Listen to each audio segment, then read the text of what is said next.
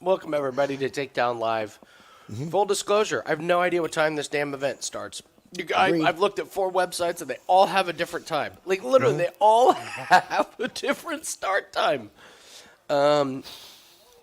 It's a real, I mean, it is a barn burner of a race to see who has a worse website for their own league. Is it NASCAR.com or UFC.com? I think it's NASCAR.com. Well, there's nothing on NASCAR. That's what I mean. If you want information about NASCAR, NASCAR.com is actually the worst website you could go to. It is shocking how bad. You're like, I wonder what the past results are. Nope, you got to go to J-Ski or NASCAR reference. You're like, I wonder what the track is like. Don't go to NASCAR.com. Like, but if you're like, I would like gigantic pictures of the campsite outside the track. NASCAR.com is your place to go. It's, you know what I mean? Most American auto racing places or websites are all that way. Like, they don't market. Like, this is our product. Come see it live. I mean, you seriously, you go to NASCAR.com and it is just a bunch of embedded videos that nobody is interested in. It's bad. Terrible. It's terrible. Dude, it's the same thing with the UFC website, though. That's what I mean. Tapology has all the fights. UFC.com, their fights listed that were canceled years ago. Years ago. So, like, it's just... So, so ESPN.com says they're starting their stream at 1 o'clock. Makes sense, because the main event's supposed to start at 4. So, we'll just figure it out.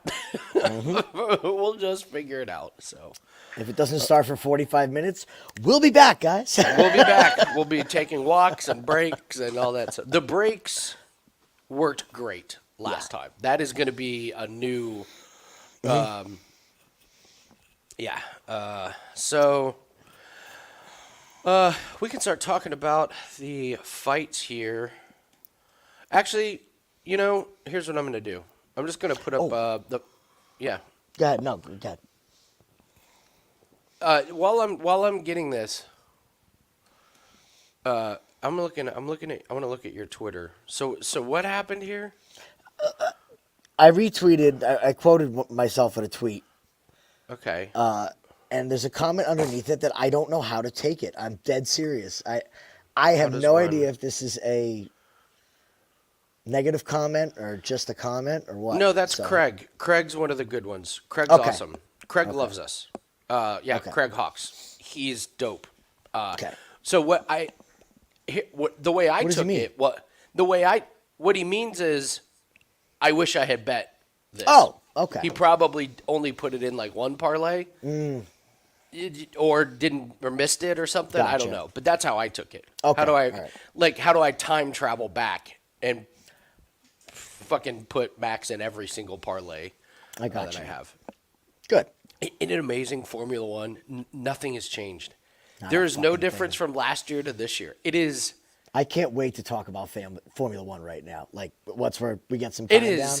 It's just Stroll spins, Sargent's yelling at himself over the radio, Hamilton's seat is broken. I mean, it was everything I wanted in a Formula One race. It was so great, man. I'm going to tell you something right now. I deposited more money into my account, not because I needed it, but I did it right after. As soon as this race started, and I turned around halfway through, I put more money in my bankroll because that's race 1. This is going to be great. This is going to be great. This is going to be a cash cow, and I told Corbin, CFL hasn't even started yet, so we are going to be rocking a lot of these parlays. So, all right. So let me put the. Hey, Ken. What's up, Ken? Excellent job Ken on the Wilt Chamberlain. That was great, man. Wasn't it great? He did awesome. Ken went, and now I'm like, oh, crap. Now I got to follow Ken. Like, I don't want to follow Ken. You're like, can I wait? Yeah. I'm going to wait a few weeks. All right. So let's start talking about some of these parlay pieces and what we want to do. The books are either going to make a killing or they're going to get their asses whooped on all of these plays. And I don't know which one it's going to be, but you got to believe that most people are on the same stuff, right? I think so. And that can be terrifying. So let's just start going through it. Let me pull up the screen here. I have to put my NHL play in before I forget. Get that one. Mm-hmm. Yeah. And just set it and forget it. We're playing the next 3. I'm playing the next 3 games.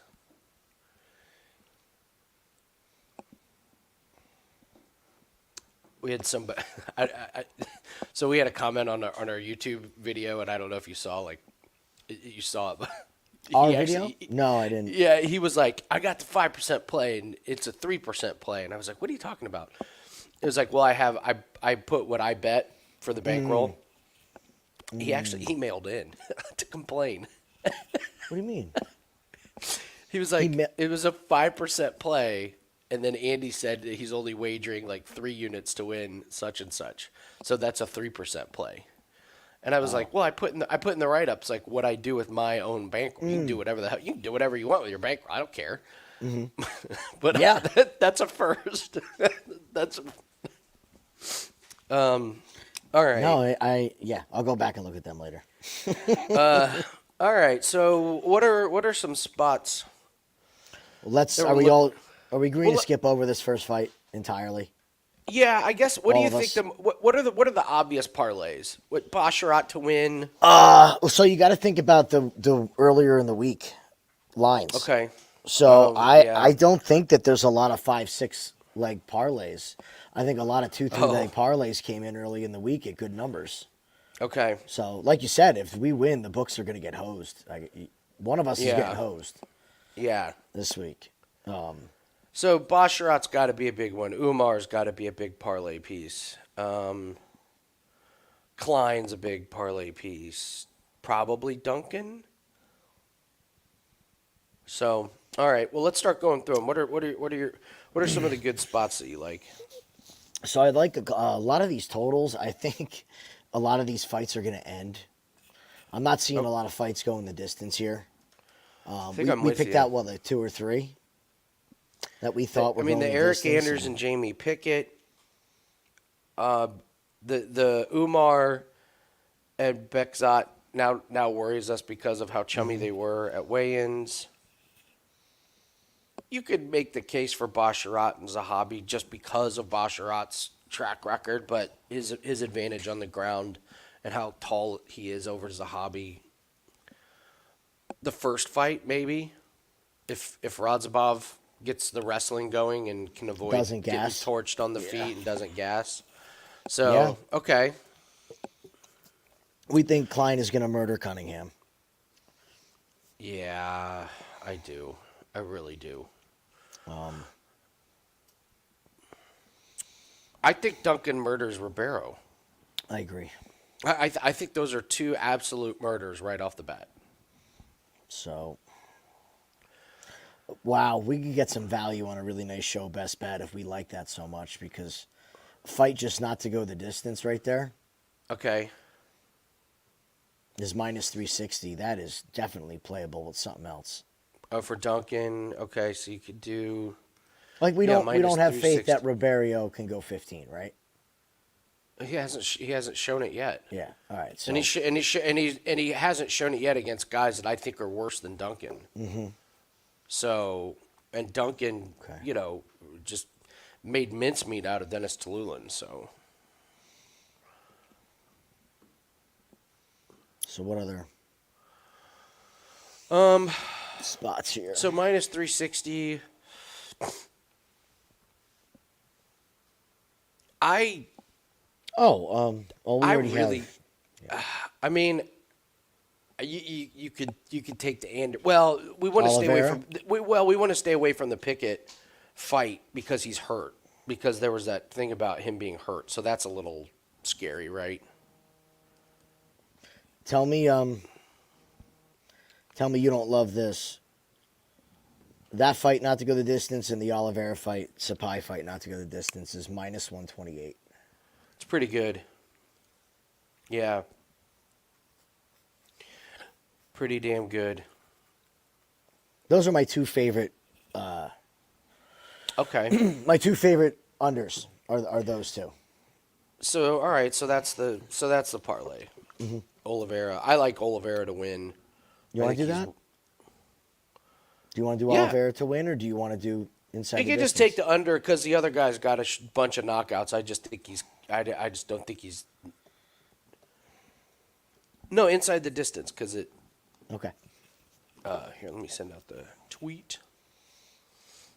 Yeah, I like that bet. I mean, guys, I don't know how many are in here, but we like a lot of these fights to end. But we're trying to pick and choose. I know you really like Oliveira's power and the size difference, so since we talked, I got more confident on that under. Yeah, but it does it like it's smarter to just on the off chance. It's only minus 250. Yeah, minus 128. Yeah, absolutely. That's a good Okay. one. I'll put that in as the show best bet here.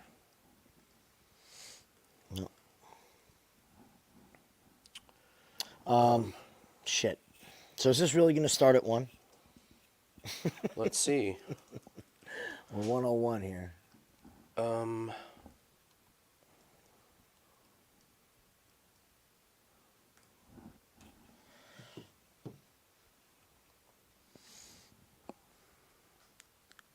They just changed it to 130, didn't they? I bet, yeah. The fuckers.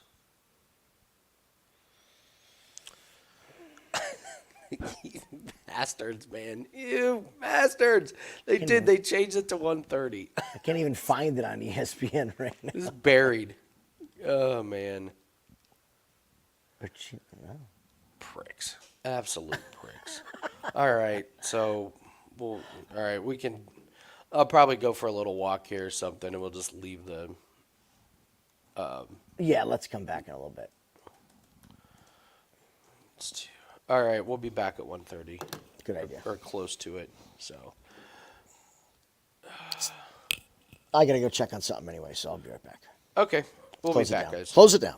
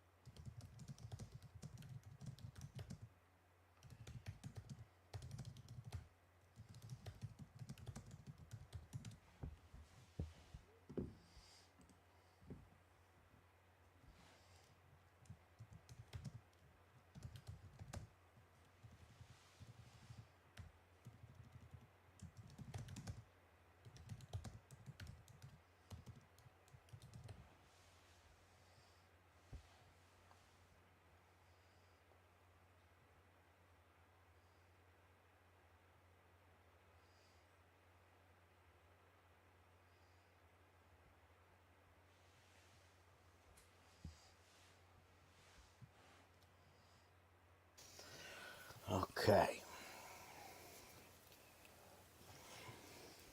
And we back, folks.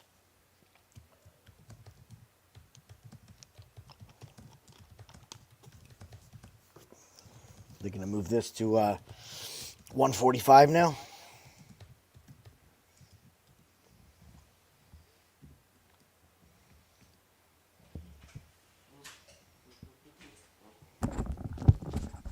All righty.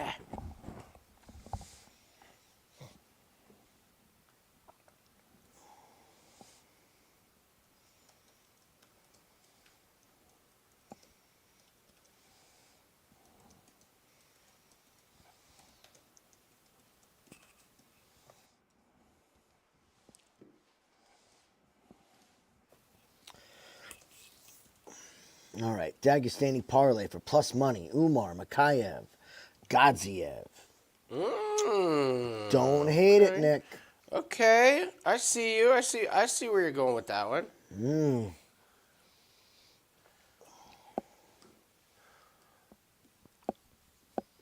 Yeah, I do like Gaziev. I don't know, man. There's just something weird about him.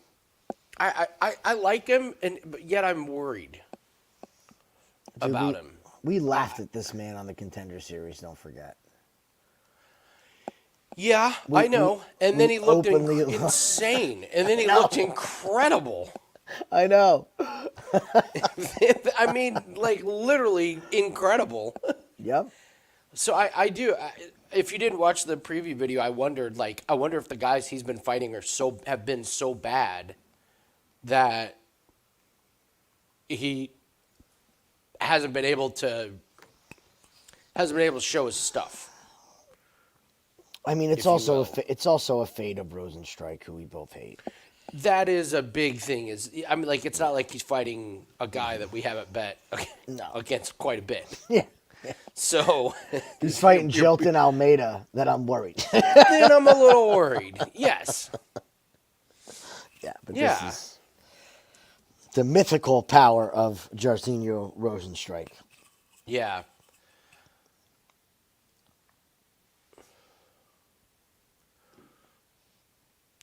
I mean, seriously, Heritage Sports. I can't bet more than $50 on a UFC on this show. Best bet. Can't bet more than $50. I'm catching on.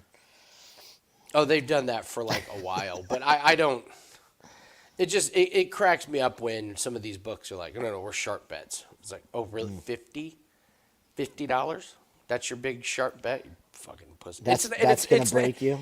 Yeah, this isn't a really obscure bet. It's a couple of MMA fights. It's a couple of UFC fights to not go the distance. This is not. I'm not exactly like pulling out all the stops here. There's a couple other zeros on that.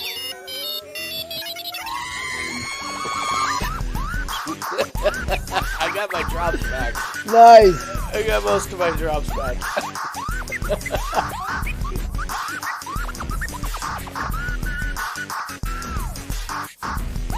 That song's the best. It was pretty damn good. That was pretty funny. Almost 1:30. I'm gonna go grab my snack. Be right back. Alrighty.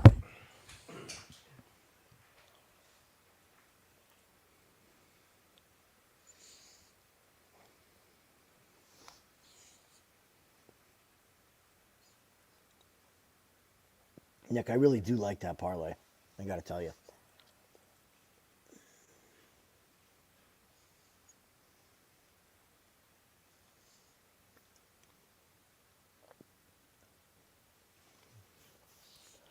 It actually gives you a really good hedge spot as well. Using the main event as that last leg.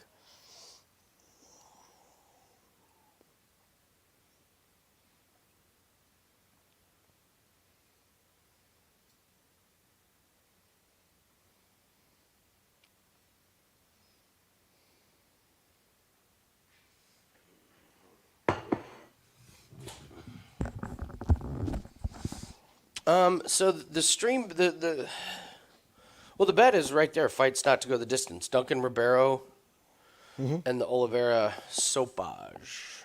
Sopaj? I don't know how to pronounce his name. Those are the bets. Just parlay them together. It's like minus 128. That's the show best bet. We like both of them to not go the distance. So Well, the good thing about this card is we're going to know really early if we're having a good night. Oh, that's a great point. Yeah, everything's on the prelims. That's true. And we like a lot on the main card. So, again, keep those live lines open. We've been, I'm gonna toot our horn before we start the show, but our live bets over the past 3 weeks might have been better than our regular bets. Like, they've been great. So keep your books open, guys. Little bit of line movement on some of the bare knuckle plays. Nothing too crazy, but that happened last fight or last card, and I wasn't too. Like there was one where it moved in the other direction. I was worried, and then the guy just got murdered. I will tell you, I like Wong even more in the main event. Okay. Jade Wong. I thought she was going to be smaller, and she's bigger. If you didn't see how she dressed for the weigh, oh my God, it was great. Oh yeah. Oh yeah. Well, here I'll pull it up here. Don't get canceled. No, it's just a picture. It was great.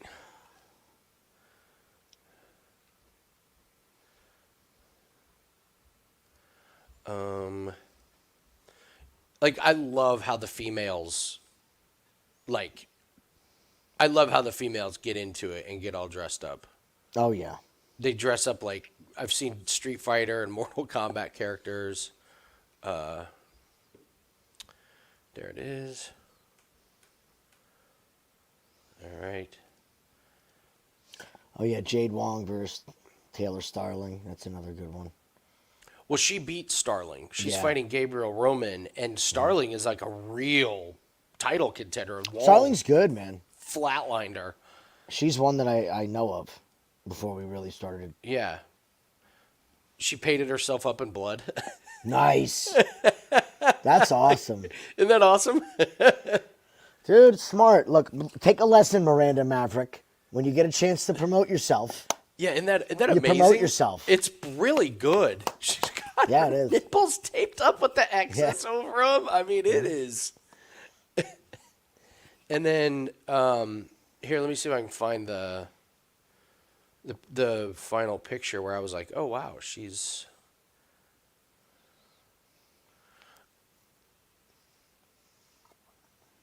Mm-hmm. Yeah, there she is. Like, I did not expect her to be that... I didn't expect her to be bigger and taller. And... Look at her opponent. Look at her opponent, way she's holding her hands. Holding the hands theory. What's she wearing? A shirt that don't fit right. Yeah, there's a lot going on there. So, Wong's a real boxer. Gabriel Roman has beaten a couple of absolutely horrific fighters. She got a lot better from her first to her second fight, and her last fight was like in July. So I did take note that her stance and her skills absolutely 100% got better over the last from one fight to the other. But like you said, you even know Taylor Starling, and she put it on Taylor. No, Starling. Taylor Starling's good. She's really good. It was a good fight. Mm-hmm. So while we're waiting, you want to talk about Formula One? Oh, was it glorious or was it not just glorious? I'm gonna get really close to being on the Lewis Hamilton fade train. Against his teammate, yeah. Yeah, that's the one matchup Big I time. didn't see on DraftKings. They wouldn't give us George Russell versus Hamilton. Nope. The one bet in all those matchups, it is going to be Fade City of Russell over Hamilton. It's just so evident. What did you think about the the driver swap between Tsunoda and Ricciardo? They seem quite pissed about it.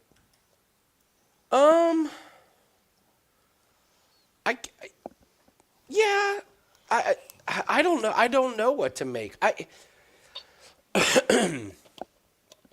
Does this mean that they're going to favor Ricciardo way over Tsunoda? Just way over him, just because it's Daniel Ricciardo, no matter what the performance is? He's the marketable guy on that team. He's charismatic. He's good looking. Of course they're going to want it. I guess I don't know. I don't know. I don't know. I don't know if it made that big of a difference. I'm not really sure why they did that. I'm sure they have their reasons. Maybe contract stuff. I don't know. They're battling in 13th and 14th, Exactly. clearly a lap down. So it wasn't like it was for vital points to the championship. They're another fade train. This is what's pretty crazy is all these cars. I mean, they all finished. I don't know why I didn't take over 17 and a half or 18 and a half cars. I was thinking that before the race. I was like, if these cars all were fine in testing. There wasn't big reliability issues, and I was like, they're going to be spread out. It's the first race of the season, and it looked like they didn't have any gremlins, and sure enough, they all made it. But you look, they all kind of ran together in their teams. I mean, obviously the biggest difference was Albon and Sargent, but that's because Sargent struggles to keep his car on the track. Bottas ran into problems, but the Alpines right next to each other. Haas, only separated by Albon and the Honda. Aston, 9th and 10th. McLaren, 6th and 8th. Mercedes, 5th and 7th. Ferrari, 3-4. Red Bull, 1-2. So I thought it was just pretty obvious that we have a very, very clear pecking order of some of these teams. So I'm wondering if we just have a fairly short window of the next 6 to 7 races to absolutely pounce. And if we get clean starts, we kind of know where these guys are going to finish. We have I don't know when changes are going to come to the cars, but it's not going to be over the next few races. They'll work on, they'll fix Hamilton's seat. Yeah. They'll give him a seat. They'll give him The big car, they'll splurge. splurge. We'll give you a seat. So I think there's just going to be some very obvious plays, and it may be fire away on these first few. Like even qualifying was about as predictable as it gets. So I'm just wondering, before we get big swings for changes, do we pounce on the very, very obvious stuff, which is Ferrari's going to be double top 10. Yeah. And probably double top 6. Yep. Based on what I saw. Like they weren't very good, and they were, that bet was easy. McLaren's not there. So my takeaway was it was very, very predictable. I was glad that we didn't have a chaotic race because we just saw exactly what these cars and drivers are right now. And I think it's pretty obvious what's going to happen. Like it blows my mind when people complain that Formula One's boring.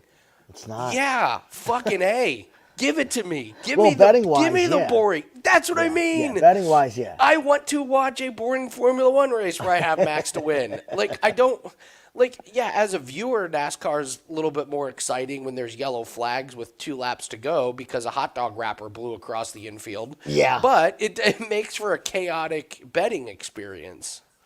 So. That's a great point, man. I'm all by the way, in on this season. The hot dog wrapper is a real thing that happened years ago. That I used that. Who was it that overheated? You remember? The one guy overheated. Paul Menard spun with 2 laps to go when his teammate was in second place. That was great. Paul Menard ran 198 laps perfectly fine, but on the second to last one, all of a sudden couldn't keep it out of the grass. The hot dog wrapper was a real one. Where they blew a flag where they threw the yellow with 3 or 4 laps left, and they're like, well, there's debris on the track. It's like, what debris? And it's like, well, there's a hot dog wrapper. You're going to that was the real thing. It was like, you're going 200 miles an hour on an oil slick track And you're going to make the case that a hot dog wrapper at a NASCAR race is going to... So... We've seen that plenty of times, too, though.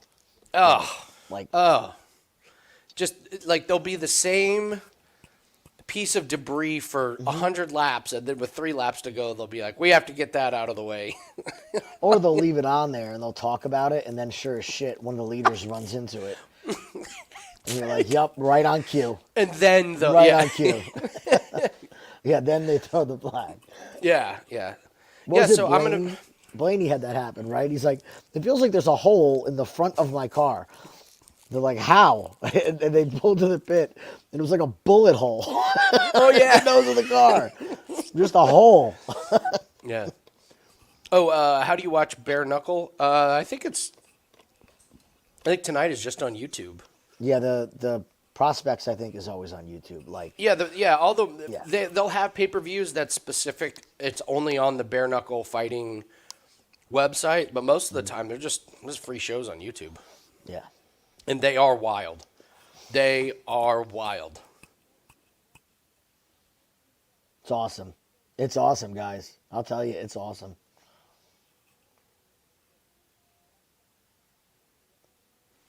I love it. Love when you brought it up to Andrew. He's like, well, I'll take it over Power Slap any day. I'm like, Andrew, you don't know what you're missing. But Bare Knuckle is better than Power Slap, though. Oh, it's absolutely better. But the people, though, are kind of the same characteristics in both. Yeah. Yeah, I'm thinking Bare Knuckle guys are a little more desperate. I got to tell you. I think they're a little more, Some of these guys, I do not get. I don't know where these people come from. This Desmond Johnson. Did you see money came in on Desmond Johnson? It's fucking crazy. I don't get it. That fight. I don't get it. I don't get it. His last boxing fight. Jim, listen, I've never been in a boxing match. I would have lasted longer than Desmond Johnson. I'm just telling you right now. We could beat Desmond Johnson. Mm-hmm. Yeah, I would. If they called me tomorrow and said, Jim, you could have a bare knuckle fight with Desmond Johnson, I'm taking that fight. You guys. would take the fight. You would take the fight. Yes. Fight. They're gonna offer me $15,000, $20,000 to bare knuckle fight that guy. It's like bare knuckle and your shop teacher. He's horrible.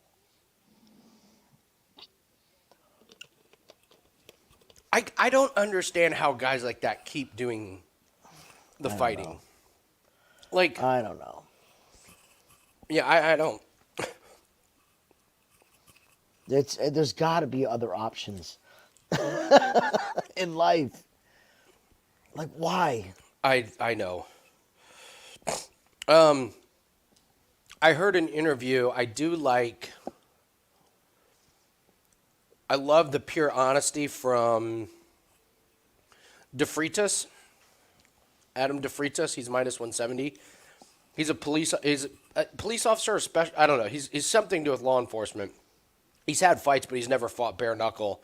So he was doing an interview, and they were just trying to talk about, like, it was like, I'm getting ready for bare knuckle. Here's what I know. You can break your hand, and these are the 3 places on the head that you break your hand on. So I know I got to, like, work on that, and I got to, like, do this. And I lost my last fight, but I was hurt. And I was like, I kind of like this guy, but I don't know shit about his opponent. Couldn't find anything. There was a lot of them this week. There's not even heights. There's not ages. There's nothing. Like, do these people even exist? I have 20 times more Instagram followers than some of these people that are fighting on bare knuckle. And I don't have that many Instagram followers.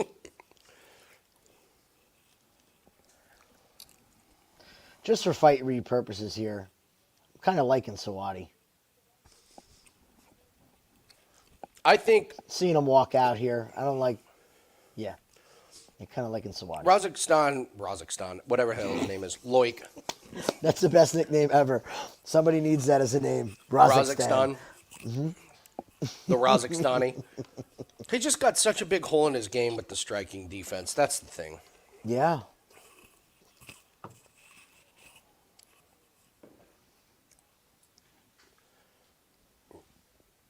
Back in the old Apex. God. I wish they would start traveling more, man. I miss those days where all these fight nights were in different places. Different locations, just week to week. I don't blame them, though. I was talking to the film crew when they came, and they said this has saved the company so much money. Like, I'm sure it is. I can't even imagine. Yeah. Like, not having a home base of operations was hurting this company. Yeah. I believe it. Mm-hmm.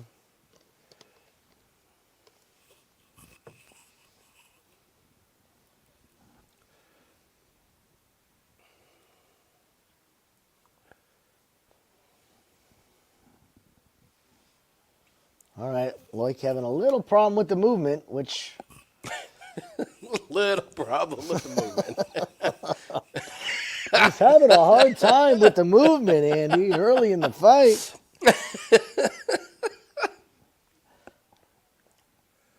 Thanks, Jim.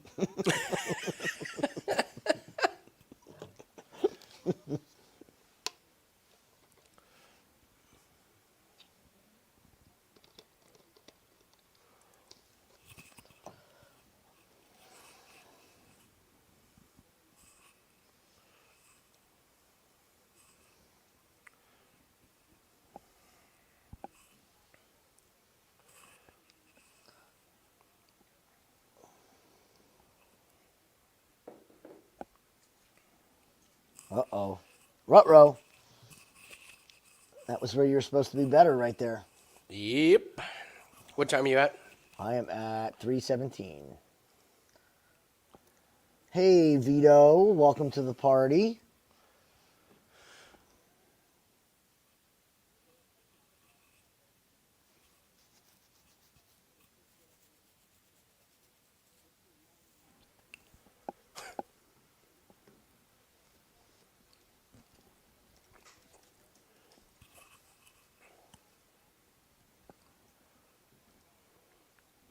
Riveting first matchup.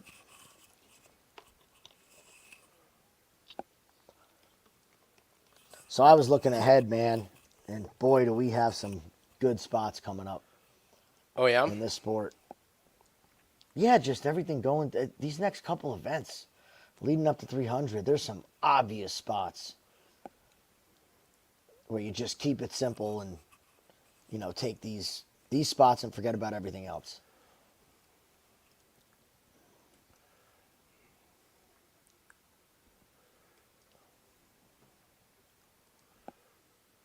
Uh-oh. He slipped. Uh-oh. Oh, That was close. Did he just gas? I don't did know. Sawadi just completely fall apart? Did he get knocked down or did he slip? I don't know. I don't know.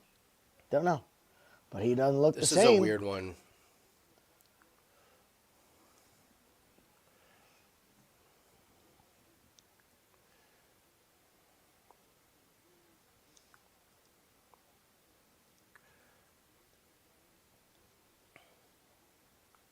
Yeah, what? Back of the head, that was a pretty clear one. That was actually, the ref didn't have any hesitation on that one. He's like, hey.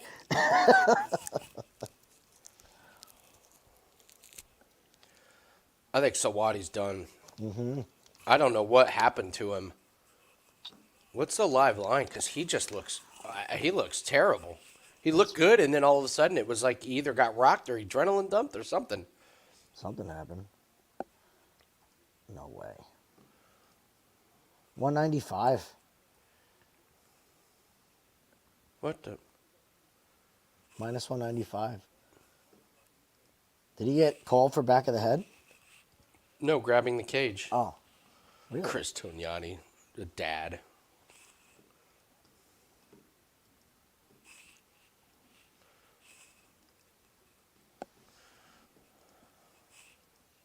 Oh, good shot. Oh, good knee. Al-Selwady's in trouble.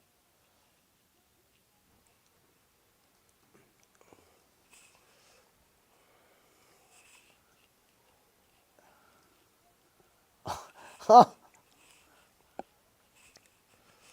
I'm not live betting anything on these two guys. These guys suck.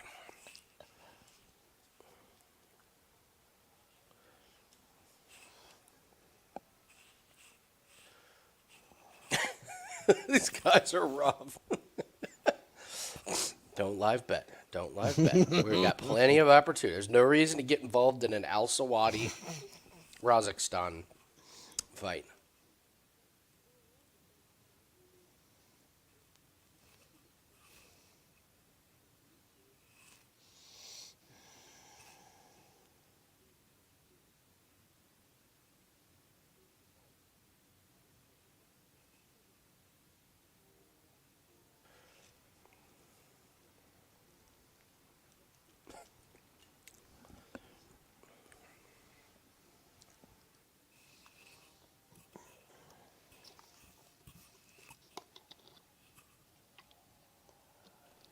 I got to think if Al-Selwady gets taken down early here, he's in trouble. He's not the one who got that fight back to the feet. If Loic gets punched, he's in trouble. What happened here? They caught him like behind the ear. Headbutt on the way up. What happened? He didn't get hit. Neither of these guys, when they've gone down, have been hit flush, which is scary. Which is weird. Keep that in mind for the future, folks. Hasn't even been a clean shot, and they've both been wobbled. Yeah, don't get involved in... Oh.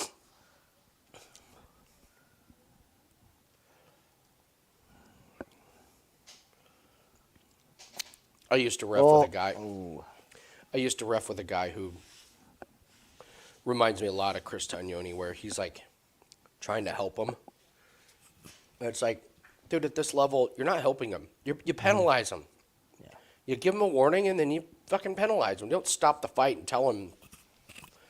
You'd go. I loved him. His name was Scott. Loved him. But goddamn, we'd go to a big basketball AAU tournament, big high school AAU tournament this summer. Million college scouts. He'd call a foul and then try and explain to the high school kid why he called a foul. It's like, dude, we know why you called a foul. You hit the fucker in the head on the shot. You don't need to. You hit him in the head. You hit him in the head. He did. He called him the ref dad. Just always parenting. Like, this kid's going to get a full ride to North Carolina. He doesn't need you to explain what a foul is. The rules of the game, yes. Yeah, I'm not big on warnings. When we were doing AAU judging, wow, he got caught on the way in there. Whew. What a surprise. A tired fighter attempted a flying knee and it didn't work. I had to be separated from a coach because he was pissed because his kid got disqualified. I warned him once. I warned him the first time. He did it again, and he did it a third time. Okay. Still scored. That was a fun day.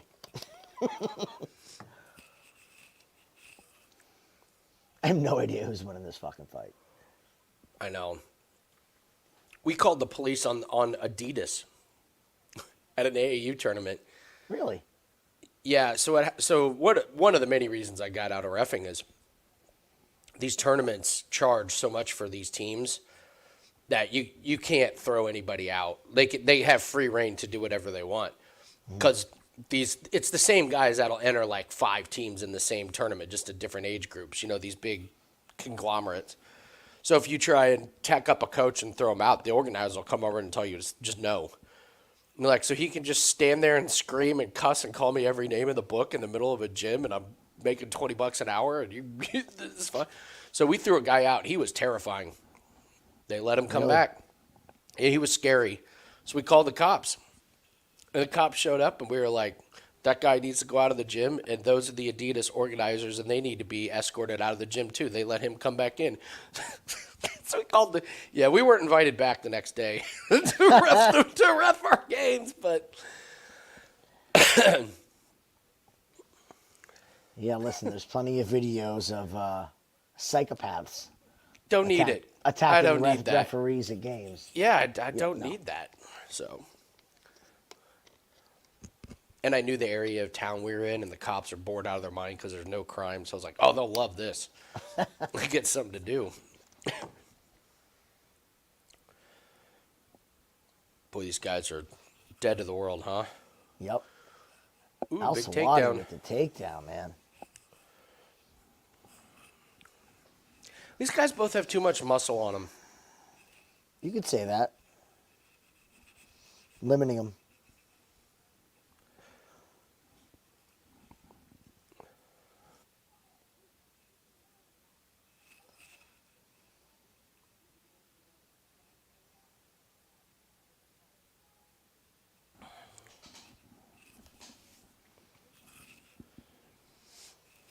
I got Al-Selwady as a big favorite now, thinking he won 2 possibly. I would think. 345? Maybe that's 2. Yeah, it's 1-1 or 2-0. This has got to be a 1-1 fight here. Got to be a classic. I think so.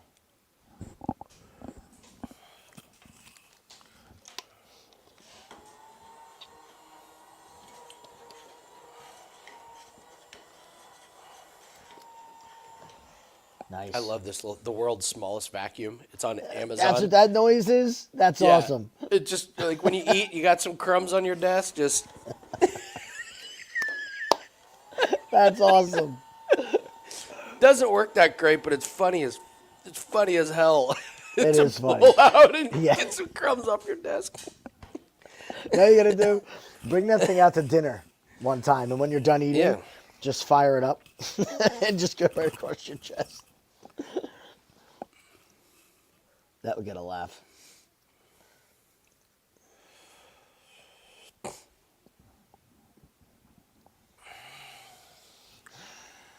Riveting start to the afternoon with this one. But then the fireworks start, folks. Uh-huh. Yeah, then buckle up.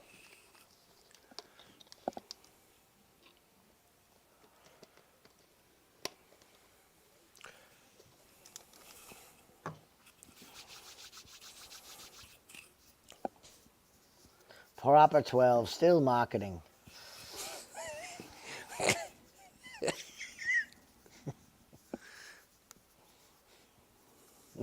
Proper 12. Dump a shitload of ginger ale in it.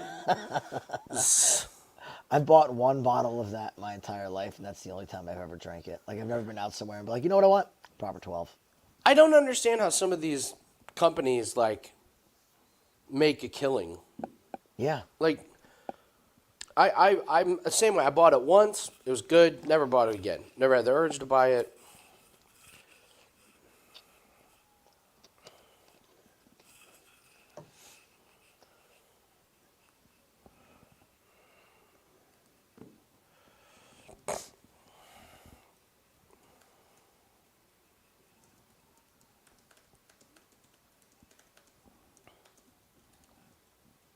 Oh!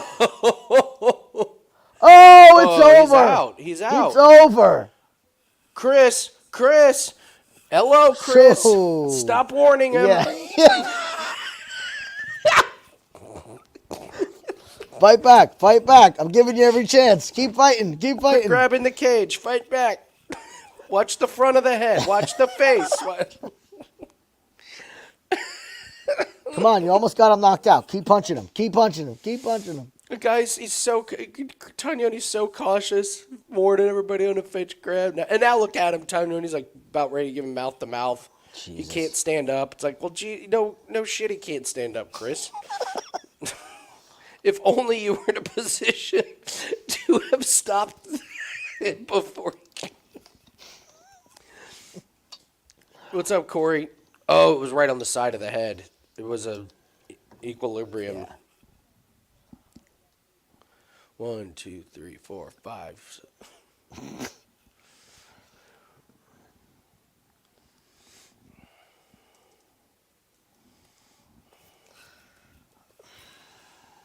Oh, Loic, you better get your shit figured out, pal.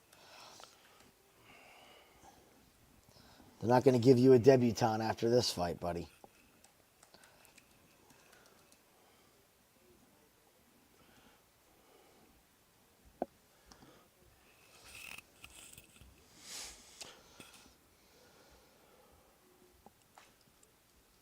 Got a couple things to talk about today. What you got? Probably have time here. I was wondering. I was thinking about how a lot of the accounts on Twitter that are popular are kind of some weird ones. So I was thinking about trying to start a Twitter account that was all conspiracy theory based and seeing how quickly I could build it up and get more followers than my actual account that helps people make money in betting.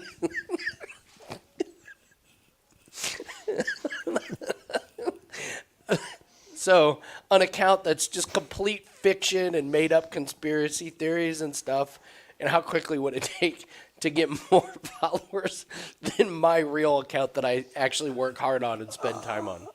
I'm going to say less than 2 weeks. It might. It seriously might.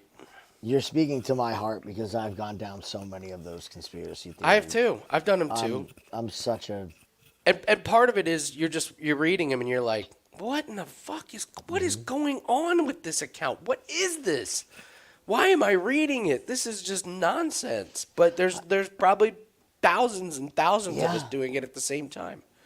So yeah, I was trying to think of like really good and not even like your standard run of the mill conspiracy theories. I want to just really make up some bonkers ones. Like I want to come up with some doozies and run with it. Listen, you know how many hours I've spent on flat Earth and flat apocalypse Earth stuff and the devil and the Catholic You ever read about Tartaria, the Lost Empire? Oh, that's a good one. Lost Empire. It's good. That's a good it's one. Good. Okay, come up with a lost one. I think one of my favorites is that the birds aren't real. That's a good one. Because that's an out there one. Because the guy who the story of have you heard the story of the guy that started that? No, but I've heard the theory before, and it started at this it was a local news thing, and this guy, he was a college kid, and he just went there and he was just trying to be stupid, and he knew that there were going to be cameras there, so he just wrote on a piece of poster board, "Birds aren't real," and was just holding it, and they came up and asked him about it, and he wasn't ready, so he just made shit up, and he was like, well, this is referring to the old theory that all birds have been taken off the earth and replaced with drones. And he was like, I was just lying, making stuff up. And people ran with it, and they were like, yeah, I know what he's talking about. Like the guy was like, I literally just made it up. There was no truth. Everything I said was a complete lie, and people ran with it. So he started the website, started selling merchandise, and people were buying stuff, and then he finally had enough and was like, I'm out of here. This was funny, but I'm out of here. And it didn't matter. He told people, I made this up, and they were like, yeah, sorry, doesn't matter. Birds aren't real. They are robots that spy on us. So I figure if that can take off, I can come up with something, right? Listen, any conspiracy, once it hits the internet, is a gold. Yeah. It's a gold mine. The scary part is when they make sense. That's when you're like, okay, wait a minute, this kind of makes sense. Well, but there's a lot of them like the birds aren't real and makes no sense. There's not one part of it that I could point to and be like, well, that makes sense.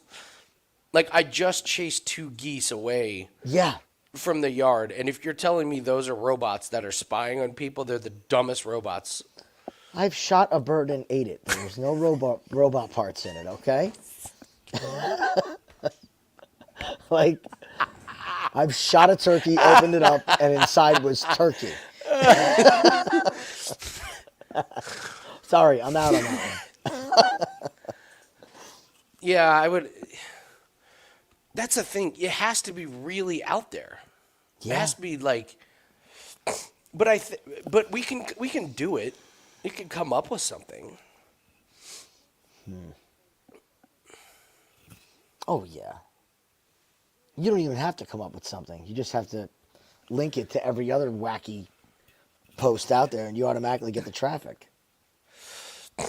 Oh, it's not all birds. It's this is what I love about conspiracy theories that are made up is you can make up your own exceptions. That's true. Like if you're like, well, what about chickens and turkeys? You're like, no, not them. No, and it was like, well, who made that rule? And it's like, it's a conspiracy theory. Everything, it's all made up. We can just kind of go with whatever. Let's see. I thoroughly enjoyed the microchip in the vaccines. I thought that was a great one. Yeah. They're funny because they don't need this stuff to really spy on us. Yeah, like control us. They don't need to put a microchip in a vaccine. Why do you need to track us? We all have our phones on us 24 hours a day. Stupid. You know where we are. Stupid. You have our addresses.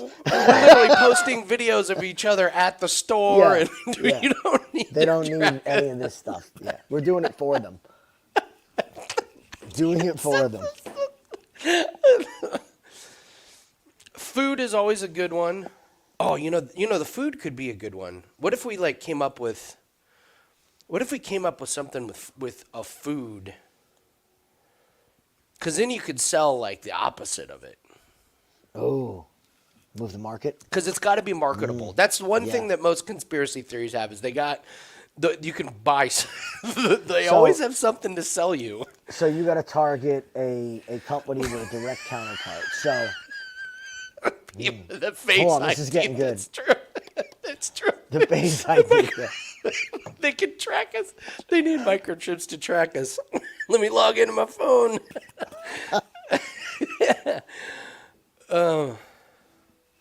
Oh man. Driver's license. Yeah. Remember when you were like, when did you get your first actual, well, if you get a passport when you're young, Yeah. you go in for an actual form of ID. Remember how excited you were to get your first real grown up ID? I don't think they're worried about finding us. We're that excited.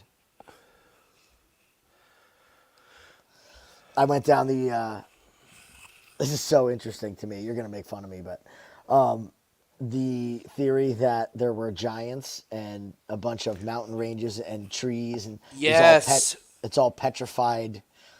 Have you seen the side-by-side comparison of petrified flesh and these rock caves? It's freaky. Yes, they did a show about giants. Didn't last long, but I watched it because it was spoiler. The story ends. They didn't find any. It's always the way it is. But we watched the. My wife and I think I've told this story, but my wife and I were going to bed. It was like 11 o'clock at night, and there late night. There was a Yeti documentary, and we stayed up for hours and watched it, and it was epic. It was everything I needed in a Yeti documentary. I mean, they thought they found a Yeti nest because that's what Yetis sleep in is a nest. All it was a cave.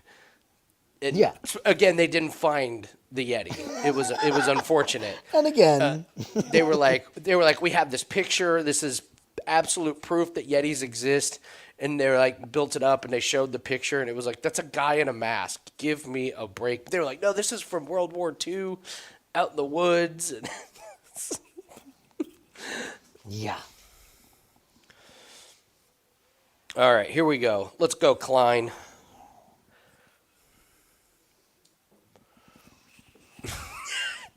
The laser directed. They sell blue paint for your roof. See? That's the thing about a good conspiracy theory is You make money. There's something that will protect you.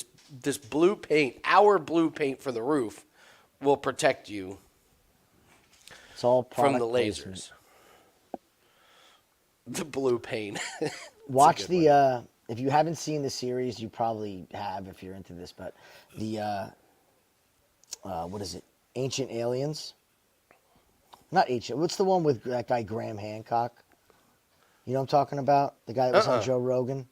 I mean, Guys, help me out here. I know some of you know this. Let me just. All right, let's get Klein home here. Let's get him to run through.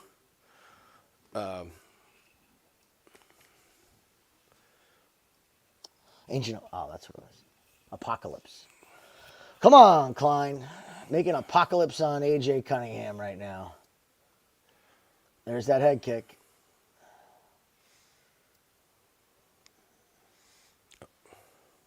Yep, Bryce Mitchell. It's Bryce Mitchell 2.0, ladies and gentlemen.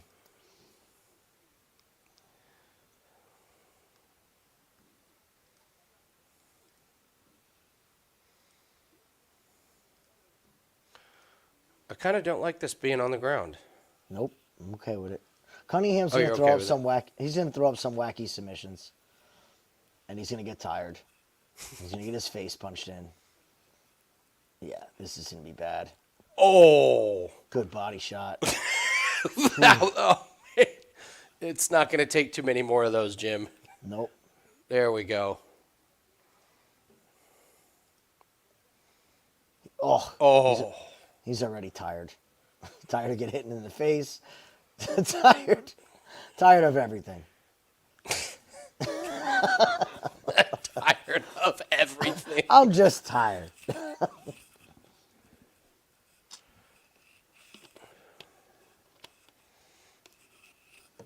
He's.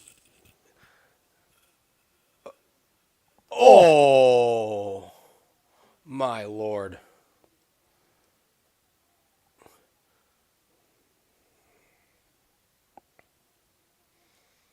You're right. He is tired. He is.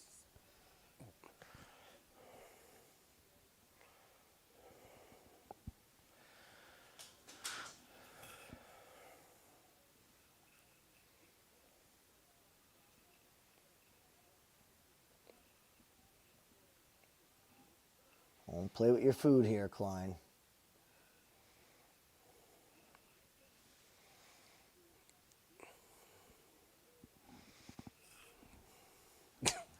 Yeah, this was the one where Bisbing had as a kid, his parents made him fight dogs. What? You don't remember that? No. Oh, there we go. Oh, his legs are wobbly there, Jim. Starting to. Uh-oh. Come on, Klein. Don't play around here.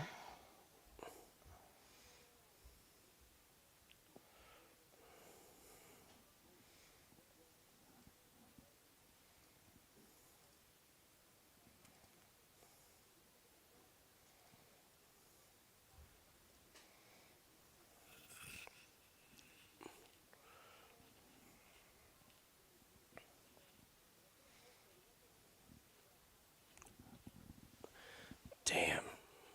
Oh, that was a good shot. Only a matter of time here. Yeah, he's firing back, though. I'll give him credit. He did this against Steven Wind. Mm-hmm. Oh, he's got no defense, man. Yeah.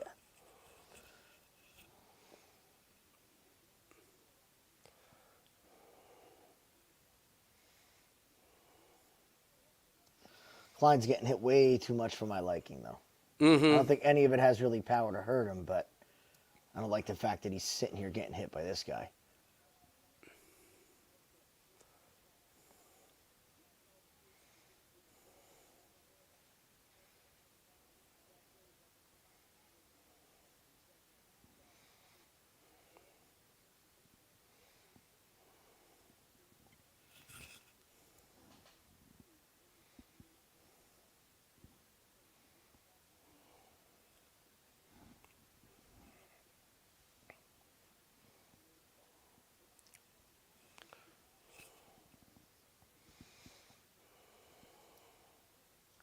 Body kicks are adding up.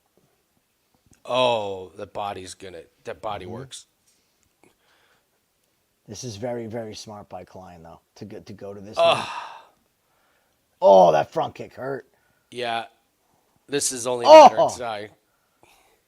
I love seeing that, man. When it's just the guy still here, you go to the body. Stop it. Just stop the fight.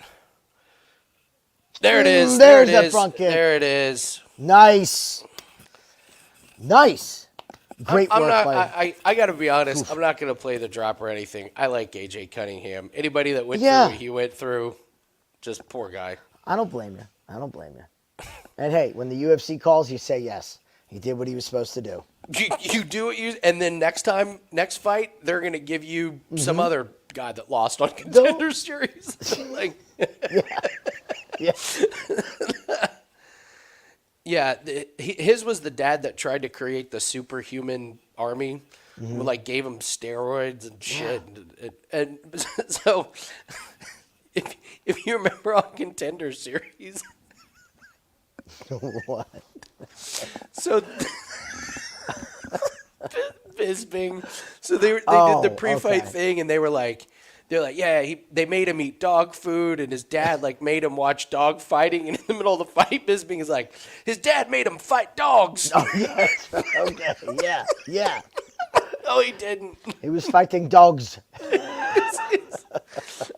They just like stopped him. They were Michael, stop talking about this guy. I watched that movie Snatch the other week, and all I could think about was Michael Bisping. There's something about Bisping's accent. It just fits right into that movie. Perfect. Late stoppages this morning. Yes.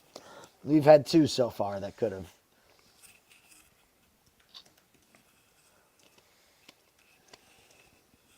All right. Sitting pretty. That closes out a little Max Verstappen to win and Ludovic Klein by finish parlay there.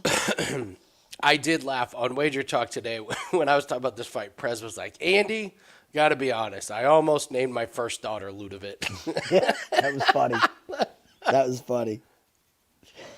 That was a good one, your segment on Wager Talk today. Me sitting in my fucking box truck. Dude, this is no joke. So here's what happened. On Friday. Friday was a shit show. So there's this guy in town who is a notorious just space cadet, man. He'll just forget that he booked something. He's in audio production and stuff. So like months ago, he asked for a quote for something this Sunday. We never heard back from him. Like Wednesday night, he's like, "We good to go for Sunday?" And we're like, "Good for what, Ray?" And he's like, the big light show and the trust build and everything. And we're like, the thing from months ago that you never respond? He's like, well, you gave me the quote. I was like, yeah, you confirm or you confirm it. So my business partner's down in Florida with the state. He does all this shit. So Friday I had to go load a box truck with all this stuff, drive to one side of the city, pick up stuff, drive back. So I did prop it up, left. And, I was like, I have to do Wager Talk today. So the guy, this poor kid that I was riding with who was helping, I was like, listen, at 12, I'm going to pull over and do this TV spot. And he's like, okay. I was sitting in the parking lot of a Bob Evans. Were you really? That's great. Trying to go from memory, log on. And Dan and Perez and Teddy like, where the fuck are you? I'm like, sitting in my box truck. Why? And I'm still handing out winners. That's right. It gave a little extra thing to the segment because they're like, and Andy Lang, and you're like, all right, here's what we got. It's in my company like sweatshirt. And, like, we're doing bare knuckle fighting. Here's the fight. And then Press is just like, next one, go. Bing, bang, boom, and done. And then I'm sure Gianni went on and talked for 45 minutes. Yeah, I told him, I was like, I'm in and out, guys. We're talking about Evander Kane. We're talking about Ludovic Klein, and I am out of here. Oh, man. It was funny. That was a good spot. It was a good spot. Yeah. So all right. So conspiracy theory. Maybe we work it backwards. What's something that we can sell, and then build a conspiracy theory around it. Okay. Some kind of supplement. All right. So what are we going to say is going to supplements are high margin things. Skincare, like. Something that people have to buy multiple times. Like painting the roof is really good, but you only have to paint the roof one time. You need something that you have to like. A cleaning product could be good. Like a condiment. A condiment. Yeah, like Dude, ketchup adds 3 years Have to you your seen life? what's happening with applesauce? Have you seen this? No. This isn't even a real conspiracy theory. This is really happening. What? I'm surprised you don't know about this because this is No. about kids. So there's all these kids across the country that are getting sick from lead poisoning, and it's coming. They discover where it's coming from. It's coming from applesauce. So some of these applesauces that are made over in China, they use this certain type of cinnamon, but in this particular thing of cinnamon, they put this element in there that does nothing except change the color of cinnamon. It provides absolutely no nutritional value whatsoever. It turns the cinnamon brown, except they use this massive batch that was full of lead.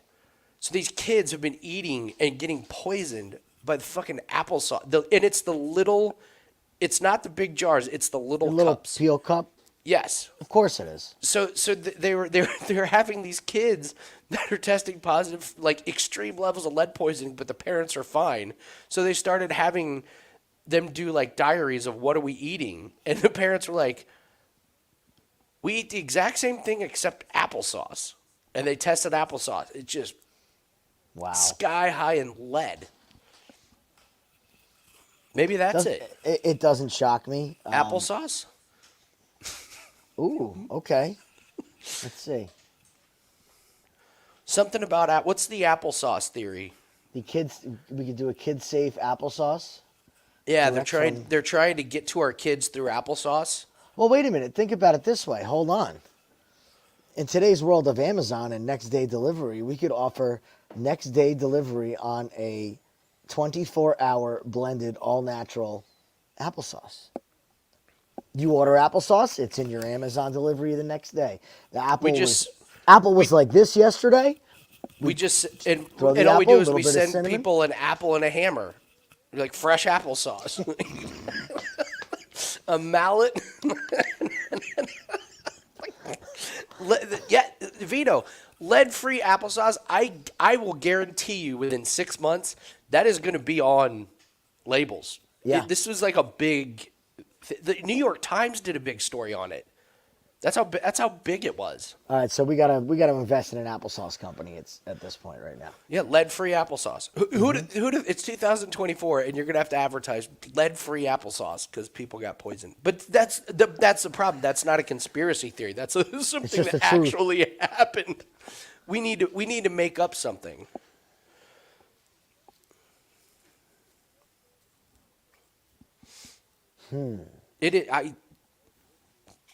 It's hard because everything's been made up already. It's a world of endless possibilities. Like,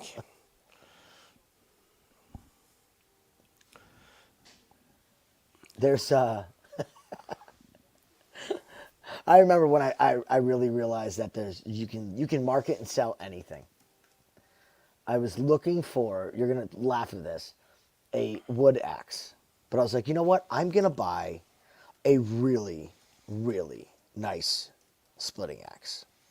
Like if I'm going to split wood, I'm going to spend money on like a $500, just perfect, whatever, custom made, all that stuff. And then I went and looked at all the companies, and they make custom. They paint the fucking handles, and they charge you $700 for a custom wood because it was. And I'm like, God damn, there's a fucking market for everything.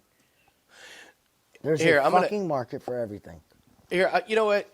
Maybe we're looking at this wrong way. Let's maybe dig up a conspiracy theory that already exists, and like really lean into it. Okay, so how can we market off one of them? Well, there's the reptilian humanoid. That's good. Yeah, that's a trip. Especially when you look at the videos and they're turning reptile on camera. It's like, it's the fucking pixels, you idiots. It's the pixels. Come on. It's called internet Look, they're lag. turning into reptile. You're watching a Transformer movie. They're turning into trucks as well. Okay. Hold on. All right, here we go. Let's lean into our boy here. Come on, Duncan. I'm playing Duncan by finish.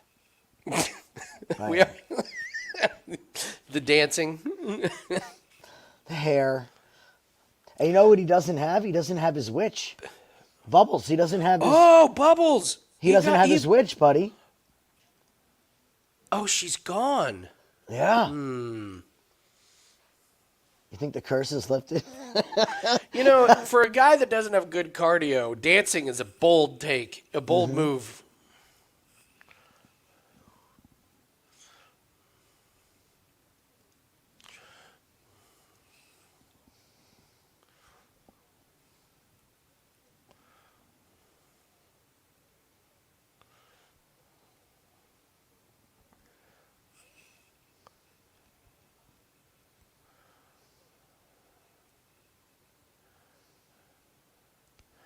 Yeah, Wow. The conspiracy theory thing is. There are people doing it like. There are people that do it all the time. I really think there's something about like.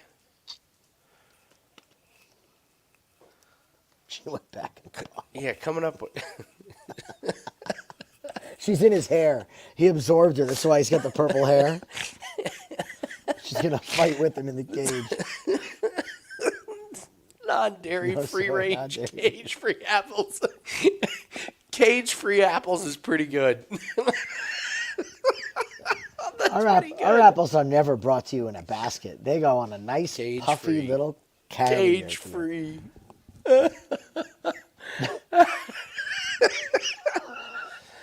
Oh.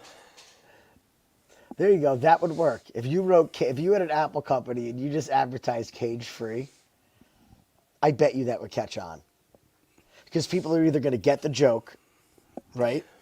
And then you have all the lemmings that would be like, well, the other ones aren't cage-free. A cage-free company would be great. Like, everything's cage-free. Everything's cage-free. Everything's cage-free. Dude, that's a great idea. It's such a, yeah, this is my cage-free supplement company. Get cage-free magnesium pills. Free range. Free range.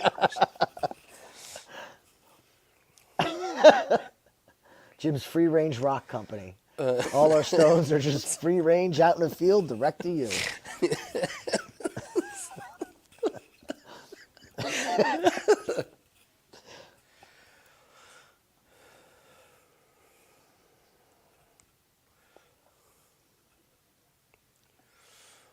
What about an alternative to soap? Oh, they already have them. What? They already have that. I mean, if you want to get wacky with it, but there's already a ton of products that are anti your soap, like beef tallow companies and Yeah, I know all that. kinds of I was other trying to natural think like soap isn't good for your skin, but like tree bark is. So think about it. When have you ever seen soap grow? This is true. And so why would you replenish your skin with something that can't grow? It's a conspiracy. They don't want you to grow. So they put this stuff in. They put this stuff in, and your kid. Don't you want your kid to grow up big and strong, like your tree? So what they've done is, follow me on this one. They put stuff. And it was all founded by Baby Clothing Company. Like, we don't want our kids to grow up that fast so we can keep selling them clothes. So we put the soap. We put soap. We put these things in soap that you rub all over your skin, and then you just don't grow nearly as fast. Mm-hmm. But if you just rub some of this tree bark, and you're already watering it because you're in the shower. Mm-hmm. It's going to exfoliate your skin. And, yeah. And it's the conspiracies by Johnson & Johnson because they sell the most baby soap. Baby powder. Think about that. You wash your baby's skin, and now they happen to have a powder for you to put on after. No. When was the last time you put powder on a tree? Never. Why? Because it doesn't eat it. Never. You should put fertilizer. Our fertilizing soap. The first ever tree bark. Yeah. Made from natural compost. This writes itself. You can use it in the shower or in the garden.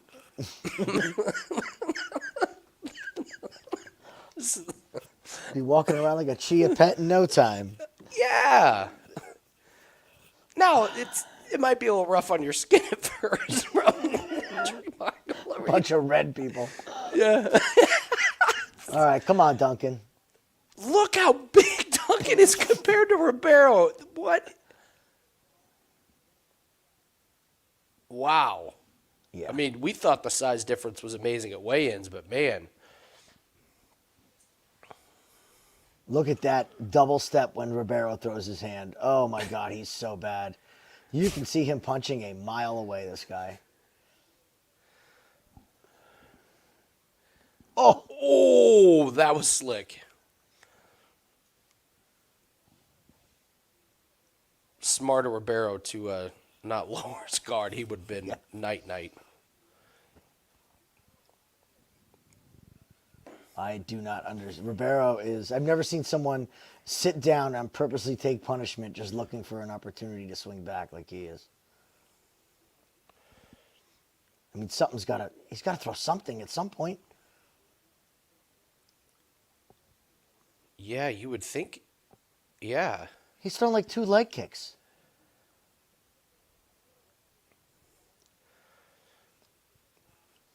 Does he know he's the one with cardio problems and not Duncan? God, that was...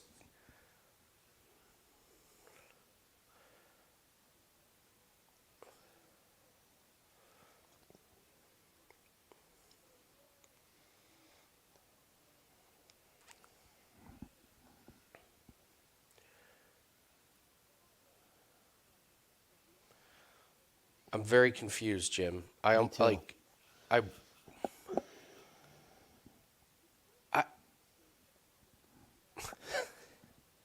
Bold strategy, Cotton. Yeah. Oh, good elbow. Oh, that woke him up. Now you're going to fight back? Smart, Duncan. Smart, Duncan. Yeah, but he also ran after him and missed all the shots. Duncan just found something on that looping right. He's got to tee off here. Smart. Good go. Grab the wrist so he can't throw back. I mean, he's doing nothing. Oh, that elbow. Good work by Duncan. Oh. Don't get into a slugfest, Duncan. Smart. You got plenty of time to get this done, man. Plenty of time. Oh, yeah. Oh, so the corner's upset. They didn't plan on this. You think? Michael, you may be right. Did the dancing...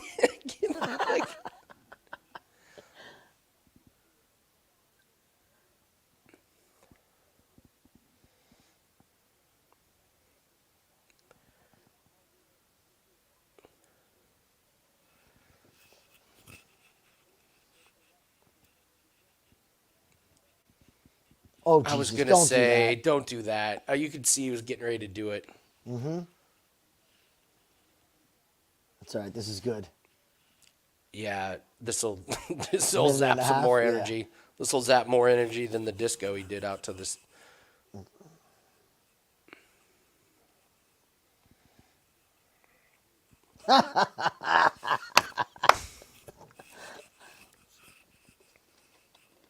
Oh, look at his eye. Look at Ribeiro's left eye. Those elbows are paying dividends.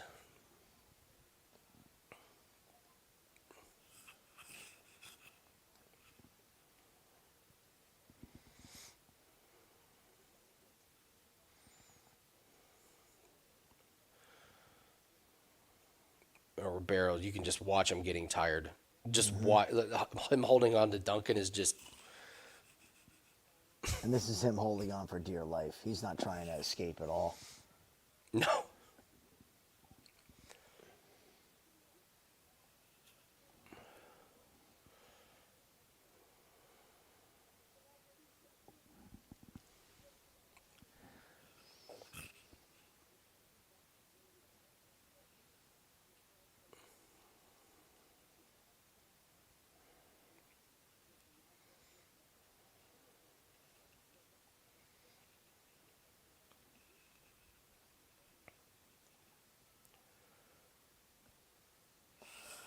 Okay, round 2. That was a weird one, huh? Mm-hmm. That was a bizarre one. He only threw like 2 strikes for that whole first half of the fight. That round. Strange. It was. I mean, it's Duncan. That's for sure. Jesus.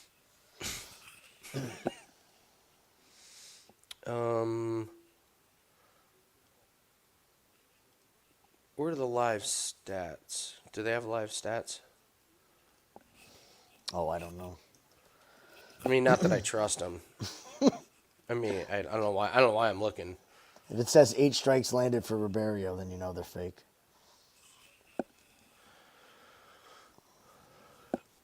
I mean, the thing is, that's supposed to be Ribeiro's best round. Mm-hmm. Like, he doesn't get better, generally. No. Duncan needs to stop with the fancy shit and just... I'd love for him to get back in that clinch position. He was lighting them up with those elbows.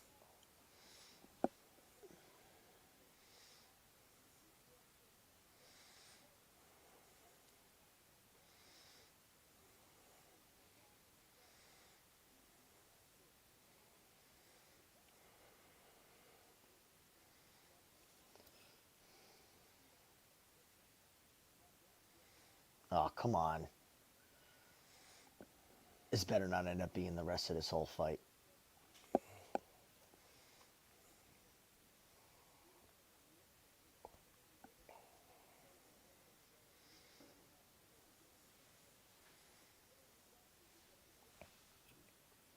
What the... I don't know. I don't have any answers for you on that one, Jim. All right. Planning on getting this to the ground now, Duncan? All right. I wouldn't mind that. Duncan get on top of him, Ribeiro would be done.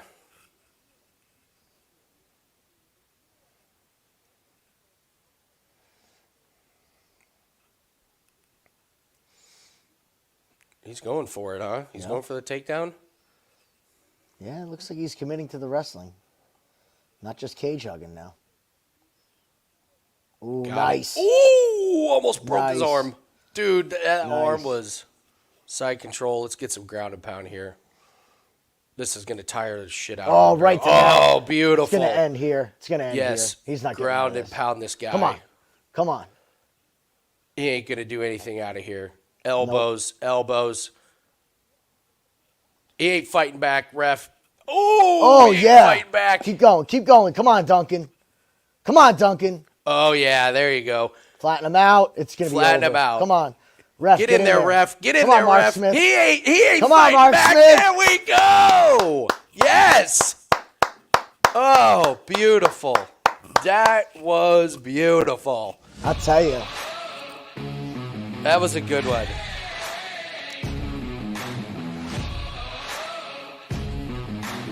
It's going to be a good day. This is going to be a great day. This is going to be a good day. We just it's cast the wager talk play. We had Duncan moneyline and Klein inside the distance. That was a good one.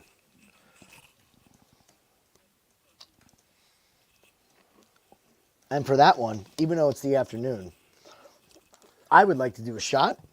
Ooh. Because I'm going to do a shot to you on that one. Oh, nice.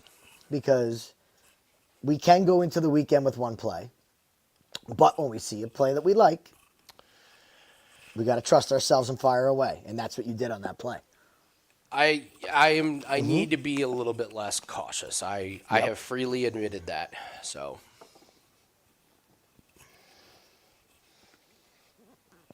nice freaking job, Andy Lang. I appreciate that.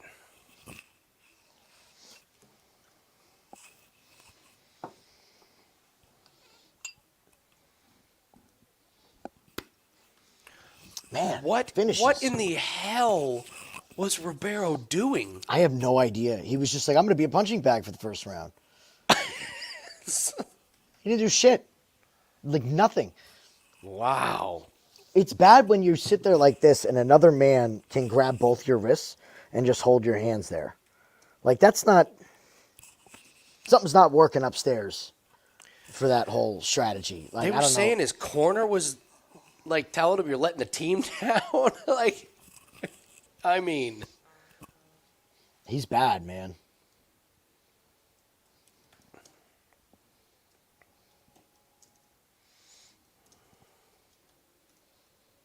What do you think about this Joey Logano altered glove thing? oh, I haven't seen that. What is this? You didn't see this at Daytona? No, what? The His- altered glove. His left hand, his left glove, he had webbing in between it. And when he was qualifying and catching a draft, he was holding his hand right where the air comes in. Like this, going around the track. Really? Like disrupting the airflow. Oh, Google it. It's hysterical. That's pretty good. It's hysterical. And if anybody knows, you're going to say like, oh, it means a lot, guys. They do that all the time. They put their hand right there Yeah. when they're That's coming pretty in. funny. Yeah, it was like a little Spider-Man glove. Wow.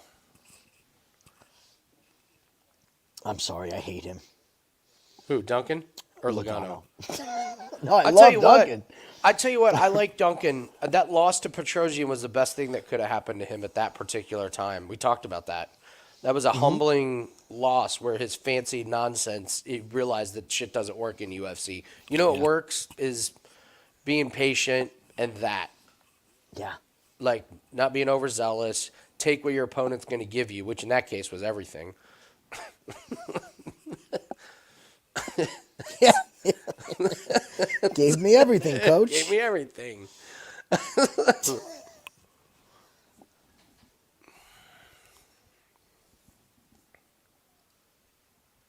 I thought Ribeiro's arm was getting a snap when he put his arm down on that takedown. I was like, oh no. It's bad.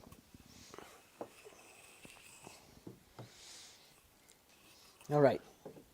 I know you don't want to drink a whole lot. You still staying off soft drinking and everything? I had some wine last night and I'm having Nice. wine today, so Here. To a last minute play added winner. beautiful.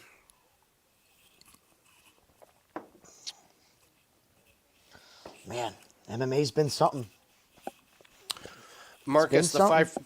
Marcus the 5% already started. It was Max Verstappen to win. The other piece is Petrino money line, so that's all we got. But listen, feel free to use Petrino money line. We love that play. I've had a good read on Petrino and Tyson Pedro, and it does look like we have a pretty good read on this card so It does. far. So 3 fights, 3 finishes. That was going to be unders, like man. we thought, yeah. Okay, so I think that was pretty. I'm pretty happy with the conspiracy theory at this point. Soap is preventing kids from growing, and what are we selling? We're selling tree bark to wash your kids' skin because trees grow, and that's what you want your kids to do. Love it. And if you were to go out and put soap on a tree, it would die. It would die. It's just true. So why would you put it on your kid? This is, I gotta be honest. I don't believe it, but I'm getting there. It could listen, one episode of Dr. Phil and you're there.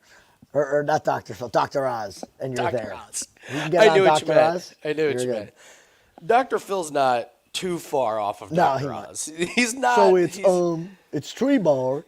I love Dr. Phil. So you're saying oh God. Look at him beating up Dawkins. I love it. Rozenstruik, big win, beating up Love Dawkins. it. Anytime they show a Dawkins getting his ass kicked, they're like, big UFC wins. Like, okay. All right, so are we doing anything with Basharat? I don't know. The minus 800 is nothing I can do with it. I'm worried about what to do with Finn. Honestly, here's one. Where's Where's the winning method?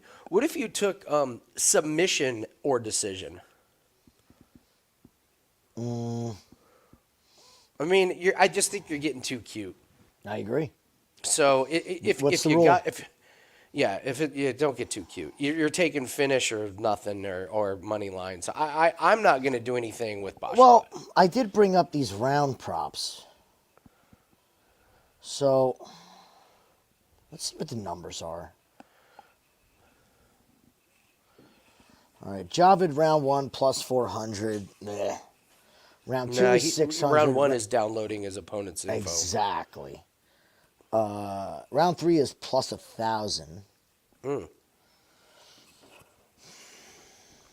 not going to get too cute with this one. We got the Oliveira fight to end inside the distance. So if we hit that, we're looking good.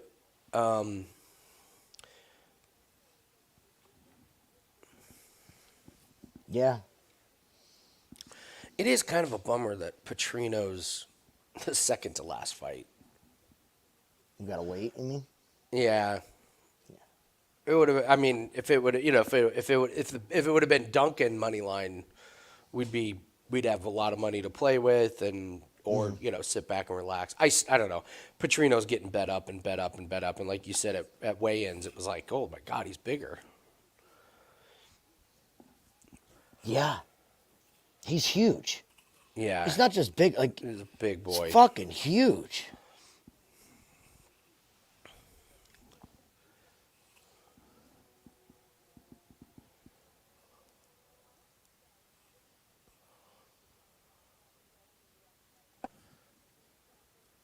They got Leroy Duncan in the back just hanging out. Get your shit together, UFC. What is this? At least they gave Charlie something besides slap fighting to do. Or power slap.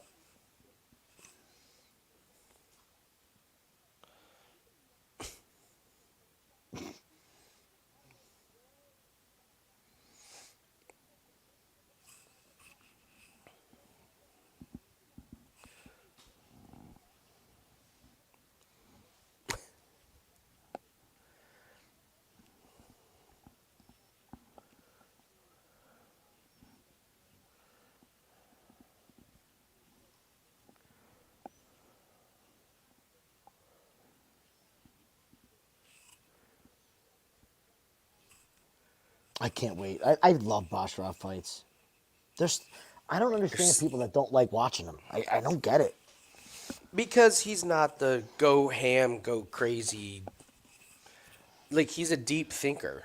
But I enjoy those. I love watching professional athletes just dissect.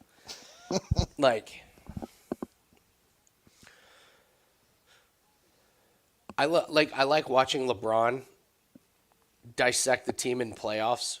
Like, watching in the regular season is not. It is what it is what it is. I love watching him dissect teams in a best of 7 series. You just watch game one. You just he's just thinking. He's just watching, and then he'll be like, "That guy on the other team sucks. We're going at him." Yeah, you're right. You're right. That's what he does. There was somebody that was talking about like in some of the playoff series that he's lost. Like, if you watch him in the game 1, where you can tell, like, at the end of game 1, he's like, we're not going to win this series.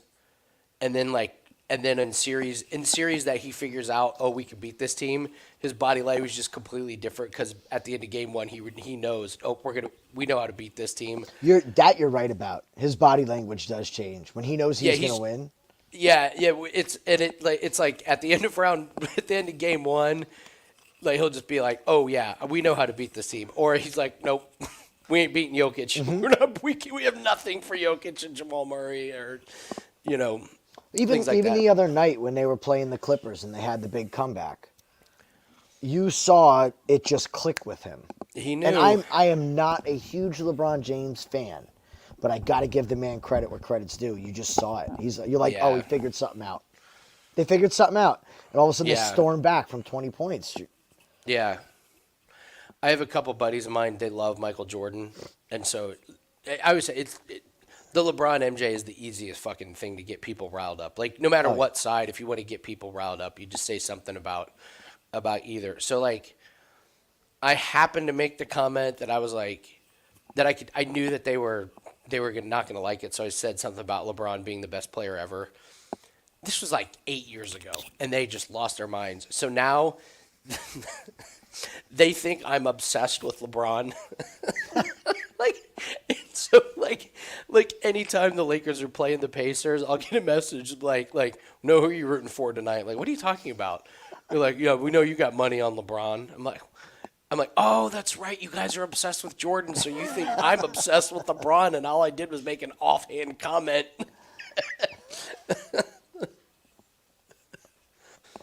Oh God, it's just great to hear that people. I love when people debate it. I have so much fun. Great. It's the I have best. so much fun It's sitting in the best. background and listening to the arguments. Yeah, you can just throw out. It's the same comments for both sides. Anybody who's a huge LeBron fan, just throw out that he can't close out finals and he'll never have the undefeated finals record. And Jordan, you just say, well, at least LeBron didn't quit the sport for 2 years. and either that's it. How the fuck did you say that? Who the fuck is it? Hold on one second. All right, here we go. God, Basharat's got a big head. He'd be a different weight division if his head wasn't as big.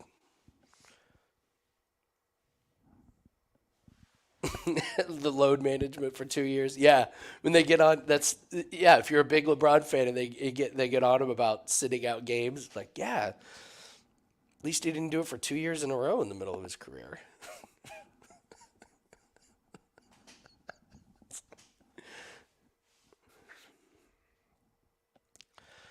I will say, it is getting tough for the big Jordan fans when LeBron does shit like he did at age 39 against the Clippers.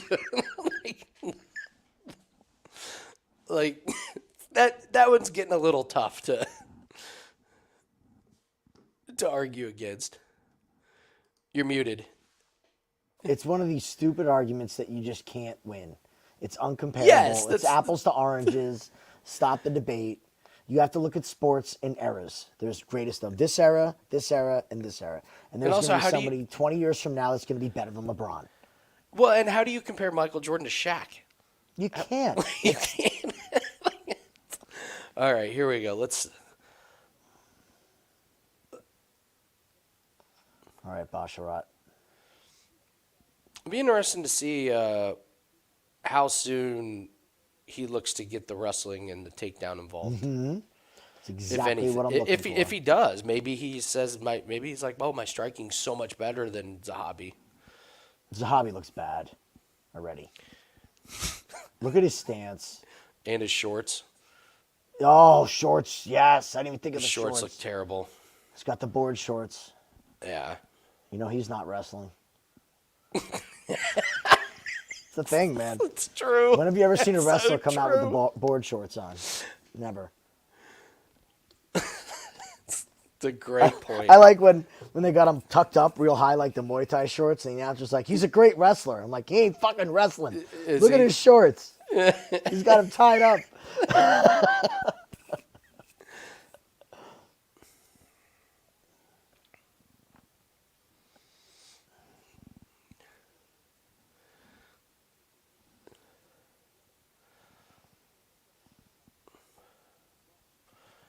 Man, Zahabi is like trying to start from 10 feet away and run in and land a punch. Watch Basharat controlling this distance is beautiful to watch.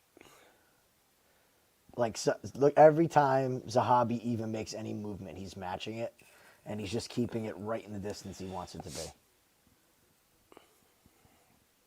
I can't get over how long Basharat is. They're like, it's crazy. People look think at the he's size small, of the man. Russian.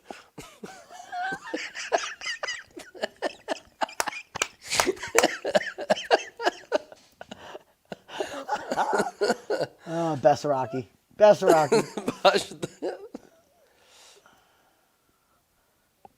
It does. Zahabi needs a running start. Look at him. To get a punch off. You get him the trampoline.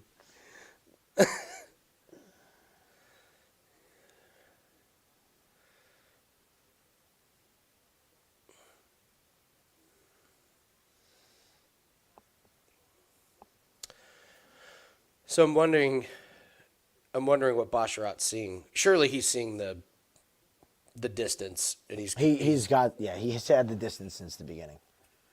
Like instantly, he knew it. Zahabi's still trying to find it. He still hasn't found it to where he can keep it in his his distance. I like the forward pressure of Basharat, actually. This is working really nice. Takedown's coming. Nice body kick. right in the sternum. Mm-hmm.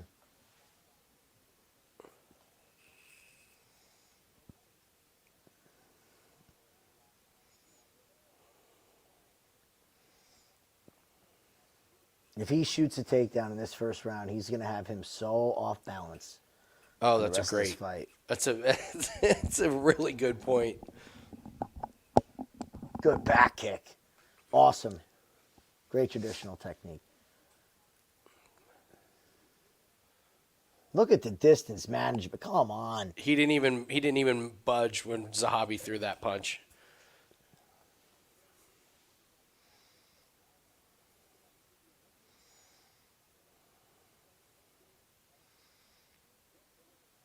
Don't. There was a Oh, there it is again. That's beautiful, man. That little backside kick there. I could do without the jumping and suspending yourself in air.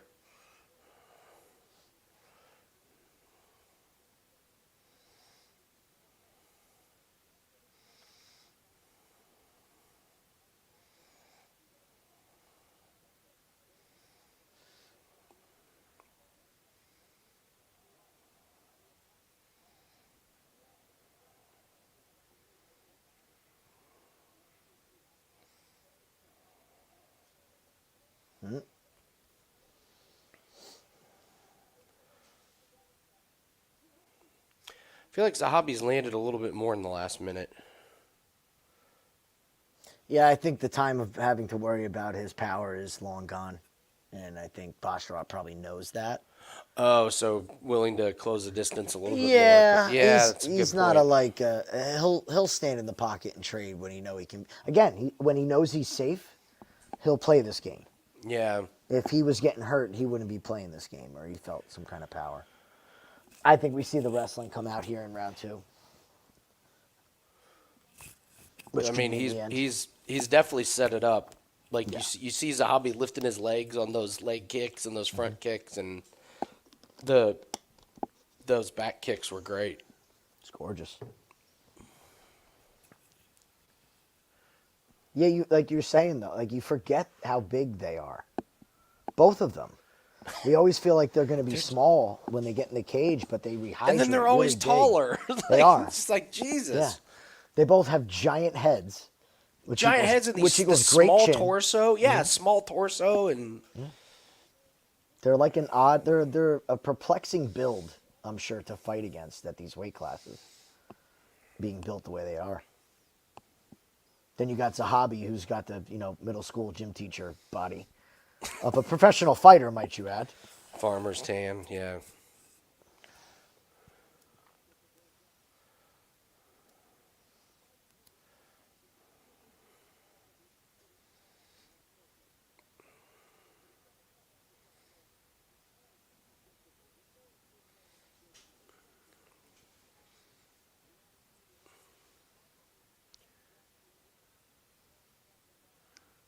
Oh boy.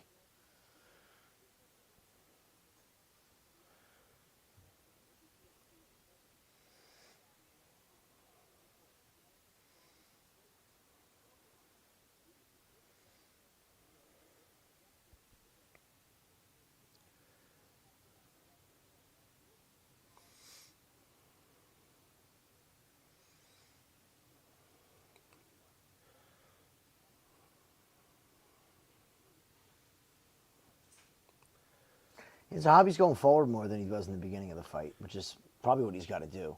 It has to. He doesn't have a choice. You got to stand in there and take a chance about getting hit, but you can't stand at distance and get torn up for another 2 rounds. Ooh.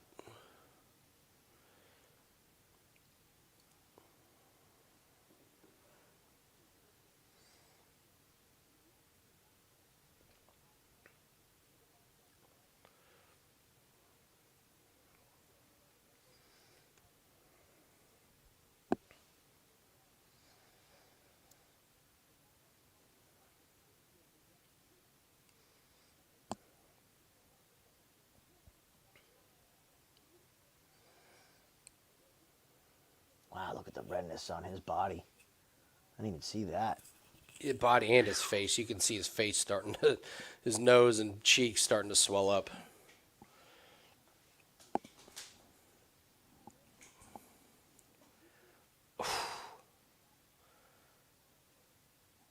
Nice uppercut. What a shot. That was slick.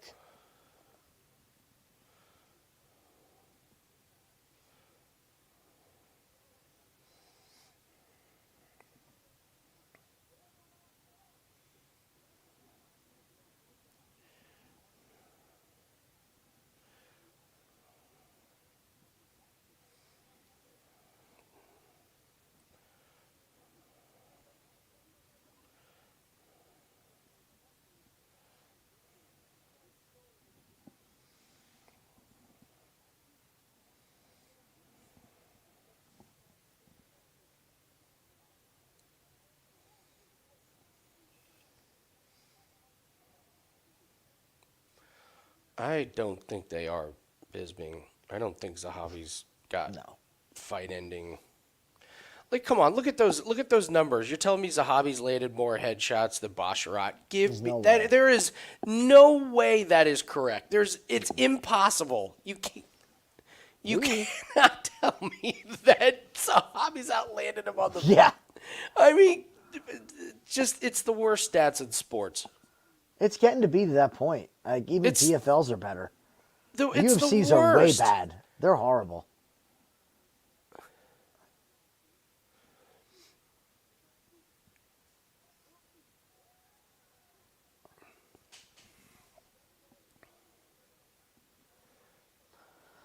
So Zahabi's wearing it a little bit more. He is firing back. Basharat's getting a little wild here. Yeah, a little wild. Still winning. And Zahabi's, like, closing the distance has at least given him more chances to land, which he's taken advantage of. Mm-hmm. It's a much closer round than round 1. You're kidding.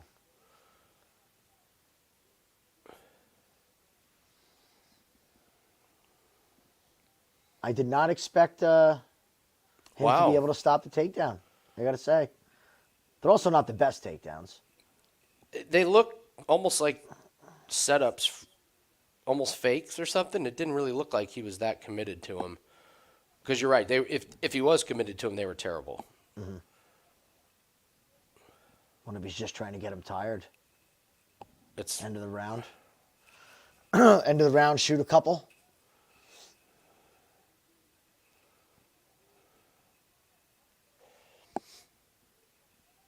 I bet this is 1-1. Oof. You think it's 1-1? Yeah. I think the judges are going to give that round to Zahabi. Ooh. Just because it was closer. And Basharat's tired. This is close, man. And we knew there was going to be a parlay buster on this card. There's one, and this would be it. Like, this would be the definition of a gigantic parlay buster. Yeah, he could have. I mean, judges, the end of that last round there. And just that it looked more exciting. The announcers were feeling Zahabi, like the corner was like, oh my God, we're not getting murdered. Like, you know how it is, man. Yeah. These judges, I think they want to see a third round. And Basharat, at the end of the round, man, he put his hands on his knees there. What's Zahabi live? He's plus 250. Plus. I'm worried. I'm worried for Basharat bettors.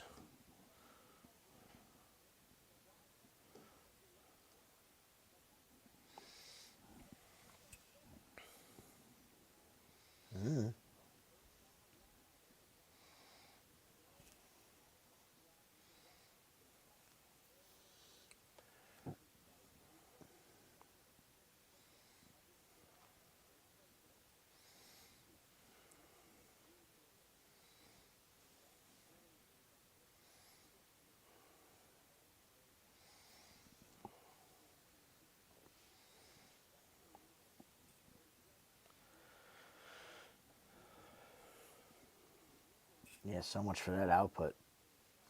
Came to a screeching halt now.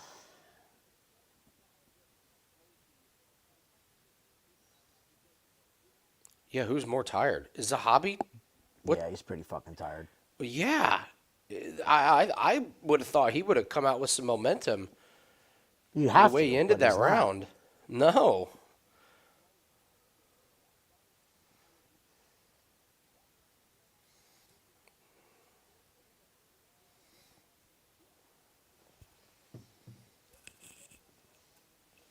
Oh, here we go. Ref dad. Check on him. What you did was you opened your Warn hand. him. That's why I stopped it. It hit him in the eye. And in the rule book, that's why I stopped it. I don't know if you know or not, but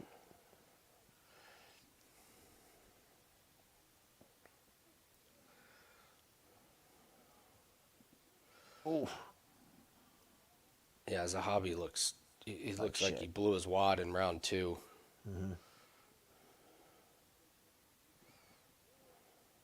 well, this was how the second round started, and he came on late, so maybe he's trying to do the same thing. Basharat's got to put a stamp on this. Might want to stop wasting time and implement that. Bold strategy. Yeah. Ribeiro's in the back, like, dude, don't do that. They'll kill you.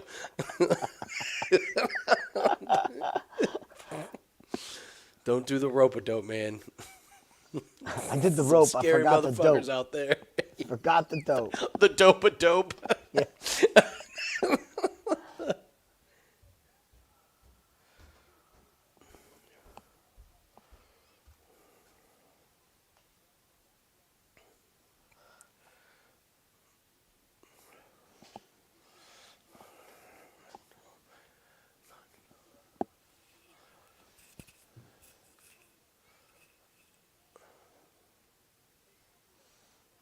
It would be a shame if Basharat loses this because of the bloody nose. The dreaded bloody nose. Right. Well, damage is our number one criteria.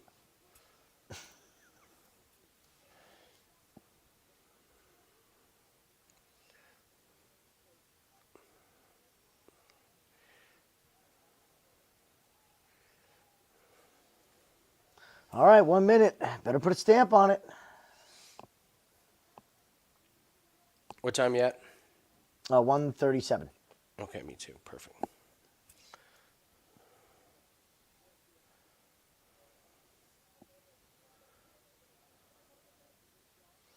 I'm shocked, man. No wrestling.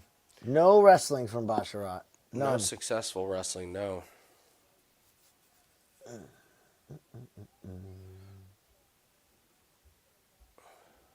You're right, Zahabi's. Ooh!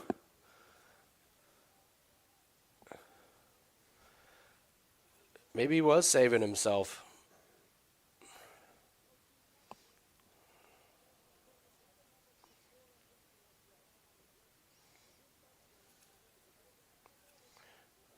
Oh, God, this is going to be razor close.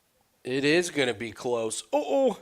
Not a good look for Basharat having a No. close fight with Zahabi. No, ooh, that was good close. balance. That was smooth.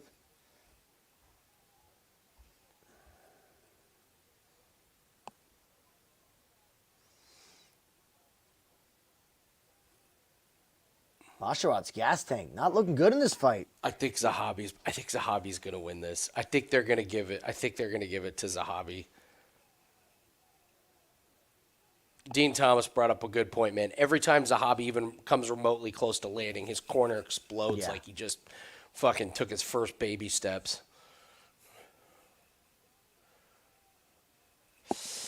Close one, man. I mean, close fight. Overall, as a fight, I think Basharat won. I think the judges are pulling some chicanery right here. If there was a fight that would just murder everybody, it's the one that started off at minus 400 and closed at minus 800, minus 900. This would be the one. Buckle up. It's going to be a wild ride. Buckle up.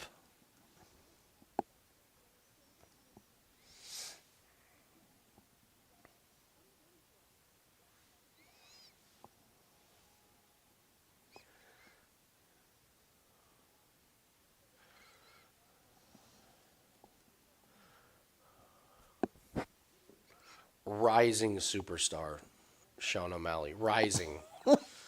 He's the champ, guys. Where else can he rise to? He's got the belt. Rising. That's great. Fucking He's clowns. the champ, guys.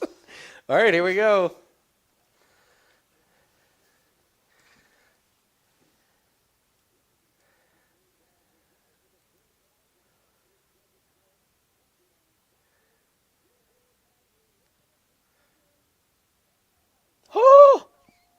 I knew it. There it is. You could just smell it.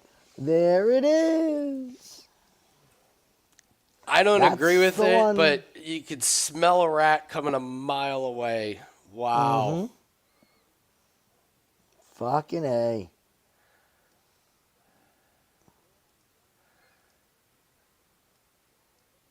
There you Dude, go, Bubbles. You know who I blame for that loss? You're going to laugh. I blame Basharat's corner for not yelling and screaming like Zahabi's. Yeah. When you listen to Zahabi's corner, you seriously thought he was landing kill shot after kill shot after the slightest little jab that touched Basharat. Hey! Like, it matters. These judges are fucking idiots. It does. They're like dogs. They're so unaware. That's what I mean. You just talk to him in a different voice and they react. Like if Zahabi's corner wasn't yelling and screaming, I don't think he wins that fight. Oh, 100% no. And also the announcers. They probably heard the announcers. That's why I don't like the fucking Apex, man. This shit has happened more and more, and I think a lot of it has to do with the Apex. It just does. You can hear every little farting thing in that place. Everything. This would be a good lesson for Basharat that he can't fiddle fuck around anymore. Like, it's only a matter if you're a decision fighter, there's only a matter of time before you get fucking screwed. Yeah. Like, it's gonna happen.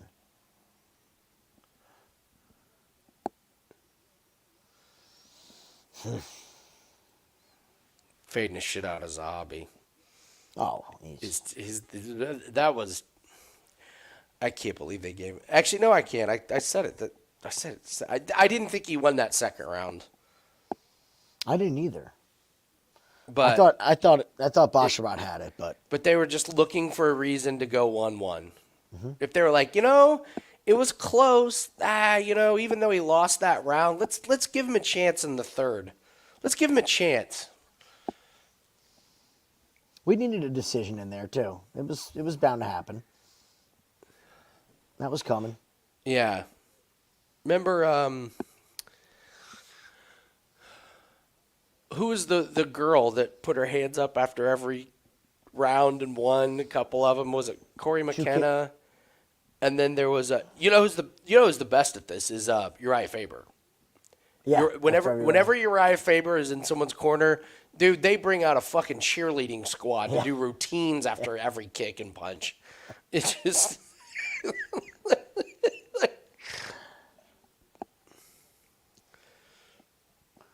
it's so important.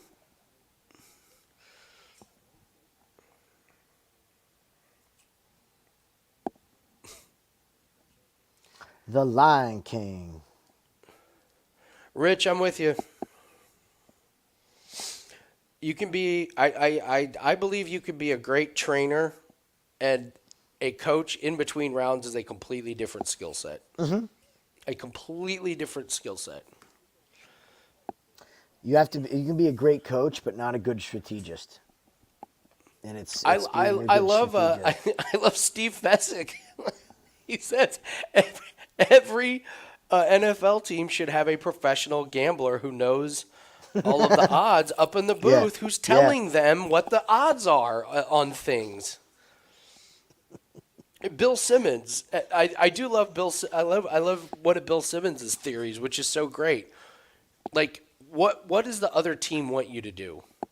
If it's like 4th and 4, just like they should have somebody up in the booth from the opposing team's fan base. Be like, do you want him to go for it on 4th and 4, or are you terrified? But yeah, it's like that first drive of the game when they're going for it on 4th down, and the whole stadium's like, "No, you're right. You should pull your team. We should totally take the points." Yeah, this game's going to be low scoring. Field goals are going to be big. Why are we going for it in 4th and 5? Yep. Usually the fan base is right. They usually are. Rich, I'm with you, man. Hey, listen, I've said it for years. I would make an amazing coach.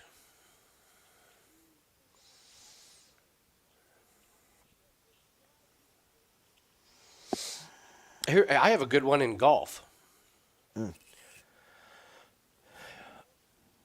If you are playing in the afternoon in golf, I know you have to go out and get ready and go to the driving range and putt and everything. I would absolutely have somebody watching the morning guys and reporting back what's going on certain holes. 100%. Like, everybody misses this putt to the left. Everyone. Yeah. Everyone misses it to the left. Or, hey, everyone's fading it to the right on this one because the wind is catching everybody off guard. Or everyone's one club short on the 8th hole because the wind up there. Like, I don't understand why they don't have people being like, I know you think that this putt on this green goes to the right. It doesn't. It goes doesn't. Straight. That's great, man. Dude, we did it when me and my buddy Sacker were following groups at the U.S. Open. We were sitting on this hole, and it was a par 4. Everybody had the exact same approach shot and the exact same putt, and everybody missed it to the right. Every single person missed the same putt exactly to the right, and we had a guy that we were betting on, and he was like one of the last groups, and he hit the ball, and he had the exact same fucking putt, and they were walking up there, and we were like, should we yell something to him? Like, should we yell, like, to the caddy that everyone's been missing the putt to the right? And so my buddy, he didn't give a shit. He did. They got up there, and we were in the stand. We were the only ones there, and he was like, everyone misses to the right. And, man, security came running. Oh, really? Oh, my God. That's great. It was the most serious I've ever seen golf security. You cannot do that, I guess. But, yeah, and he fucking missed it to the right. Did the exact same thing everyone else did. Missed it to the right. Yeah, but everyone's missing it to the right. I'd be selling the information. I'd be on hole 18, 17, 16, 15, going down the hole, like, want to know what's been going on? Go a couple a little bit my way. I'll let you know. Earlier in that round, he went over and he shushed security guard because the security guard was talking while our guy was putting. Our guy was lining up his putt, and security guard's back was to him, and he was talking to one of the fans, and my buddy went over and was like, shh, he's putting. That's great. We had a bet on Dylan Fratelli, and he he and his playing partner hit the ball like in the deep rough. And we went over and we were helping him look for his ball. We were lifting up ropes and he found it. And then we were like holding the cables down. We took stakes out of the ground to lower the ropes. And That's oh great. yeah. He came over and was like, hey, thanks guys. And we're like, we got better you, hit buddy. this close. We got you.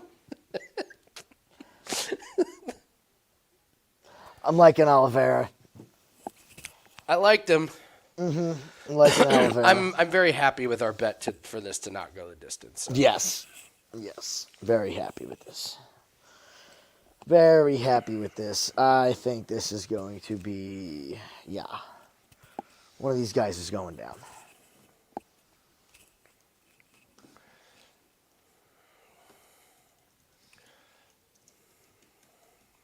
I got a feeling when they square off, this size difference is going to be way bigger than we thought it was going to be, since they're both rehydrated. Don't forget this smiling guy lied about his record.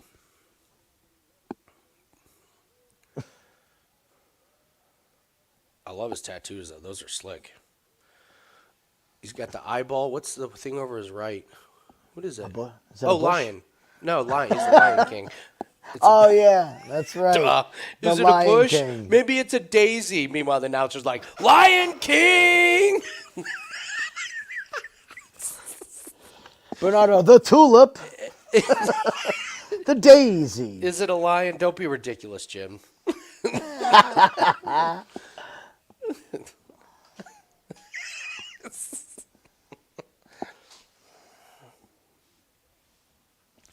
Oh, Keith Peterson looks like he just stumbled out of a bar at 3 a.m. Wow.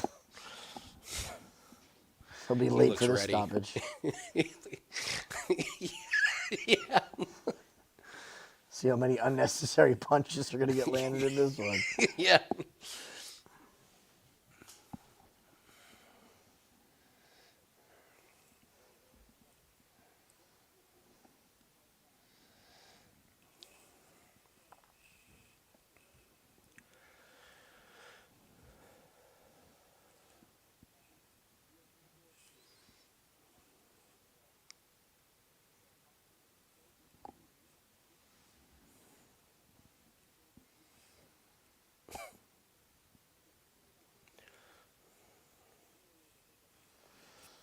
All right, come on.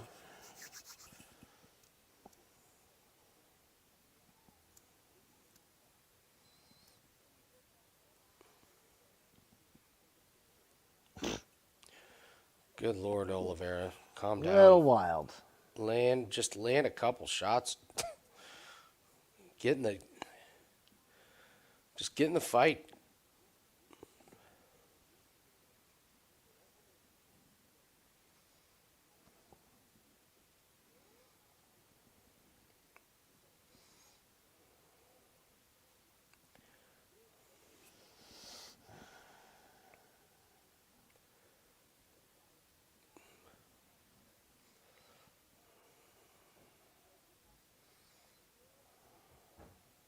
There you go.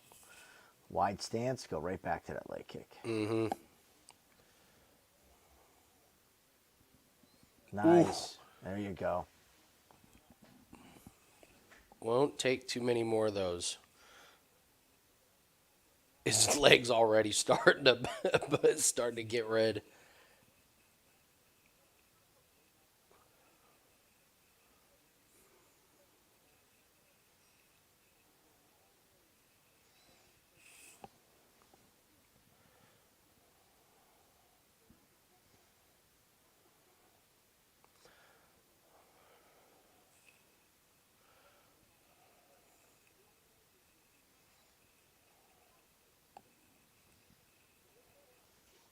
Oh, What in the fuck is he doing?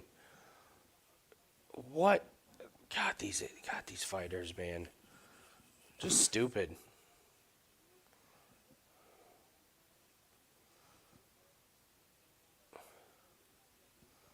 yeah, now instead when he gets space to get up too, he's still trying to lock up submissions. Just get up. Just get up.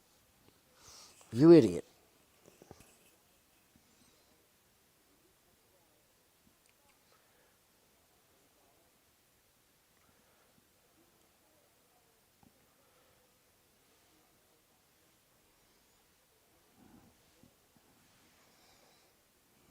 This is how this fight goes the distance. Because Oliveira's going to come out, not take him serious, throw a bunch of wild stuff.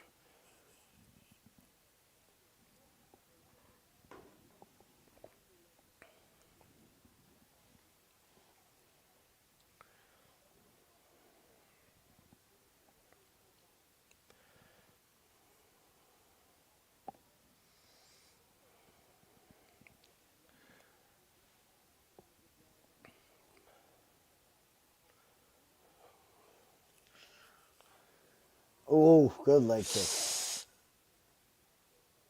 Here's the thing. I'm not sure Sopaj's biggest shots are phasing Oliveira. I mean, maybe they are, but... He's not showing it. There's a deep breath.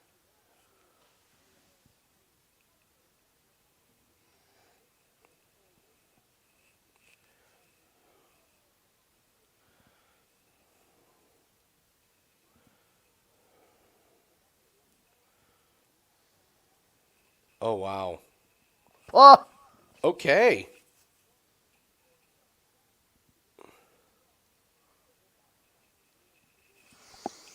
I don't know. Strange first round. I don't like our bet now, all of a sudden. No, unfortunately, we've seen this before. When our fighters come out fighting like this, we're pretty much done here. It'll be a miracle. This is a moment if you books ever give you live to go the distance, you wish you had it because... Yeah. I mean, honestly, Oliveira looks pretty bad. Yeah. Like, if he is indeed tired, and Sopaj isn't, Sopaj is absolutely going to finish him if he keeps up that energy, and Oliveira's as tired as he possibly looks.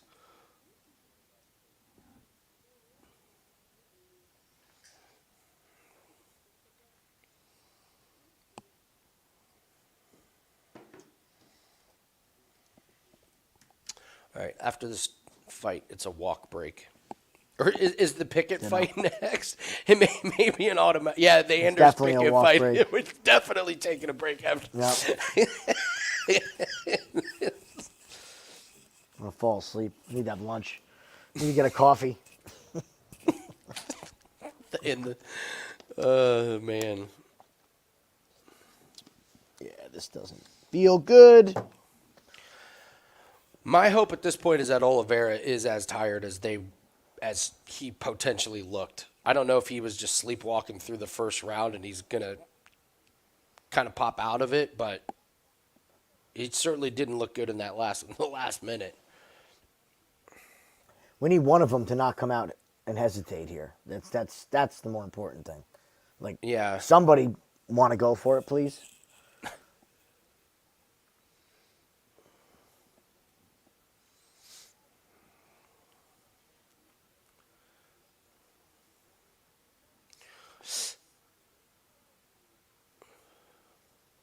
Oh, God.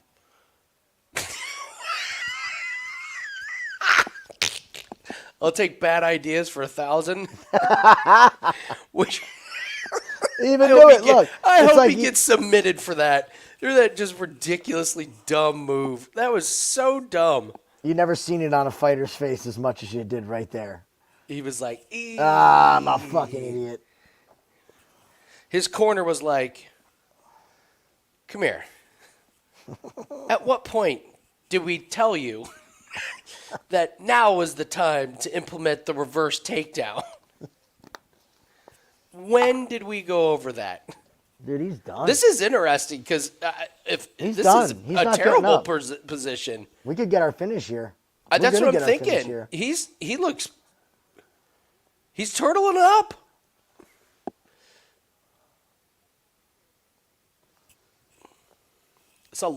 This is a lot of time to work.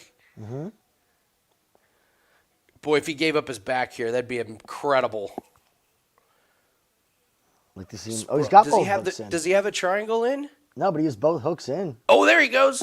Yeah. Oh, good elbow.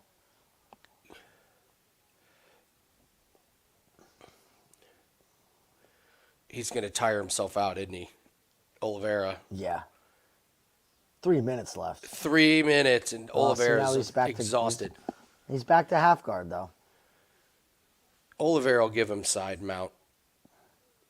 Or side, like that. Or give up his back. There you go. Yeah, just take the back. Yep. Take my back. He's done. Oliveira's done. He's done.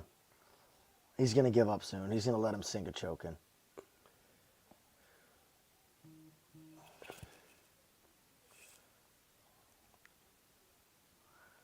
Sopaj. Come on. Stop. Come on. Stop the fight. Come on. You got 2 minutes here. Halfway there you through. Go. Flatten there you out. go. How do you let him? Come on, buddy. Getting too high.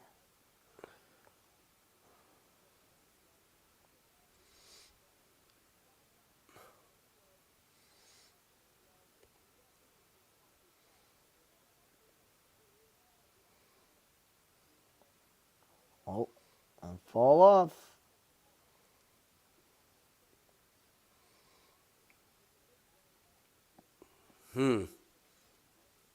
Uh-oh. What if Sopaj just tired himself out? Oh! Oh! Oh, man. Oh, there's another one. Come on, Oliveira. This would be awesome.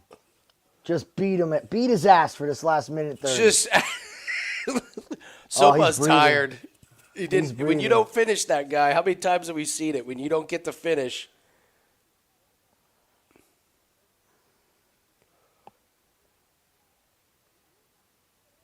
Knee. Oliveira's down.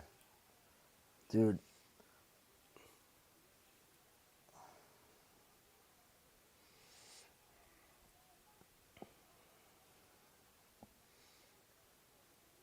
Oh! Come on. Knock this man out. Come on, Oliveira. Oh, on triangle! Sunk it in. Is he on the right side? He's got to get over, but now he lost. He gave it up. Damn. I don't think we're going to get the finish in the second, but, man. I think Sopaj might be He might have blown his wad dead. by not getting the finish.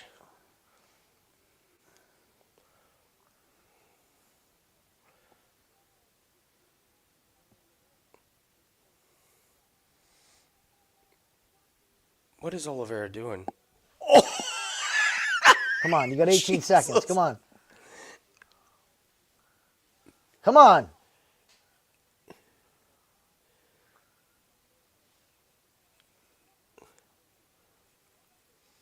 Oh! Come on! Damn. Sopaj's dead. He's done. Sopaj is. Look at him. Oh man, we may get our finish, Jim, because Sopaj didn't know where he doesn't know where his corner is. Dude. Oh, he's. Are they going to let him come back? Is the doctor going to let him come back out of the ref? This is going to be This is going to be the quickest minute of Sopaj's life. Oliveira's plus 230. I still think it's not a horrible fucking idea. Like. Oh, it's minus 230 for me. Or minus 230. That's what I meant. He's done, man. I think I agree with you that Sopaj may not have a whole lot left. He's 195, Oliveira. Okay. You can't give Sopaj that round. You can't. No, not with at the end. How it ended? Yeah. And if he eats a couple more shots like that, he's going to get finished. I mean, he doesn't know where he is at this point.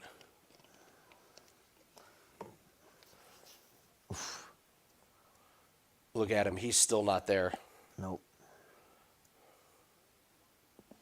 And I hope in Oliveira's corner they told him, you might need a finish. Just to be safe.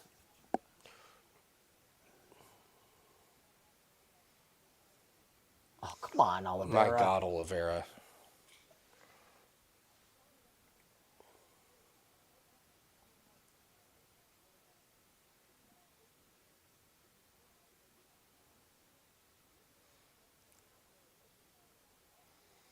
Oh, come on, Oliveira.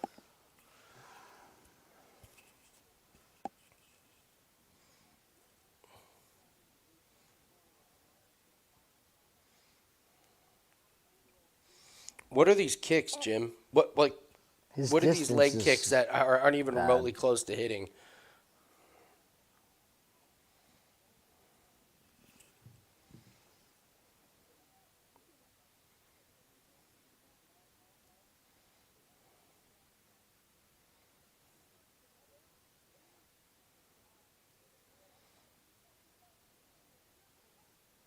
Oh. Oh. Oh.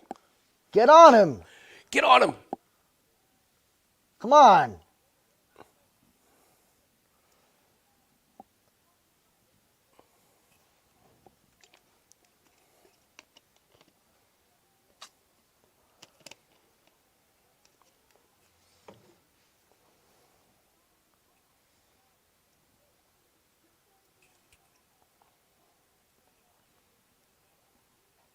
Oh.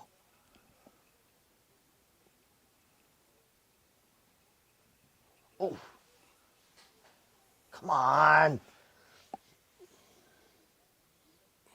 Dude, he's so done. I know. Just a couple of square. There's Oliveira, you are absolute trash. Absolute trash. Just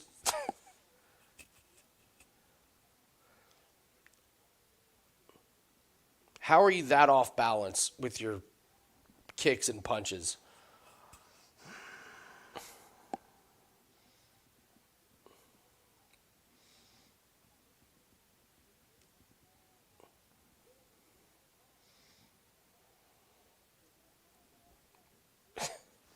The fuck is he looking at? I don't know.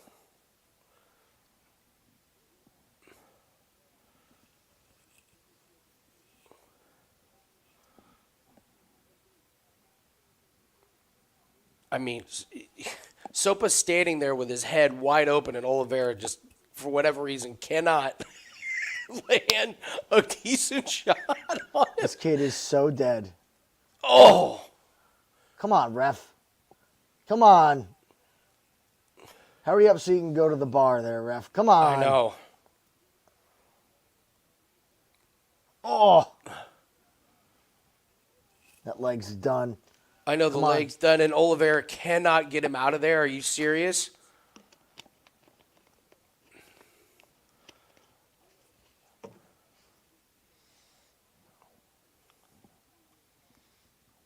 What did he bet on? Leg kick KO, so that's all he can knock him out with?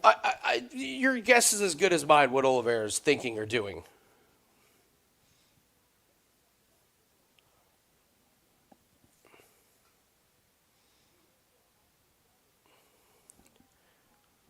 Oh! Now finish him!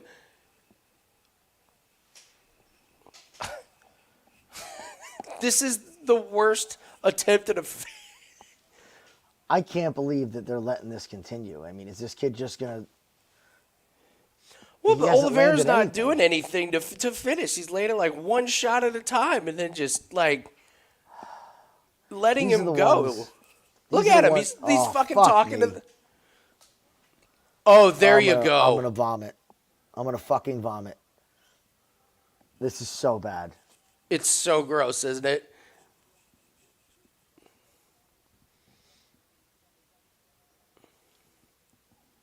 I hope the judges give it to Sopaj just to tell Oliveira to fuck off.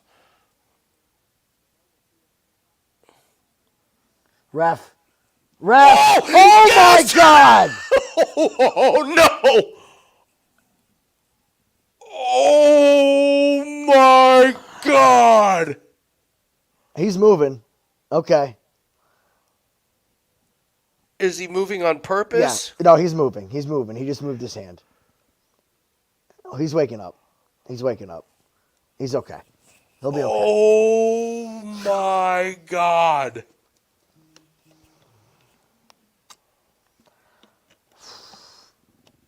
This is why, again, you might want to stop the fight a little bit earlier. Throw the fucking towel in when your fighter has nothing left. You just took 2 years off that guy's career. There's no... He had nothing. He couldn't His leg stand. is done. Dude, that's bad. Oh, God. I mean, but there's Keith Peterson, drunk ass Keith Peterson. Look how far behind he is on the action, nowhere near in position to protect the fighter. Not only that, like at that point, did he mention one time like, I gotta see something. I gotta fight see back. something. Yeah. That was 3 minutes of Sopaj walking around the outside, just taking punishment. The whole third round, he didn't do anything. God, that was. Wowzer. Yeah, that was something. That was a ride, fellas. Glad you came with us. Oliveira is awful. He's absolutely on the fade list. He's bad. Yeah, he's on the fade He list. is really bad. Horrible takedown defense. Cardio was pathetic.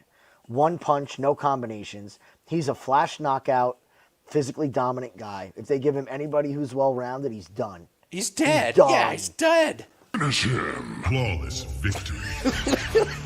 I guess that counts as a knockout. Holy Christ. Let me wipe the sweat from my brow on that one. Finish him. Flawless That was victory. just... From dead in the water, 10 seconds left. He was literally... There was Oliveira had an opponent who was standing in front of him with his chin wide open, and Oliveira, in the middle of a fight, took the time to look and talk to the announcers instead of trying to knock out an opponent. In a fight where he absolutely lost a round, where he was not running away. And then shot a takedown. Shot a takedown. The best thing for us was that he didn't get the takedown. It was. It would have been the worst thing for us. That was lucky. I'm not going to my pretend God. like that was a win. His legs fucked, his head's fucked. There you go. Yeah, good job, corner guys. Yep, carry your fucking poor fighter out of the octagon, you assholes. Yeah, I'm with you, man. Idiots. Bunch of meatheads in this industry, man. Bunch of fucking meatheads. And that is the reason why I have respect for these top-of-the-line coaches and corners. Mm-hmm. Because they just got a kid murdered. They just you got think Trevor Whitman lets that happen? No, that guy's not going to fight for a year. No. So No, now Man. granted, he got his UFC contract. He'll come back for a fight, and all that good stuff, we'll see him in 2026. That's it. Put him on the New Year's list. He'll be on the prelims at UFC 334. Making his long-awaited return after a brain bleed sidelined him for. Who's he fighting? Raul Rosas the third.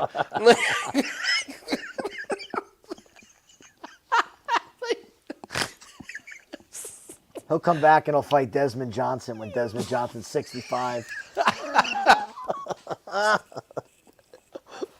If you guys are gonna watch Bare Knuckle tonight, just pay attention during the Desmond Johnson fight. Here, we can pull it up.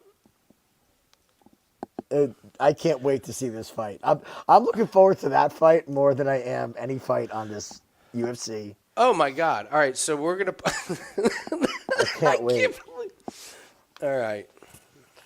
I was absolutely dying when you were like, I don't know about this Desmond Johnson guy. And I'm like, okay. look this one fight up. No, I'm going to show it. I got it right here. Yeah, good. All right, good. so here is. You ready, guys? All right, so this is one of the guys who is fighting in bare knuckle tonight. All right, he is this guy, this skinny guy. I don't know if those are boxing shoes or if those are like ASIC running shoes or what. But so they're in a high school gym. There's a pickup truck there. All right, so take a look here at Desmond Johnson, and I would like you to tell us if he's bare knuckle fighting. Ready? All right, he's this guy right here. Good stance, right? Look at those flimsy ass arms. Look how big the gloves are on his arms. It looks like one of those novelty, like the big ones. So this he Remember, gets hit. What? That's it. That's the fight. He was done. This is a bare knuckle fighter, folks. He's fighting in bare knuckle tonight. Here he goes. I'm ready, Coach. I'm ready. I'm ready. Let me at him. Let me at him. You ready? Oh, my God. Here we go. I mean, look at this guy. I'm so Those excited jabs. for this fight. Yeah, this Look guy's at that, fighting. Look at that lead hook. Look at that.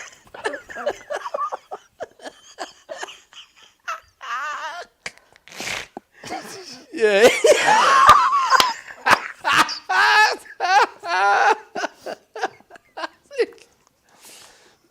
That was with boxing gloves. That was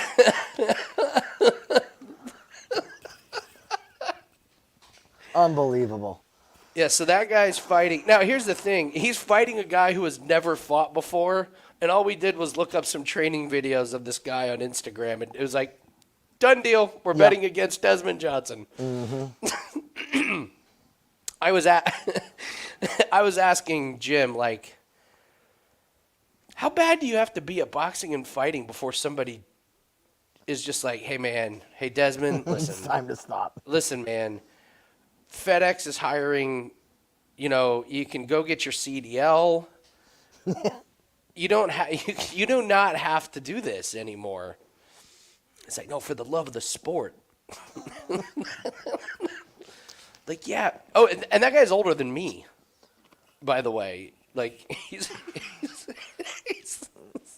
All right, we got Jamie Pickett struggling to take his pants off already. See that? This is Anybody a catch fact. that? Struggle to take off their pants before the fight theory. That's a new one. I'm very interested in the Alex Perez Mokaev fight to see if the side hustle theory comes through. Oh, that it's was coming. so. That was so. The acai berry business.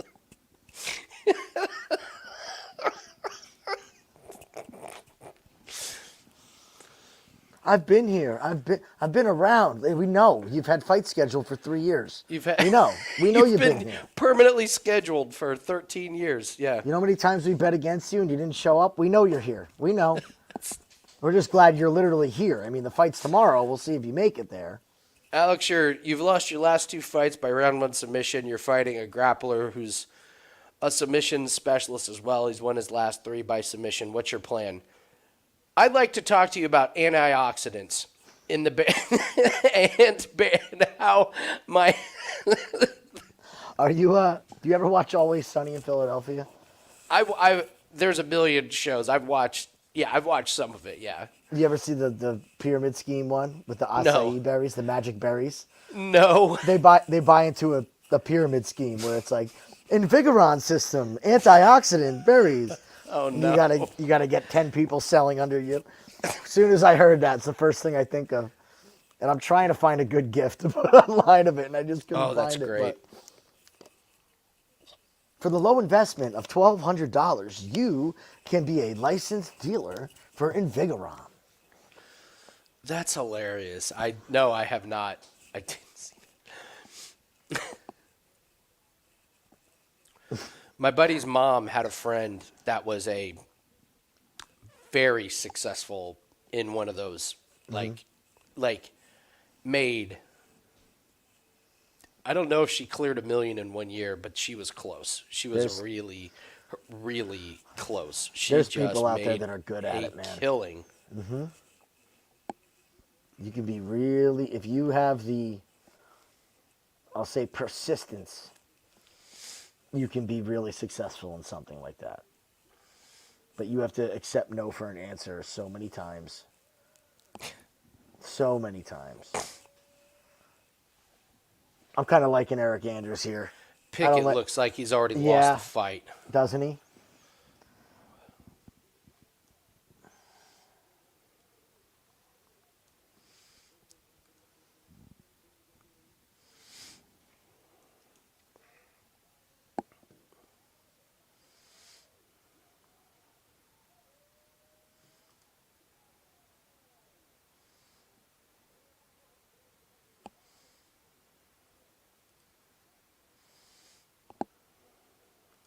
great, Mark Smith. That's the scariest thing when you got to bet on a fight and Mark Smith is the ref. And you're like, oh God. I don't know how he's going to get involved. I just know he is. I was really happy to see Frank Trigg on last week's pay-per-view. I hope we get more of him.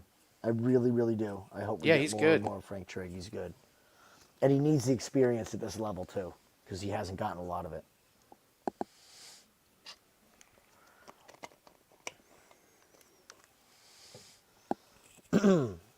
I like the blue shorts, man. They look slick. Not a lot of guys wear blue.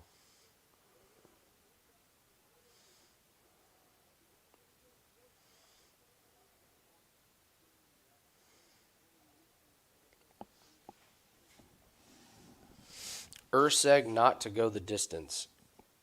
I'm on the fence about that. Schnell's super chinny. He should have been finished in 3 in a row, but Erceg's 2 UFC wins are by decision. Schnell is a veteran. I don't know. I don't have a strong opinion on that particular play. Do you, Jim? I like the inside the distance because of just Matt Schnell. I don't like to have only one fighter account for that. So I haven't actually bet it yet, Marcus, but we were talking about how Schnell could just be washed at this point. I mean, we really, it's a suspicion, but we can't confirm it, And Erceg we love, but kind of priced out from him. Not a fan of the line.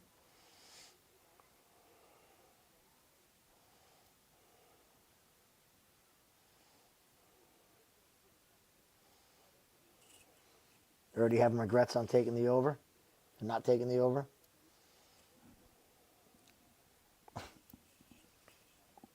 This is going to be a barn burner.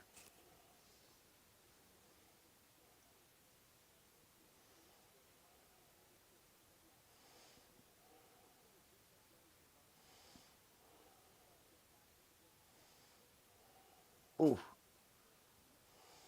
Those are good shots to the body. Oh, Pickett's in trouble.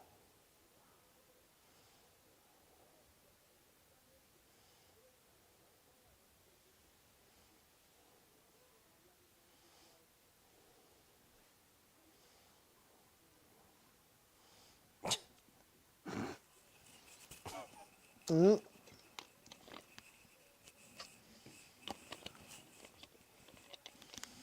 guys are both shot already.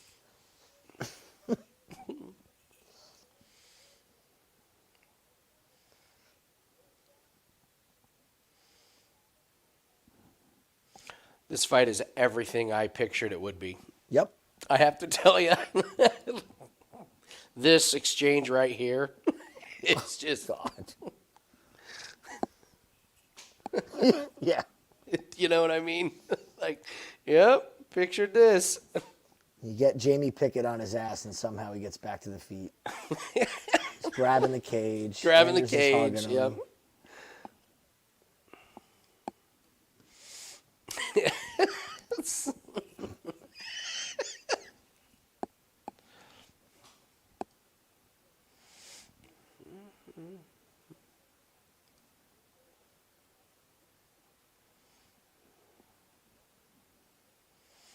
Ooh, good shot.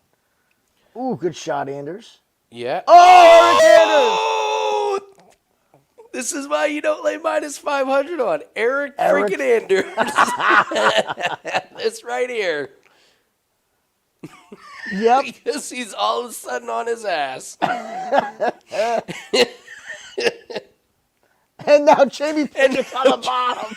This is why you don't bet on Jamie Pickett. Fucking glorious, this fight. This fight is glorious. And it's Anders dominating, then all of a sudden on his ass, then all of a sudden has Pickett curled up like an Amazon package. He's holding him like I hold my baby to feed him. He's got him all tucked up. Just giving him a baba. Oh, no. Look at that shit. Look at this fight. One of these assholes might fall down, man. Yeah.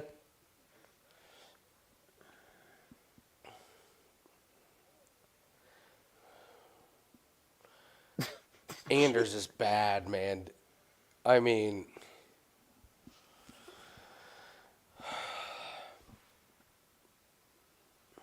Anders is bad and Pickett's worse. the good news is we get to bet against one of these guys next fight. No, you're going to get to bet against a few. I think Pickett's got a couple fights left. This will be 5 losses in a row. I think he's got a couple fights left, though. I mean, they could void his contract, but can the UFC avoid putting Jamie Pickett on a card? It's been their kryptonite. I can't believe both these guys are still employed by this company. Like, it's a very top-heavy organization in a lot of weight classes. Mm-hmm. It really is. And that always used to be like, I hated everybody's argument about Bellator before they got bought out by PFL, how there's no depth. I'm like, well, there's no depth in the UFC really either in a few of these divisions.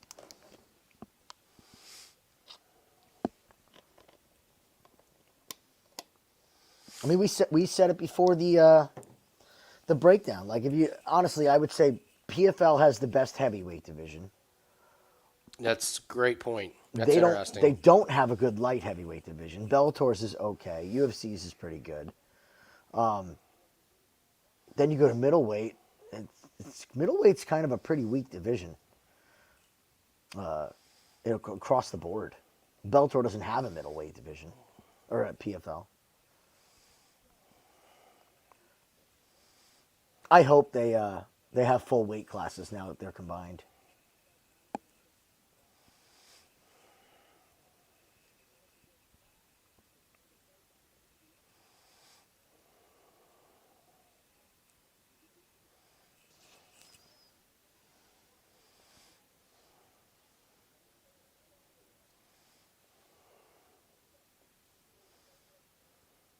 (10-9) Pickett in the first round. That's actually a good point. Is that tough to score? You got to give it to Jamie because of the knockdown? Wow, Jamie Pickett.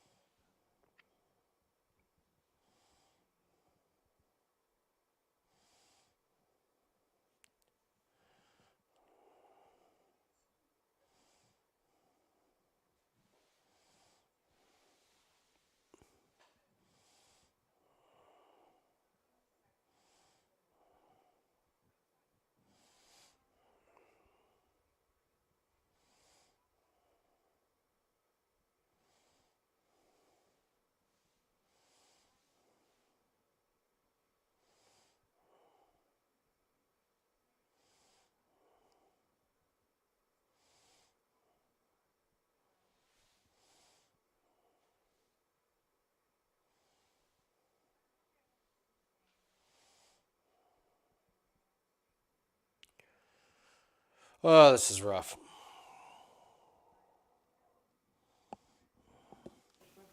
Yeah, this is exactly what we thought it was going to be. Yeah, we knew. Listen, this is not a Kenny Pickett or Jamie Pickett. Well, they both may be fighting in bare knuckle in a few years. Oh, man, that's a great point. These would be two guys. Although that would Jamie totally do it. Pickett's starting to. Jamie Pickett has hit Eryk Anders. Anders is really slow. Yes. This fight, like he looks like he's aged 10 years, but between the Marc-Andre Barriault fight and this one, I mean, these two are in slow motion. Oh, that takedown! Stop it! Just stop it! That wasn't a takedown. That was a set down. Fall down. It was a. Oh, now we got Anderson mount. Is this it? Can you No. do it, Eryk? Can you do it? No, Can you hell actually finish somebody? no. No, get out of here. Ooh, I don't know. Jamie might be showing a little bit of that Jamie quit coming. Jamie quit it. That's what he's saying now. Quit it.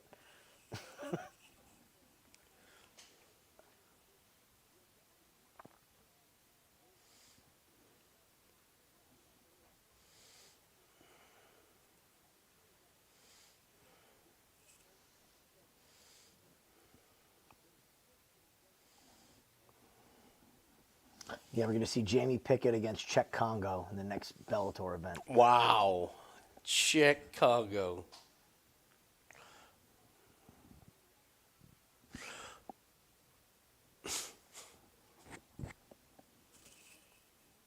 Thanks, Noah. Hey, Noah. He'll make his good luck appearance before the Petrino fight.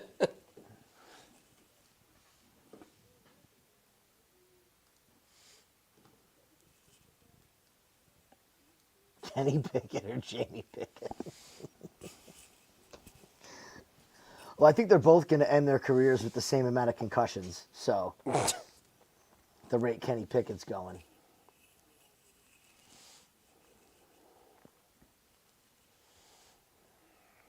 I am shocked at the. Look, I'm not saying that Kenny Pickett is very good, but, and this is coming from a Jets fan, I am shocked at the sourness around Kenny Pickett in Pittsburgh. At the what? The sourness already for Kenny Pickett around Pittsburgh. And this is coming from a Jets fan. I mean, we go through him. But he hasn't exactly had a five-star offensive cast around him. Since No, but I mean, Joe Flacco threw more touchdowns in his, 3 games than Pickett. Yeah, he did that more than a lot of quarterbacks, though. If you don't have a top 5 quarterback, what do you have? I mean, in today's NFL. No, but you don't have. He's bad. He's pretty bad. His weapons aren't horrific. You got Jalen Warren. Who's the other running back? Najee Harris. Najee Harris. Freiermuth. The offensive line is not very good. No, It's not. it's and not. But that kills everything. All right. Anders has 4.5 minutes to work on top of a tired Jamie Pickett. and he will use all 4.5 of said minutes. You want to advance? No, I'm okay in half guard here. I'm good. Eryk, You wanna knock him half out? guard No, Anders. I'm okay. I'm okay. I like it here. Eryk he's wide open. No, it's okay. I got one leg free. Yeah. You're not a dog, Eryk. Quit humping the one leg. Do you want to advance? No.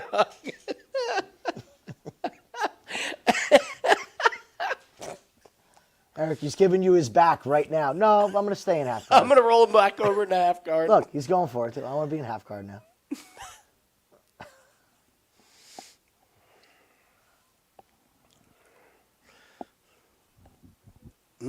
Full guard. He showed he could dominate half guard. Now he's going to show full guard. Yeah. His full guard offense. Ooh, Jamie's cut now. Yeah.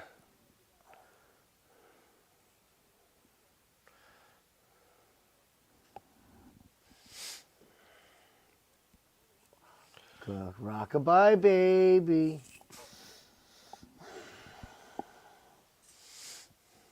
Mercy stoppage. He just incoming. missed 3 Mercy straight stoppage. ground and pound Mercy. punches to a stationary Don't opponent. step into half guard. Just keep punching. Jesus, Eryk Anders. Oh, he's going to lose it. Oh, he's going to lose it. And he's back to his fucking feet. Get up. He let Pickett get up. God. Did you see him whiff on 3 straight ground and pounds? It was like...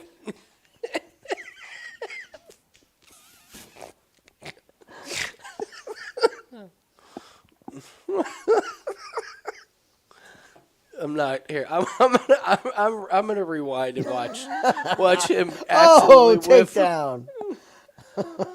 Oh man, that was great. Here, let me see. What time did he miss?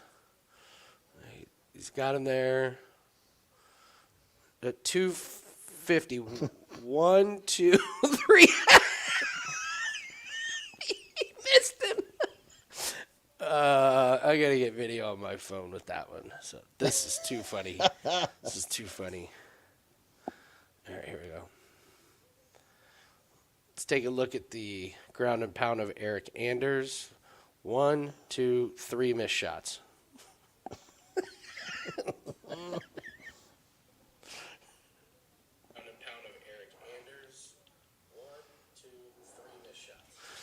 I'm putting that on Twitter. That's great.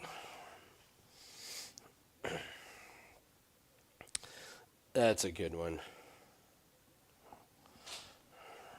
Hey, Andy, guess what position he's in? Oh, he's still. He got it back into half guard. He loves it. He loves it.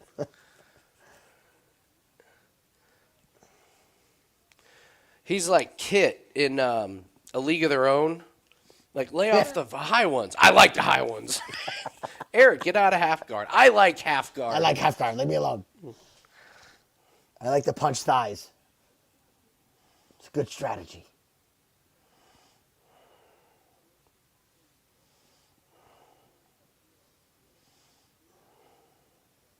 You can't knee him, Anders. Let me go for a tie clinch on the ground where I can't knee. I'm not allowed to knee, but I'm going to go for it. Oh, he's got the sub. No, he doesn't. I'm trying here, man. I'm trying. All right. Take them both out back and shoot them. Jesus. So fucking over Nothing would make me happier than to watch 2 fighters take off their gloves and put them in the middle of the ring right now. Double retirement. 2 Meatballs. Oh, God. That was hysterical. He's got him folded up against the fence, gets in a tie clinch, and says, wait a second, I'm not allowed to knee.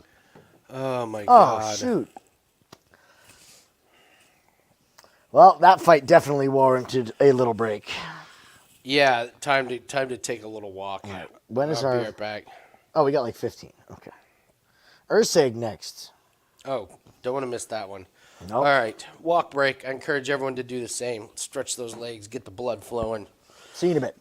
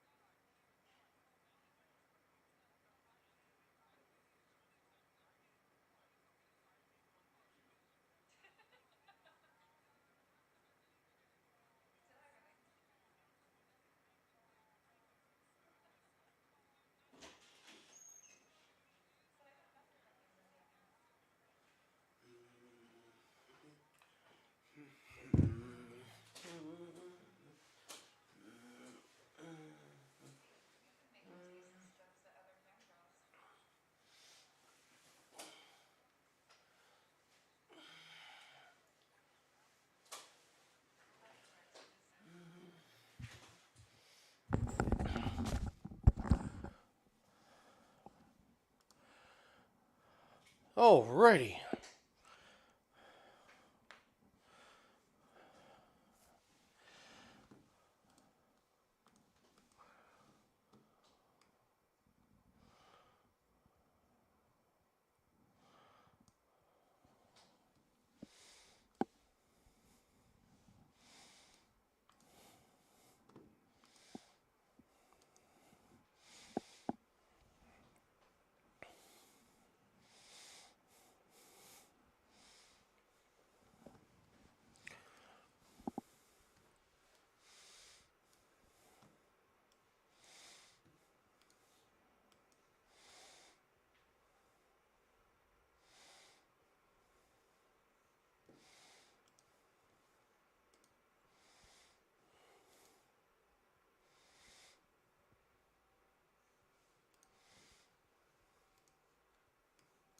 Okay.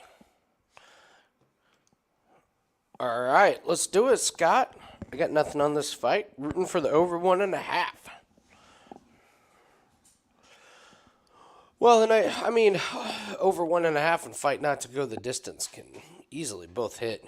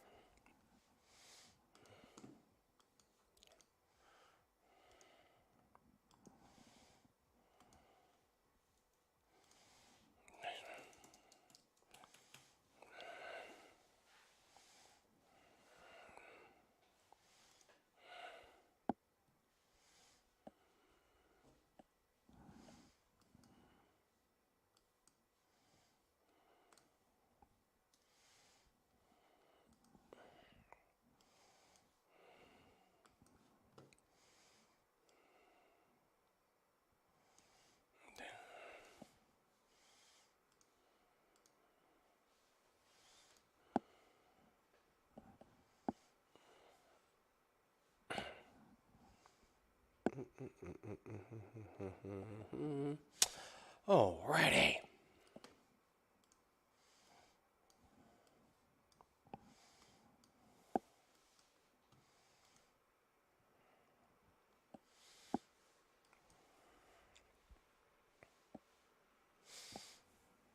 I'm always interested to see what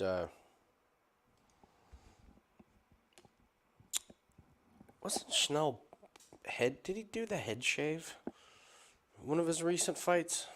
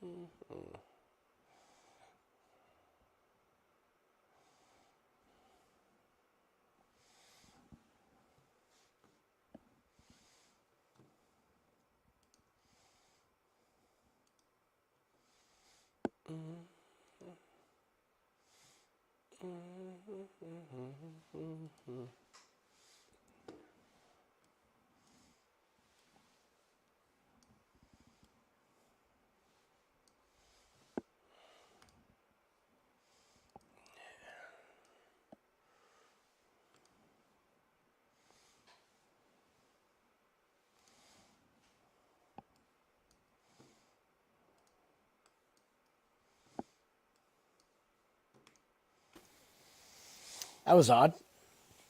Yeah, StreamYard. Lost internet for a minute at the house. So. Yeah, it likes doing that.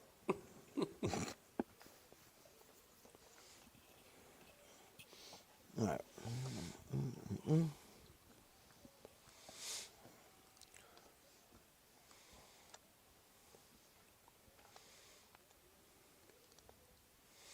Jiu-jitsu and boxing.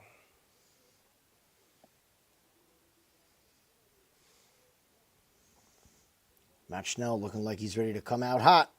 He does. He looks like he's coming out for Kill or be killed. just a little bit more intense, a little bit more focused, a little bit more. I'm not going to get sparked. That's the goal. I'm not going to get sparked. Yeah. This is the one. I'm not going to get sparked. Matt, what's your plan this week? Not get murked? Not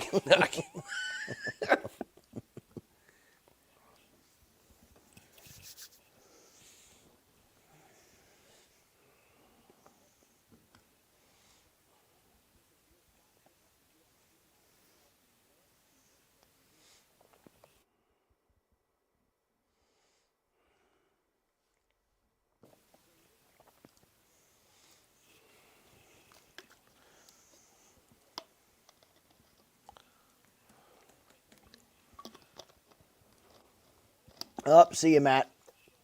Did you see his knees buckle on that first shot? No. Is that what you're Mm-hmm.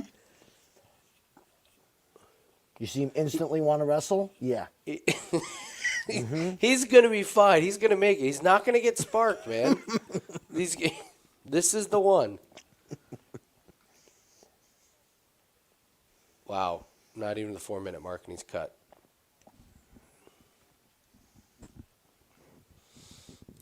We're rooting for the over 1.5. And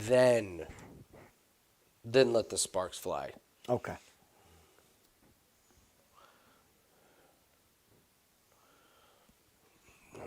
Come on, Schnell. My God. That left See it? counter hook.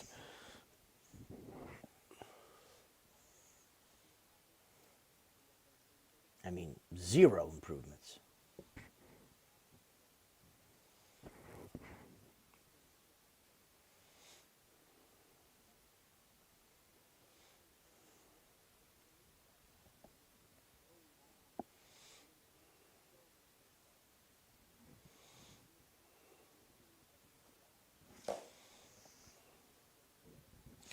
Erceg is got to be skyrocketing to the tops.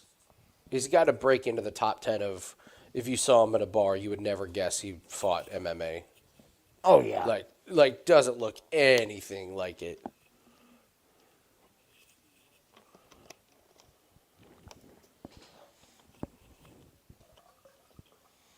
I think he actually served me at Wendy's the other day. Did he? Yeah, definitely not a fighter look. No.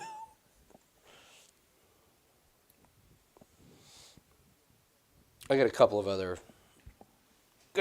topics to run by you after All right. next couple fights. So I'll stay on for bare knuckle. It's right after the other this. days I going. think there's like an hour break or something, but I'll leave the stream on since it's on YouTube. I'll be watching anyways.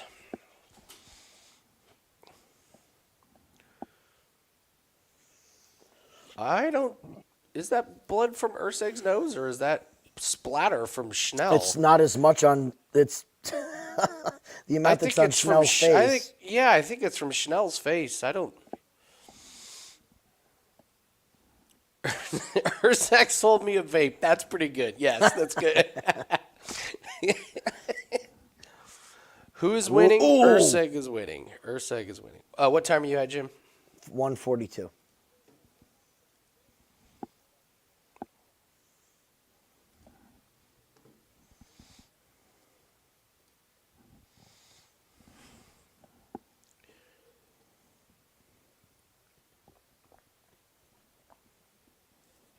Oh, my Lord.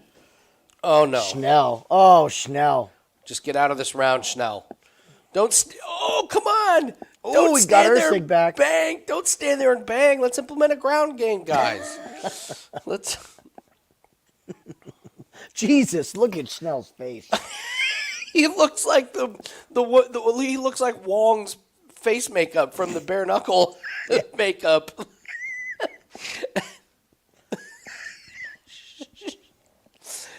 Oh, God. Yeah, you look at him, you're like, Jesus, this guy in a 5-round war? No, first round.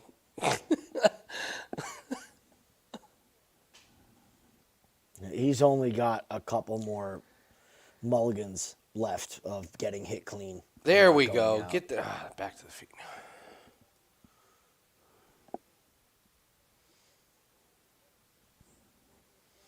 I mean, dude's been hit clean 6 times already in this fight. Clean. Clean. Squeaky. It's great. Squeaky. I love it.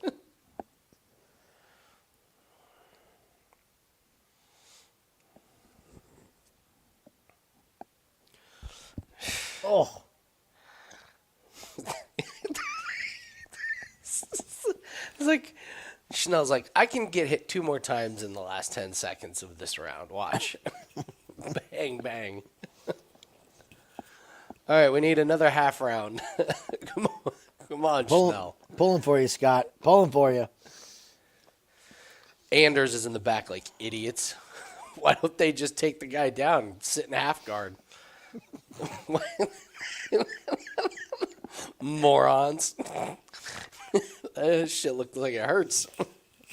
If there was a bet in like a fight you could make, it'd be perfect for an Anders fight. If you had to pick the position that they'll be in the most. What a great... Come on, Prize Picks. You can put that up. That's great. Which position? We would be 10-0 in half guard. Half guard. Just half guard.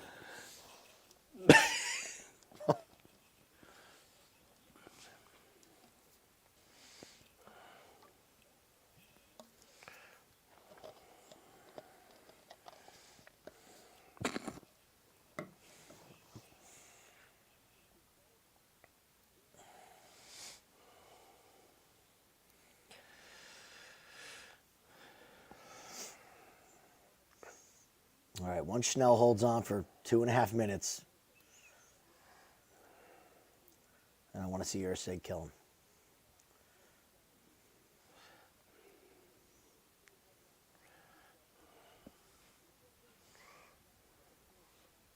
Oh, no. Oh, there it is. Sorry, buddy. God, that's striking defense. You said it. He only had a couple more shots left in him. God, man. Dude, you can only play with fire. Like, those times where you get hit and you just go like, duh, for a second, you only have so many of them. Don't go say hi to him, Erceg. He's in La La Land. Erceg's like, good fight. If you noticed, I came in on that left check hook. And because you ducked and I came in, and, Matt Schnell's like, brownies.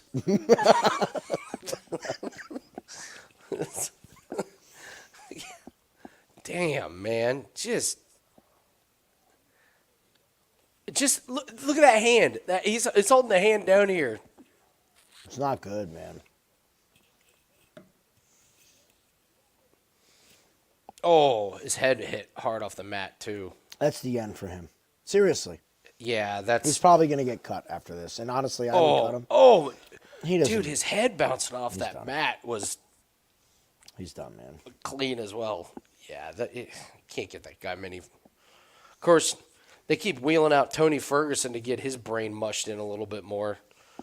Dude, he was on a podcast the other day, and they're like, they're telling him, Tony, you were doing good at that fight. He's like, yeah, my knee was just torn.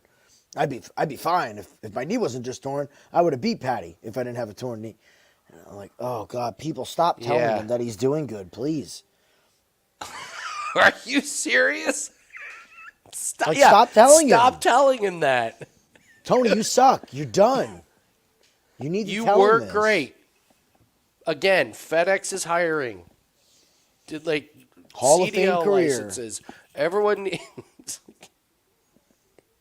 God, I heard that and I'm just like, stop, man. God, man. That's just not fun to watch.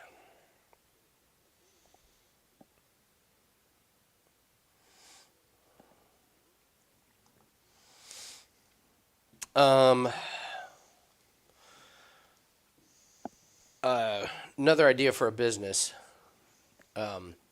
You're a car guy. I am. So you obviously know AAA very well. Unfortunately. Okay. AAA for the soul. So you keep the car theme, but this is not for car. It's for real life. So let's say you wake up and you're just exhausted. You can't get going. So you call AAA for the soul, and a big guy in a tow truck shows up, but he has like an energy drink and a coffee, and he gives you like a pep talk. If you wake up and you're sick, a big burly guy in a mechanic suit comes, but he's got like some Alka-Seltzer cold and sinus and a couple Advil. I like it. AAA for the soul. I like it. I actually like it. But it's always a guy in a big truck with the chains and you name all the different things after car things. So if you're tired, you call and you're like, I need the dead battery package. Yeah. Or I got a dead battery. I need a recharge. Yeah. Like, hey, listen, I was playing in my men's basketball league and I twisted my ankle and I'm hurting. It's like, oh, that's the flat tire pack. We'll send a guy over. He's got an ice pack. He'll wrap your ankle. You can get on with your day. So AAA for the soul is my news. Not a bad one.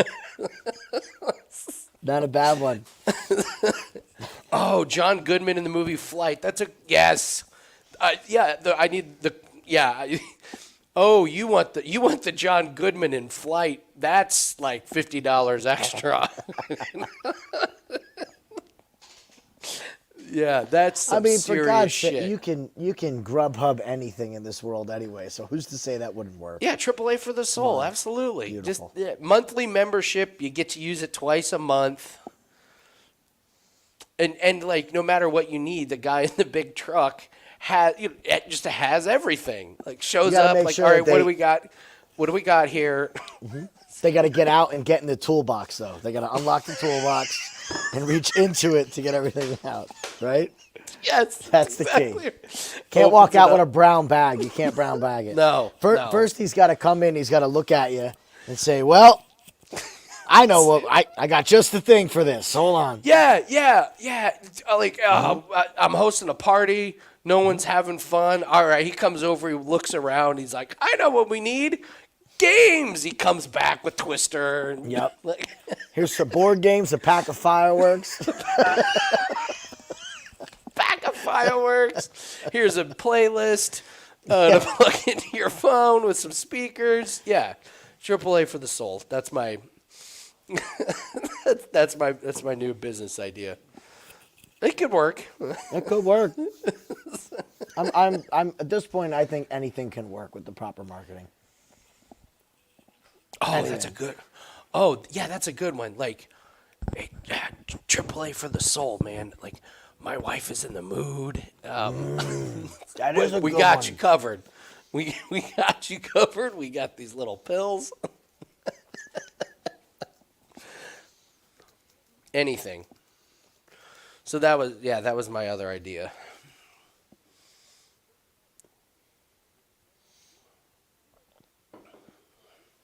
I'm debating, so once the shop finally sells, like I'm still going to have cars to work on. I'm basically downsizing my business. But I'm thinking of starting another one, too. I've always wanted to do a furniture business. Always wanted to set up a wood shop, and there's such a huge market for old shit. Like rustic furniture is huge. And it's like you find some old rusty metals, from the 1930s at like an antique shop. You drill 2 holes in it, you screw it to a plaque, and you write a word of inspiration underneath it, and people buy it and hang it in their house. Like it's none of it has to be pristine. It's all rough cut. I'm serious. You take a horseshoe, you screw it to a piece of wood, and you burn into the wood, lucky. And then you stain it, and it's a wall mount. You sell 1 million of them. Family. Yep, there you go. You get a big shoe and a little shoe, and it's mom or dad, right? Father and son. This is good. I like this. I've always wanted to do furniture. When I was living alone, I built all my end tables and stuff, and restored like a couple hutches and things like that. And I'm like, I could do this as a business. This is fun. Like this is a good time. Yeah, my buddy's a blacksmith. He can. Oh, really? He could. Oh, dude, he's. It's amazing, isn't it? Oh, he's like my biggest regret of a TV show that never got picked up was he shared space with one of his best friends who was a woodworker, and now that guy split off, and he's like a world-renowned woodworker, and this guy's fucking he builds shit for Jim Irsay, and wow. There's the big Peyton Manning bronze statue outside of Lucas Oil Stadium. He made it. Like, yeah, but they're hilarious. We made TV shows. They're still up on YouTube. They are. It's our best, most entertaining work. Like, they are hilarious, and the work that they do is fucking insane and incredible. And we pitched it to Discovery, and they completely stole our idea. Mm-hmm. Like, completely we called it Modern Day Blacksmith. And 6 months later, my buddy called me. He was like, turn on Discovery. You're not going to believe this. And there was a show called Milwaukee Blacksmith. It was Modern Day Blacksmith? Ours was Modern Day Blacksmith. This was called Milwaukee. Our logo was like this anvil and these pliers and a hammer. And all they did was switch the pliers and the hammer over the anvil. They were wearing the exact same color shirts. And the pilot episode that we pitched to them, they made this Star Wars figurine out of metal. And Milwaukee Blacksmith, their pilot was a Star Wars theme. I mean, you couldn't have been more.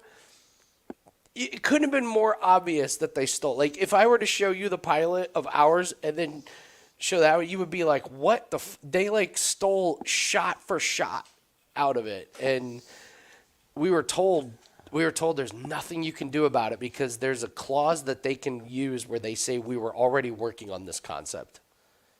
And, wow. It's like, well, prove it. And they're like, well, we were just talking about it. Is this it? Modern Day, it's a YouTube channel? Here, let me look up what you're looking up. Modern Day Blacksmith YouTube channel. Ryan? Yeah. Is that one of the guys' names? Yeah. Okay, so this is it. Yeah. Yeah, it's a YouTube channel, Modern Day Blacksmith. That's it. Yeah, that's it. All Productions cool. TV playlist, yeah. Oh, I'm going to watch these later. The Boba Fett is the one that they stole. Just shocker. That looks cool. I love that shit, man. If you like explosions, watch episode 6. Nice. Yeah, I have insane stories from that show. Just I'll tell an insane story about the show after this next fight. It's one of those, like, they don't train. There's no training for dealing with stuff like when real life happens. Like I'll tell you the story, and you're going to be like, well, how do you deal with that? You won't believe it. You will not believe it. Well, if it involves All right, you want to do blacksmith. look aheads? Yeah, let's do it. All right. What look ahead are you looking ahead to? Well, let me scroll down here. So I wanted to bring up to you, we have Moroz versus Joanne Wood. We have an OnlyFans theory here. Moroz has an OnlyFans. But God, can we trust Joanne Wood? I would say we have a Joanne Wood theory. What's the fact that it's Joanne Wood? Yeah. So, I don't know. That OnlyFans theory was really what... Okay. I don't know if that counts or not with this one.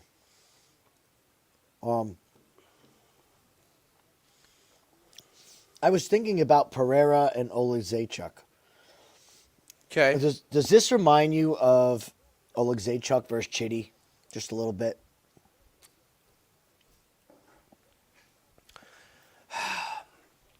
I think it's a great. I think that's a great matchmaking fight. I think that's really. Are you thinking? You thinking Pereira wins that one? I think Pereira can win it, but if he does not get this done quickly, I really wonder if Oleksiejczuk wears him out with that body work.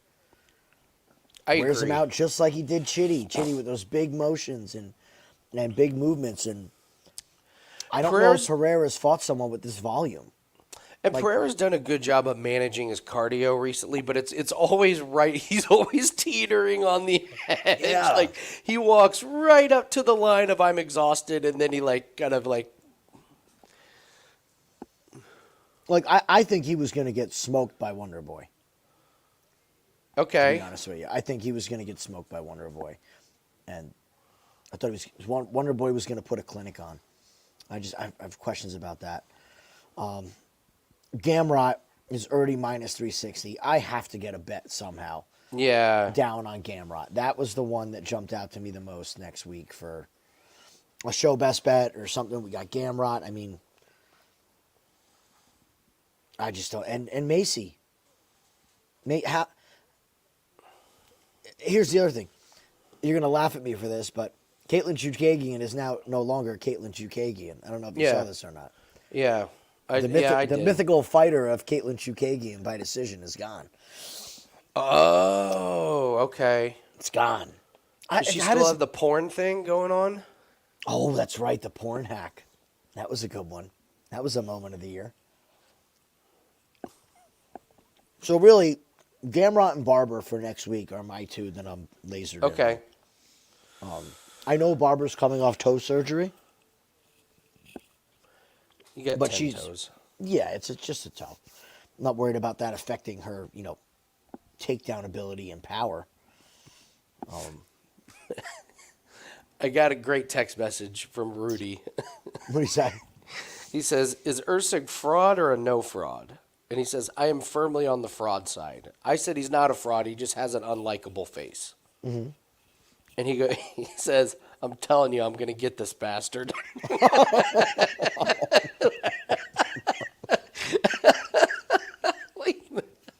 I love it. He's not a fraud. I don't think he's a fraud. I think he's real. Almeida and Blades, you pick him? You know how I feel about that one. A lot of respect for Blades. A lot of respect for Blades. I like Blades. Okay. I don't think Almeida's fought anybody who can wrestle yet. None. Fair. Absolutely fair. Now, we've been asking ourselves this for 5 Curtis Blades fights now, is when is he going to fucking wrestle? And not try to stand up with people. That's true. That's a good point. But I don't think Almeida's stand-up is dangerous to the point where Blades is going to get sparked early. No, it's just... Blades just seems like when he wrestles, there's just not a lot to it. It's kind of sprawl and lay, whereas Almeida is very active, searching for submissions. And but does Almeida have the cardio to do it to do it for an extended period of time.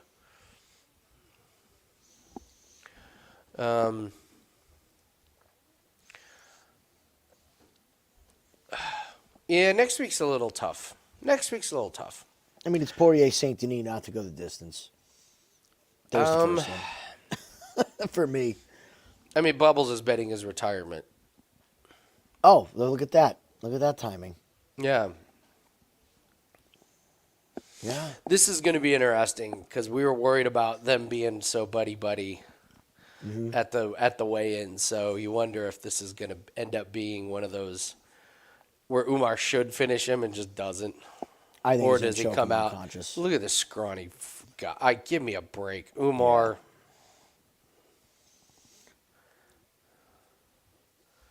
I'm already regretting I didn't put in Umar by finish. You got time. Put it in right now. I'm doing it.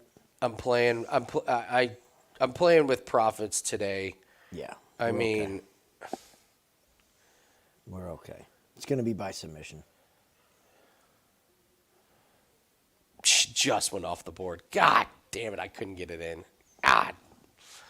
I have regrets, Jim. Already I have regrets.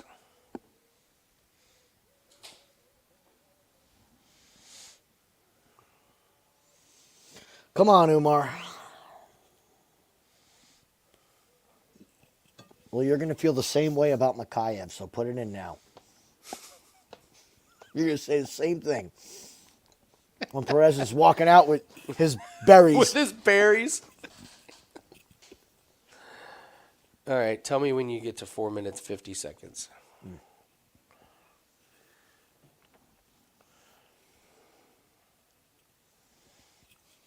Jeez, not far behind. Now.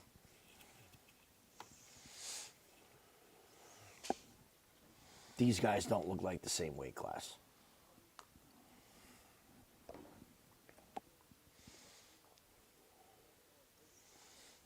Don't piss him off.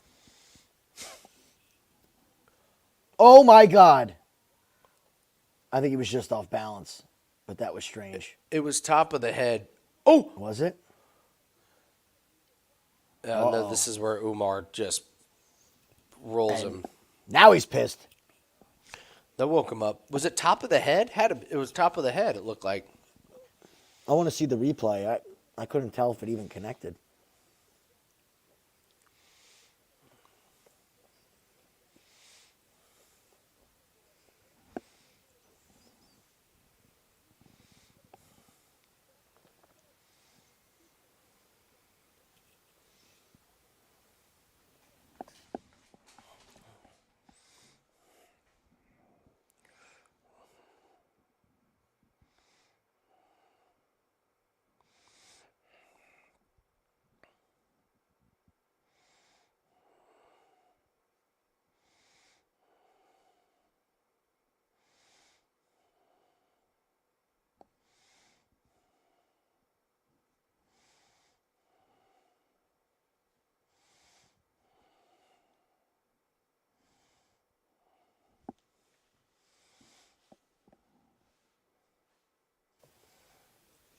Three minutes to work this guy. Umar's officially not playing games now. He's dropping elbows on him. He doesn't give a shit. The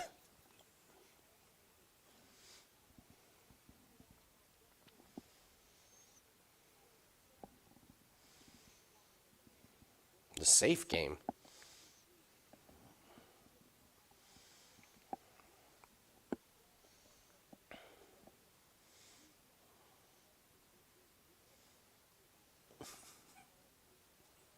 I like to see him put this body triangle in.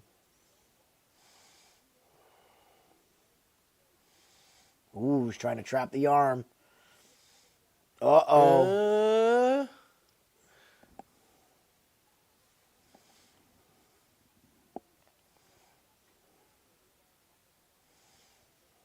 Come on, Umar.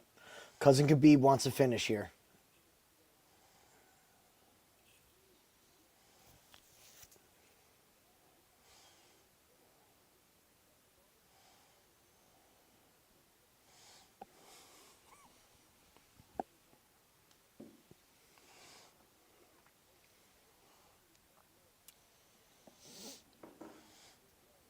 This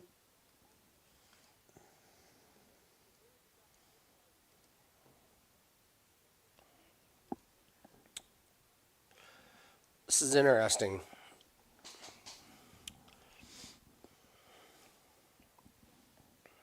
I don't think Umar's trying to do a whole lot here.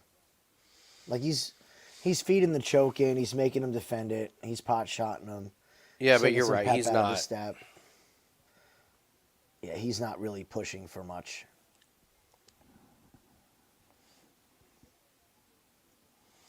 I mean, we didn't think it would be early.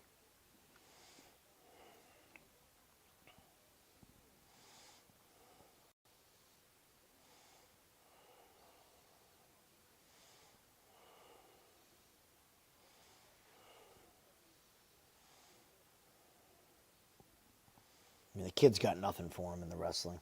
Just you can't sit here and accept bottom. He's just going to beat you up.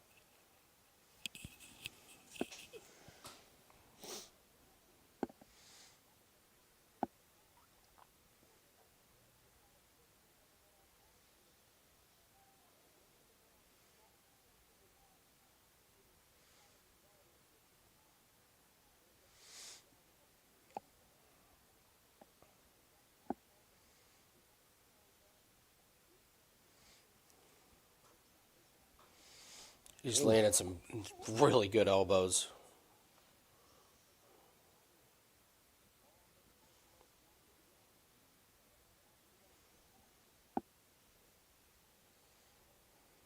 Not tired, though. Doesn't look tired. He's a little beat up, but he's not tired.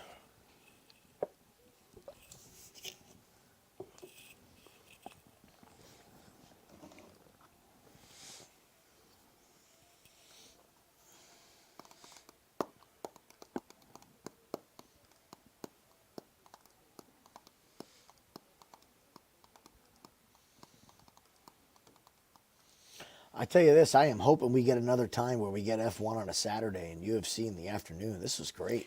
This was really good, man. I Right? enjoyed it. I completely forgot that Formula One was today, and then I was like, last night I was like, why did they qualify already? Yeah. It's like it's not a sprint Saturday. It's like, oh, the race is tomorrow. That worked out perfect timing Yeah. wise. Just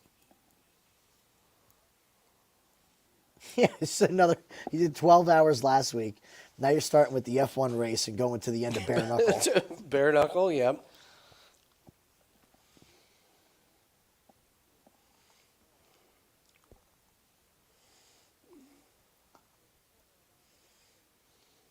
Watch out for that kick now.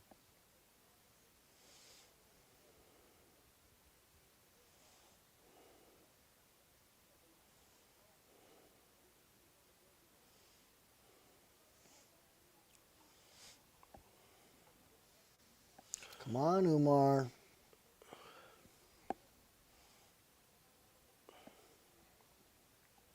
Dude, if he doesn't finish this fight, I am not giving him a...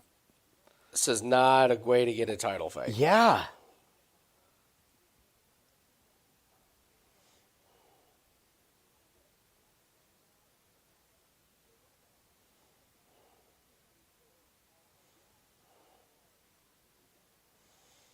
Oh, what Nice a jab. Good Lord. That snapped his neck way back. Mm-hmm. Yeah, he's grabbing onto submissions that aren't even there.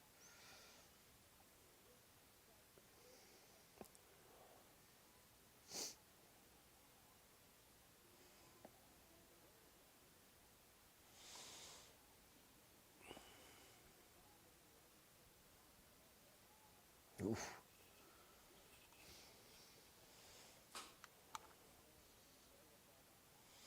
How do you train for toughness? Haven't you seen Happy What's that? Gilmore? Have you seen Happy Gilmore? No, but I mean, like, is there a way to train about recovering when you get hit? Like, you just go to the gym, like, all right, No. we're gonna hit everyone with 2x4s in the head today. Let's see how it goes. Let's work on our toughness.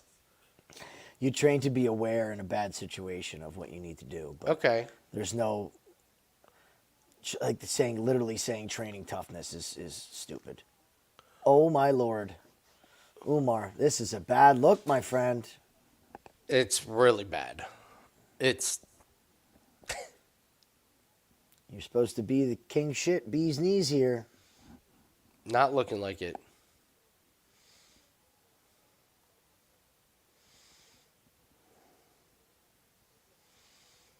Corners are getting into this one, huh? Like, this is way closer than they thought.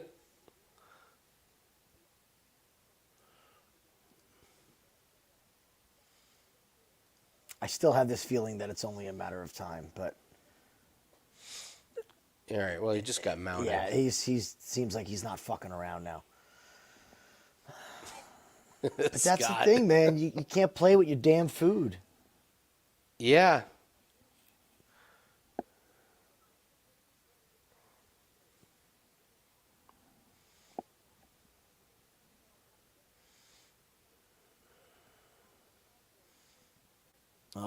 Oh, yep. Oh. Oh, my Come gosh. on.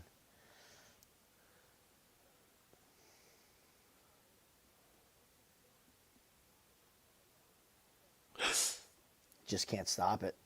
No. Did he just... That looked very awkward. Oh, look at his face. Oh, my God. Ooh. He is beat up. He's got a mouse that you could watch grow out of his is temple. Yeah, he is. I didn't realize I didn't realize those shots were landing as much Yeah. as they did. Boy, was there a... somebody say something to Umar during this fight? Boy, was there an attitude change. Yeah, now he's in trouble. He went from like, oh, I'll wrestle with you. I'll stand. Now he's just out for blood.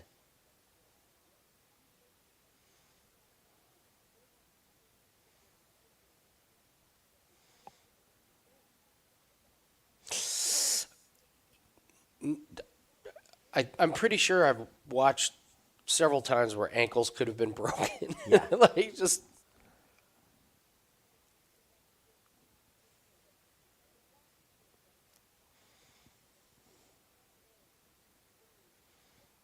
You're right. He's turned up the juice in the last half of this round.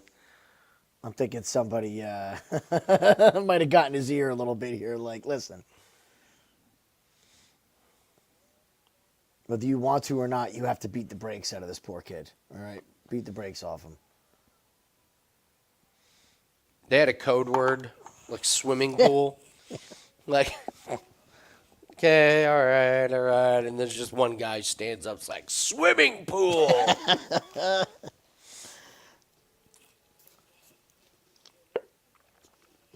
All right, let's hope he gets this done.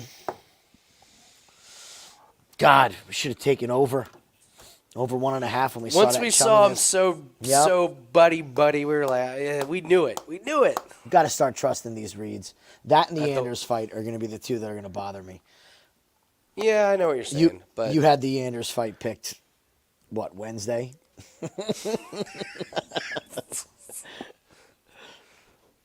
How do these two guys are- idiots finish a fight? that was the breakdown. That was actually the breakdown.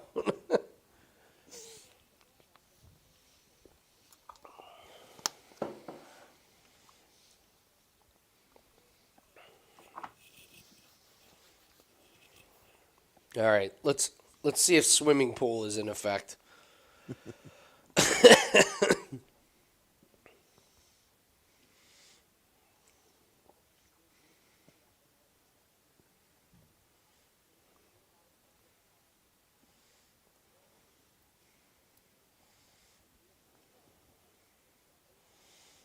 Still got great energy. Bouncing around. Yeah, I mean, this could be a really good bet-on spot with this kid. Or is he just tough and good at surviving? Like, does he have the offense to I mean, clearly he's beaten a bunch of guys, but then he throws punches like that. Yeah. But he's got decent speed.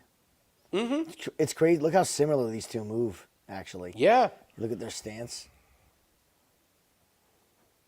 Yep. All right, get this done here. Come on.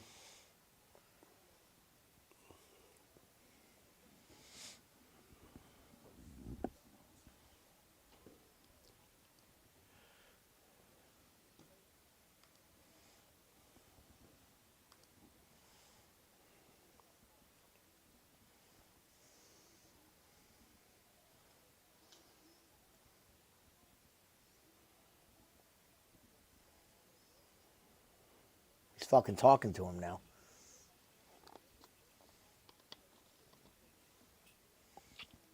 Ooh, that one landed clean. That wasn't a slicer. That was just a brutal bone on bone.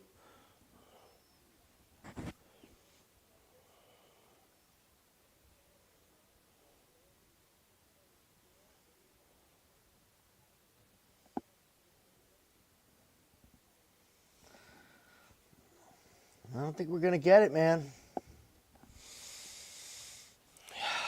I don't think he's going to finish him with strikes. And he doesn't look to be... Honestly, the other guy's got enough energy to defend submissions. I don't think he's going to get there.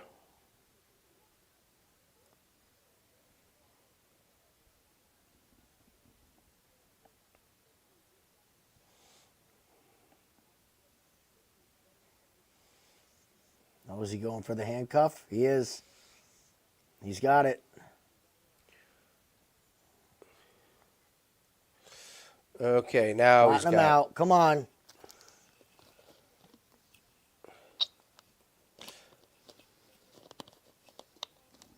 Can he get it? And what is it? No.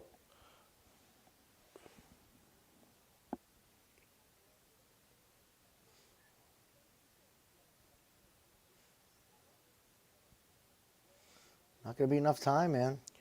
No, he's not. He's...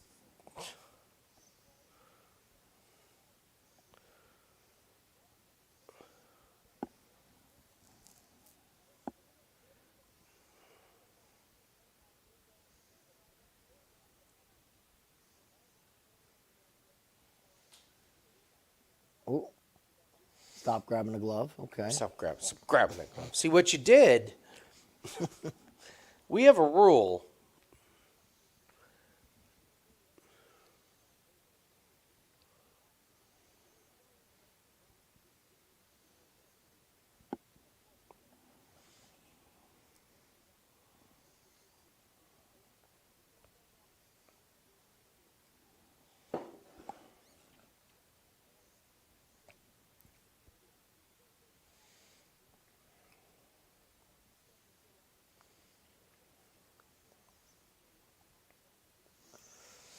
Short time.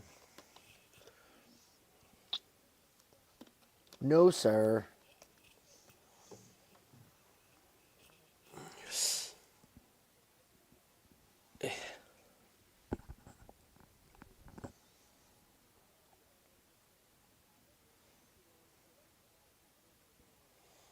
Yeah, you end up with just a complete ass kicking.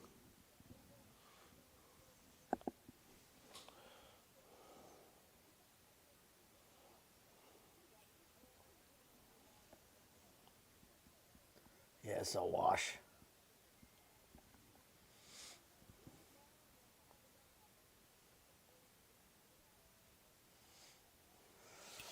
Not going to get you a title shot, my friend.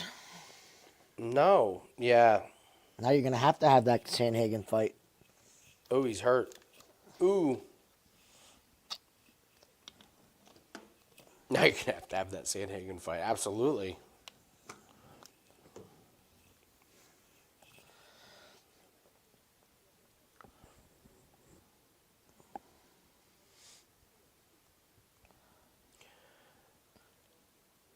I don't know, Vito. Everybody still keeps wanting to figure out how O'Malley's going to lose. I don't know.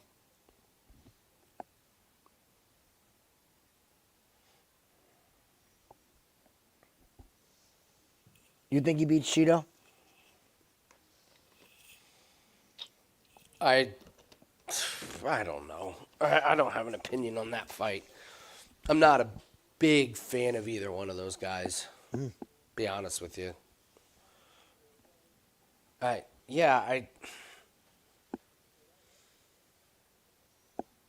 don't know. I'm not a big fan of watching either of them fight.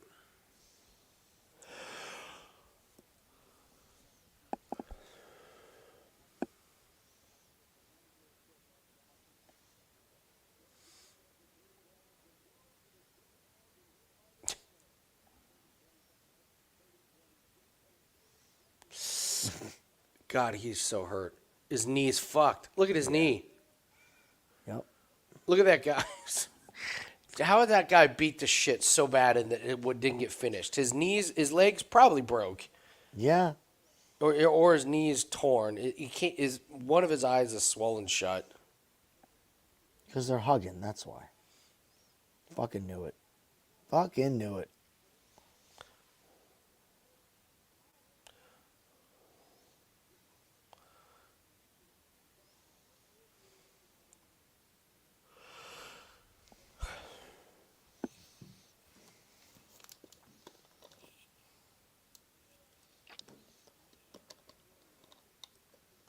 Yeah, Beta shit is right, man.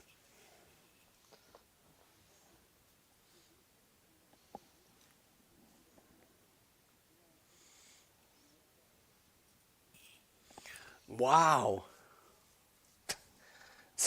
Since he woke up there.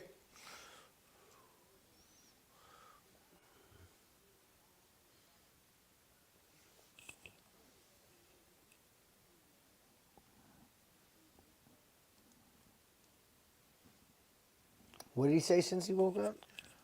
I don't know what he's saying.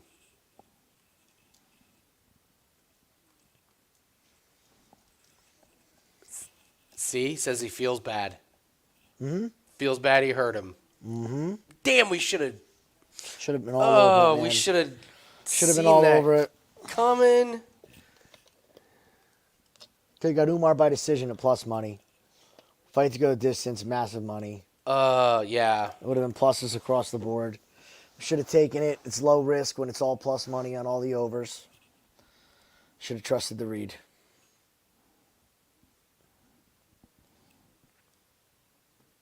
Fucking. They're fucking countrymen. Should have known. I know. It was right there. Should have It known. was right there. And again, it's one of those things that you just can't, you don't handicap on looking at film or.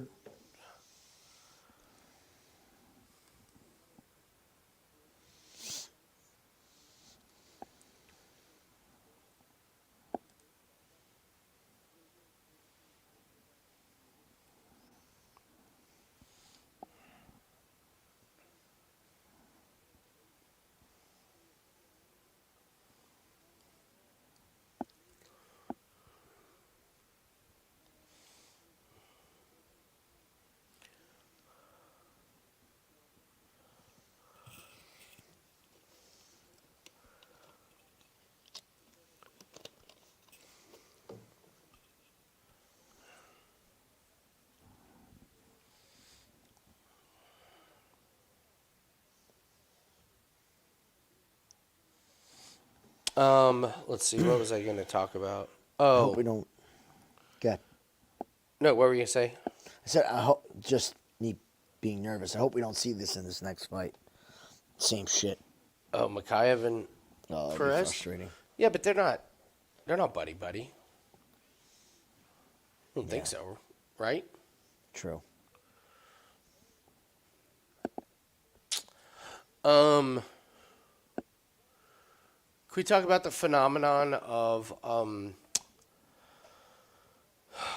the sudden, over the last 4 years, increase in the price of fast food, and now people taking pictures of their receipts and posting it on social media? I literally went to Wendy's yesterday.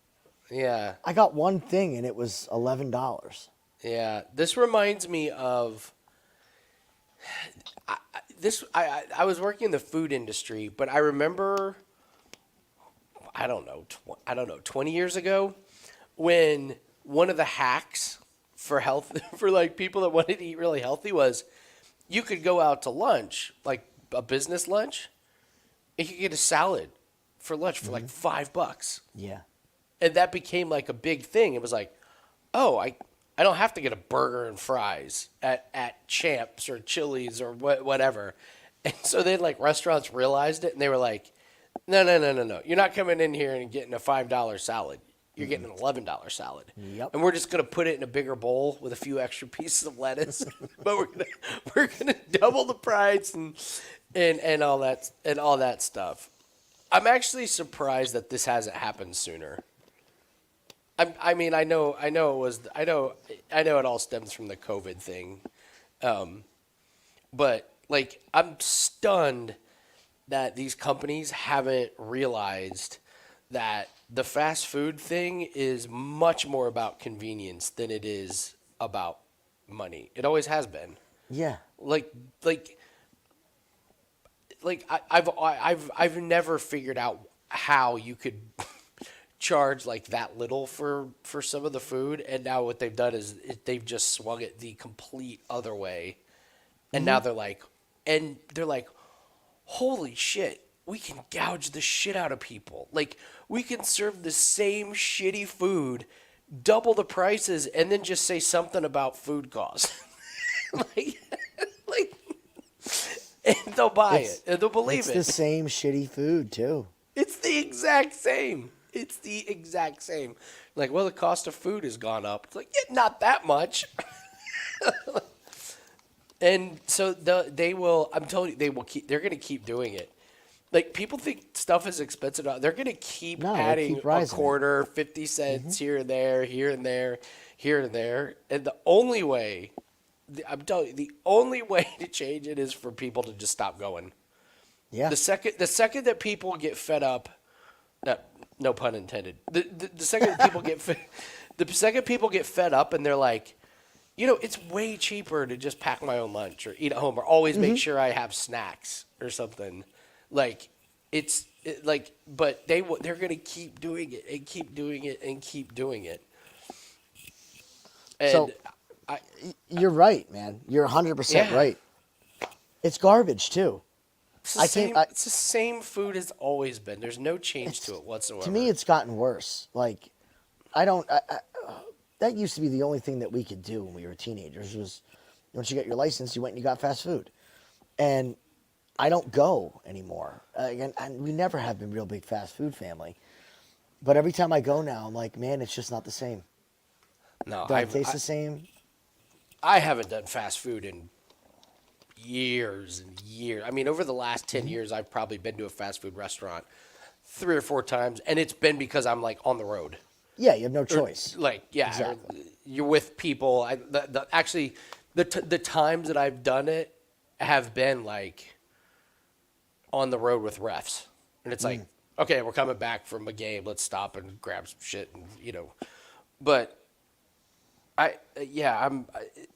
that's all that's happening right now is they're just realizing they can charge more, and people are like, oh, it's just the convenience. I don't want to cook at home, or I don't want to. I'm starving now, and I cannot wait until I get home because I don't have like stuff. We cook most of the time at home. I would say 6-7 nights a week we're here, and it's amazing how more inexpensive it is just to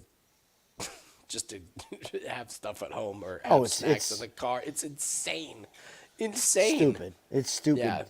The difference in pricing, and even with the increase of groceries, it's still cheaper than going out. Look at Perez. Yeah. Look at Perez. Oh man, does he look not ready to fight? Look at that freaking old broken body. It does look broken. It looks like a shattered window.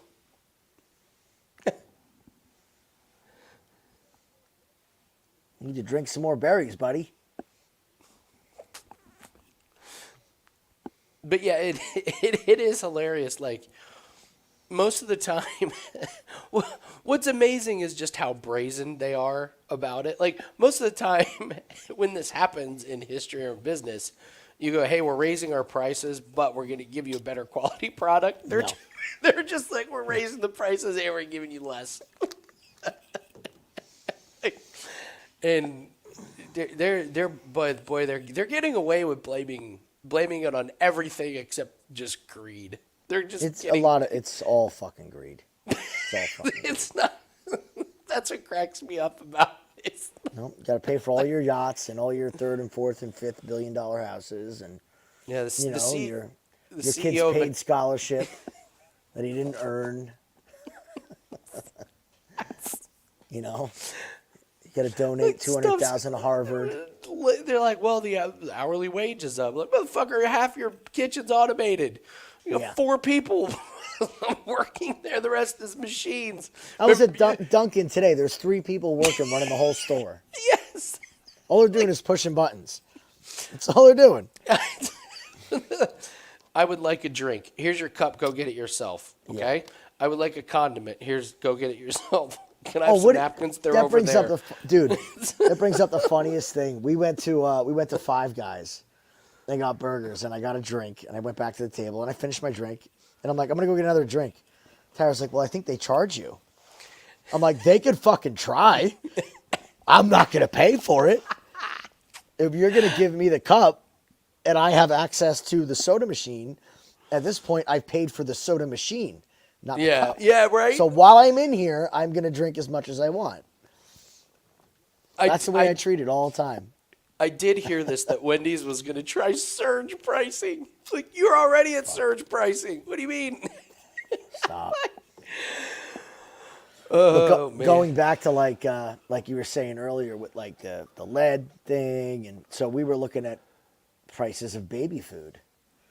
And I'm not buying baby food, so we're going to actually try to make our own baby food. Because I can control exactly what's in it, how sterile everything is. And for Tara, I told her last year that I would build her a new garden. So she has a garden now, but we don't have the ability to plant things in succession. So that throughout the year, everything comes, you plant them in succession, so throughout the entire spring and summer, you have a constant supply of food. Yeah. So we're actually building like a 20 by 30 fenced-in garden out front. And we're just going to take all our leftover vegetables, puree them, and can them. That's it. Makes sense. There's nothing extra in it. It's the vegetable. Veggies, yeah. That's it. But if you add up what it costs to fucking feed a baby, between formula and baby food, like, screw this. I'll buy the seeds and grow it myself. It's not hard. You turn the sprinkler on in the morning, and then you go to work. It's the trees grow. Yeah. The trees grow. Rub some bark on them. The Liver King diet. Yeah. I won't be eating testicles. And broids. Fucking guy.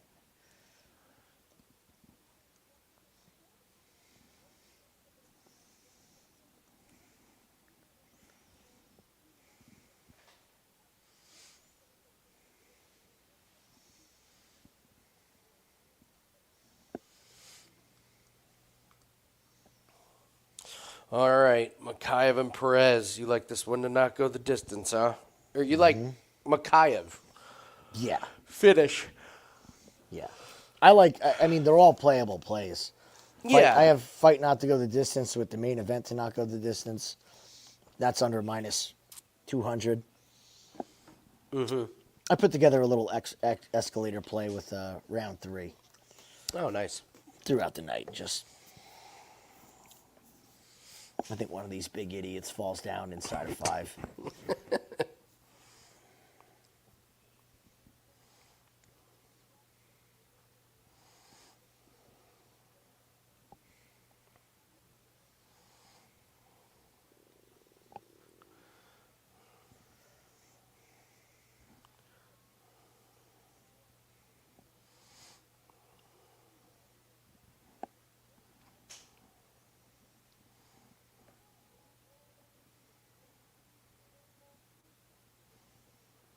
They go to commercial during Perez's walkout.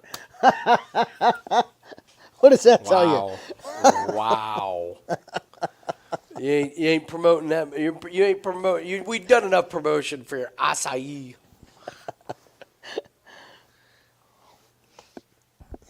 Oh yeah, what is the any updates on the Mexican restaurant? I haven't been there. Okay. I've since we talked about it last, I have not gone there. Sorry, I'll go there this week. I'll be ready for an update next week. Nice. We're due for a. We'll cook So what happens is normally we don't even get like the full Mexican food. It's like we're having Mexican food. Like I'll cook and then it's like I'll get queso and salsa. Yeah. So I will say that's one thing you should just always get at a Mexican restaurant is the salsa and queso. Yeah. You're not getting decent shit in the supermarket. You're just not. It's just better at Mexican restaurants. So yeah, I'll go there this week. Extra chips, and I will make sure. Extra chips. I want you to wear a wire. Oh, that's a good idea. Okay. Wire. I need to get video of it because you need to see the facial reactions and you need to see how big this place is and how empty it is during prime business hours. Because I'm not going there at like 3 in the afternoon. I'm going at like 6:15.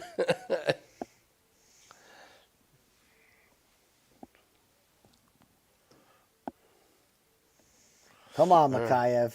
Don't fuck around with this guy.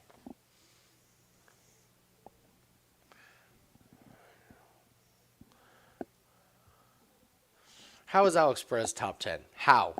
He has 2 fights in the last 4 years. How? That's what I'm looking at this fight, and they're like, how can we get Mokaev a guy in the top 10? Because nobody else probably wants to fight him. How is that possible? And he's lost his last 2.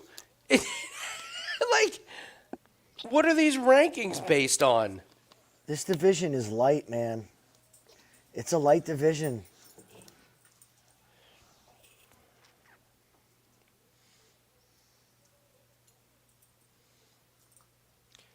And he's ranked ahead of Mokaev. That is wild. Can you imagine if,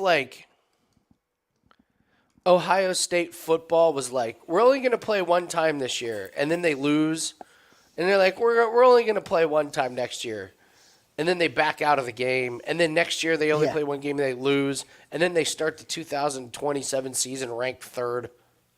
You're like... Yeah, it's like with all these canceled fights, how is he still 7? Doesn't that get a penalty for something?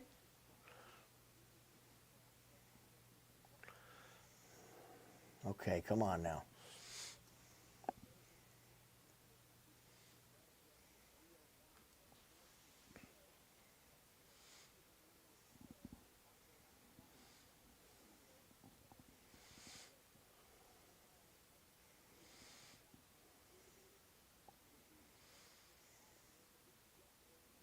Not going to call it, Perez Peterson? just poke himself in the eye? Maybe that's why Peterson didn't call it. He's just shaking his Yeah, head. I don't think Mokaev even stuck his foot out or stuck his hand out.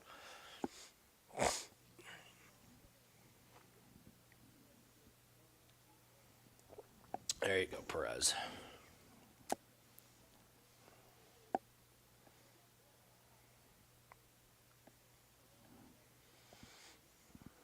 Oh, I didn't even notice the old man legs. Oh, there they are.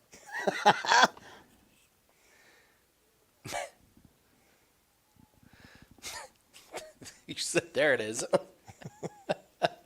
As he kicks and falls on his ass. Perez has done more damage to himself in this fight than he has He's Mokaev. poked himself in the eye.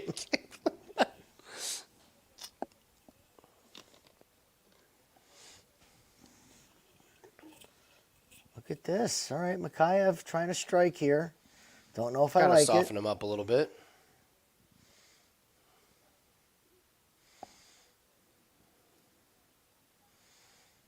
Good knee. Did he need? Oh, good knee. Too good. And then he sticks his neck in there. He's all right. Oh. It's Yeah, not Perez good. missed it. No, he doesn't have it. No. Good body work. Stop trying to be a striker. Get this to the ground.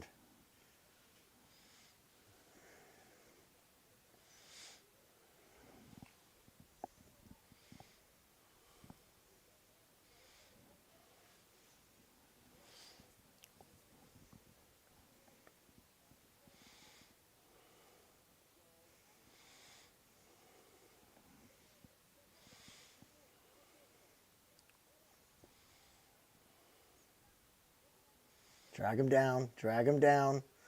Drag him down. What time are you at? I'm at 2:30.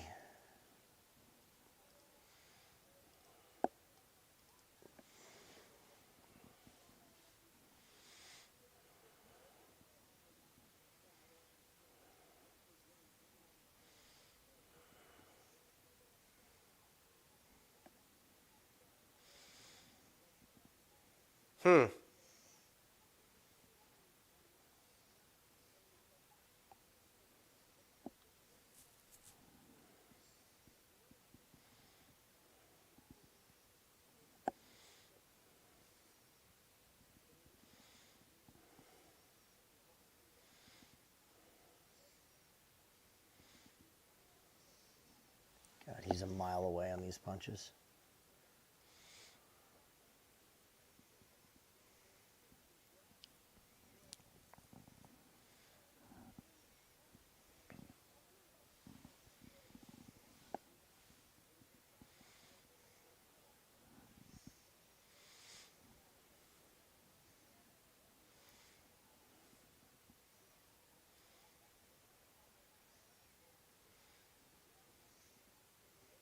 Stay in here.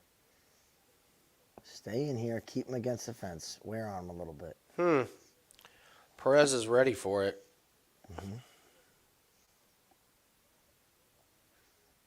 Ooh, ooh, ooh. He was. There you go. Turn the corner. Get him down.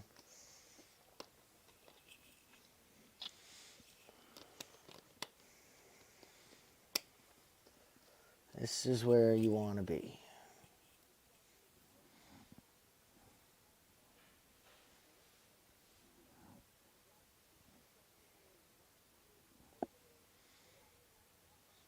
Nice. There you go. Yep.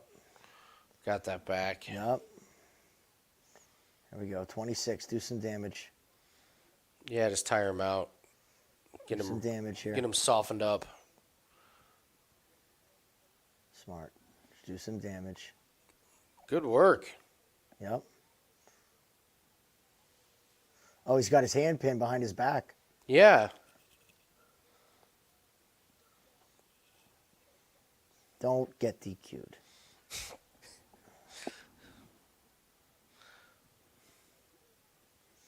Okay. Pretty decent round for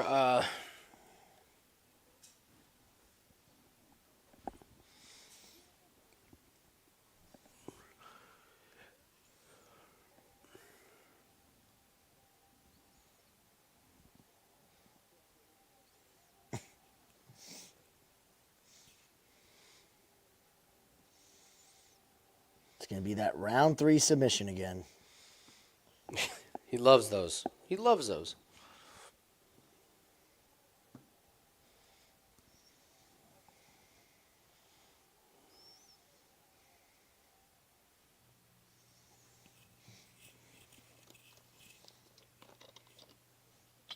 He's got to try to get this to the ground early in this round.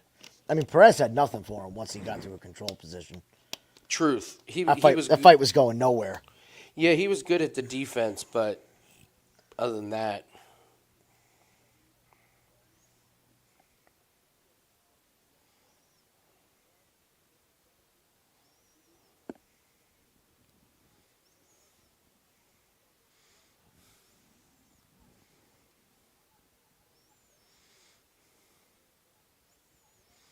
Yep. Yep. Ooh. Come on, baby. Get there. All right.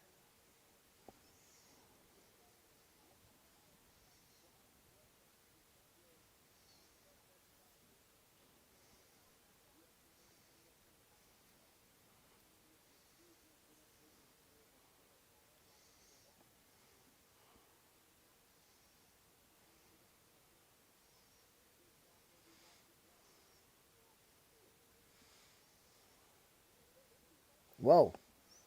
Whoa. Whoa.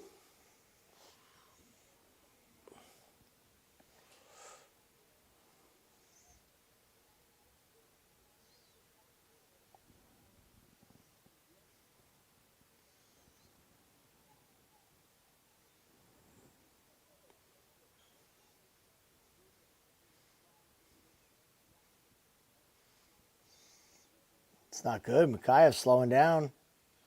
Uh-oh. He is slowing down. You're Oh, boy. absolutely right. He needs this. He needs just the striking and nonsense is just not his thing. Just keep it here on the ground, bro.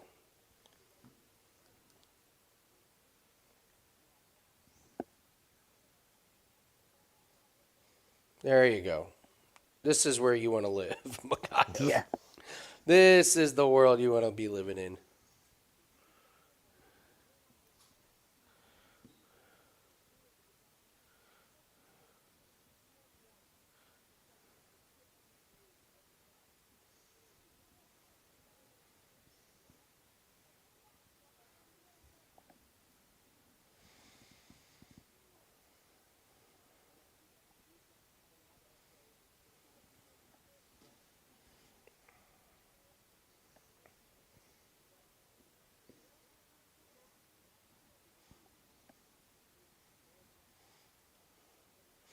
Jamie Pickett announces retirement.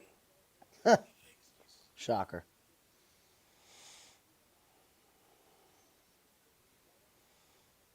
Yeah, he's clearly hurt.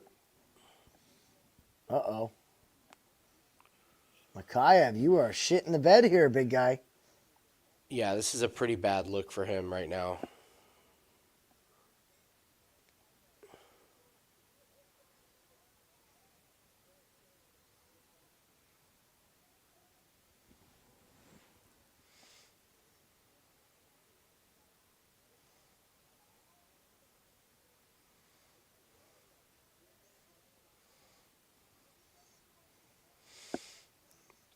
Perez cardio's looking. He's holding up. Mm-hmm.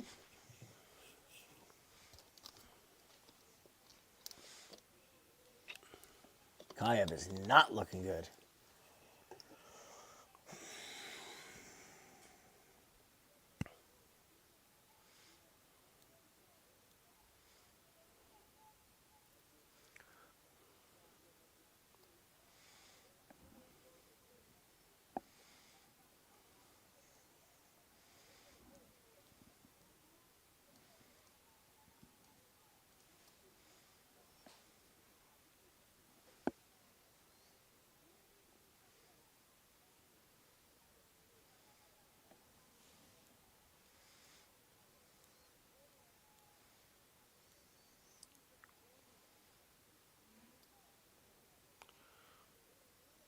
Now you got Perez pushing forward. Yeah, numbers coming down. Is this going to end up being a 1-1? Sure think so. This is a 1-1. Yeah, the judges are going to make this 1-1. Yeah, right. Because I would say you're watching Mokaev slow down a little bit. The judges don't want to say the fight's decided on our scorecards. So, yeah, classic 1-1.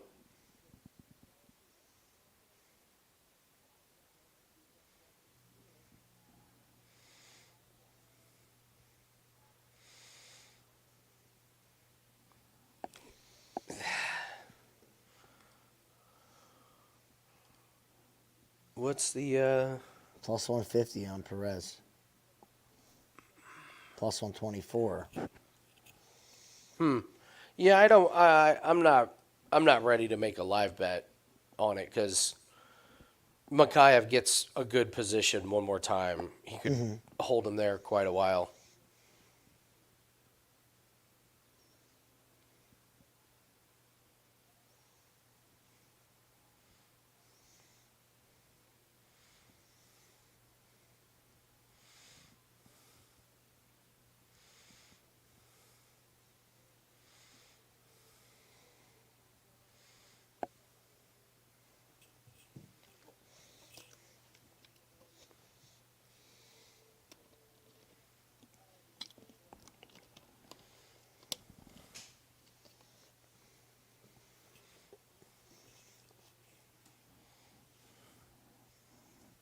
All right.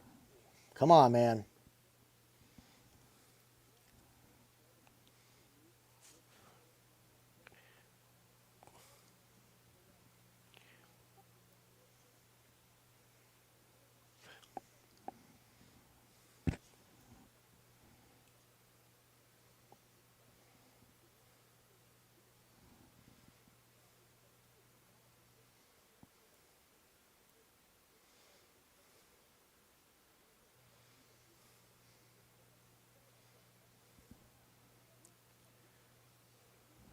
Jesus.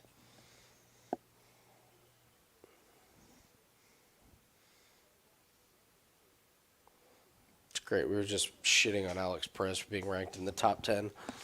Yeah, right?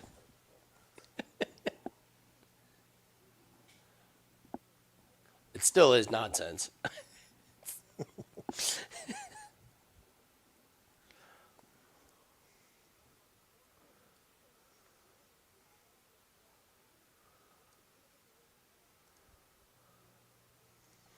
Even money on Perez, but this is what Mokaev does every round 3. This right here, like,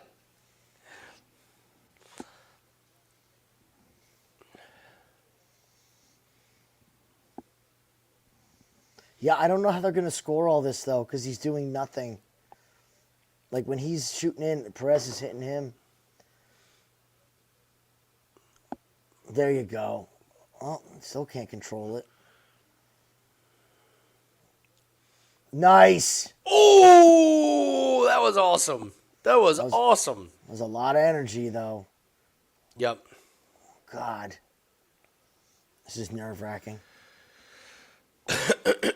Yeah, it is.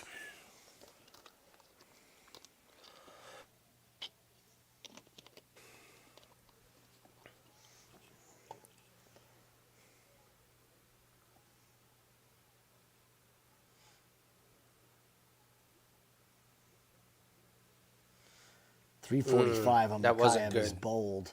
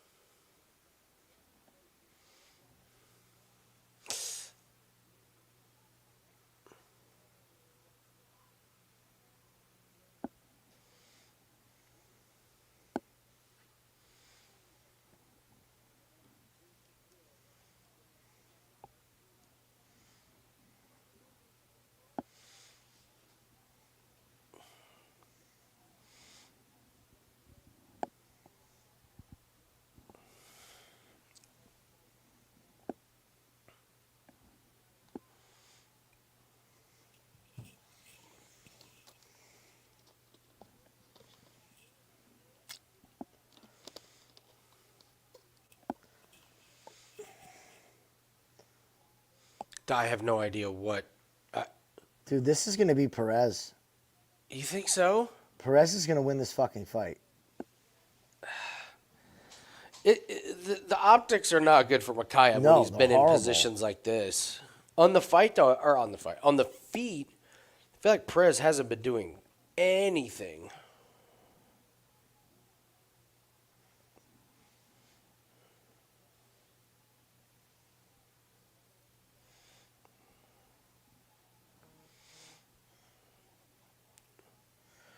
I mean, every time he gets close to him. Just sat down. Yeah, This is a really bad way to end the round. that was legal. I think this is Perez, man. This is Perez. I think you might be right. I hedged out live of everything that I had with Mokaev. So I'll be even on this, but I think this is Perez.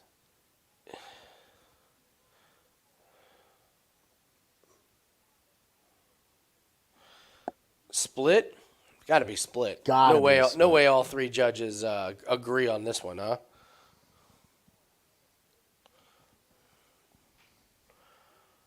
I don't know if that was a good fight or a bad fight. Was that good or bad? I feel like it was more bad than good.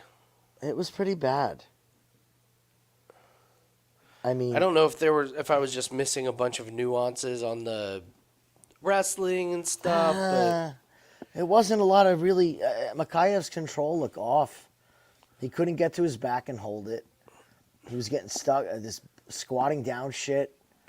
That's a What was horrible the look. sitting down? I don't know.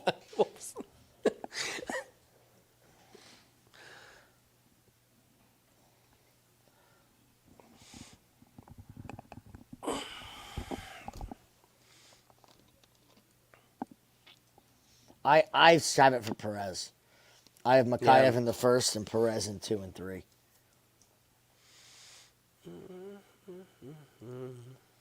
Make me eat crow. Nice breakdown of that fight, Jim. Stop. Can't wait to read the comment section on that one. Don't worry, people are already leaving shitty comments about me in that one. They said because I've never been in a fight before. It was you've never been in a fight before, so him laughing at fighters is unbearable. I'm telling you, I don't know what it is about. Yeah. I don't know what it is about the UFC videos. It literally is the only video I put out that gets negative comments. The only one. All right, here we go.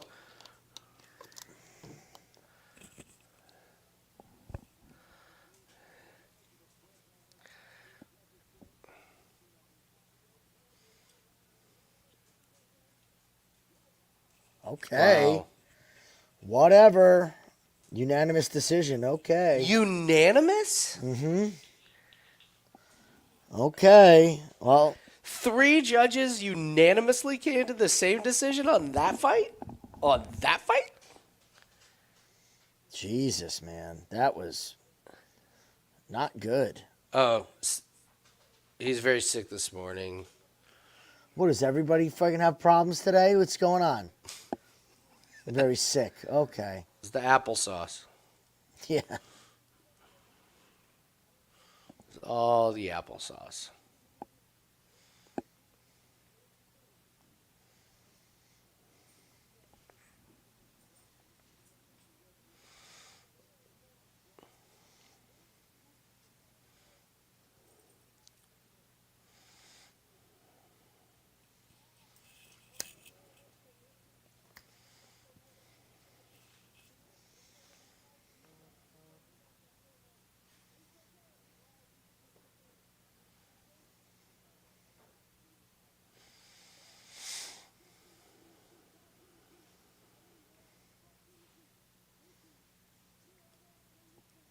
Yeah, don't be calling anybody out there, Mokaev. I don't know if you want to step up to that top 5, buddy. 10 weeks from now, I'm ready to fight for the belt. He wants 2.5 weeks to fight for the belt. Dude, Pantoja will fucking wreck him. Dude. Pantoja will knock him out within 2. I can't bet enough on Pantoja. No. I could not bet enough on Pantoja. I don't care what the line would be. Pantoja will have his back in 2 seconds if he does that squat down shit. 2 Pantoja seconds. Inside the distance, just like you said, Pantoja would have his back. 2 seconds. The second he squats down and sticks his neck out there, he's going to be done. Break. The old sit takedown offense, Jim. I've not seen that.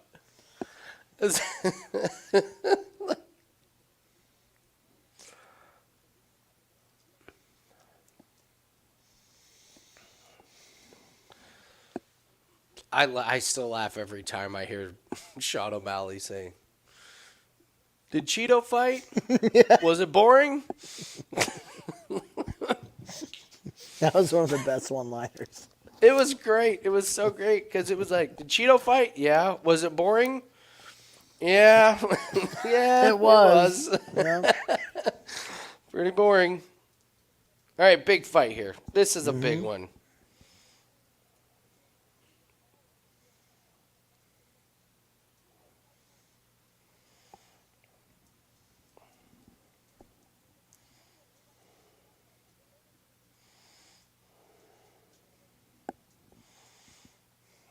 Okay, Minty's on Petrino inside the distance. Okay. I'm with you, Minty. I'm going to hit the restroom real quick before this fight starts. Okay, buddy. Stop. Go.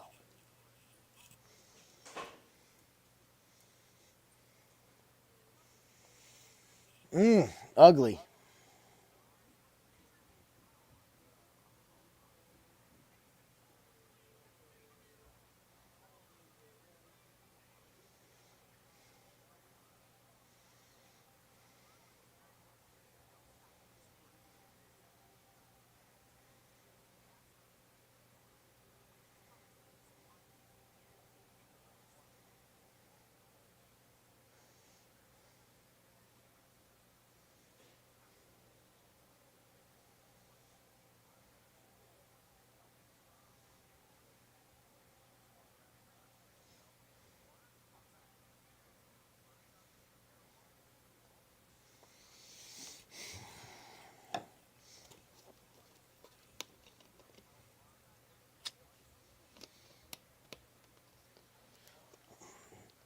Well, that's Bubbles. They can't give him anything now. I mean, he just beat number 7. He's got to fight top 5 guy.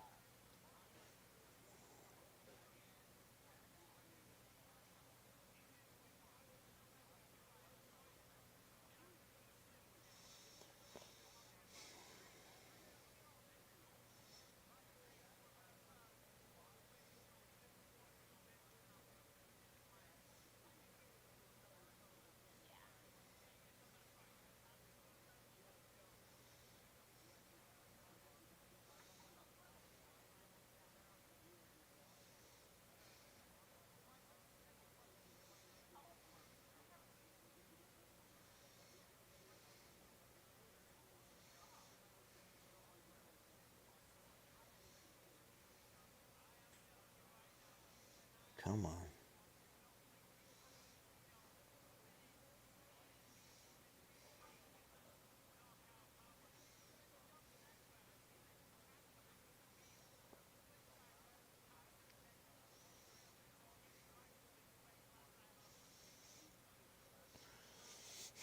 So you got Albazi, Kaikar France, Nicolau, Cape.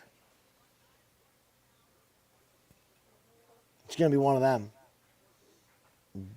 Honestly, I think he can maybe beat Nicolau. Maybe. So they're going to have to give him either Albazi, Moreno, Kaikar France, Matthias Nicolau, Manel Cape. That's the rest of the top 10. I'm already seeing people on Twitter say Erceg.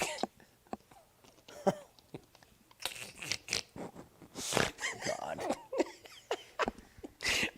Astro Boy. He's going to get him. Rudy's going to get him. Ooh, interesting. DraftKings taking the totals off the board.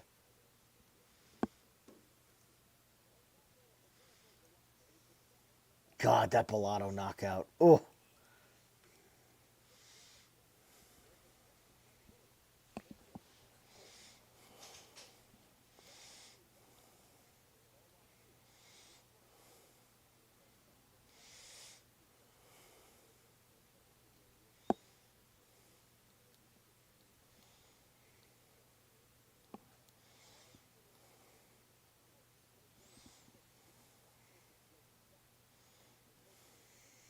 Look at these fucking knockouts from Pedro. Look who it's against. I like this one. Pleasure man.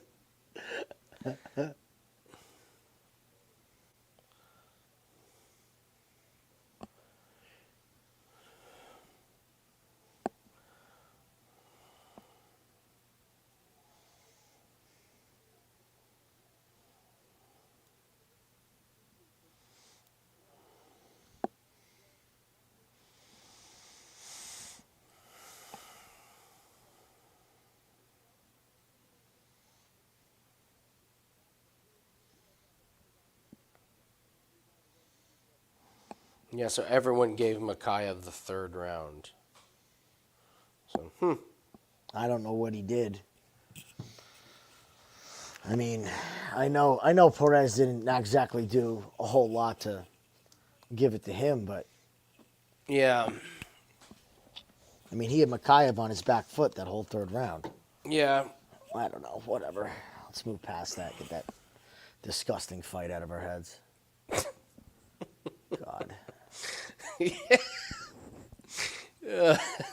We got big things happening now. We gotta forget about that. This is the big one.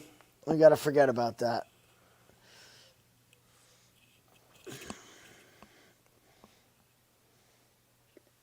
Really liking this under though. These two monsters. That's right. He did have the suplex. You're right, Bob. The suplex is probably what Suplex was a good moment. Excuse me. That's probably the. That's it.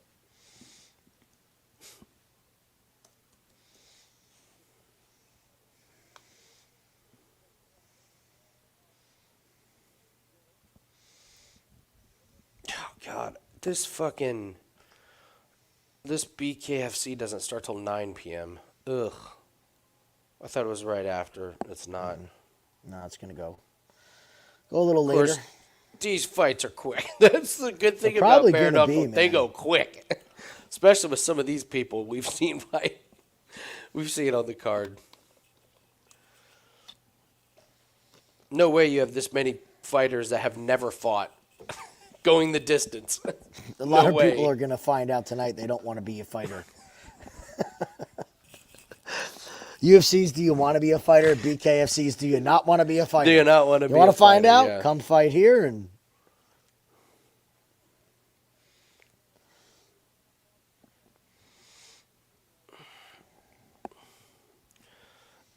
Yeah, let's get it.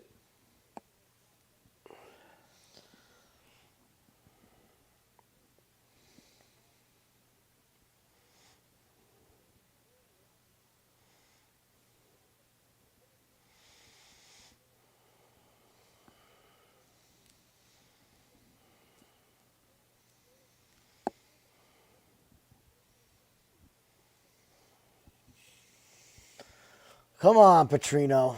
God, he's huge. I know, he's a big motherfucker, man.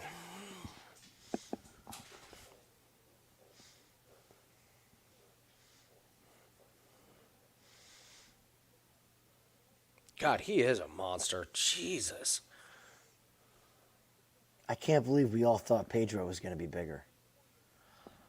Like, all of us thought it. Pedro's a big guy, and this guy's just.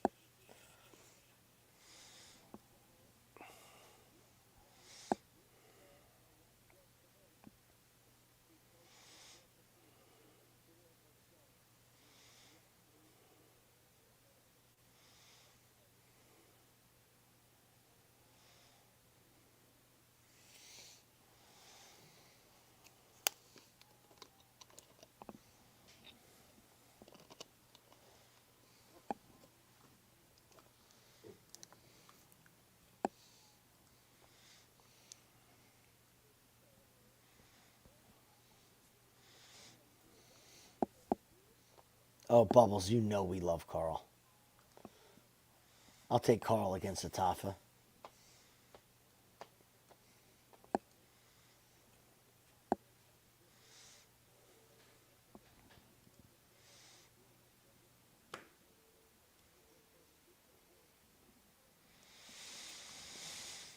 Yeah, look at this. It's 6'2" to 6'3". There's no way.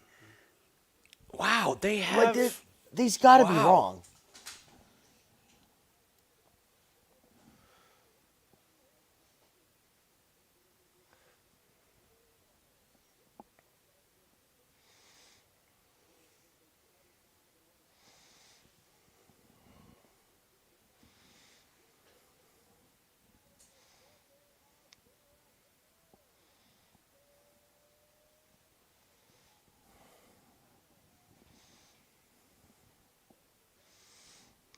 I guess he is.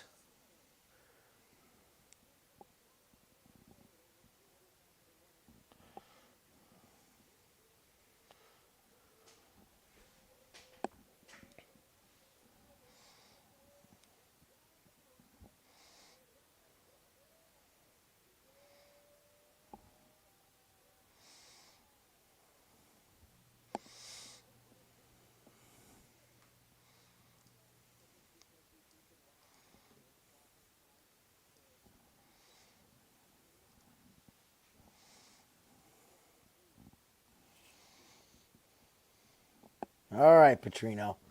Come on, buddy. Don't get knocked out early, and you're in good shape.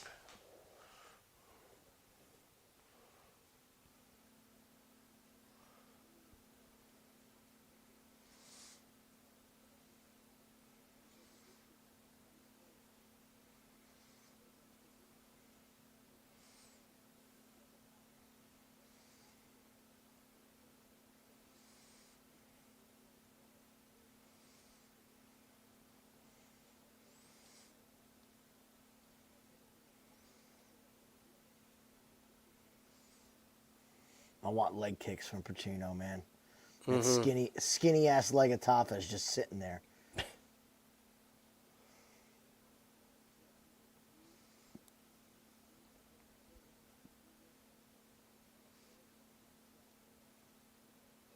Ooh.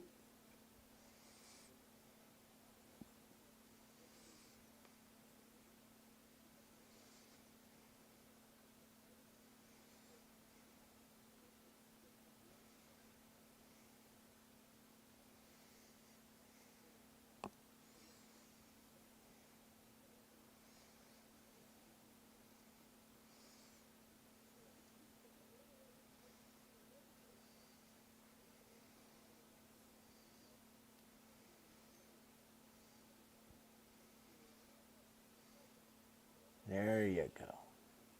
Couple more of them.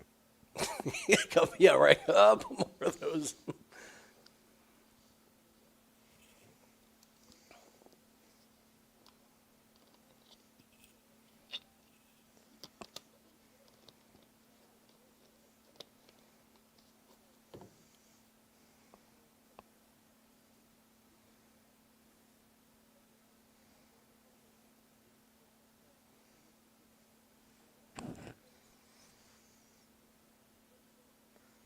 Pedro looks kind of soft.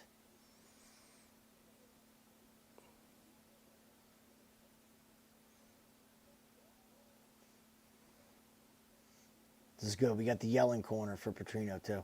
Yeah. We got to start thinking of that with the Apex. Whose corner yells? Seriously, it's part of it.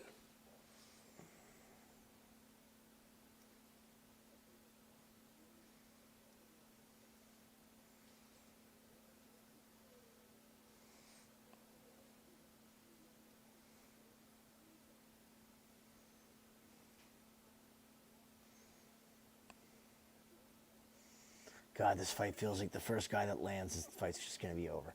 Mm-hmm.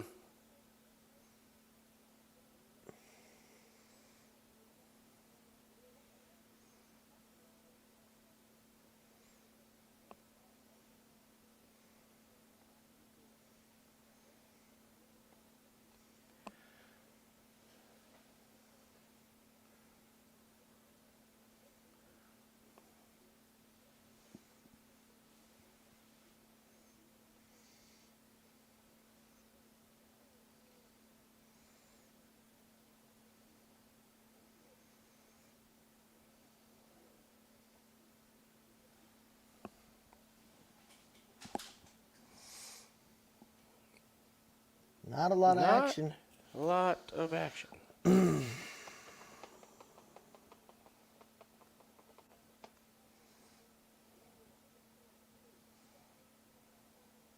Nice. Oh, good jab.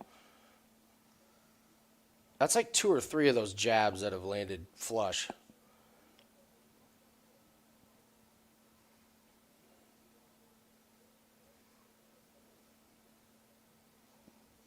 Pedro's already winking and blinking. I think he's blinking. I think that last one hit him right in the nose. Like he.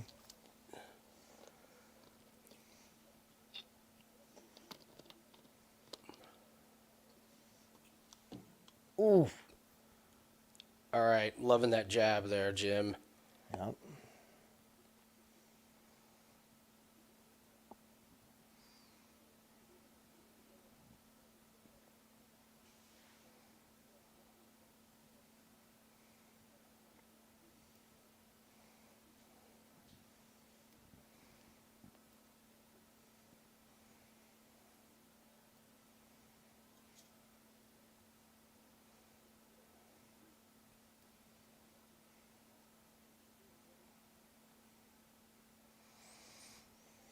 Love Okay. those jabs. Love those jabs, though. I mean, those definitely landed flush, especially that last one. Scott, have you seen Jake Paul's opponent? Who's he fighting? A chump. Oh no. He's fighting a chump, and every chance they have to give Jake the fight, they're going to. The only way to beat Jake Paul is going to be if you're a well-known fighter, that Jake's not going to get the favoring. And if you got to knock him out. Yeah. You're going to have to knock him out.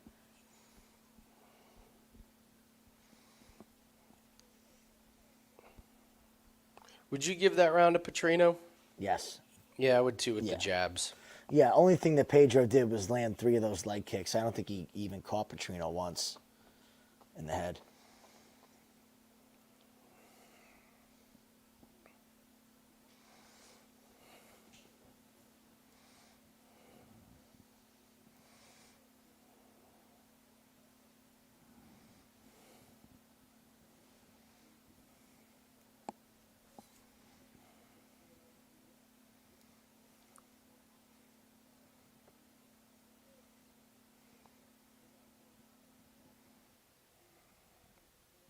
There's that leg kick.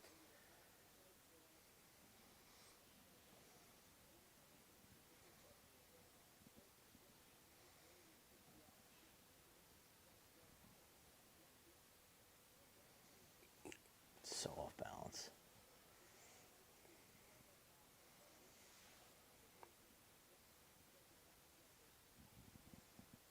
Oh! Good shot. There's the takedown. Oh, take that all day long. A Tyson Pedro takedown attempt that didn't go anywhere. Hell yeah. Right after that shot, he's like, I don't want to play anymore. Uh-huh. He doesn't want to play anymore. Nope. It's hugging time.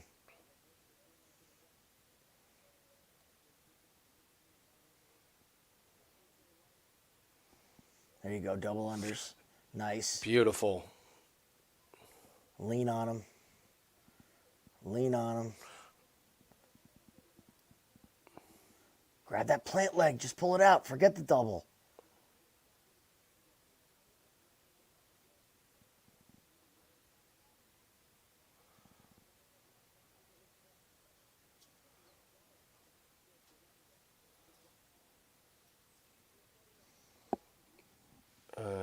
I can't see shit. What's going on here? They're hanging out. Okay. That's what's going on.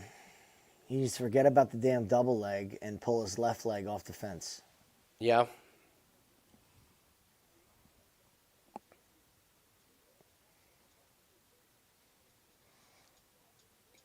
It's all right.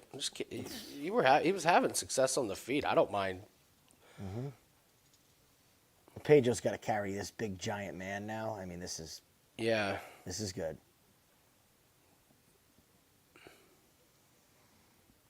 Just from that wrestling till now, look how sweaty Pedro is.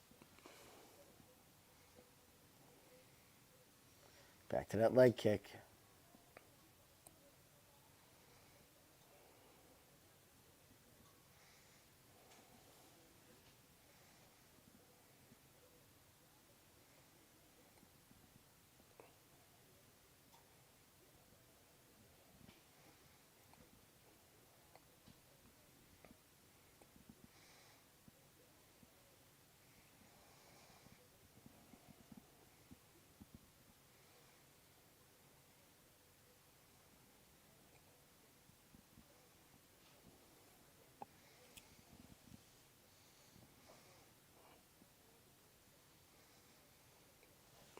Nice.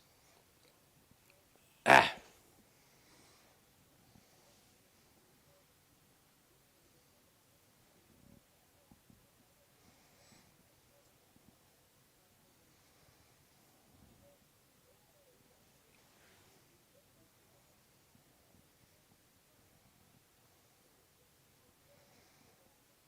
Come on, Petrino.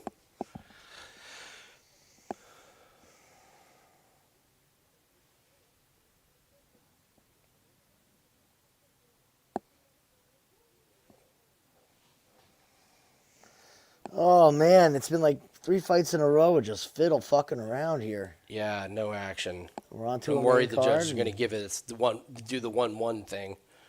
I don't know if they can here. I mean, Pedro's done Petrino hasn't nothing. done shit. I mean, you got a minute here, but there you go.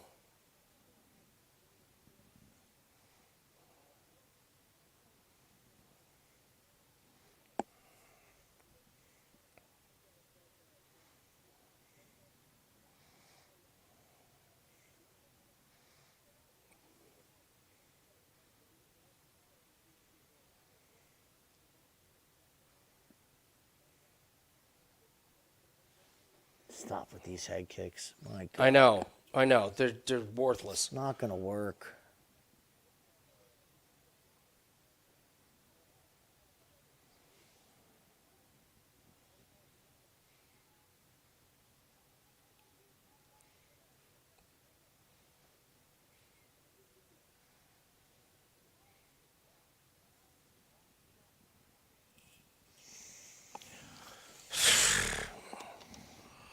What a fucking sweat, man. Jesus. I think we got 2-0. Man, I think it's 1-1. Really? I think they're going to do exactly what they've done in some of the other ones, which is 1-1. I don't know. Pedro's body language is just shit. Yeah, I mean, obviously I hope it's 2-0, and I got to believe that Petrino's got the better. I mean, Pedro looked tired at the end, so I don't believe that he's going to have like a second win. So hopefully Petrino pours it on him here in this one. But man, I don't think he's what's gonna, up with man. the low vault? What's up with the hardly throwing and those ridiculous head kicks? They're stupid.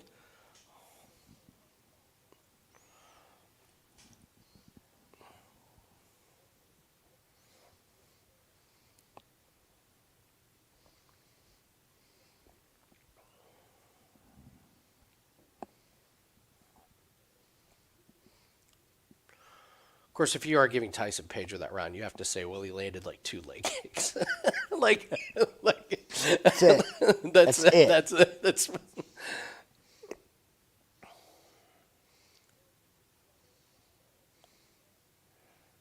Oh.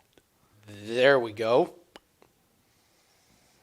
Oh, good job. Yes.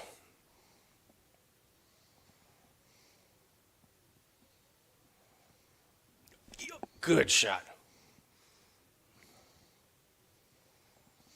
Accuracy's not there. Oof, good leg kick. Yeah, that was a. Oh, come on.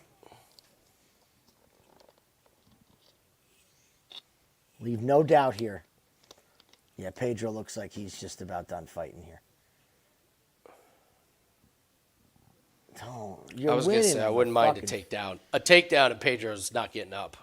Oh, I agree with that. Yeah. He's just winning on the feet.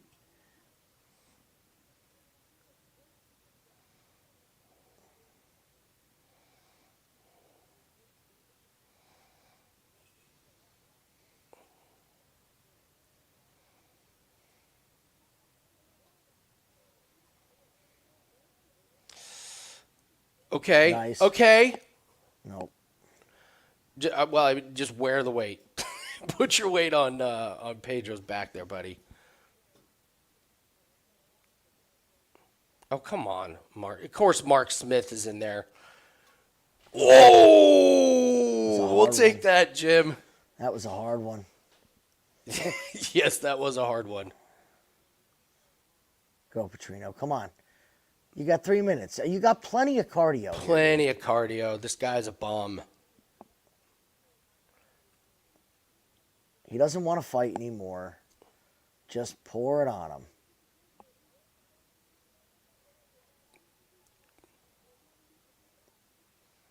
Beautiful slam. That was a beautiful slam. Mm-hmm. Is he grabbing the glove there, Mark? Because it sure looks like it. Sure looks like it. Don't let him get up. Come on, Vitor. Don't let him get up.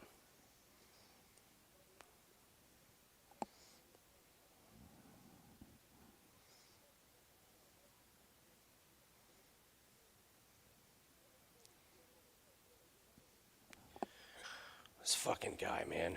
This ref, I swear to God, he knows. Oh, He knows what we have a bet on? yeah, he knows what we have, and he, like, goes against it. He's like, fade Lang. Fade Lang.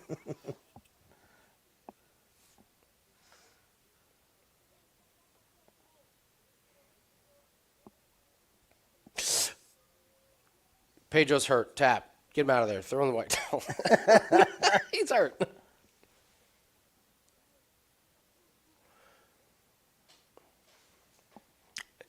There's something really, really ironic about, of all people complaining about a guy who's winning with takedowns in wrestling, it's Daniel fucking Cormier. Look, why isn't this more exciting? All they're doing is wrestling and suplexing. Yeah, you're not kidding. Like, all right, Daniel.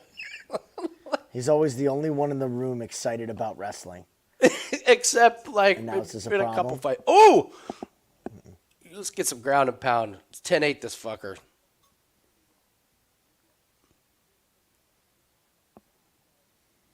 Come on, Petrino.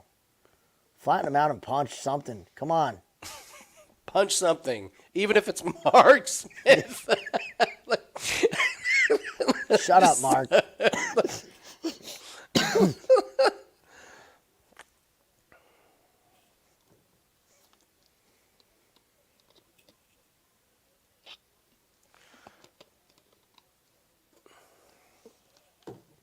Well, I don't think we got to sweat the money line here. Easy. There's still 40 seconds left.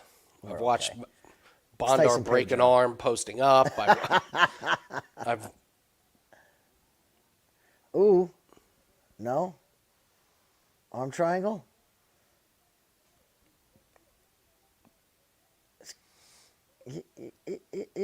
Step to mount. You're in mount. kind of a weird ass. Oh, mount. there's the arm Oh! triangle. Come on, squeeze. You got 12 seconds. No, he doesn't have it. No, His it's, chin's all tucked. Nope. That was going to be over, though, if we had a couple more seconds. All right. it's got to be Petrino, It's right? Petrino. It's got to Relax. be. It's Petrino. Relax. Oh, I have something else to talk about after this. After they read the damn, they read this damn decision.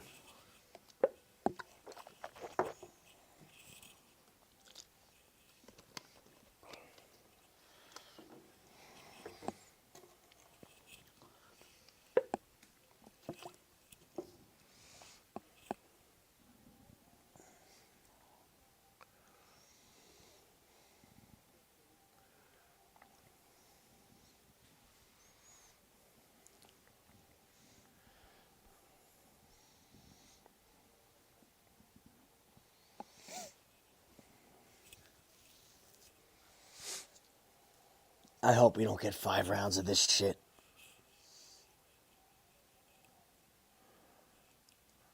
Yeah, I mean, God. I bet there's a lot of people that did what Minty's best bet was, took it inside the distance or not to go the distance. But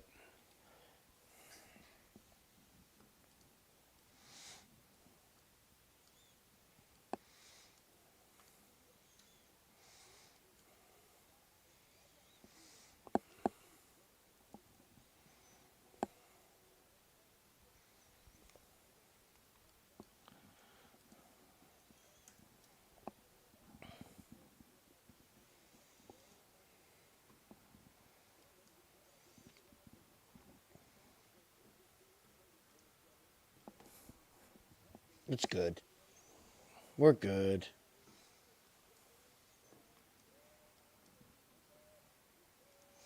let's Nice. go. Nice. Cash the 5%. Nice. 2 in a row. We'll take that. 2 in a row. Thanks, guys, for everyone that jumped on board. Thank you. Much, much appreciated.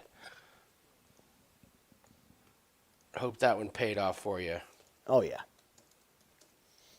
That was what the night was all about.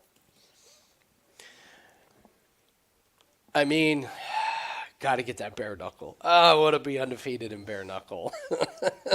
I better see one hell of a Twitter post if bare knuckle hits and you hit back-to-back 5% UFC plays.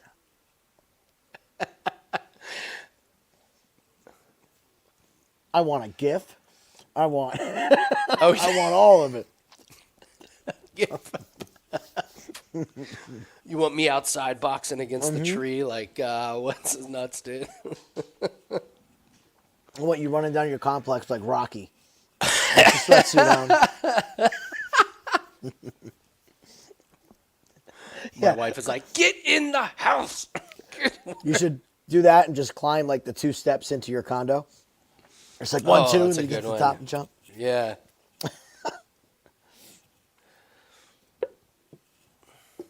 Oh, Tyson Pedro. I never know what to think about fights like that. You have a guy that's 10-0. He's still relatively young. And it wasn't super impressive, but he won. He dominated. He was being super, super cautious. I get it. And the name of the game is winning, and I know everyone wants excitement. I don't know. I don't know what to make. I don't know what to make of fights like that. Like, is it a good thing or a bad thing? I mean, you walk away from Petrino, and you're like, I mean, he dominated, of course. He didn't gas. He controlled himself. There's certain ways to look at it. He didn't gas. Is he retiring?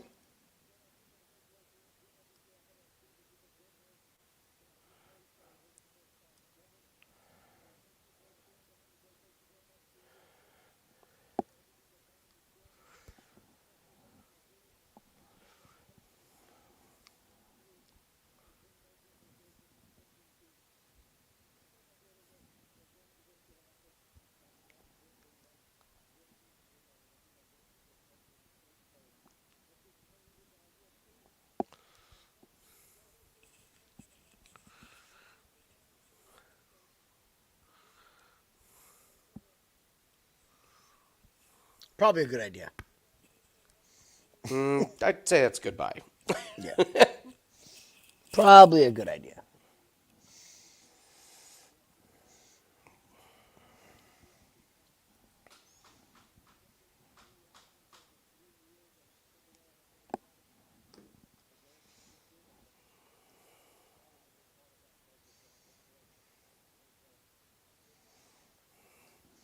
Ride off into the sunset, Tyson. That is amazing. He lost 3 years of his prime. Yeah. And here comes the fraud, everybody. Wow. The most devastating power ever seen in the heavyweight division.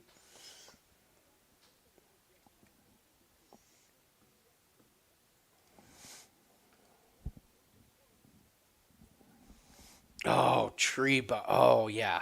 Videos of, yeah. Go out and eat some tree bark to celebrate. Just rubbing the tree. Taking a shower. Just washing myself off. Look how clean my skin pine is. It's sap like, you're is bleeding. Pine sap and needles all over me. Just blood rashes. That's what the Eskimos used to do. They'd rub on the pine trees. I have to go hug my wife. She just made a big, big sale on her business. I'll be right back. Nice.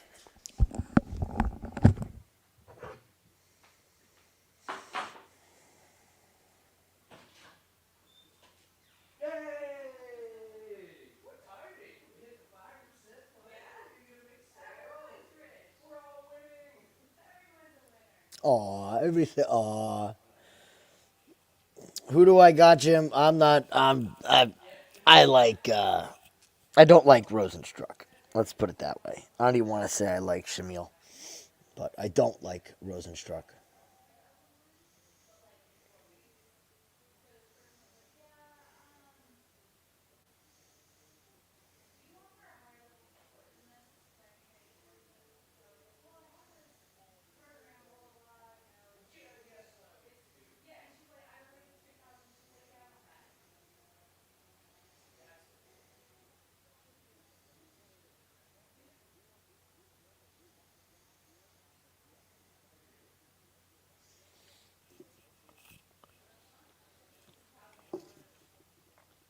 Why, Bubbles? You taking Rozenstruik?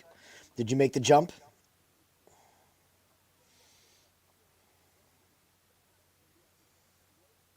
I don't know. I think you bet this fight unders, guys. I don't see this fight going 5 minutes. Like, I just don't. Shamil's going to come forward. It's going to play into Biggie Boy's game.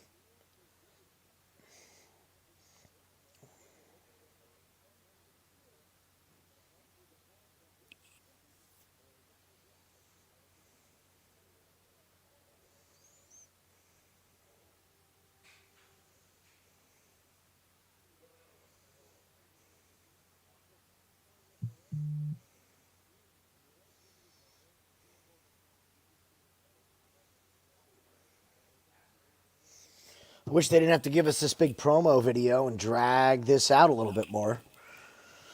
It'd be nice to be done.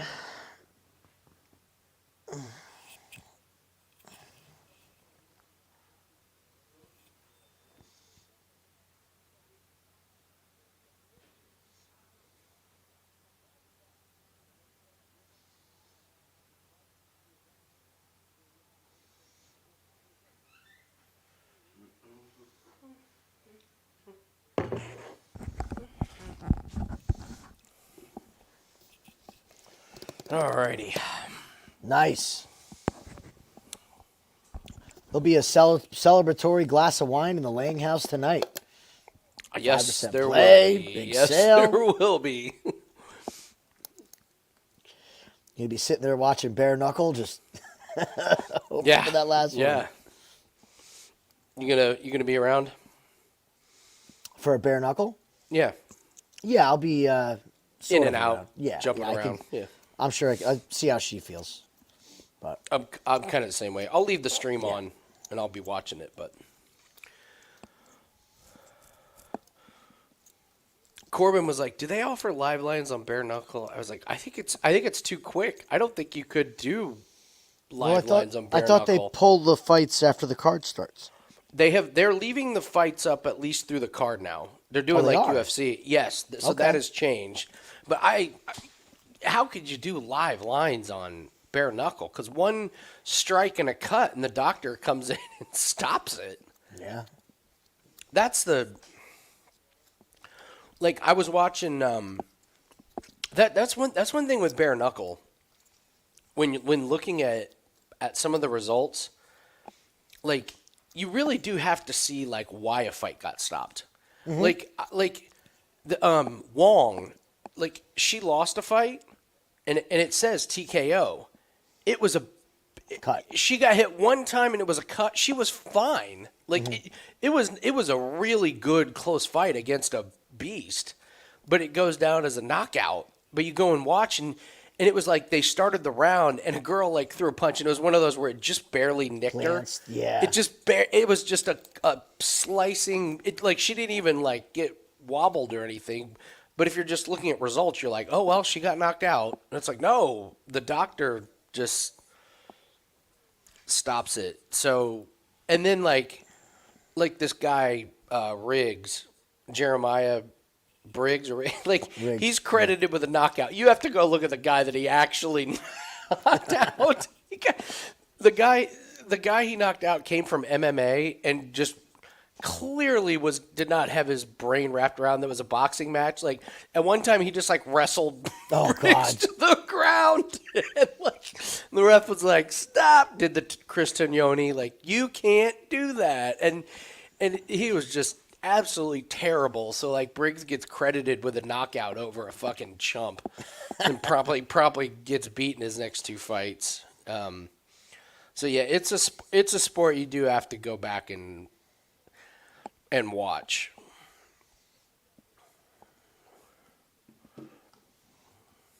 All right, come on now.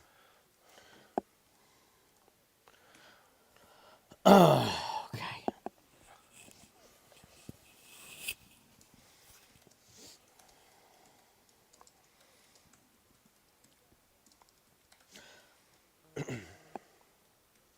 So you're not doing anything else with hockey today? You're sticking with your one play? So there's 4 minutes left in the game. He does not have a point. Edmonton's up 2-1. I'm watching the end of it. I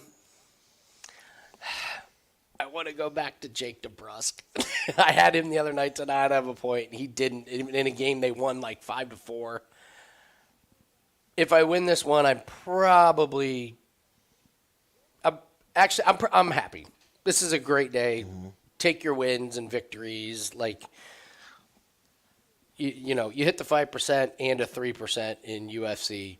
You're having a fucking awesome day. So we hit this Kane one. I have absolutely no reason to push anything. Mm-hmm. So, and I would be livid at myself if I forced an NHL play. I like one in that game. Shots or point? Points. Don't tell me. On the Islanders. Oh, have a point? Yeah, it's not that hard to figure out. You're going to get it. Who do I like on the Islanders not to have a point? I guess it depends. Anders Lee. It depends who they have. Of course it's Anders Lee. Oh. The guy never scores a point.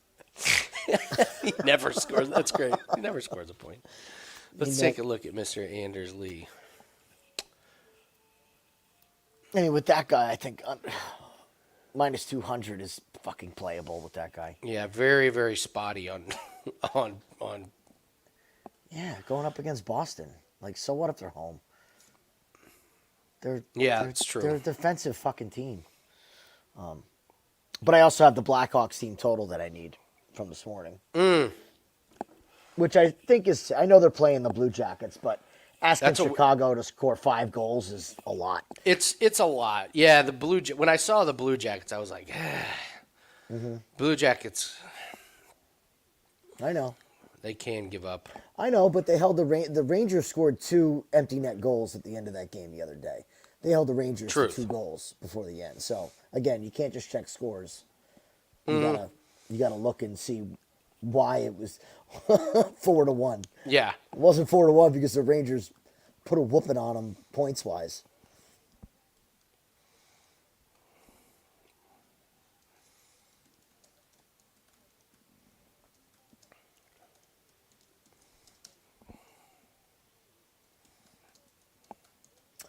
So everybody's favorite underdog lost.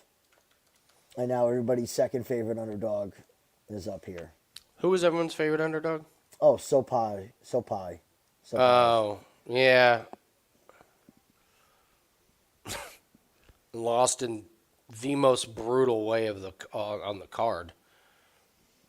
Blackhawks are infighting. Really, Scott? I did not see this. At least they're showing some side of life. Yeah, no shit. Bedard's sitting in there like, well, it's about fucking time. Somebody get upset. No, Bedard's only used to fighting on like Instagram or his 18-year-old ass is used to locker room fights. Seriously, what is an 18-year-old going to chime in and tell a 30-year-old veteran? Sit the fuck down, you scoring machine. Let the real men talk. Go out there and flick. Go flick the puck in the net. We're still down 5-1. You're set for life. I don't think I'm getting a contract extension because we're 17 games below 500 again.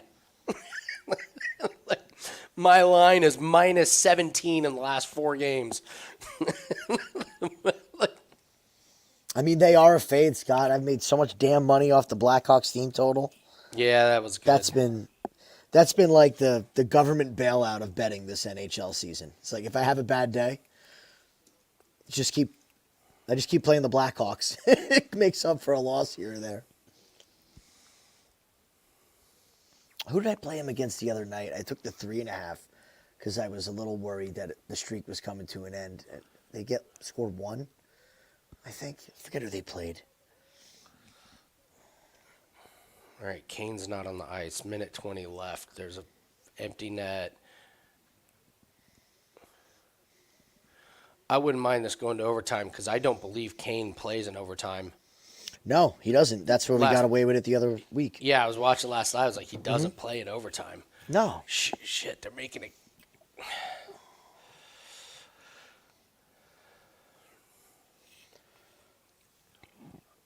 He's not getting his final shift. Edmonton just committed a penalty with 53 seconds left. Oops. Oops. That's going to help us because Kane doesn't go out on the penalty kill, I don't think. No, he's not on the PK. He's second power play. That's the only special teams he plays. What a Draisaitl of all people, Draisaitl. That's it was, unusual. and it was blatant. Even I knew that. That's unusual. I don't know what he was doing. Look at Shamil's big belly. He's fucking two guys. muffin top and. This is the Who would main have thought event. Rozenstruik looks better in better shape? Dude, he looks small. Like Rozenstruik. His upper body looks way shrunk. Well, for his sake, I hope that he's in more shape. It just looks like he lost muscle mass. Yeah. Yeah, he's got saggy boobs going on. No lats, no neck anymore. It's... When your stretchy shorts start looking like they're made out of rubber bands. Your stretchy shorts. You look like a rubber band wrapped around a water balloon. Your stretchy shorts. I love it. I couldn't wear the stretchy shorts. There's no way I could. I can't go out there like a shock doctor and fight. Sorry. I got something over that. All right. Somebody fall down here. Nice and quick.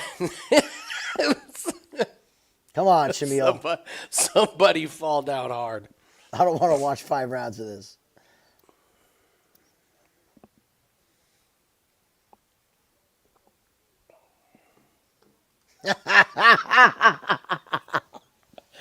Olay.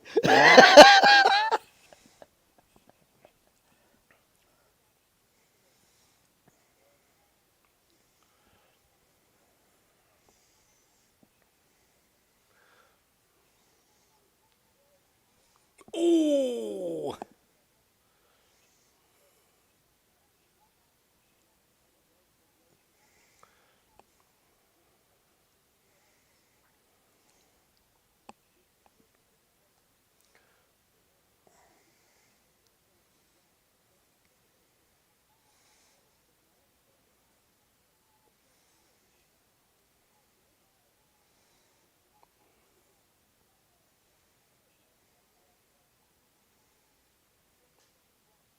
Edmonton wins. Cash Nice. it. Cash it. See, the other reason why I'm not going to put a play in, and I would do this anyway, but this is in the back of my mind. I believe that's 5-0 run in NHL. Mm-hmm. So I don't want to put up another play and ruin the streak. Gotcha. I want to wait so I can sell it. That's Smart. a good selling point. Like, I've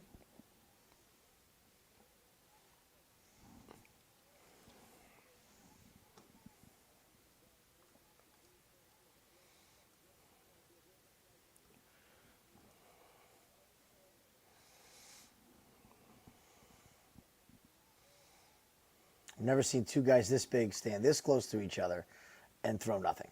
and not and not and not do anything with it. Yeah, you're getting there. You're getting there.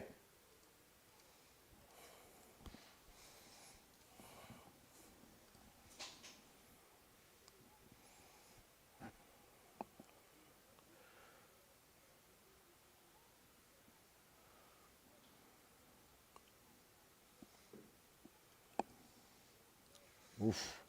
Rozenstruik's striking is getting through for sure.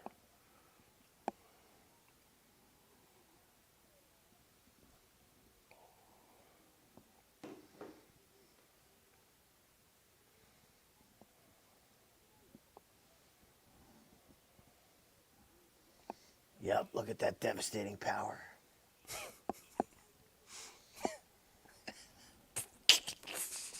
I hate this guy. I just do.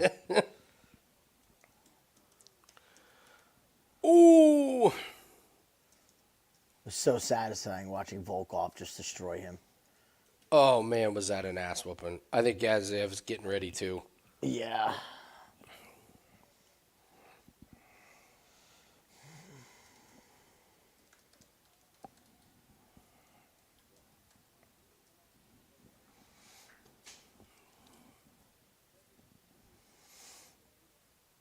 Yeah, today was a big, big day. 5%, 3%, 2%. Got a chance for Huge. a bare knuckle. Yeah.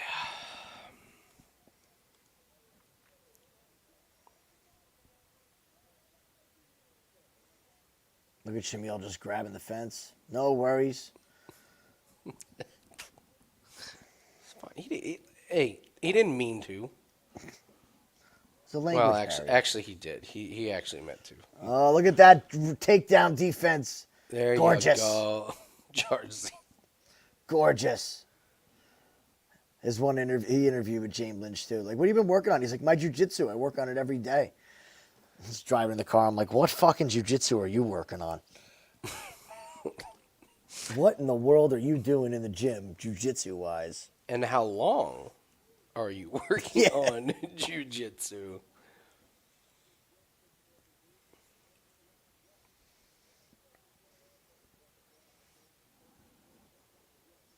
Come on, Shamil. Step over. Yeah, Vito, NHL, man.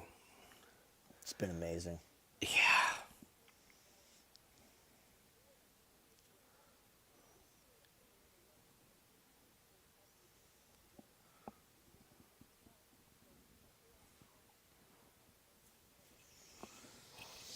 Okay.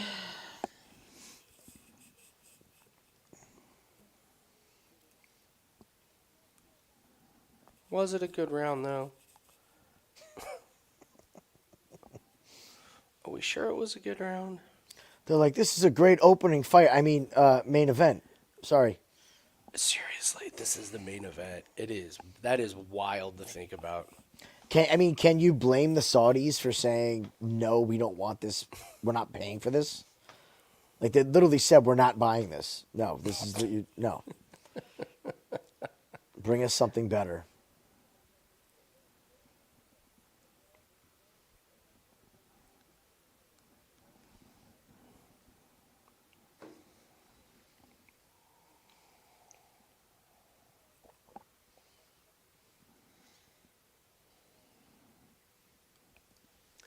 Biggie boy.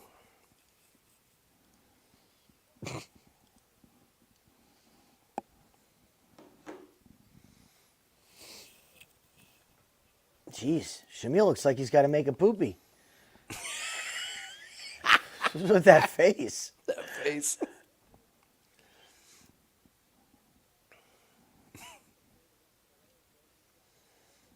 Oh, God. Keep your hands up, Shamil. What in the fuck is this? A main event.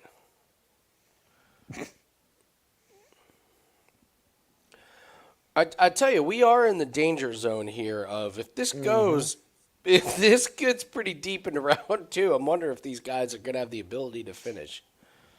That's what I'm worried about.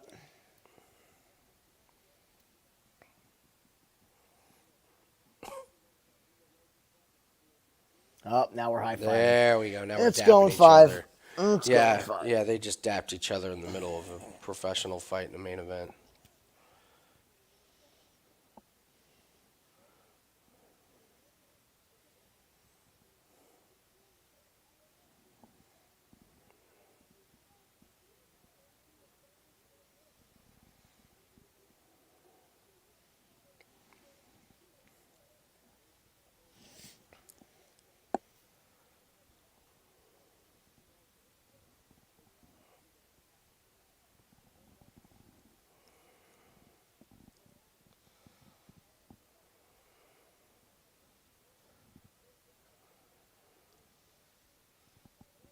Has Rozenstruik thrown a right hand, like with There any we kind go. of power Here's yet? one. Yeah, he threw it right at the guy's chest.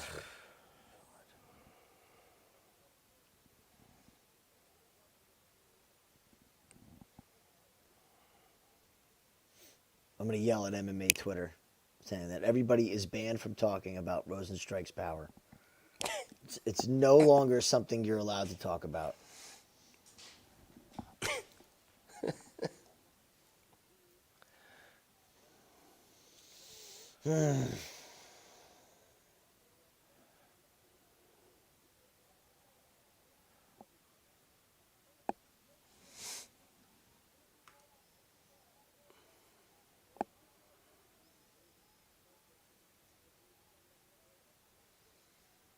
I wonder if his nose is really mashed up. Like Gaziev's.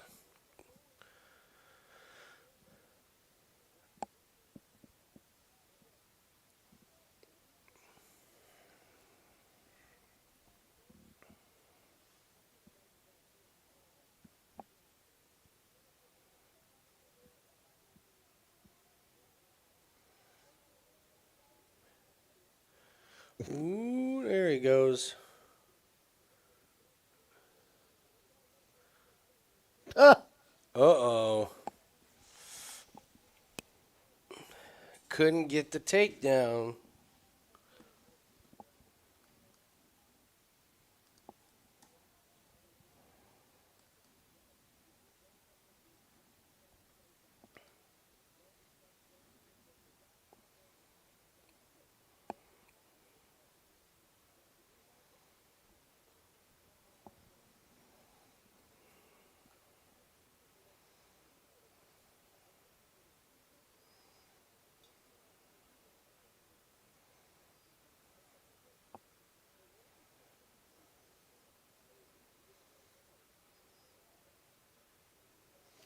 God, wake me up when it's over. I'm going to put this on later when it's time to put the kid down for a nap. This is going to be his... Let's put that in a couple of old episodes of Bob Ross painting. Kid'll be out like that.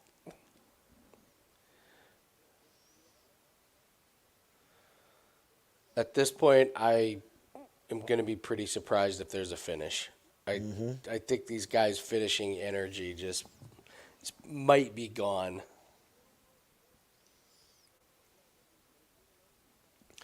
Yeah, so ESPN buys the rights to UFC. They partner up. So UFC knows it has a home, ESPN has content, and then they work out the financials. And then where the events are, UFC works that out with the city, country, whatever. And then the pay-per-views are interesting. And Jim, you probably know this a lot more than most. Like, so fighters get points based on how many pay-per-views they sell. Yes, correct. And so everyone wants to be on like a Conor McGregor pay-per-view because he's the number one, he sells. So UFC has to space out their big sellers. So when you have someone that you know is going to sell a bunch of pay-per-views, there's no reason to put another person that sells a bunch of pay-per-views on that same pay-per-view. That's pointless. So it's why you get like one big name fighter that sells a bunch with a bunch of people that don't. And then the next pay-per-view is like mediocre like fights throughout the card. So it's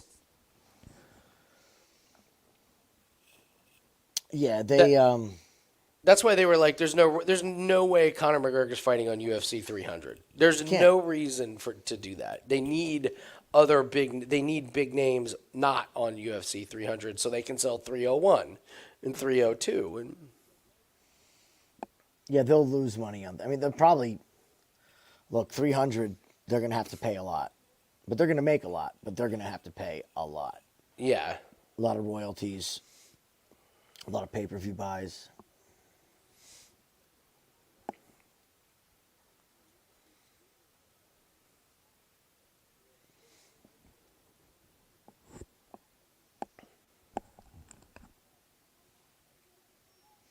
I think Rozenstruik only has the energy to throw a jab.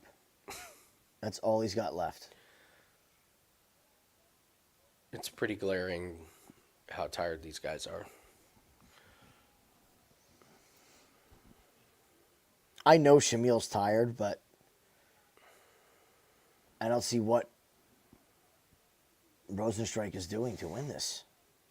He's landing the jab, and then Gaziev's going to wait till about the 2-minute mark and then push Rozenstruik against the cage and I guess wrestle fuck him. And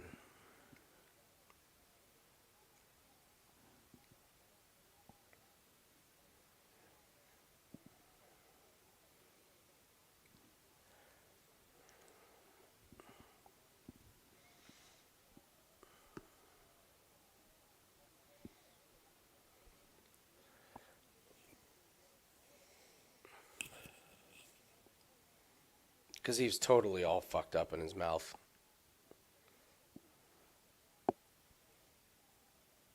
He's missing more teeth than he is when he started the fight. Now he was missing one. Looks like he's missing a few.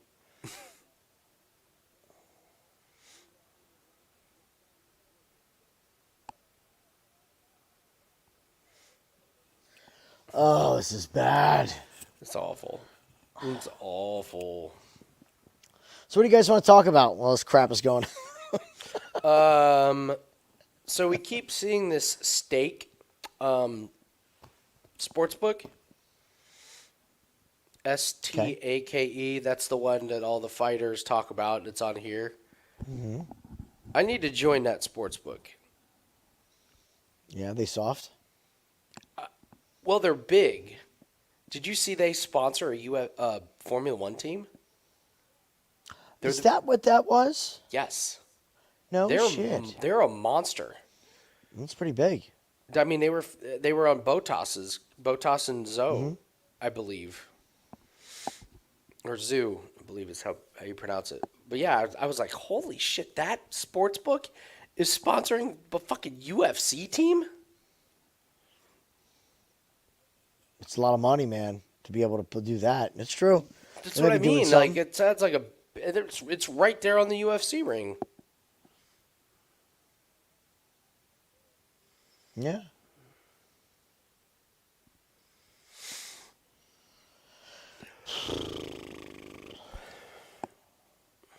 Wow, a combination. Whoa, slow down there.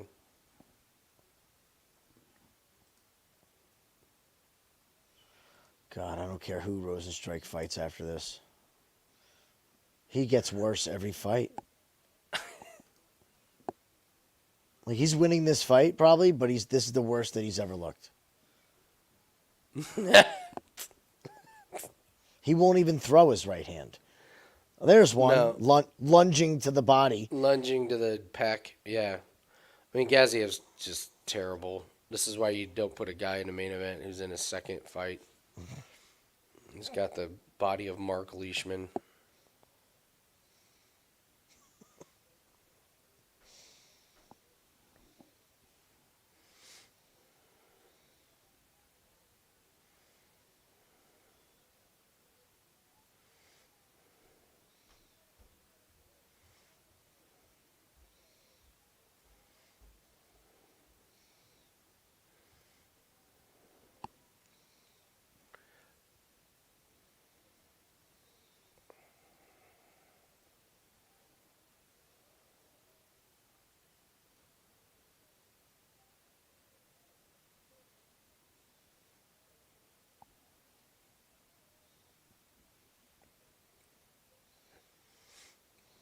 How did Martin Boudet lose to this guy?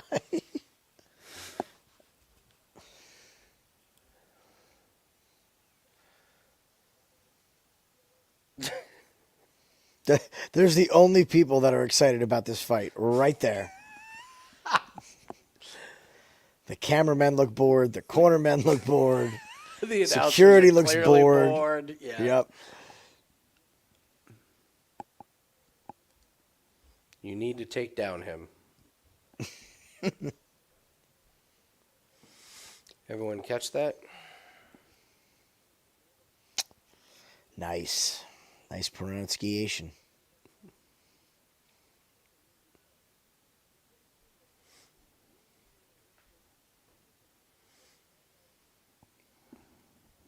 How did you lose?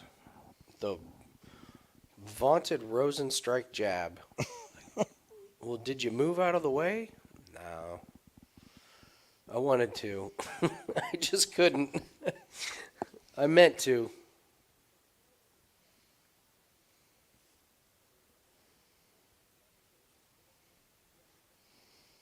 Shamil looks like he's being tortured. The look on his face is like, I don't want to do this. He just does not want to do this. Here we go. High output, 10 seconds. Bang, bang, bang. And now we're tired. Okay.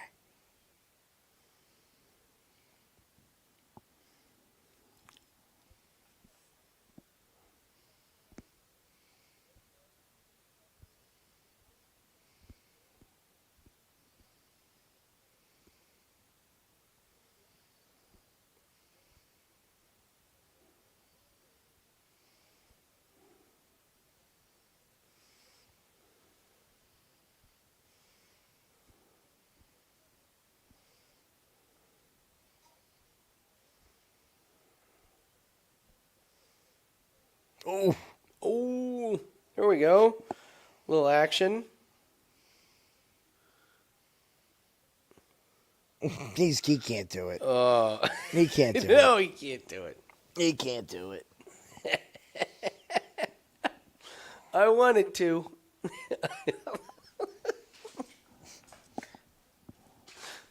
My heart was saying yes, but my body said no.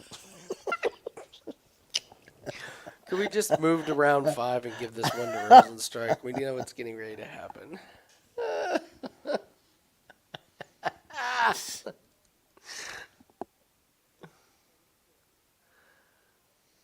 It's a great prelim, man. Such a great prelim. Think about the shit heavyweight fights we've seen over the past 4 weeks. They're all better than this. They're all better than this. Josh Parisian fights next week. That fight's going to be better than this. The fight's going to be better because it's not going the distance. That fight's definitely not going the distance.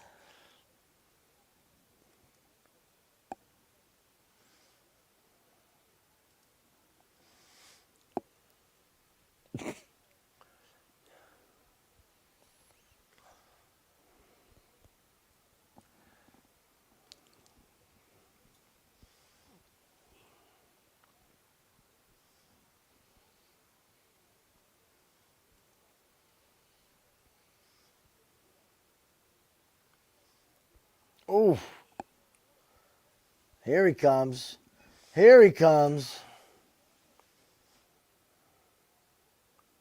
Come on, Rozenstruik. God, Gaziev's so beat up. Man. They're just... This can't be a real fight. Oh, yes, it can. It's so crazy to think that the biggest organization in the world has to trot this shit out there.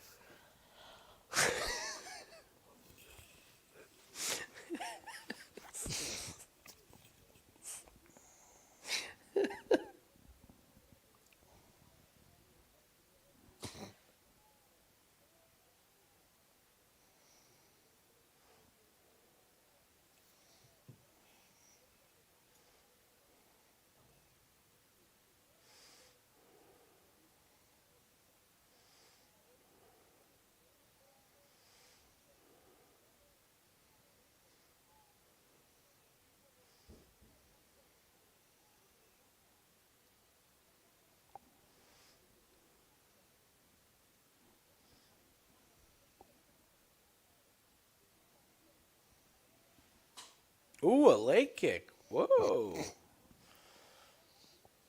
Definitely didn't see that coming.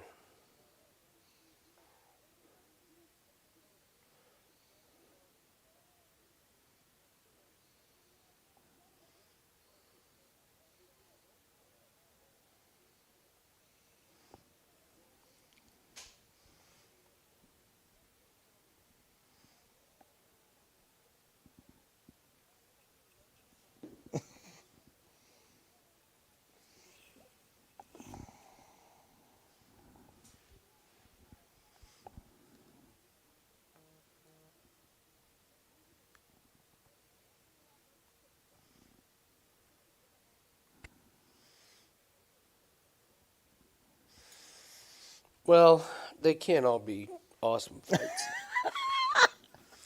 And two of the worst ones were the co-main and the main. That's such a glass half full fucking comment right there, Andy. Way to spin it. They can't all be winners. I mean, seriously, the two worst fights of the night have been the main and the co-main. They were bad, man. These are terrible. It's that these are like, I don't know why they.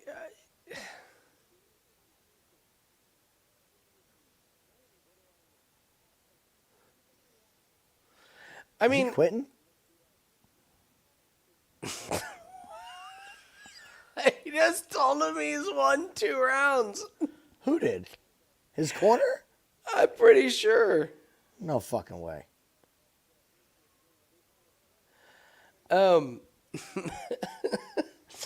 I I don't know. Why do we have to label him main and co-main? Like, there's That's a no good point. chance that people were like, I can't wait for the Rozenstruik Gaziev fight.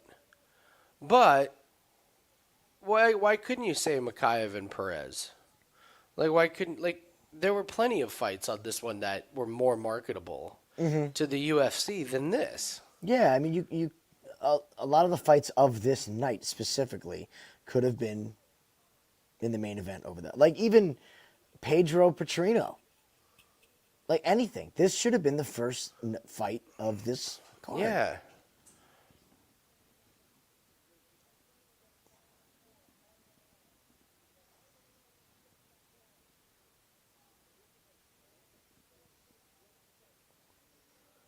Is he done?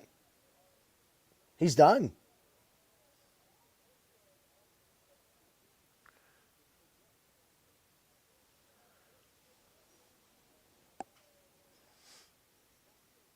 No distance. Shamil quits.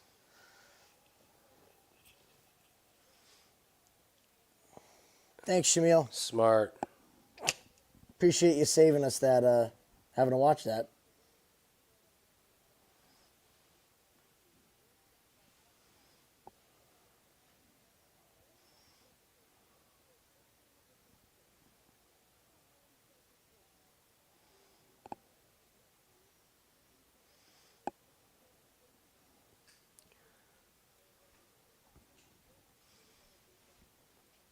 Wow, was that a corner trying to send their fighter out like when he couldn't see? He was saying, Damn. the way he was talking, you could kind of tell something was up. Yeah, they're taking him out of the cage.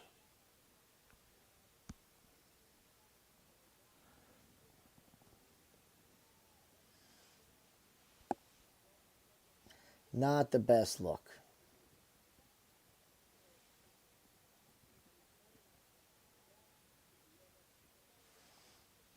Fight ends up not going the distance. Holy shit. That saved a couple people's parlays if they used it, but Yeah.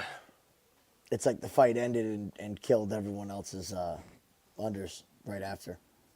Well, and Gaziev losing. Oh, yeah, that too, yeah. There's the dog.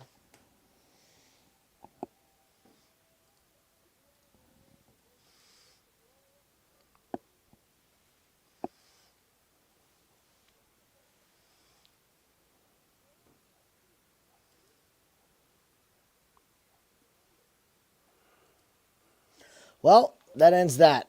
At least we can move on from that card. All right, taking a break. Bare Knuckles in a couple hours. Starts at 9 o'clock, so I'll be back here. Bob. You're fucking masochist, Bob. You must hate yourself. You want to torture someone? You put this fight on and you glue their eyelids open. Love it. Love it. So, all right, well, a couple hours break. I'm probably going to take a little nap. Yeah, I'll see what the wife's doing for tonight. If she wants to hang out, we'll hang out. If not, I'll jump on for a little bit. Okay, all right. So See what the baby's doing. Yeah, it's on YouTube. It's free on YouTube, so no paying or anything like that. So, all right. Hey, I'll see you 5% guys. play, second play, boom, boom, boom. Got the show best bet. Yeah, let's move Don't on. forget. So, Biggie Boy. I do like Biggie Boy. I like when the announcers call Biggie Boy. They're like, Biggie Boy is moving forward. I like it. Francis, you showed off, or Jairzinho, you showed off a good jab. Is that something you worked on in training camp? No, Daniel. my I was jujitsu. too fucking exhausted to throw anything else, so that's what I had to lean on. And luckily, Shamil kept, running into my fist with his face. This is an honest interview. My wrestling still sucks, my cardio still sucks, and my power's overrated, but I'm happy to get the win. And I just hope they don't give me anybody good for my next fight. Thank you, Mick Main and Dana White, for giving me a guy in a main event in his second UFC fight ever. I'm done with these favorites, these low experience favorites in main events. We got You have to done with be. it. It's You over. have to just be really careful with these guys. How many weeks in a row has this been now? I mean, the Piper Hermanson situation. Oh, that was a good one. Yeah. They're rushing these guys to the front because they need stars, and I think a lot of these veterans are just not ready to give up their spot yet. So we'll see. All right, guys. Later, fellas. All right. See you guys a few hours.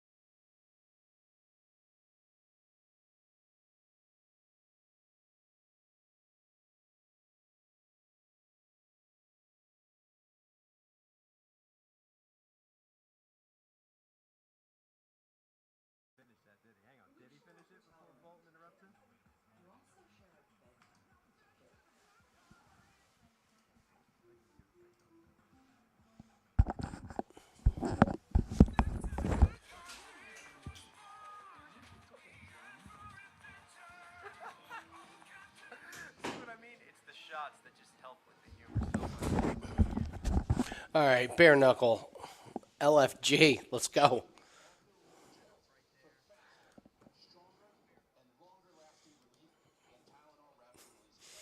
I could not be more excited about this. We got an unbeaten streak. What's up, Chief? What's the bet? Well, we have our wager talk bet. It's a parlay of Descharnay, Craig, and Sonny Smith in the co-main. So Descharnay. Here, let me. So, Descharnay, Craig, and Smith.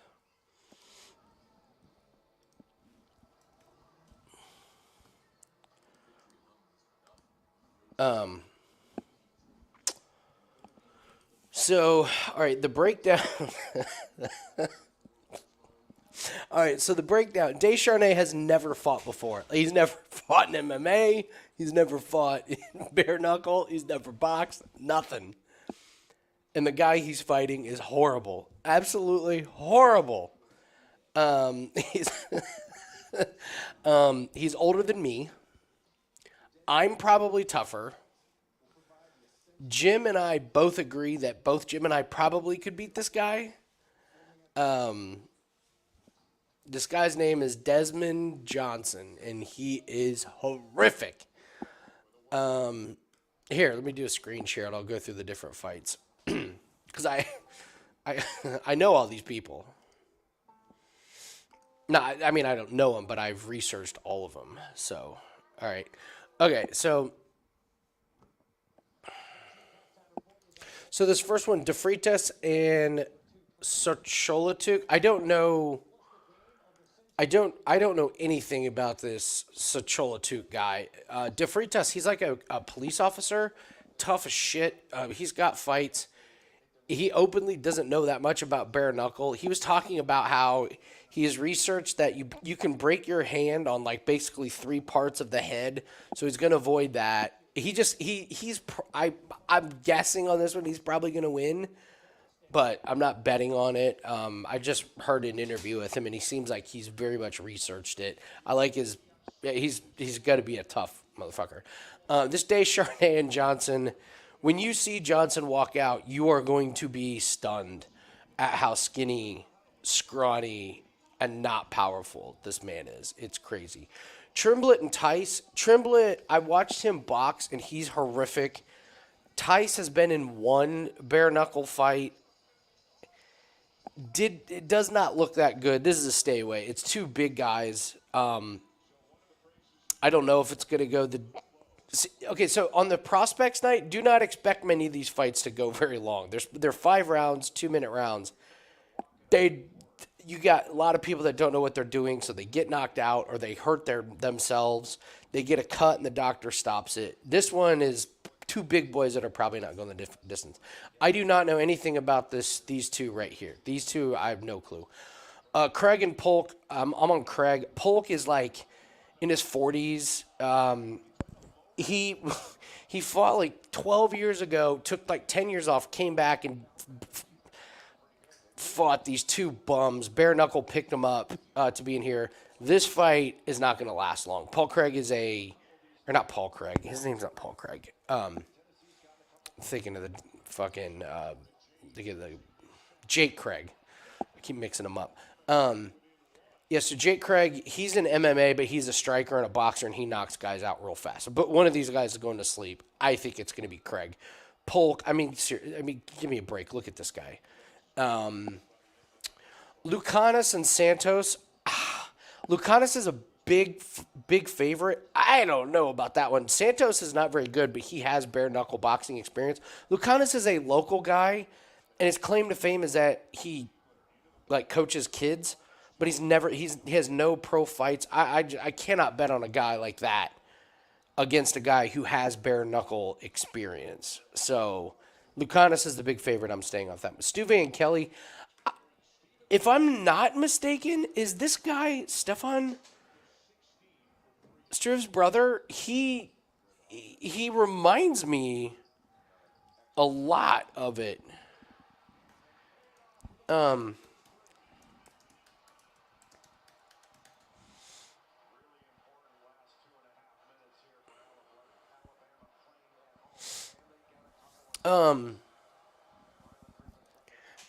Who is it? Drew? So I don't know. I don't know. It would be kind of weird if they weren't related because they fight a lot alike. Or not fight. They kind of look a lot alike, similar body type and stuff. I don't know anything about the guy he's fighting. Surmats and Roundstone. Roundstone's going to come out and try and knock out Surmaz real quick, and if he doesn't, he's smoked. Surmaz has got actual experience boxing. He's not great, but he's got a lot of experience. Roundstone's this wild, just freestyle fighter, but he's not good. He's not polished. He's wild. That one's not going to last very long because Roundstone's going to come out and try and end it early because he knows if he doesn't, this boxer's going to piece him up. Smith and Riggs, I'm on Smith. Sonny Smith's an actual real boxer. He's got good footwork. He just knows how to box. He's got plenty of experience. He's won. He's not going to go for a huge knockout. He's going to win by points and piecing up very well-timed, very accurate strikes. Riggs comes from an MMA background, and he boxes like it. Like, he's got this super wide stance, and he, like, holds his hands out. He swings wild, bad footwork. He's won a fight. He won a fight against a guy who's awful, and then he lost 2 fights in a row. One of them he lost. He was just standing there, and his, like, ankle blew out or something. I don't know what happened. He just, like, fell over, and his ankle was smoked. It's just, I love Smith because Riggs is going to swing really, really hard and try and land a big blow, and Smith just knows how to have his guard up, and he's going to outpoint him, and Riggs is just going to be too wild, and my guess is Smith pulls away as the fight goes on. Smith's just, it's just experience over a little bit of wild and chaotic. I liked Wong even before... Even before the weigh-ins and the face-offs, I liked Wong. I like her even more because she's bigger than Roman. So Roman has a couple fights. Her first fight, she did not look very good. And her second fight, she beat this tomato can. But she looked much better. Like, her footwork was much better. Her striking was much better. Like, the woman that she fought, Roman, like, hit her, like, twice. Right at the end of round 1, and the woman just quit. Like, so sometimes that's what you get in bare knuckle. Wong's a real fighter. Wong has got real power, a real stance, and she beat Taylor Starling, and Taylor Starling's a real, like, champion contender.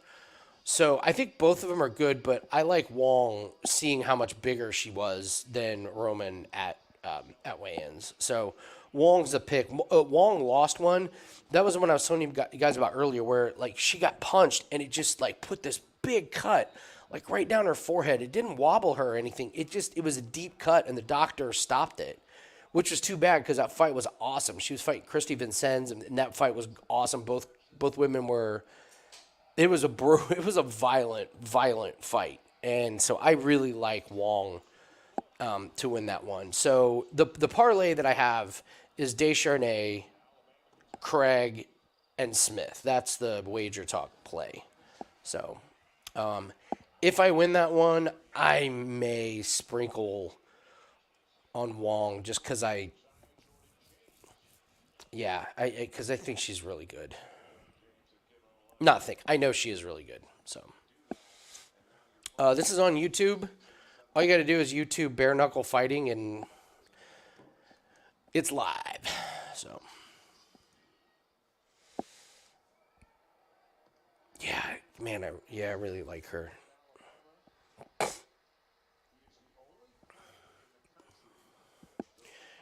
Do not be surprised if you've never watched bare knuckle. Oh, are you in for a treat? It's wild. You're gonna see some crazy shit. I I have a goal that I set for myself. I'm going to start this week. I'm going to talk to Kelly and a couple of other people. I would like to become the bare knuckle fighting betting person. Ian Parker's the PFL guy. Gianni's the Contender Series guy. I'm going to try and become the bare knuckle fighting guy. Rudy came up with a great name, the bare knuckle baller, which is just a fantastic marketing tool or title. So.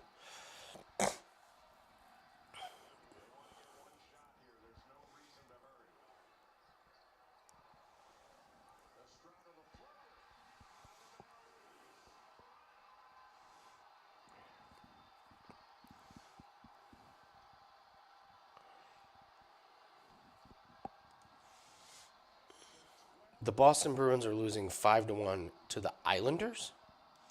What in the hell is going on there?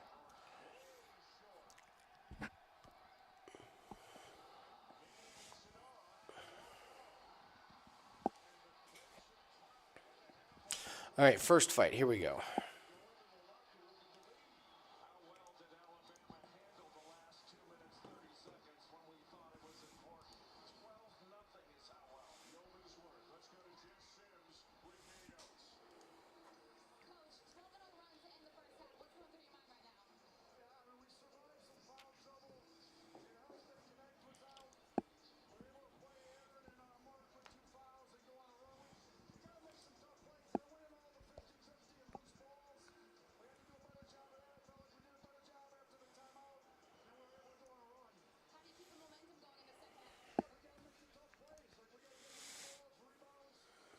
Okay, this guy doesn't look too bad.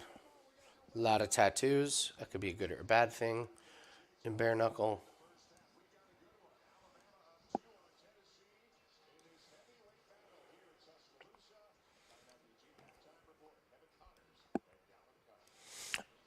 All right, this is the... So De Freitas, this is the law enforcement guy that I was telling you guys about. That he's definitely researched the sport. It's his first time, but he's...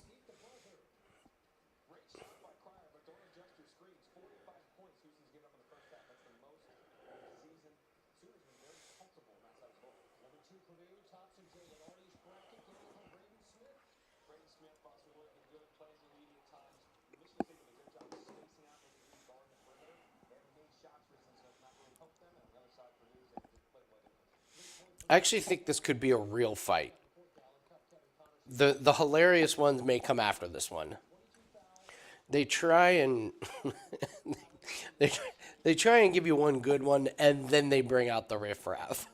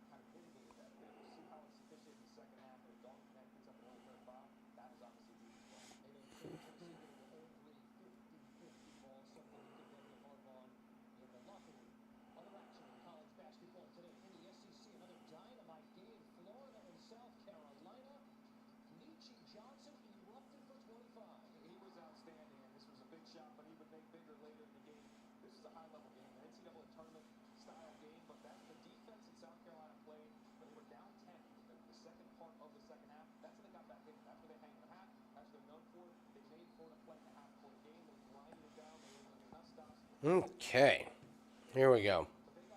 Again, this is on YouTube. This is free. You can watch along.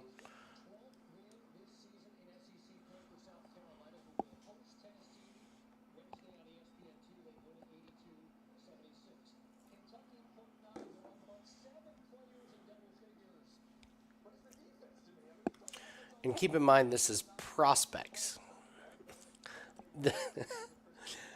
The prospect night is what makes this amazing, because these guys are not professionals. What's up, Hector?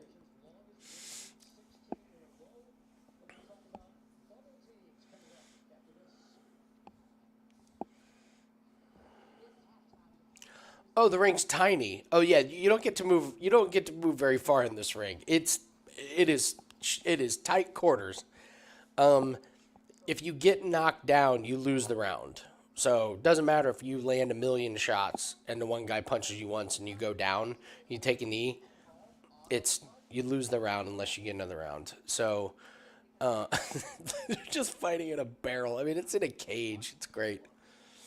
All right, here we go.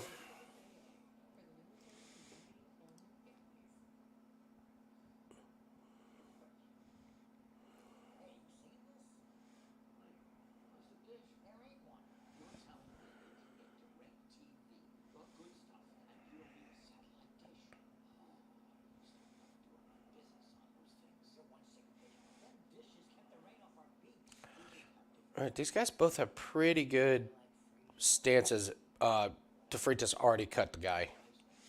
Cuts are so easy in this, and you actually don't want to swing as hard as possible. These guys are going to want to be swinging at like 70% power because you'll just shatter your hand.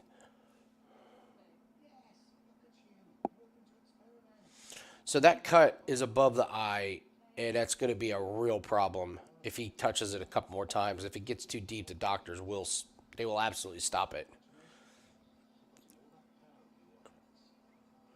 Oh yeah, this guy's in trouble. He's going to have to cut DeFreitas or knock him out because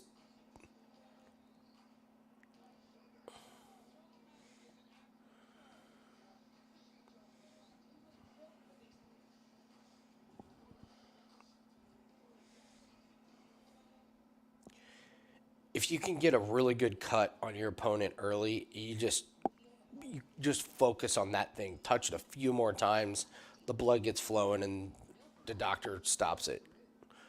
So that's what DeFreitas should be doing. It looks like that's what he is doing, especially if it's above the eye.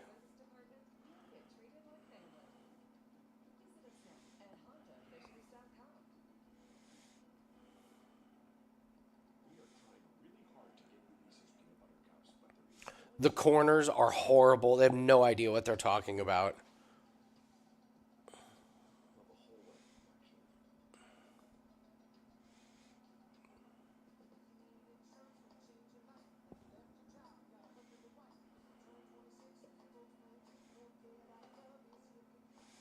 Oh man, that cut is gnarly. And it's above the eye. It's going to be a problem. My guess is unless he knocks out DeFreitas is going to win because they're going to stop it in the next round or so.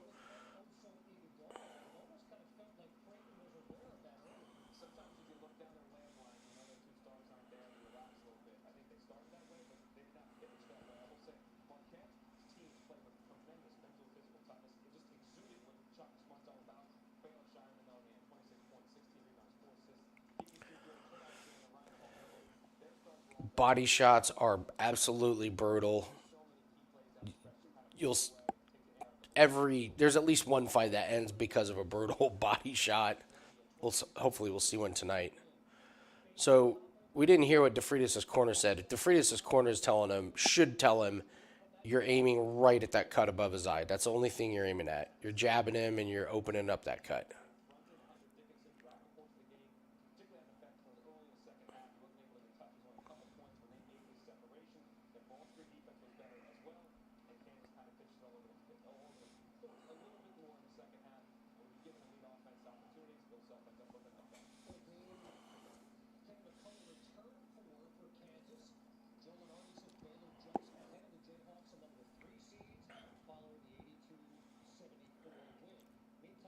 Oh, all right. So that's a good knockdown. So when you get knocked down, you get a standing 8 count.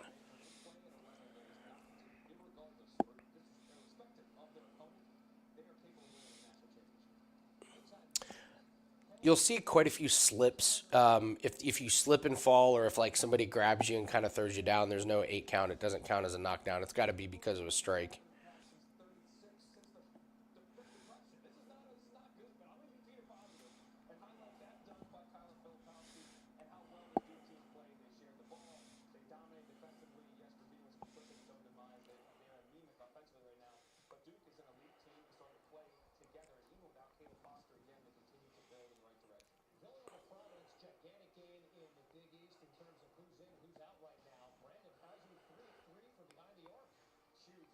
Oh, DeFreitas is hitting him really good.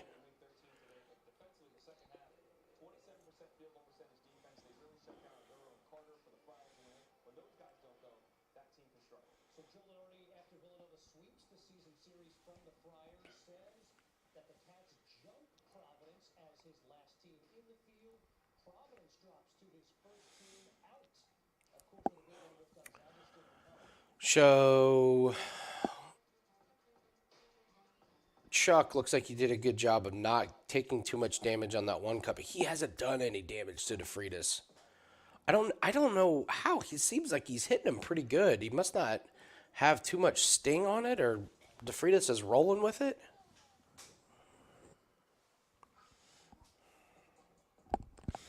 Yeah, I do Bet US and Bet Online.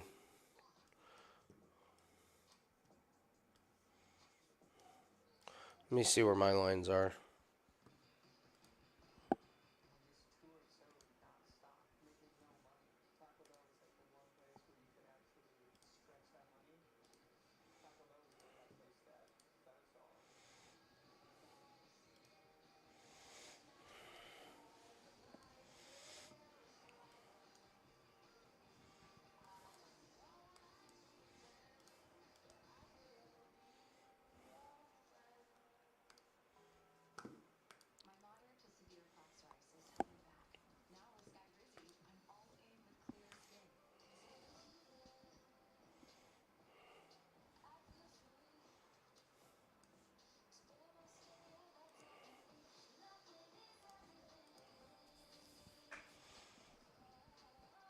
Yeah, Bet US has several. Has only has.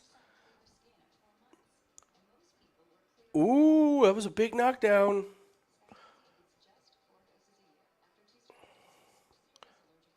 Ooh, and he cut DeFreitas. That may have changed the fight. So even if DeFreitas like pieces him up but doesn't knock him down, DeFreitas loses this round because he got knocked down. So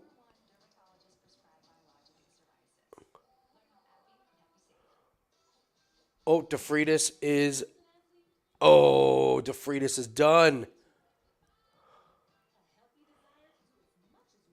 Whoa! It can change just like that.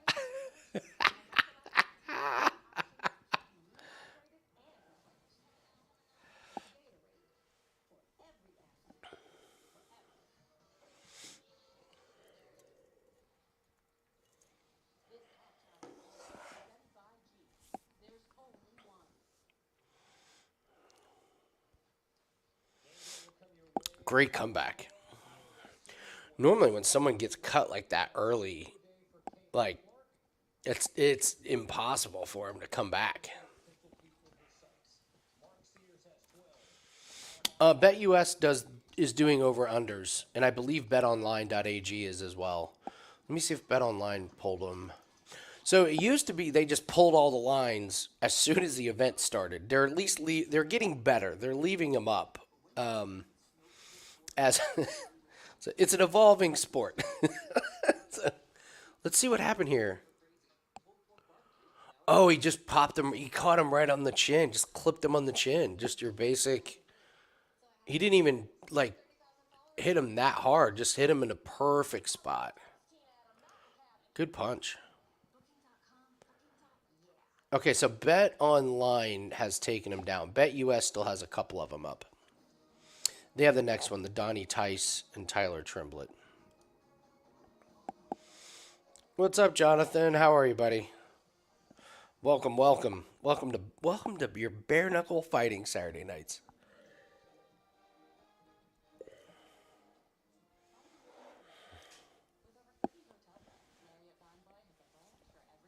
Bovada does? Ooh, let's check. Let's check on our good friends at Bovada.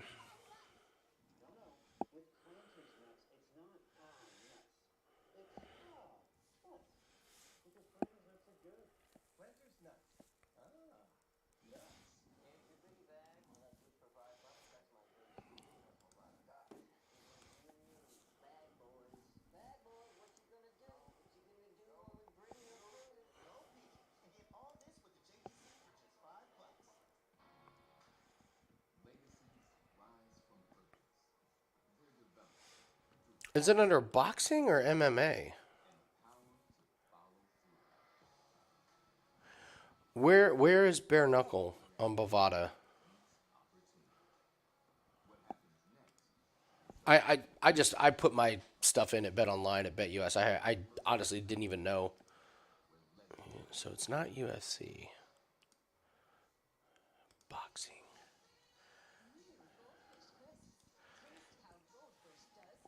Yeah, it's kind of weird because it's under MMA at BetUS and Bet Online.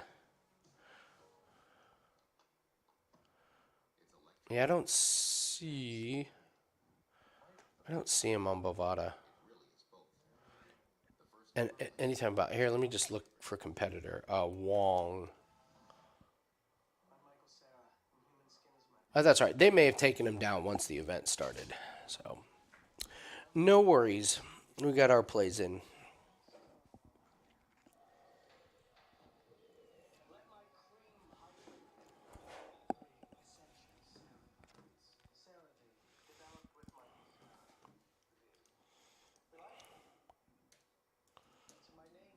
All right, here's our guy. All right, here's our first leg. We're on Robert Descharnay against this Desmond Johnson guy.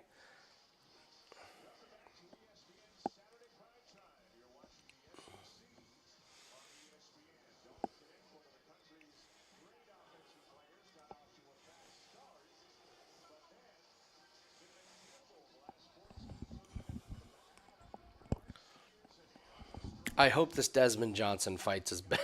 I mean, come on, look at him. Come on.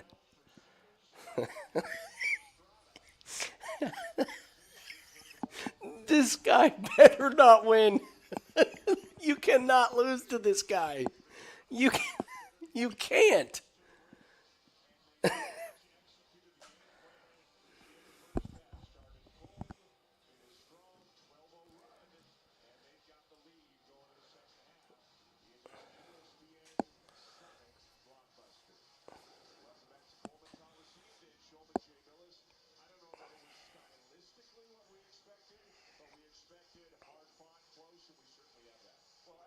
Took a punch early. Tennessee, as expected, was very physical, and Alabama got down early. But the way the Tide finished the first half was really impressive on that 12-0 run.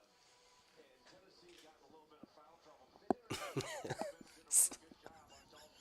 I can't believe we're laying this big of a price on a guy who's never fought before.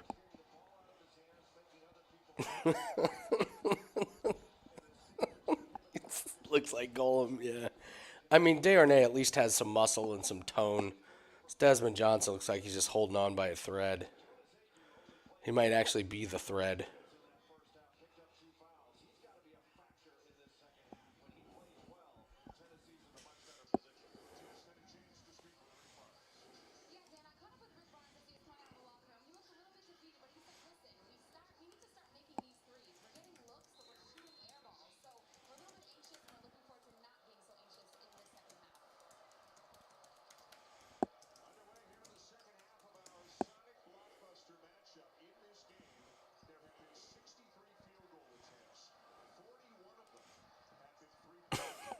The other guy didn't have a posse.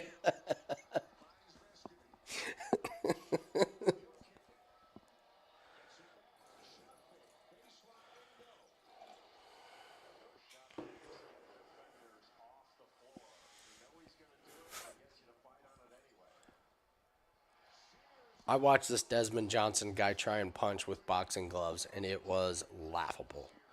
Like, it was laughable.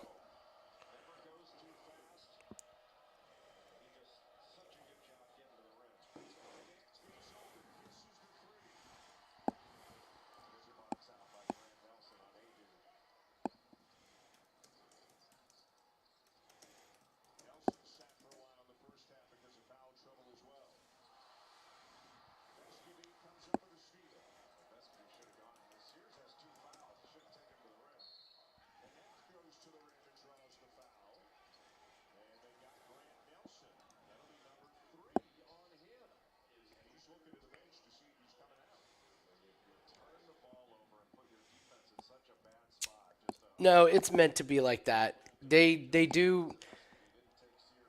It's a little bit gimmicky, so they just do kind of random, weird, different things in bare knuckle. They just do some different stuff.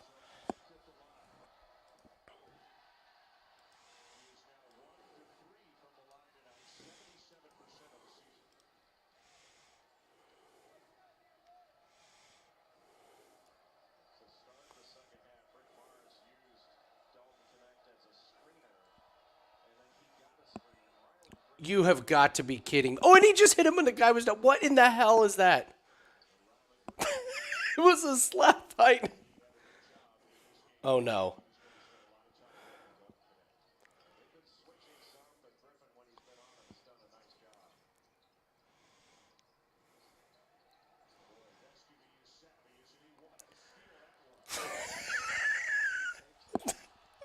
Is this guy going to get up?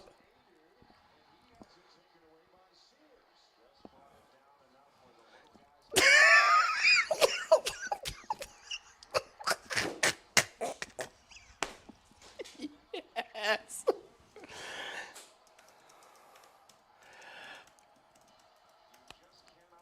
Oh my God. I told you guys this is great. I told you.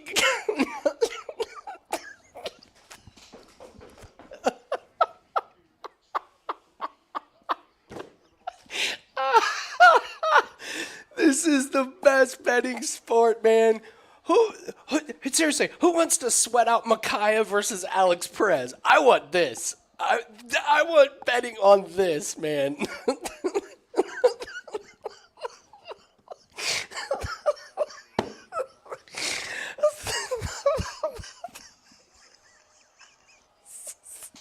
I cannot believe we can bet on this.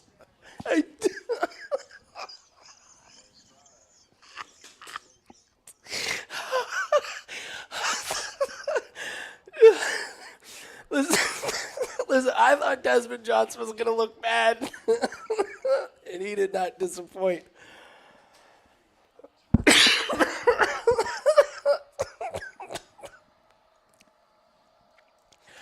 Oh, man. I can't believe we can bet on this.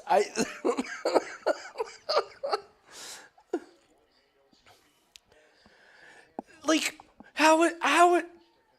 how has nobody from Desmond Johnson's life stepped in and said, bro, what are you doing? Stop.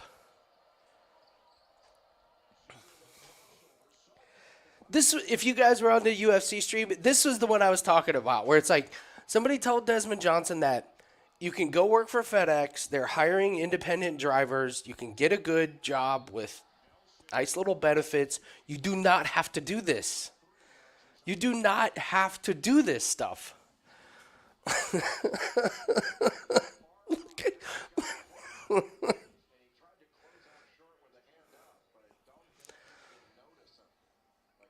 Look at those teeth from Darnay. Holy crap. Oh, here, hold on. Hold on.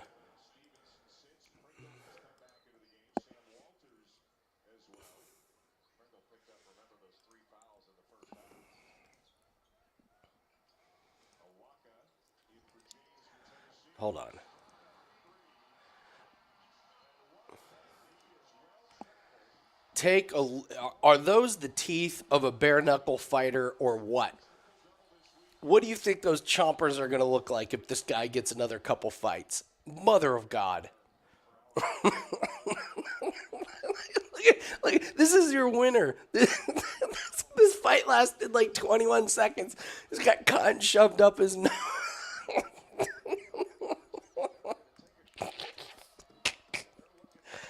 God damn, I love this sport. I absolutely love this sport.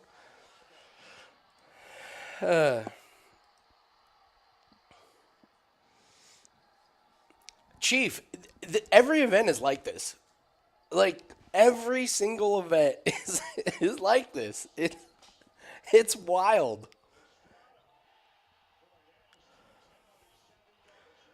Okay, honest question here. Honest question. You could be honest. Jim and I talked about earlier saying, I think I could beat Desmond Johnson.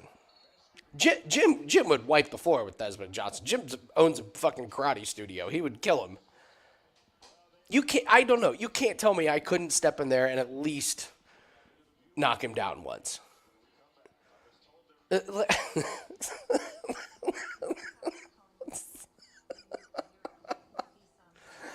Oh, these are two big boys. Don't blink in this one. I don't have an opinion on who's going to win, but this is going to be this is one of those where two big boys, they could get tired.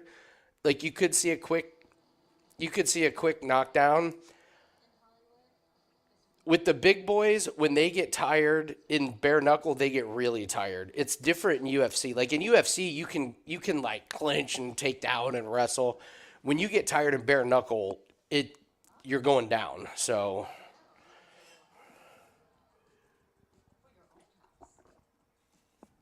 yes, Bob, Deschardins is on the fade list. Yes, absolutely. Good call. Oh, man.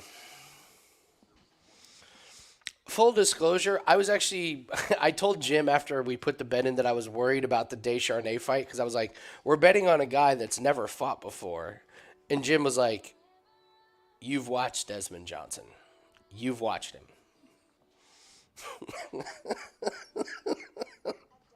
I was like, that's a great point. Jim's like, I don't care if he's never fought before. I don't care.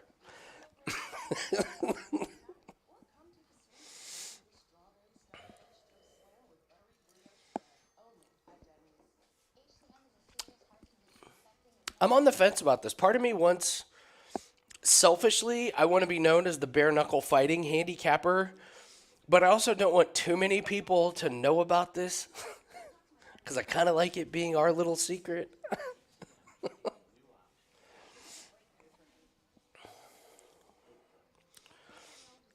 So Tremblett has really good cardio for the first 34 seconds. Then it gets a little dicey.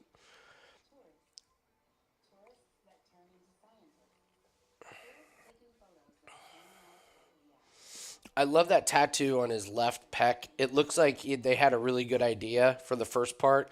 And then the farther out they got, he kind of like ran out of money.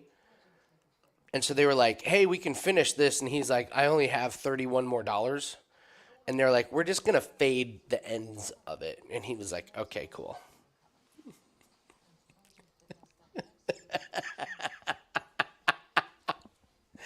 No, I mean, I don't want too many people betting on bare knuckle. Like, I don't care about people giving out their picks. I don't want too many people betting on it. I have learned my lesson on this. There are some sports in the past that just me and my inner circle have gotten sports taken off of sports books. Or not sports, but certain parts of certain sports. So like if we start winning quite a bit, they will take it down or they will like limit all of our accounts. So what's up, John Jr.? You just missed a barn burner, brother. But we still got more. We're cash one parlay leg down.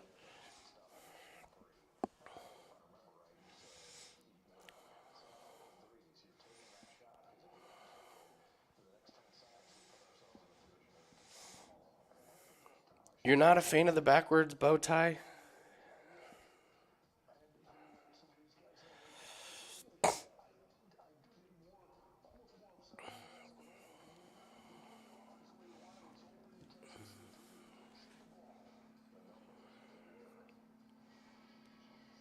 I think this fight's going under 1.5. Dan Murgliata is a great bare knuckle ref. Like, he's my favorite to watch.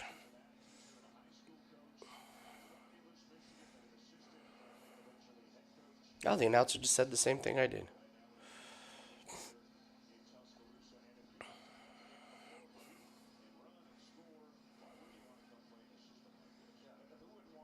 Tyson's shorts don't fit him.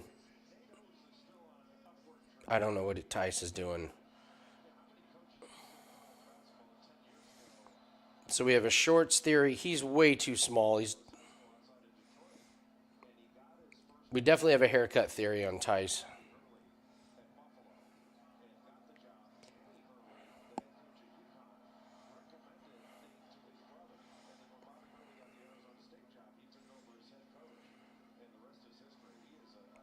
Tice is going to get murdered here. Yeah, you can't. So in bare knuckle, oh, Tice, Tice is done. Tice is done. If they let this fight start again, he's done. Oh no. Oh, they're going to let him fight. No. Good night, Tice.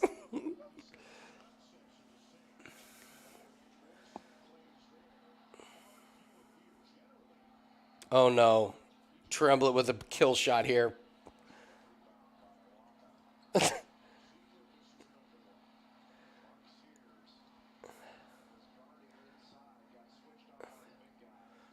Tice is going to bend over and just catch a haymaker right on the dome here. There it goes. There it is. It's going to fall through the ropes.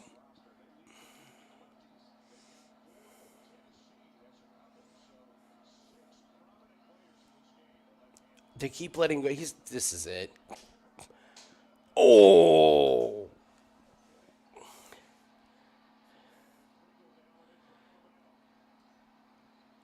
Oh my God, he survived the first round. I don't believe it. He may not make it out for the second round. This is great. All these fights are going under. There's a big jump up in skill level.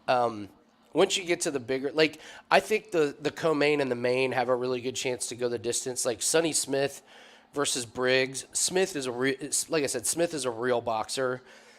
He doesn't swing wild like this. He controls the fight. And Briggs at least has a lot of MMA experience, so they don't go ballistic like this. And then the female fight, they're both pretty good. And Wong knows how to kind of control a fight and have a real, both of them have real cardio. Both of them have real training and real camps.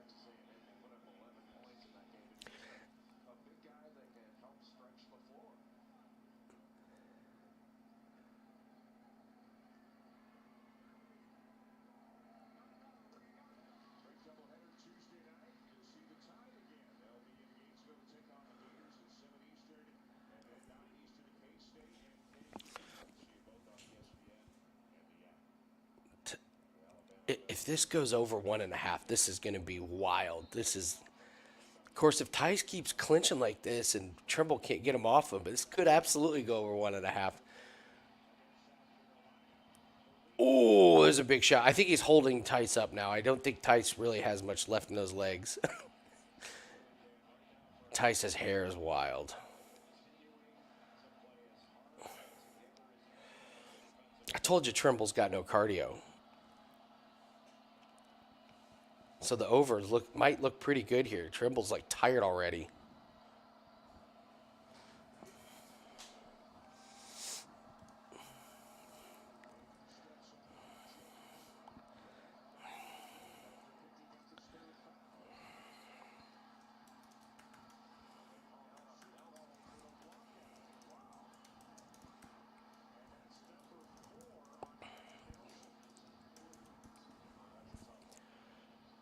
Cash the over 1.5 rounds. I don't believe it.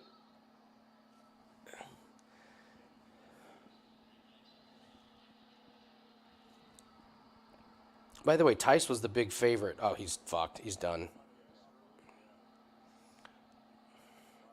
That's it. Tice was the favorite. Oh, who's next? Trimble, get the fuck out of here. He sucks. Sucks.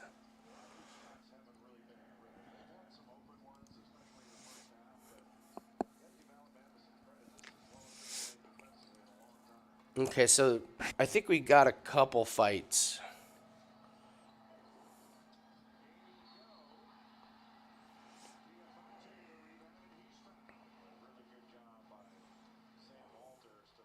So we got a couple fights. Let me pull it up here before we get to the Craig and Polk fight.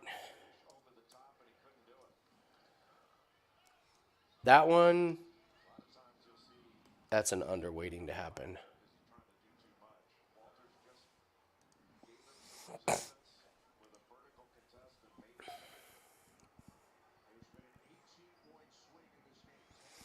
Okay, so we have one more.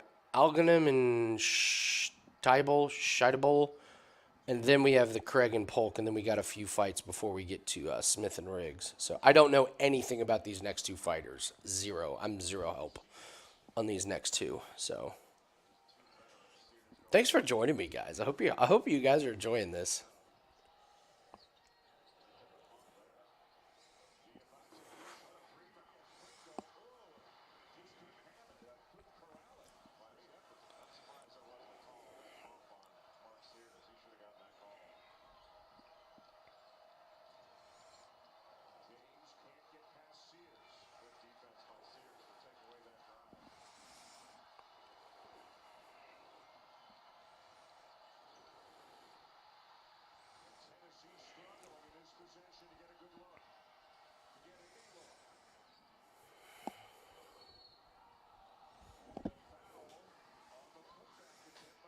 And the nice thing about this card, like the bare knuckle cards, you get finishes, man. They fucking rip through these fights. There is no waiting. They just keep going. This ain't like a UFC pay-per-view where it's like, oh, we had a finish. Now let's run 20 minutes of promos. Love it.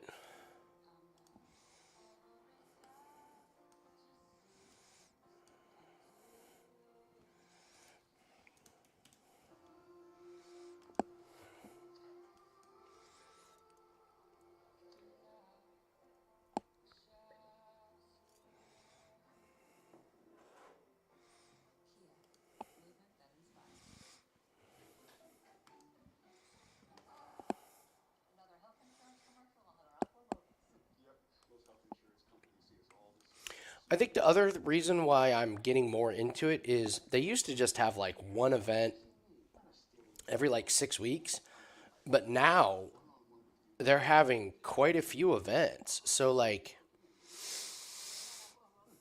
Miami, so this is in Canada. Miami's in 2 weeks. Here, let me pull it up. So like, yeah, there's plenty of events. I used to like not know they were on. All right, so March 2nd, March 15th, March 22nd, and then Sunday, March 24th. Oh, there's a European one. Great. Corbin told me that over in Europe they were running advertisements for tryouts. So they were literally having people come and try out to fill the card. Wild.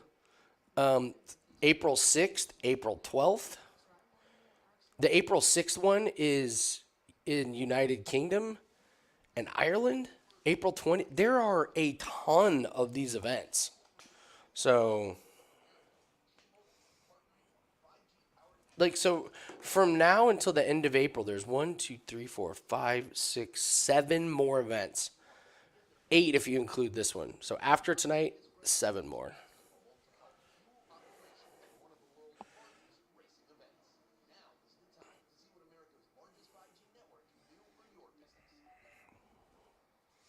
Roman, you're going to lose to Wong. The more and more I look at it, the more and more I'm just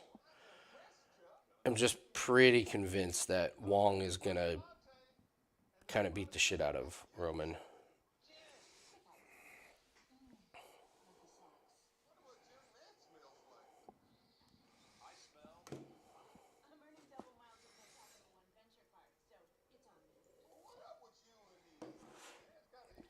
There they go. They're talking about the open tryouts. This is amazing.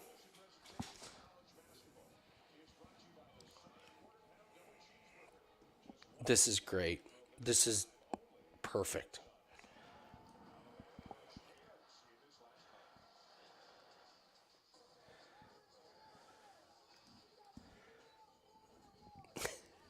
tough, man. Danville, Illinois. Oh my God, yeah, Danville's just a couple hours that way from me. Yeah, I know Danville.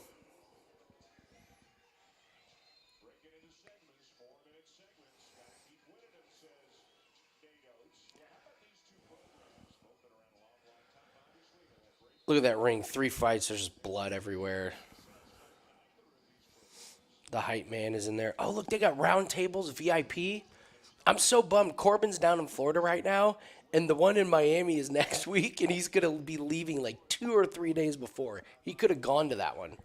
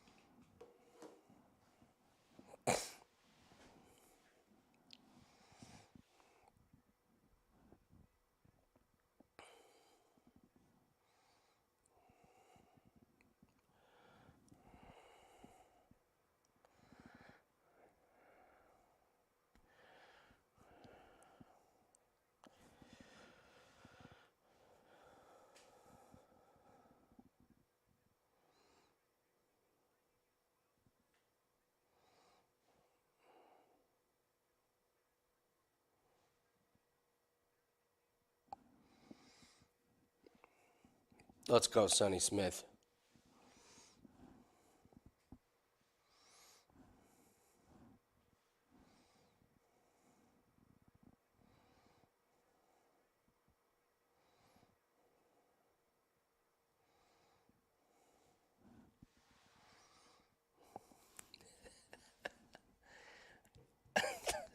Only fan. All right, lightweight. Oh, so these guys. Oh, wow. Look at the.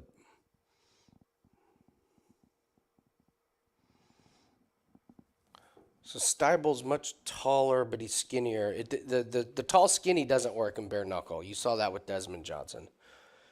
You kind of you have to be stocky and strong. You cannot be lanky.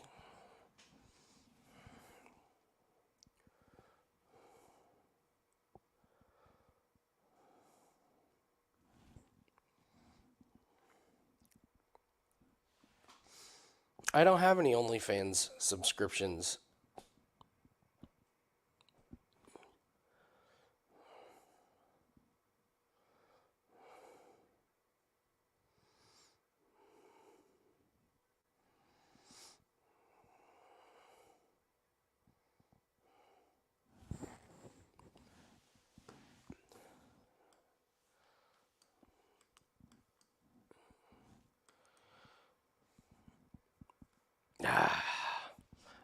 I should have fired away on Jake DeBrusque to not have a point. Oh well. Damn. 5-1. Hard to believe Boston's going to put up another goal.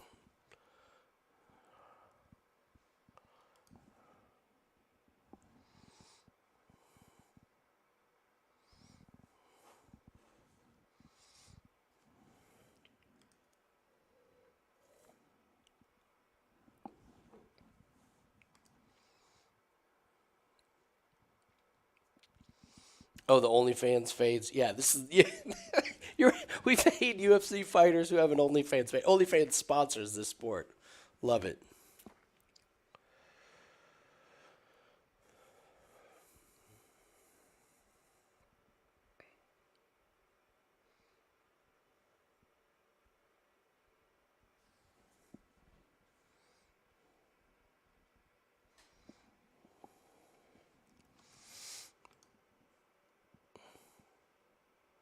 Bovada has the lines up.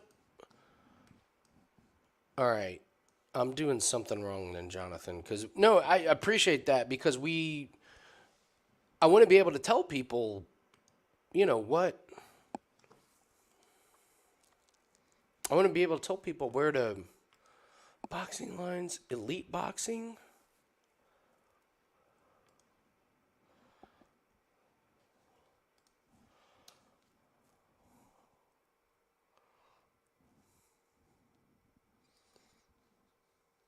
There it is. I refreshed. I may have not. I may have been on the wrong one, or I may not have refreshed. Okay. Yeah, you're right. So, yeah, they still have Wong up at minus 285. So a lot of money's coming on Wong. Sonny Smith's 475, and Stan is minus 2,800.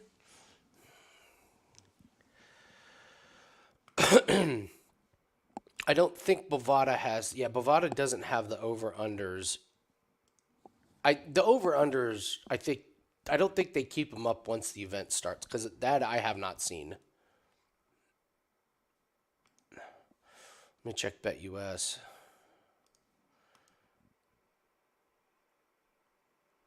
Yeah, they don't have any of the...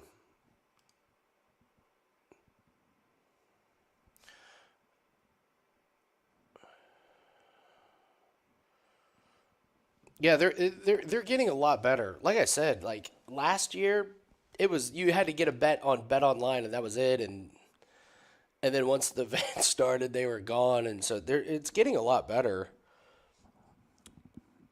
My roll of the dice is that in a year or so they're going to be on.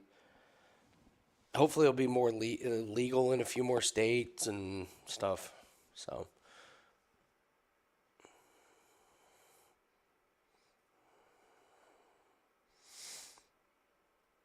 All right, so this is arms dealer theory. That guy looks terrifying, and the pasty white guy does not look terrifying. We had a theory in UFC that if a guy looks like he could be an arms dealer, like he had that just scary face, that yeah, this guy could deal weapons of mass destruction.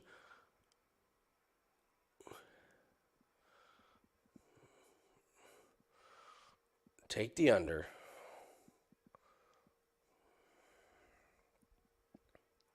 Oh!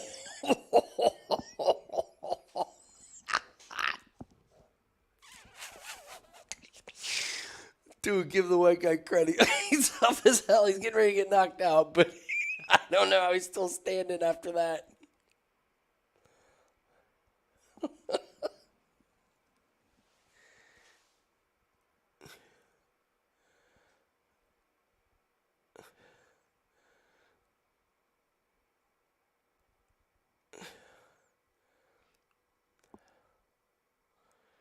Okay, if Steibel could weather the storm, I think the other guy's going to get tired.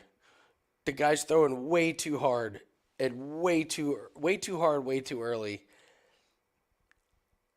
He's absolutely going to gas himself out. If I had live lines, I would be thinking really hard about taking Steibel right now. Steibel's not even cut.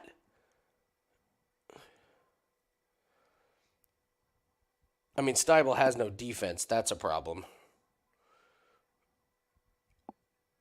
But Al-Kareem keeps jumping in. Let's see if Steibel weathers this storm in the first round. I kind of like his chances. Gotta weather the storm. Oh, look at that freaking cut. Oh.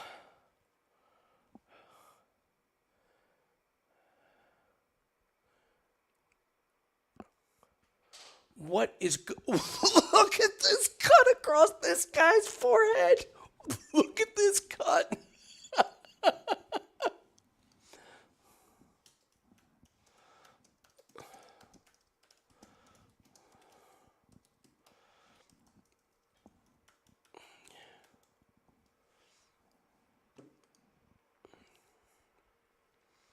It looks like a saw went across his head. What is?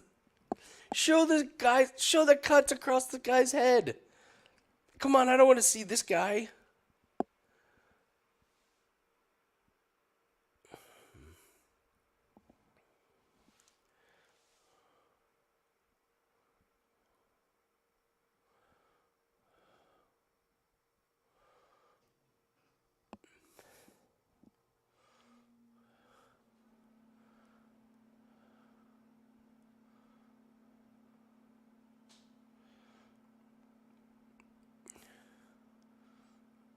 Why are they not showing the guy's forehead? I would think that's what...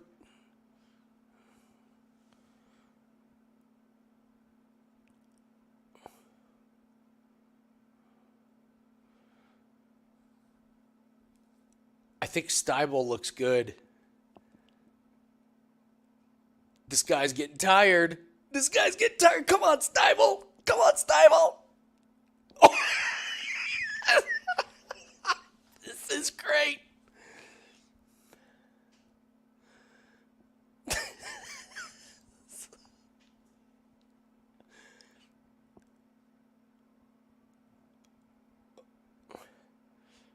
Five rounds, guys. This is scheduled to go 5 rounds.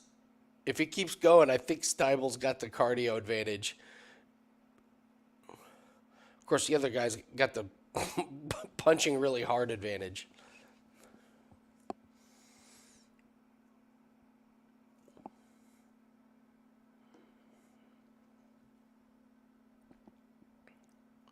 Oh, my God!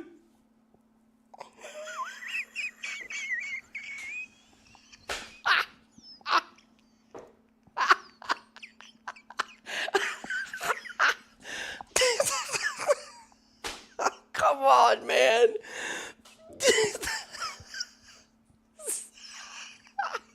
Steibel. Oh, man.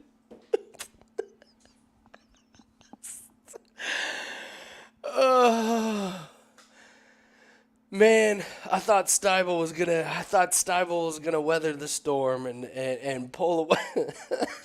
Pull away. But in the end, when you got bad striking defense, you can't survive.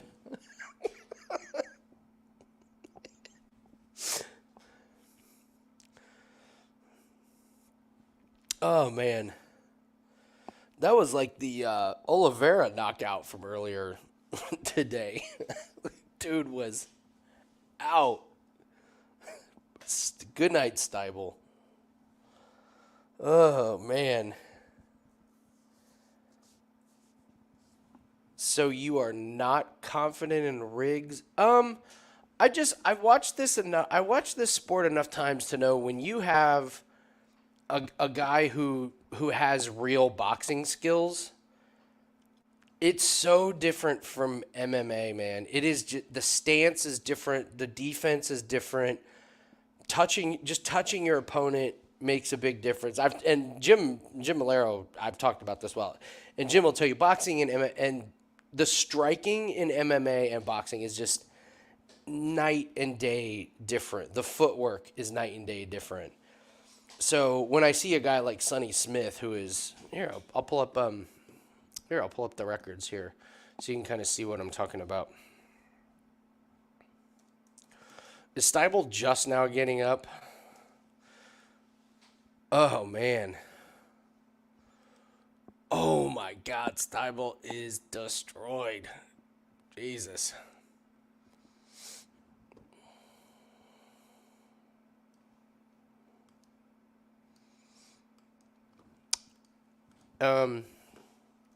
Here, let me just go to the bare knuckle. You can research these guys. It takes a while. It takes a long time to find them on the website, but they do have all of these fighters on.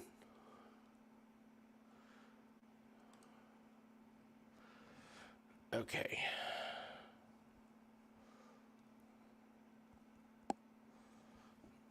Let me see if I can show you some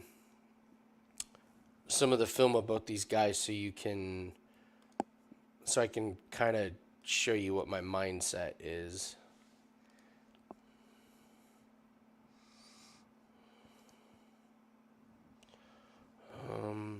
Okay.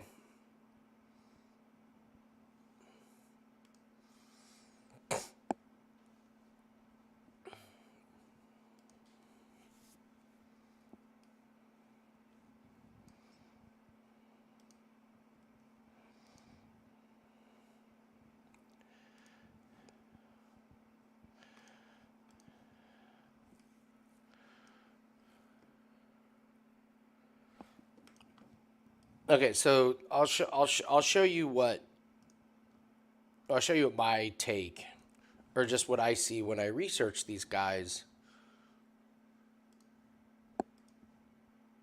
what they look like. Okay, so, all right, this is Billy Wagner. This is Jeremiah Riggs versus Billy Wagner.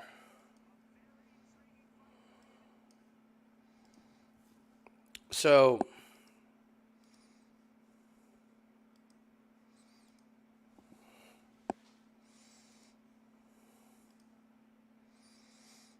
oh, this is this dumbass that.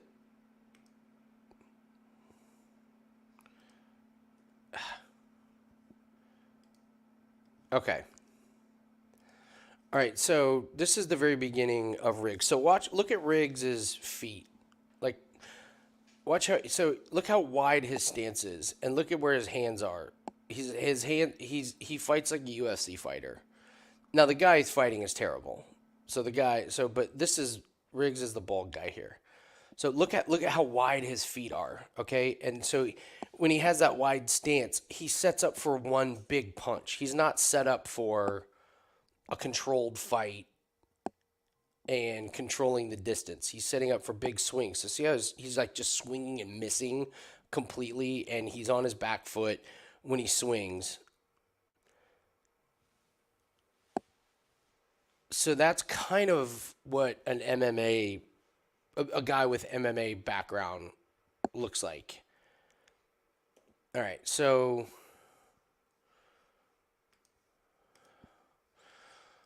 now let's look at Sonny Smith.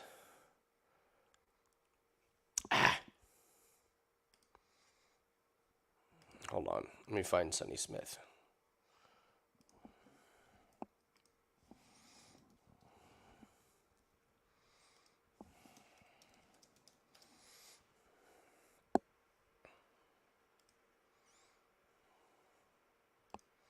Okay, here.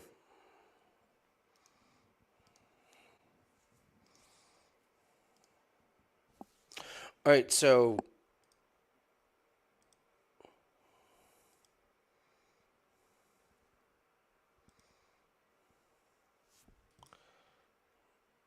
wait, is this it?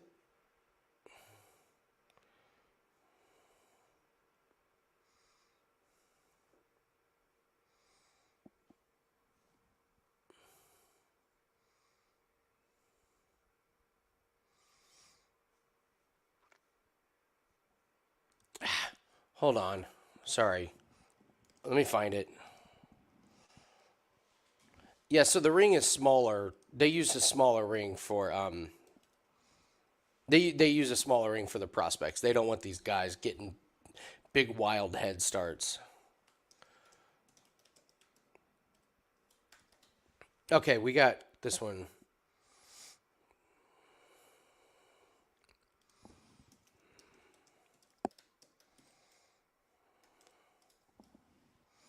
Yeah, next fight is starting anyway.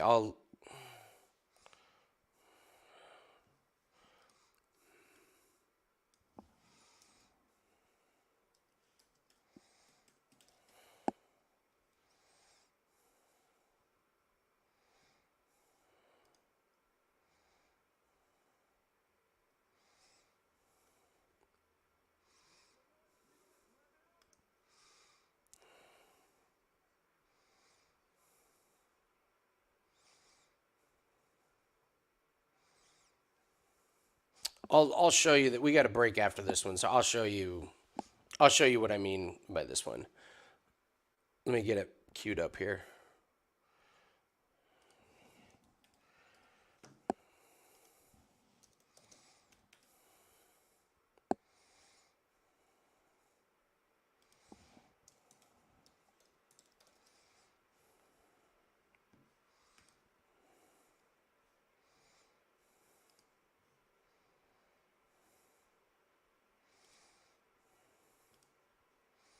Okay, I got it pulled up here.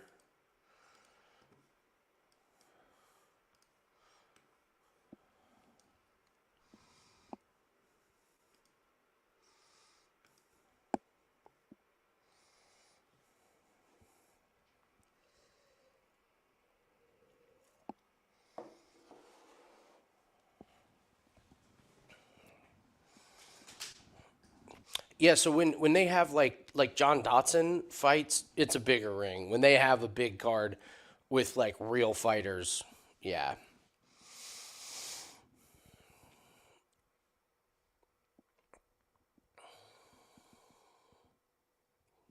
Don't blink in this one. The under 1.5 is like minus 300.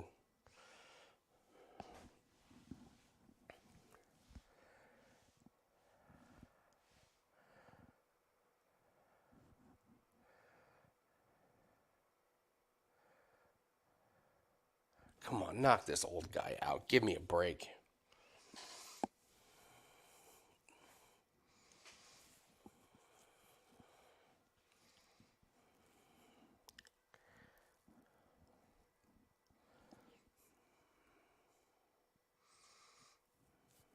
I love his nickname. I mean, Blunt Force Trauma, damn great nickname.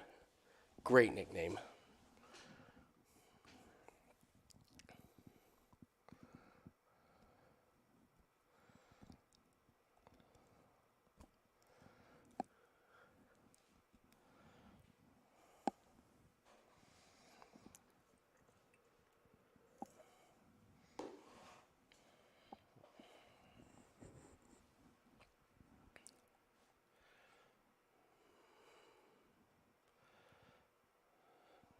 All right, come on, Jake Craig. Knock this guy out.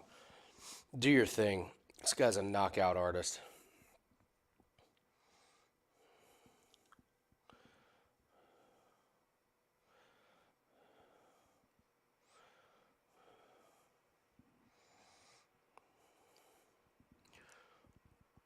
Oh, no. Oh, no. We're in trouble.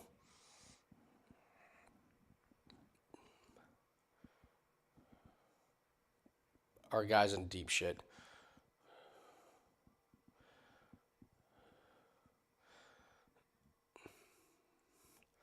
Shit, our guy sucks. What the hell?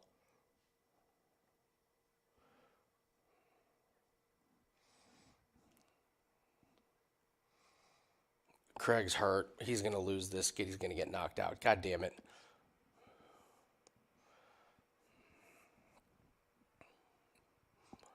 Fuck.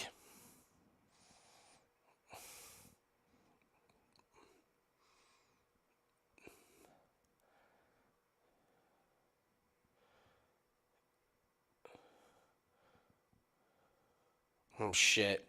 Our guy's done. God damn it. Sorry, guys.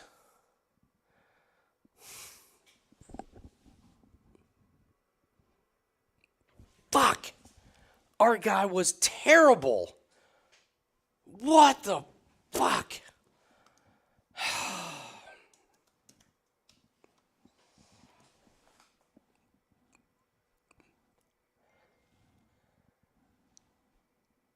Our guy didn't even land a punch. Oh, sorry guys. That was terrible. It was terrible. That is not the guy that I watched. Fucking. Well, Sam Polk's in his 40s. Jake Craig is not. Ugh.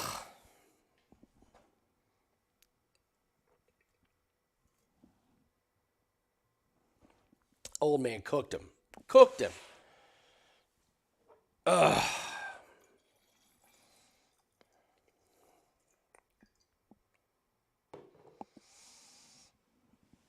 No, that's a problem. That's a fucking awful. That's embarrassing when your guy gets knocked. When your guy looks like worse than Desmond Johnson. Ugh.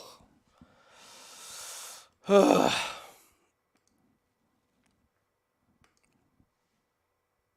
I'm throwing a little bet on Jade Wong.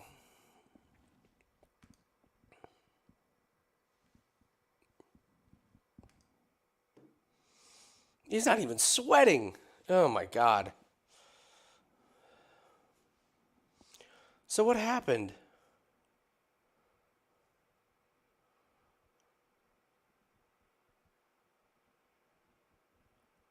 Just 2 haymakers at the beginning, and that was it. He never recovered. You can tell he was dead.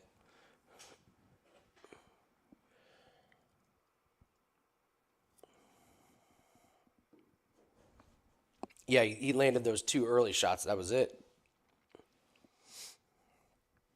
Fucking lost to an old man. Ugh, gross.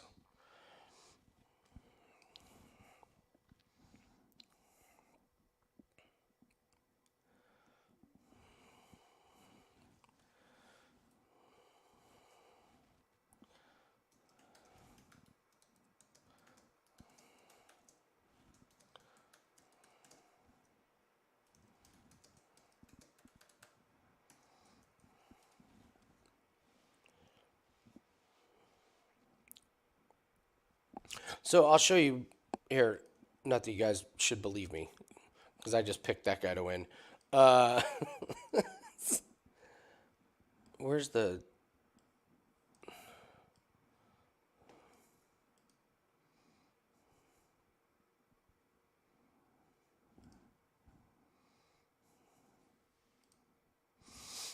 So... All right, so Sonny Smith is the guy with the bun here.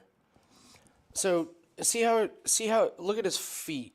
Look at his footwork and the way he sets up his punches, and he's just touching his opponent. He's bouncing around, so he's moving. He can get out of the way. He doesn't swing too wild. He can move forward, he can move backwards, he can move laterally. See, he's not going for the massive kill. His punches are always under control.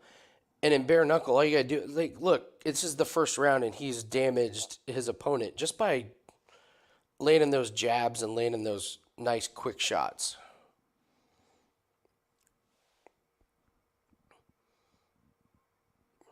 So even when his opponent lands or throws a good shot, because he's got good footwork and he's got his guard up, he can block or he can roll with the punches.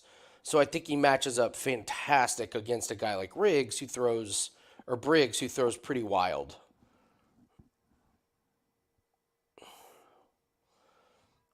So that was my read on the Smith fight. I'm texting with Jim. I have no idea what Jake Craig was doing. That is not the guy that we watched in his MMA fights. Like he looked big, slow, unathletic. I have no idea what that was. All I can do is apologize for that one.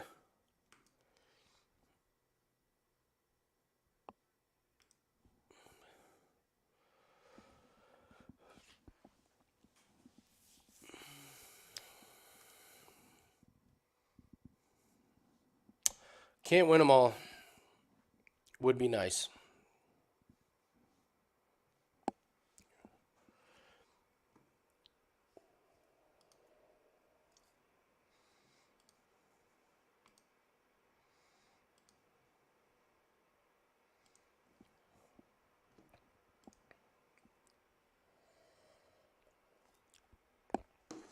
So this guy, Trey Santos, he's not very good, but he does have experience. And his fights have kind of not gone the distance, but gone a while. It's not like he's not been very good, but he hasn't gotten knocked out like Jake Craig did.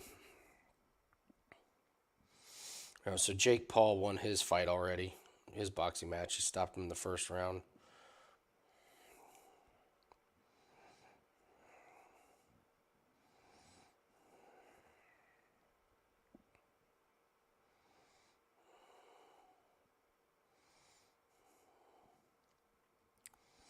Why does everyone keep trying to fight this guy on the Rangers, the 6'7" rookie? Or is he rookie? I don't think he's a rookie, but like every game he goes out there to get in a fight. Like everyone wants to fight him because he's 6'7". It's crazy.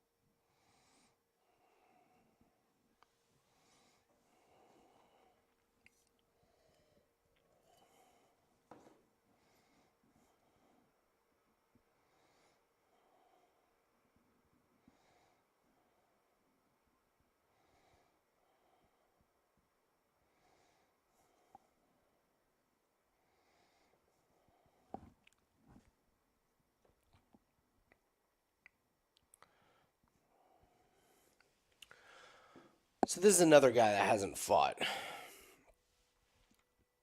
He's an instructor.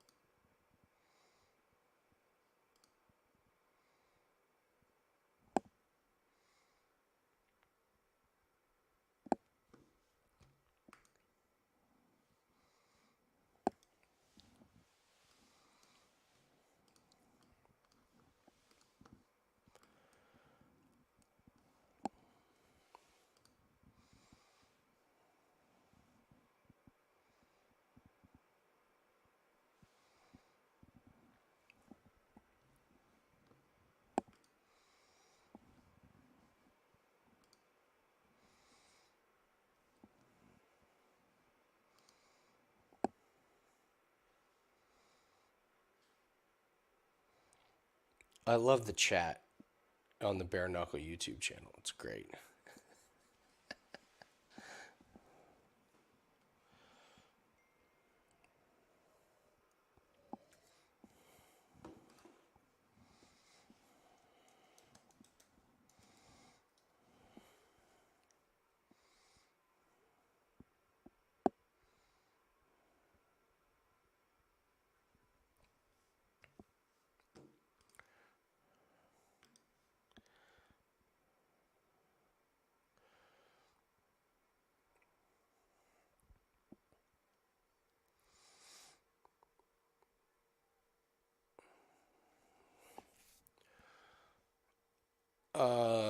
Yeah, Lucanos is a little bit wild. He's got that wide stance. He's going for like the big kill shot.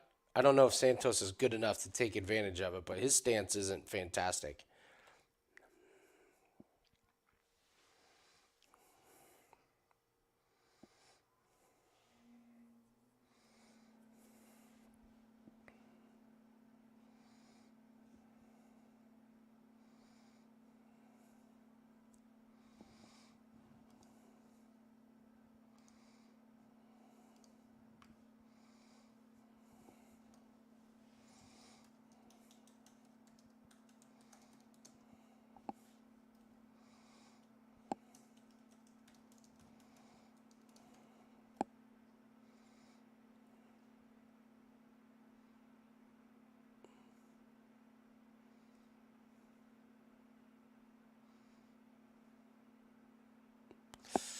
You can't take too many of those body shots. Yeah, those body shots are just brutal.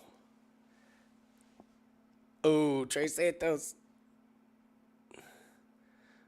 Not feeling that good. Those body shots, man. There's another body shot knockout. I said there's one every card. If you just can land brutal body shots to guys' ribs, man, they just go down.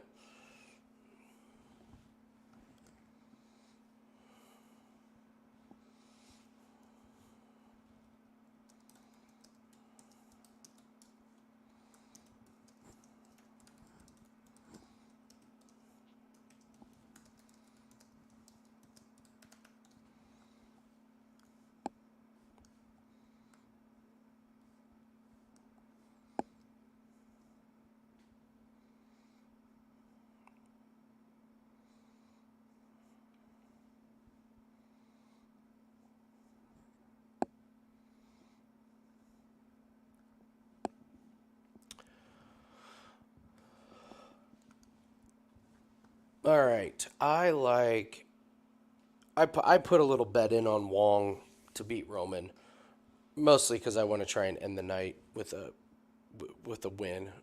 But it's been a big day. Been a really, really good day. Anytime we can hit a 5%, we're in good shape. I don't know about next week's UFC card. I'm not feeling it very confident. No, I shouldn't say very confident. I mean, like, as confident as I was in some of the things this week. So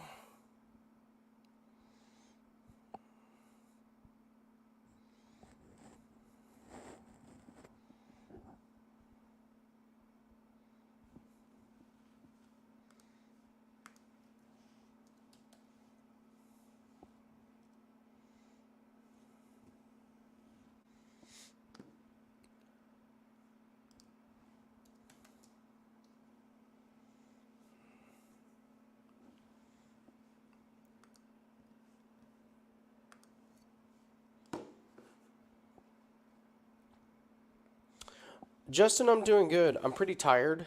My body's going through a lot of changes with my different diet, exercise, and everything that I'm doing. So I'm tired, but I've been tired the last few days. But taking enough breaks, going out, walking around. No, I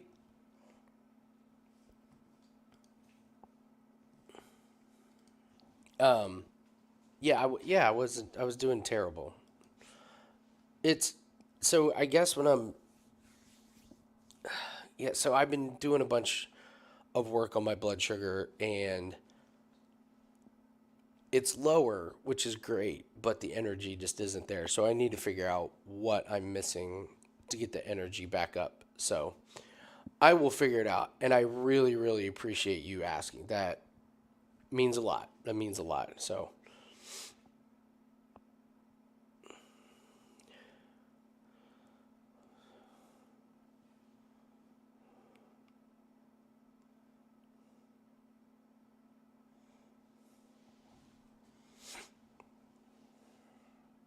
my wife made an amazing dinner, like amazing dinner. She had a big sale for her business earlier. So I'll get there.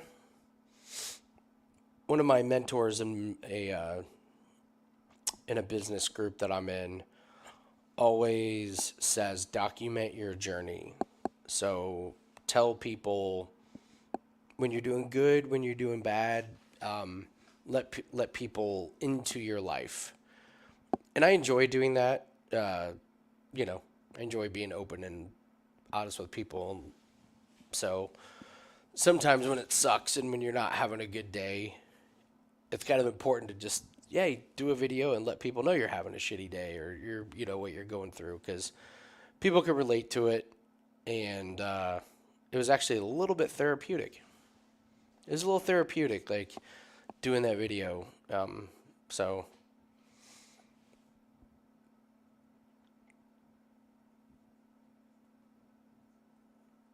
and by the way, if your energy's down and you're tired, it's really hard to do a video about your energy being down and tired. So, oh wow, Scott, send me a message on, or no, I'm going to send you something on Twitter. One of the people in my business group has just launched a supplement for long COVID. He's the only one on the market. He just launched it, and it is specifically for people who are dealing with long COVID, and he's looking for people to. He's had a lot of people try it. I'm going to send you the link.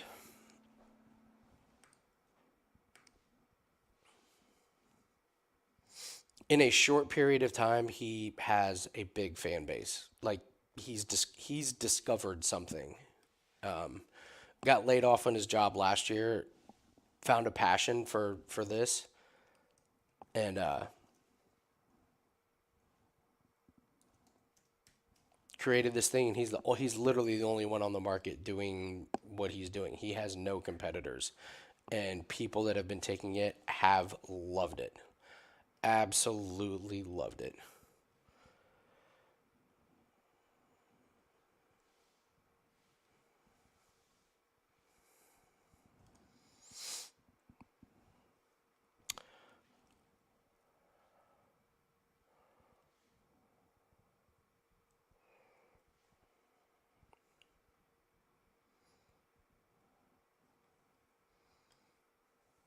All right, who's next here?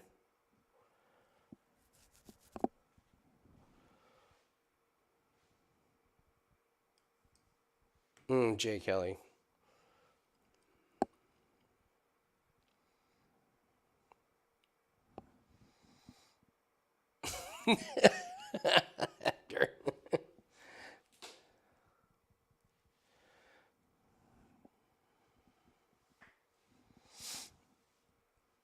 Scott, you sound exactly like what this guy has been talking about. He it's amazing.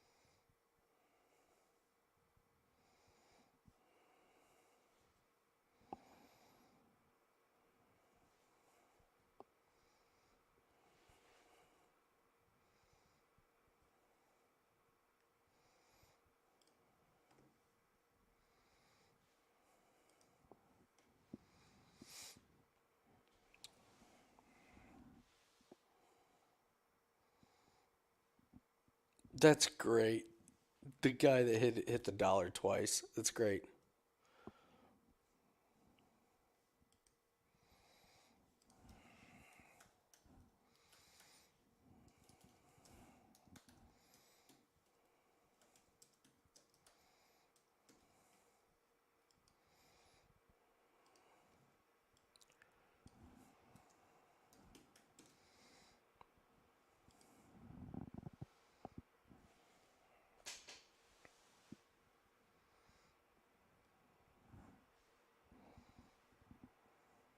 What's up, Jim?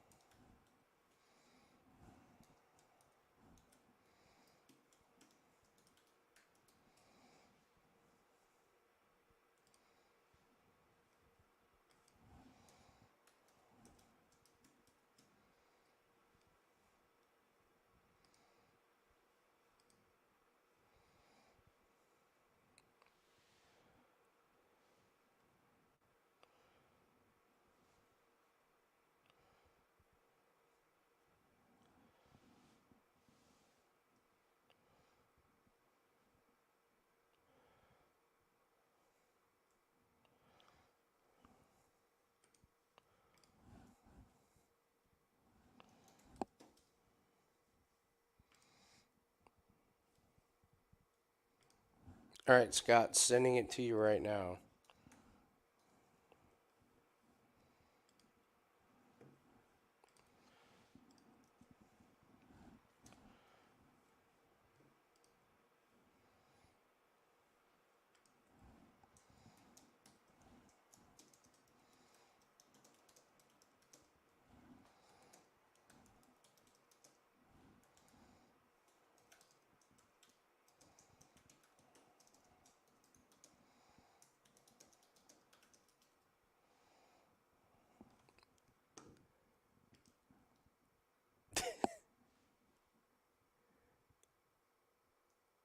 Ooh, this fight's not going very long.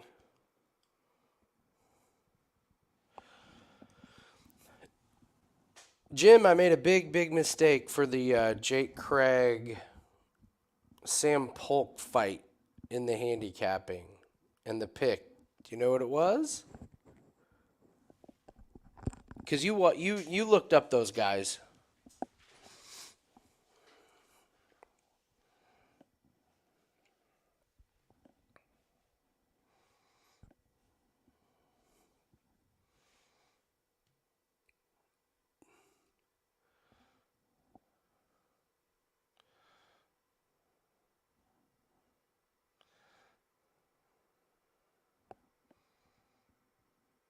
Oh, come on. Come on. What should the bet have been?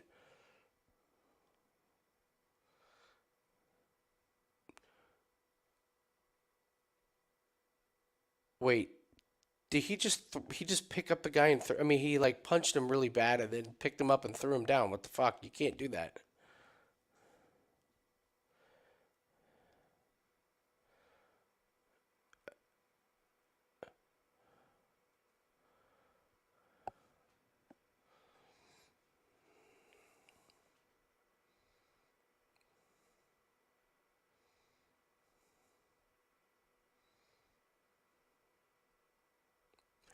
What is going on here? Chicanery.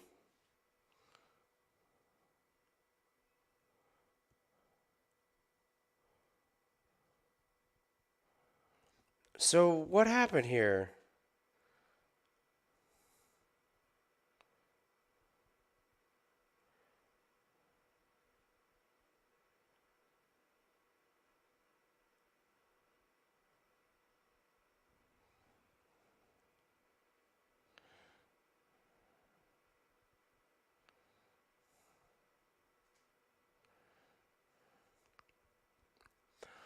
Well, they were trying to figure out where the ankle got hurt. When he picked him up and threw him, his toe was kind of caught on the mat. Like they're wearing boxing like boots and shoes. That's why you can't do that. Yeah, you can't. Jesus, you can't do that. There's a reason you can't do that. Fucking idiots. So Jim, the play was the under, not pick a side. The play should have been the under. There was no way that fight was going to make it out of the first round. You have Sam Polk, who was 41. His path to victory was knocking the shit out of Jake Craig. Jake Craig's never been out of the first round in the MMA. Should have never picked the side. The play was the under. That was what we missed.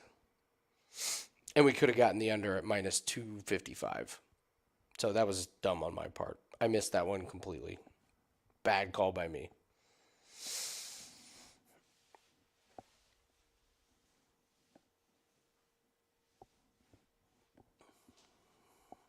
Yeah, shouldn't have messed with the side because that was a possibility in bare knuckle where you have a guy land a random haymaker, especially with guys in that weight division.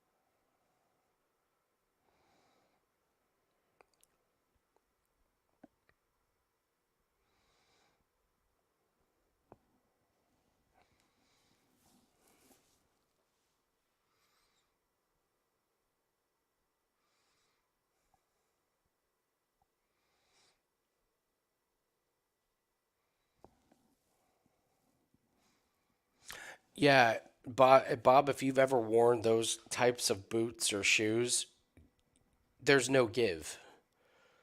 It fucking hurts. If you roll your ankle, it hurts.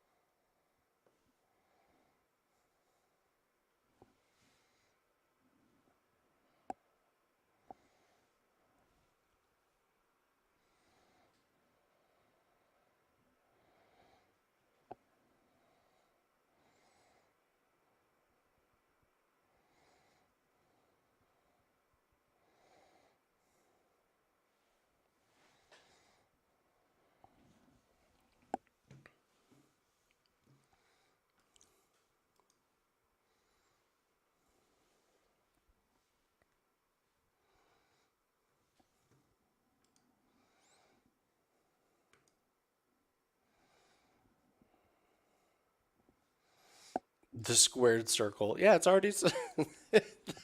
That's pretty funny.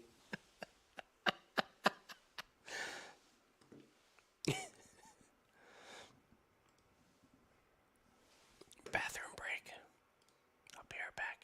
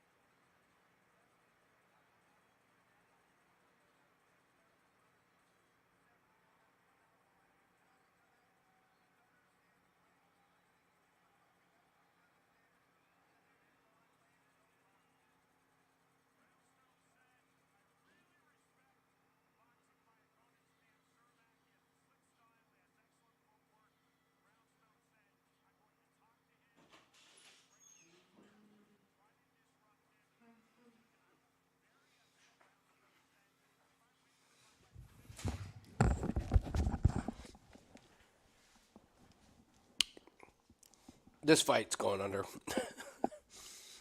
This guy's gonna go crazy.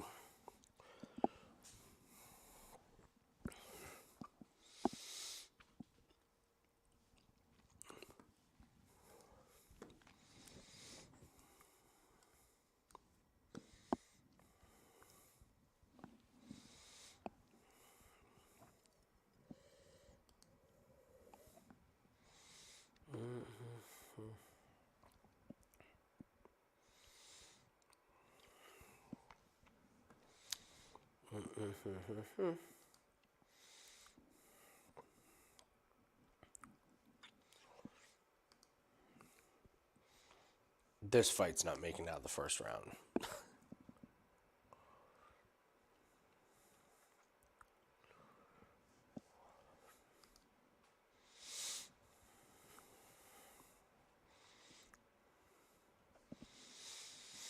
So the interesting thing about that LeBron James prop, it was over 1.5 made threes. And they just kept putting it up and kept putting it up and kept putting it up. I have this. I miss it every time. I guess I'm too scared to put it in. When you have a play, a prop like that hits night in and night out, like the lazy line, like what we talk about. LeBron over 1.5 threes. He ends up landing on 2 all the time. And so the point is, when the books make that move, you always just jump ship and take the under. You go aggressive. Because by the time the books catch on to the streak, and they make a move, he's due for regression. So it's like in hockey when a guy is getting over 2.5 shots on goal, and then the books raise it to 3.5, he goes under. So LeBron was at 1.5 threes. You just taking the over, and he's landing on 2 every single game. They move it to 2.5, and what's happened? He's landed on 2 both games that they moved it to 2.5. Now it's pretty big juiced to the under, but there is something there when the books make a big move on a prop like that, you just go the opposite direction. I've talked about it. Yeah, so that's the thing, Jim. Yeah, it was 2.5, and he landed on 2. He's landed on 2 the last 2 games when they moved it to 2.5. So when it was a 1.5, the over was just cashing night after night after night. Now they move it to 2.5. And he ends up going under.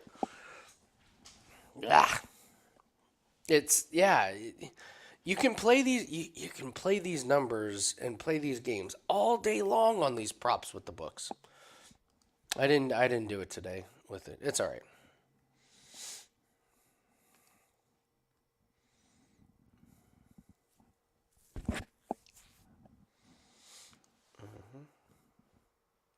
Yeah, he went 2 for 5.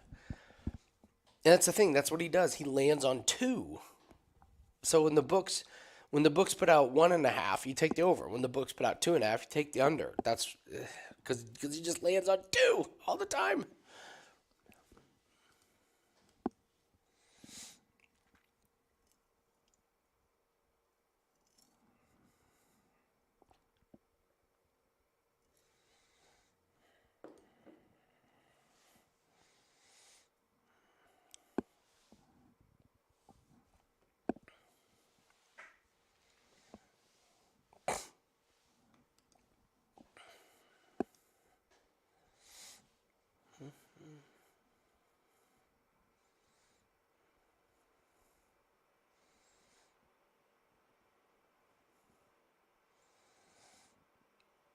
Oh yeah, Blackhawks only scored 2. Who had the points? Bedard, of course, had a point. Foligno did not. Seth Jones did not. Donato had 2.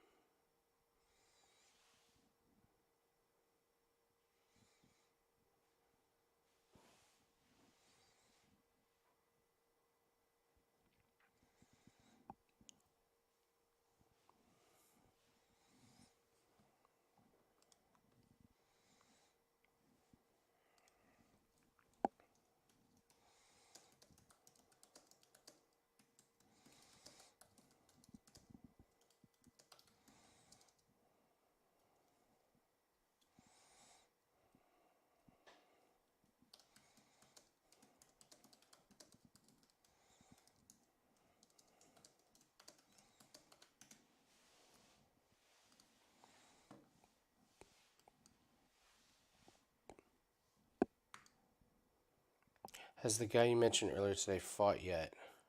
The tall, skinny guy. No, he lost in like 20 seconds.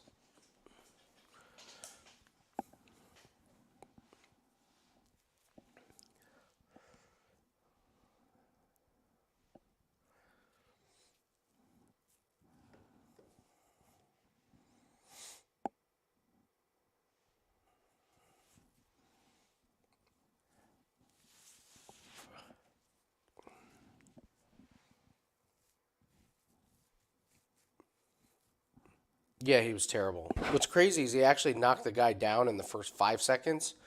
Although I think the guy kind of fell. I think the guy like kind of ran at him and tripped and fell. But they gave him a knockdown, and then the tall, skinny guy got knocked out.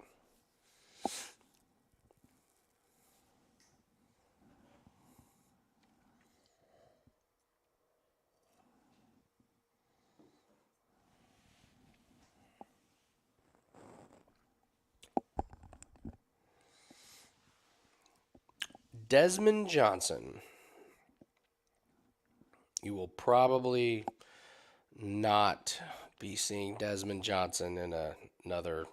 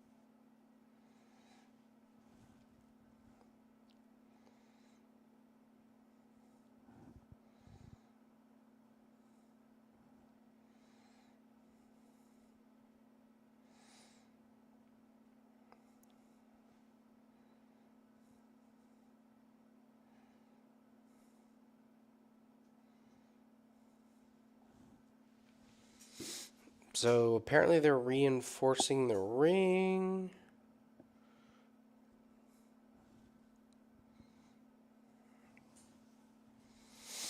I'll button it up next time in bare knuckle. Fucking pissed we lost. Fucking ridiculous. Jake Craig. Fucking bum.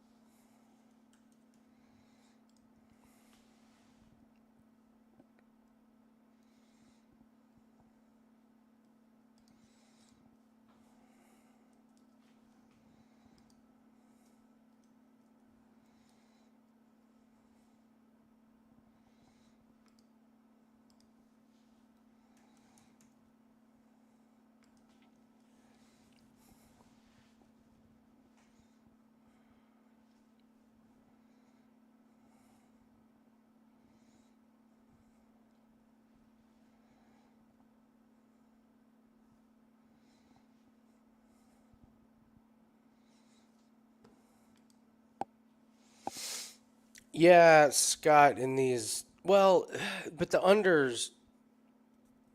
You have to remember a couple of the couple of them, they're under 1.5 rounds.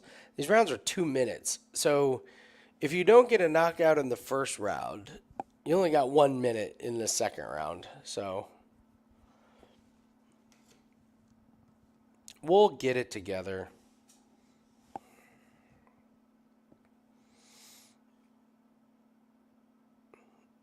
I'm 2-1. I'm 2-1, but in the industry, you advertise that as 66%.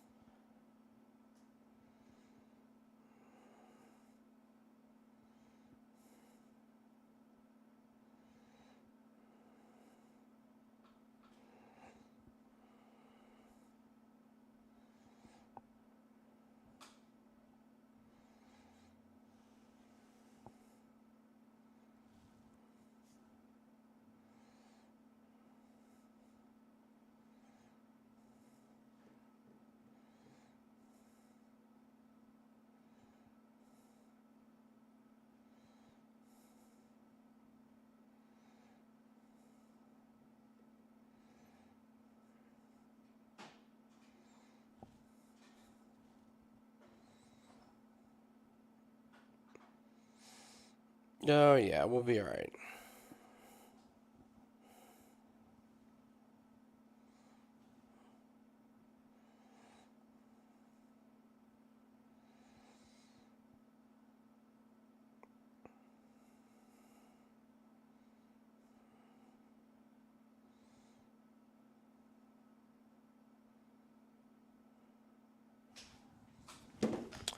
All right, let's do some look aheads.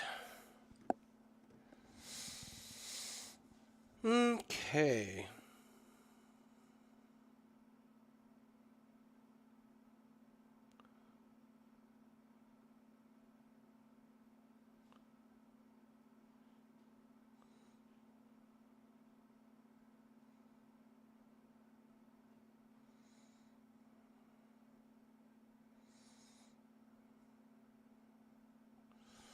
Still confused by that Jake Craig thing. Yeah, it should have been in the under. God damn it.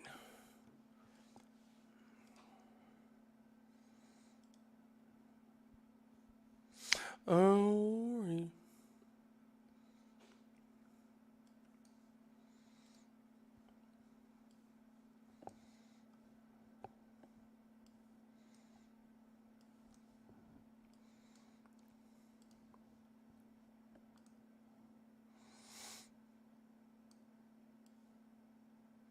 Nothing like a bare knuckle fight where the fucking ring, the ring breaks.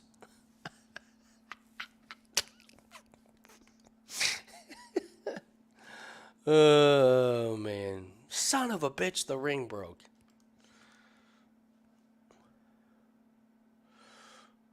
So the Roundstone, yeah, Roundstone fight's not going to go the distance. I predict the Smith and Riggs fight will go the distance unless there's a doctor stoppage for a cut.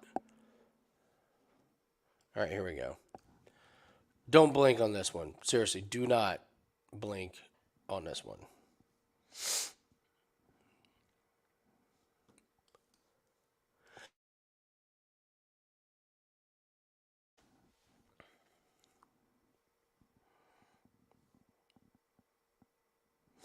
Oh yeah, so Scott, one of the cool things that I think bare knuckle does is a lot of people dress up for face-offs. You'll see them dressed as like Mortal Kombat characters or Street Fighter characters, and so she did the full-blown like blood and everything, which is it's fucking awesome. That I love, and most of the time it's the women that do it. But there's some like awesome costumes for face-offs. That I love. That is so dope.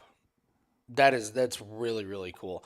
I prefer that rather than the dumb I'm going to pretend to be mad at you at face-offs and then when we fight afterwards we hug. Fuck that. Just give me fun costumes. Love it.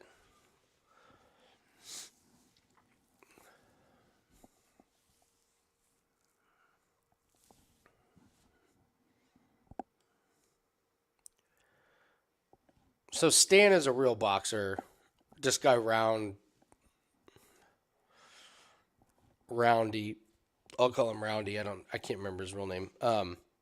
He's gonna come out. He's gonna blitz. Watch. This guy's just gonna swing really quick. Let's see if I'm right. There he goes. That's what he does every fight. He just he can't help himself. He's like, I got no gas tank. I'm going for it in the first round.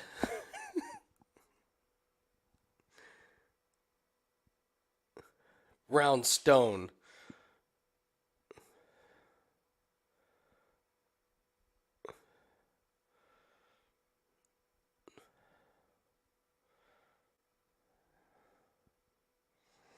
Lot of flab.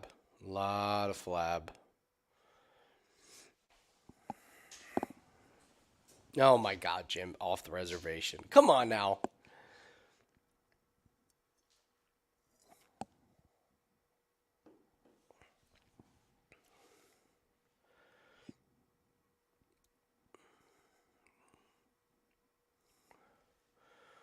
Oh, Roundstone is down. He ain't getting up. Oh, they're going to give him this is going to be a DQ. He hit him when his knee was down. I was like, why is he punching him? Oh, Roundstone's going to milk this and get the DQ. He's going to totally Cody Brundage this.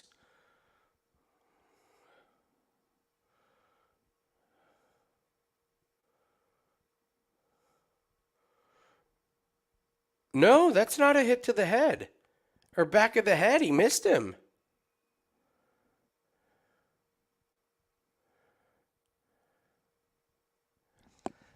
Oh, that's a bad.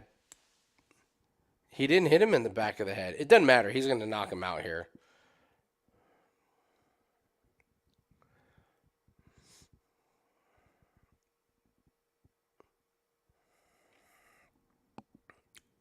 Sermaz is going to destroy this guy. Isn't that great, Scott? You couldn't bet point deduction.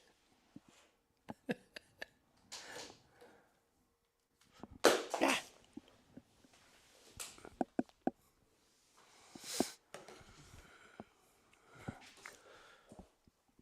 Roundstone's in deep shit here. This is over.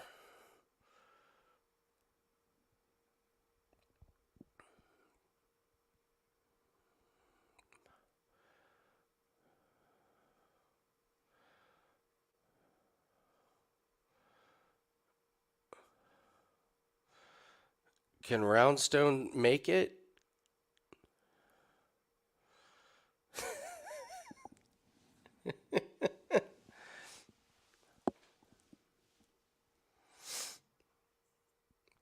If this goes over 1.5, it's going to be wild. But that was not a shot to the back of the head at all. Not even close.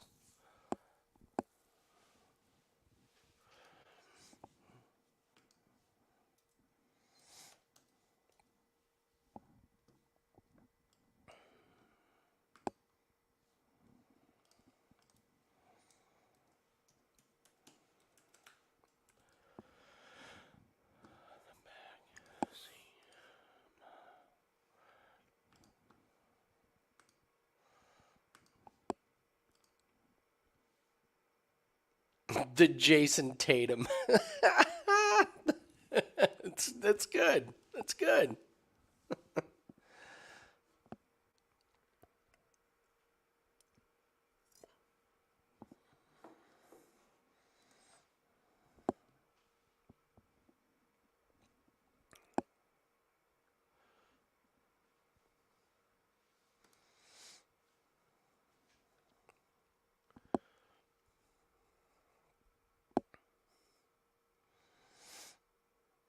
Wow, Roundstone's going to survive this. This is going to go over.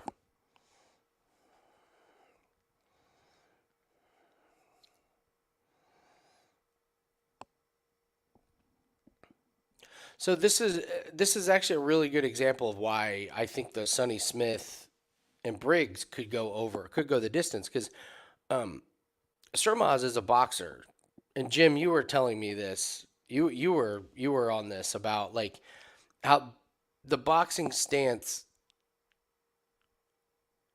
the stance of the boxers compared to the stance of the MMA guys, even in just pure striking, is completely different. The boxers are just so much in control. They're worried about touching and doing damage.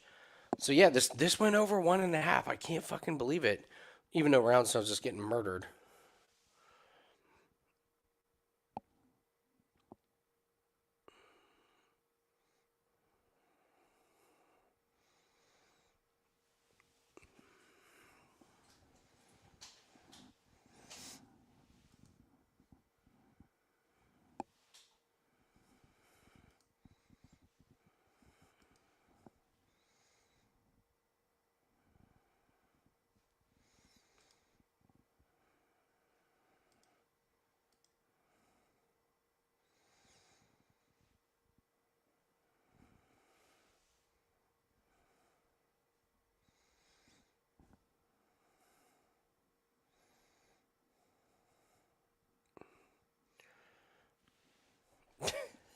This is crazy.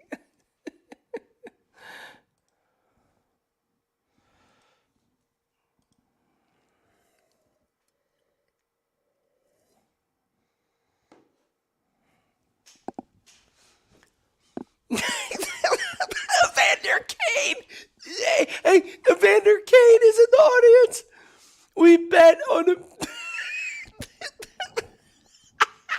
We bet on Evander Kane to not have a point. He cashed for us, and now he's at the bare knuckle fighting event. That's amazing. Evander, don't have a point tomorrow either. Oh, we're definitely betting on Evander Kane to not. Oh, we're definitely betting on Evander Kane to not have a point tomorrow. He's in his flannel. He's going out partying. Let the bare. He played today. He's at the bare knuckle event. Oh, Lord. At midnight when these plays go out, just Vander Kane is there. Let's go. This is an amazing story. I cannot wait to tell Andrew McGinnis about this. I cannot wait to tell Andrew and Carm about this. Andrew especially because he's into fighting. And Perez.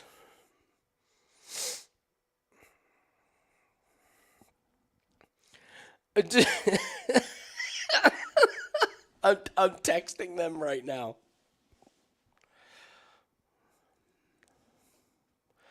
Texting him right now.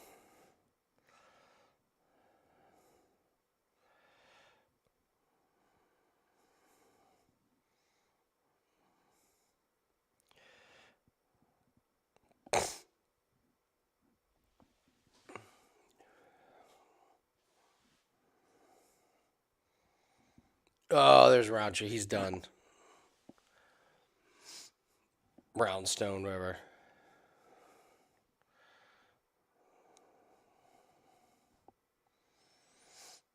Oh, man. Roundstone is fucked up. His face is fucked. Jesus.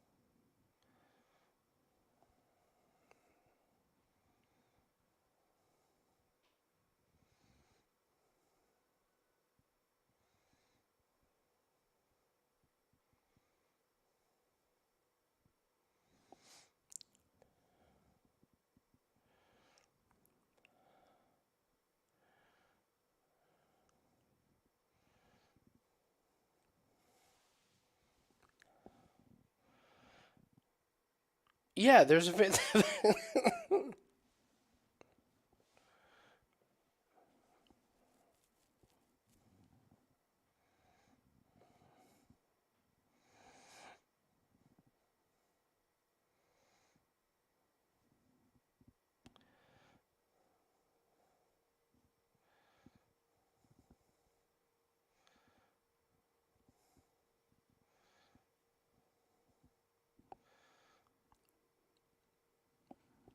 I texted Carm, Andrew, and Perez. This is amazing.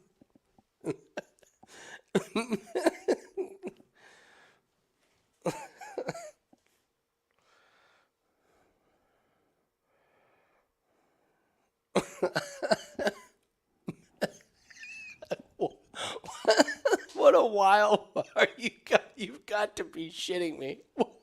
The most random thing ever.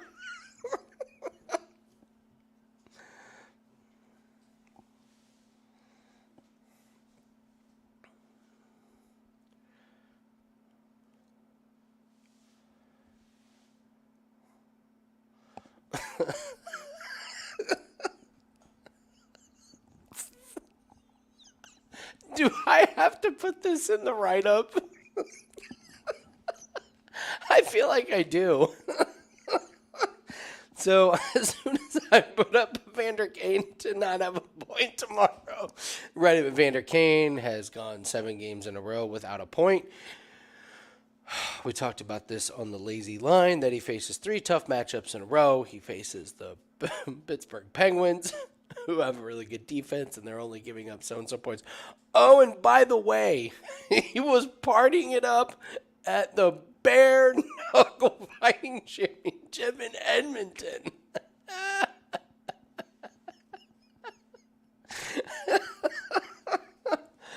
Oh, my God. Oh, shit.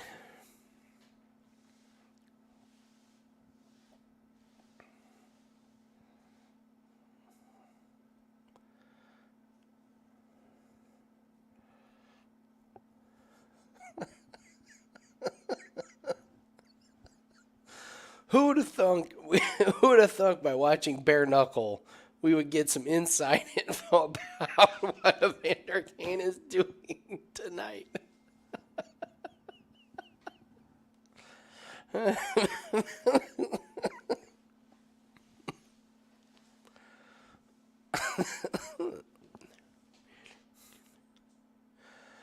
Oh man, this is this is amazing.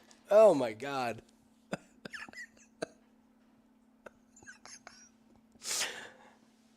I mean, not only do you get the degen thing about guys like Desmond Johnson fighting at bare knuckle, but you get to see the Edmonton Oilers player, not players, player. Like, which one's partying it up at bare knuckle of Vander Kane? Amazing. I might have to make that a 5%er. Oh my God.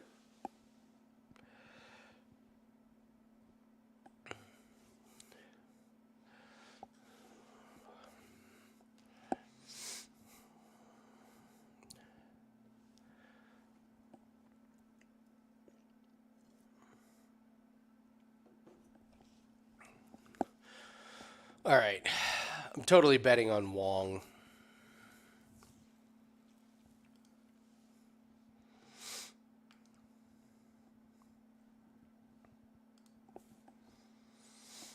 All right, so let's see if the read on Sonny Smith was right.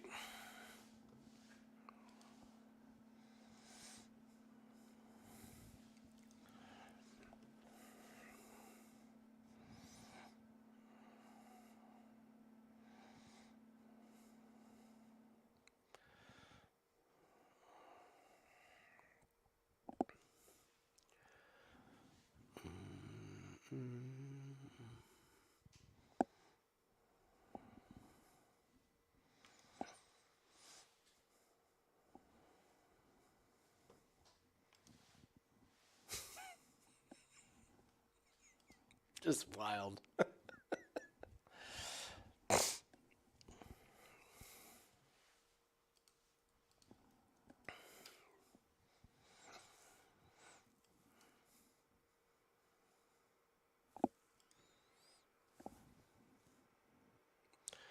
Let's see. When do they play tomorrow?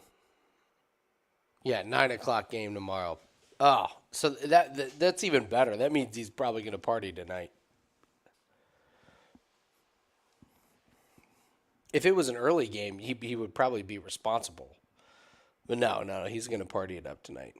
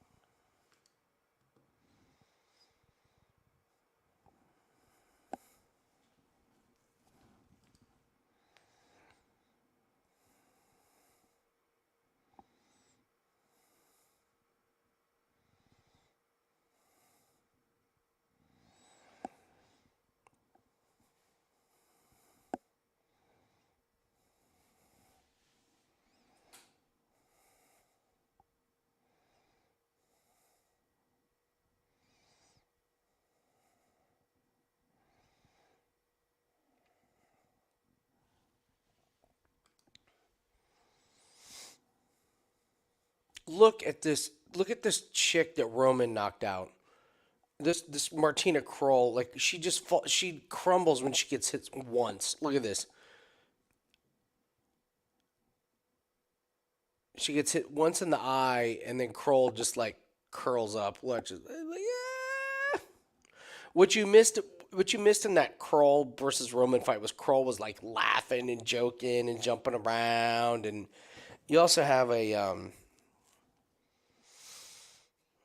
broad that doesn't fit theory with Roman. Her fighting gear just absolutely does not fit in the last couple fights that I've seen. Meanwhile, Wong's got like a whole wardrobe crew. She's got X over her nips in that face-offs gear. Roman's wearing board shorts that we saw in UFC earlier. Yeah, Wong is the play.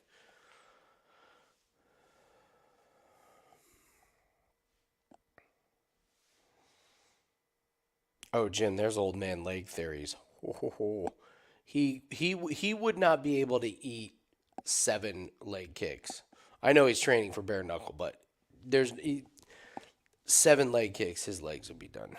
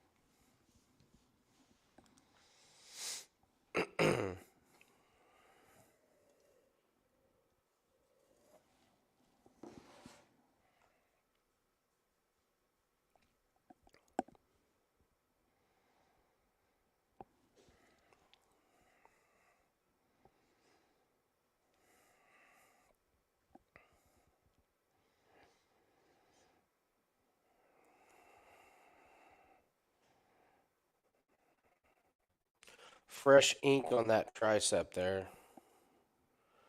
So we know Riggs is going to swing hard.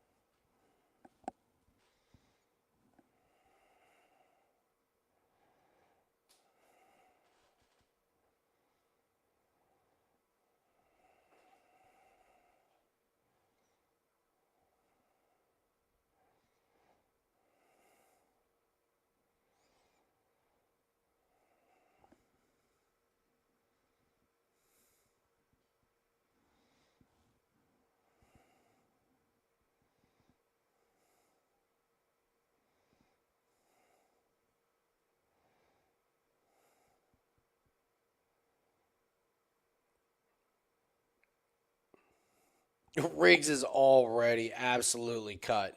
This is what I loved about Smith. He just touches guys. You don't need to blast guys in bare knuckle. It's actually the worst thing you can do.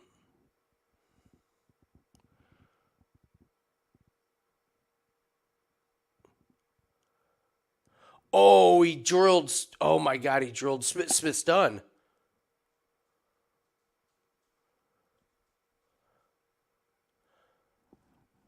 Oh my God. Oh my God, the desperation Hail Mary shot. Drilled him. Oh man. Oh my God. Oh, come on. Don't go to commercial. Show me the replay. Fuck. Jim, that was an old man straight. That was desperation. I'm about 40 seconds away from having nothing. He just threw and threw and threw. He was done after like 30 seconds. 30 more seconds, he had nothing in the tank, and he caught Smith. Well, hey, at least that one didn't cost us the whole play. I stand by my analysis that, I mean, Briggs was cut to shit right off the bat. Happened to land the Hail Mary. Hail Mary shot.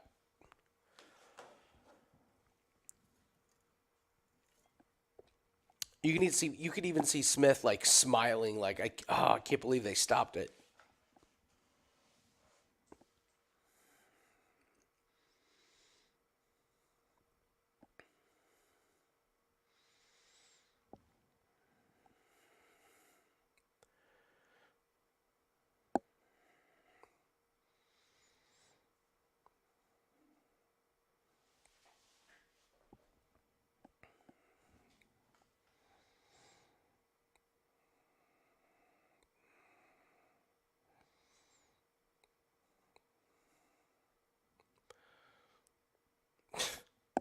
They're like doing surgery on Briggs's face. Look at Briggs's face. It's destroyed. Oh my God, what a Hail Mary shot. Kudos to him.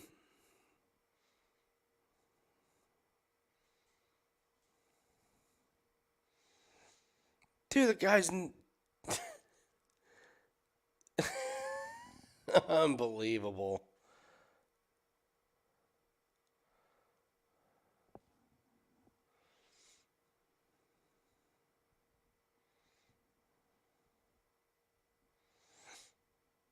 Dude, Smith's eye is fucked.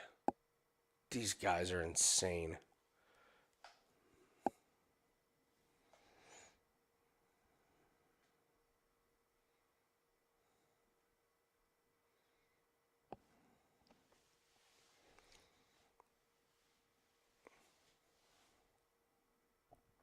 Fading the shit out of this guy next time.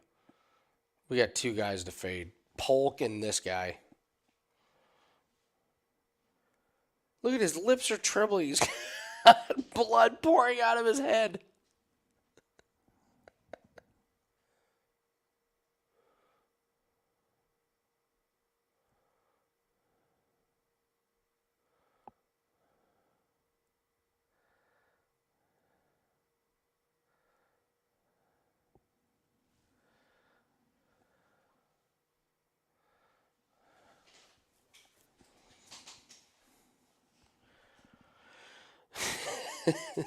It's true, Jim. All right, well, we lost 2 parlay pieces on some pretty big favorites, but the unders, man.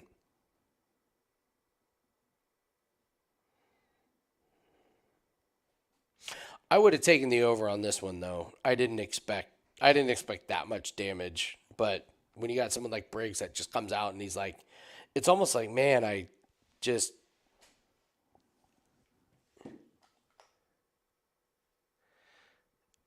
yeah, Briggs is like, I can't win a long fight against this guy. I gotta like just come out and smoke him.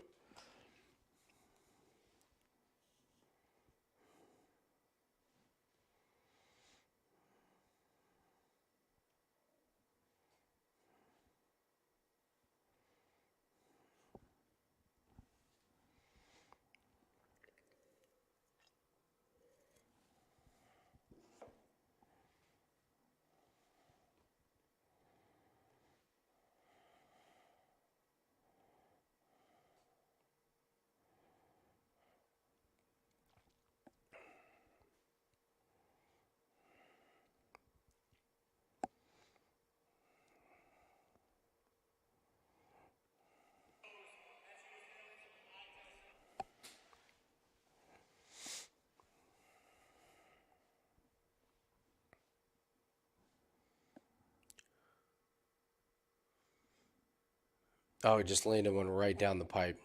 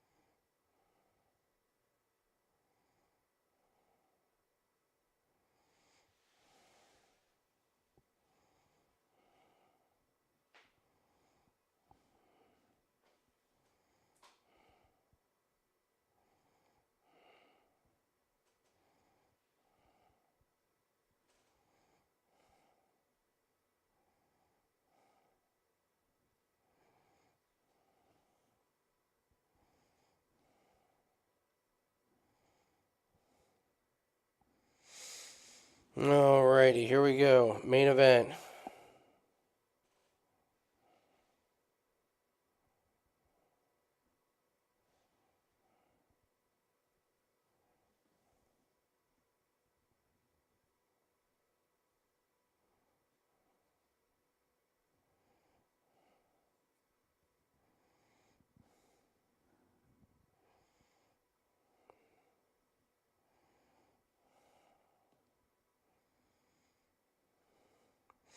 All right, let's take the wardrobe. Take a look at the wardrobe of Roman here.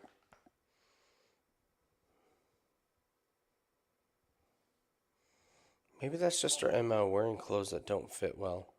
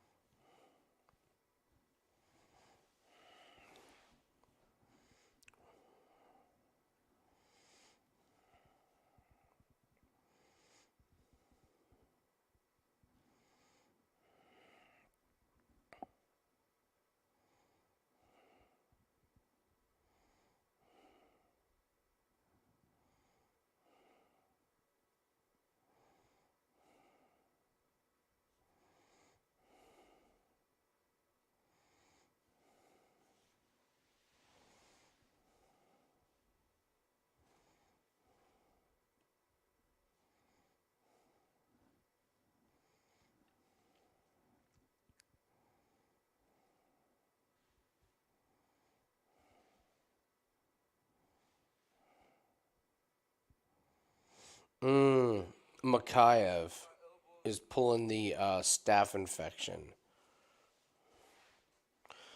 So Mokaev says, for me, it was most important to make weight. 4 staph infections, 3 weeks out.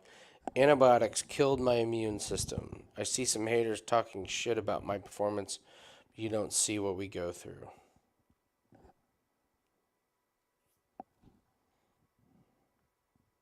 So he's...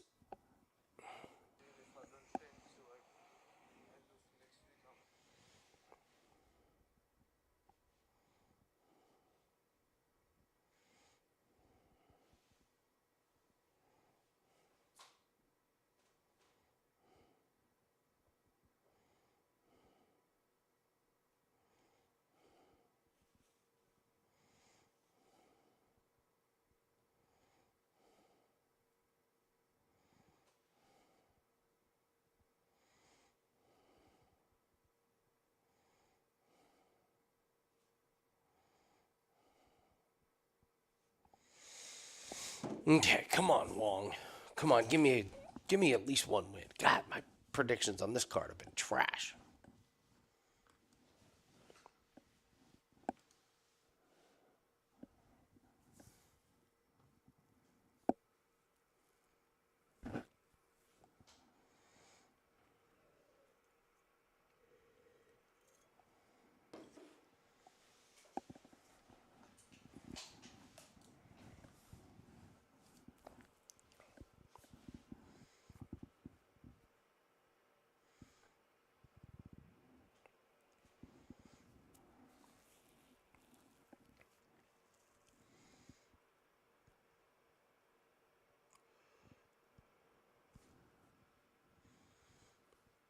They got enough Vaseline on Roman's head and face. Jesus Christ.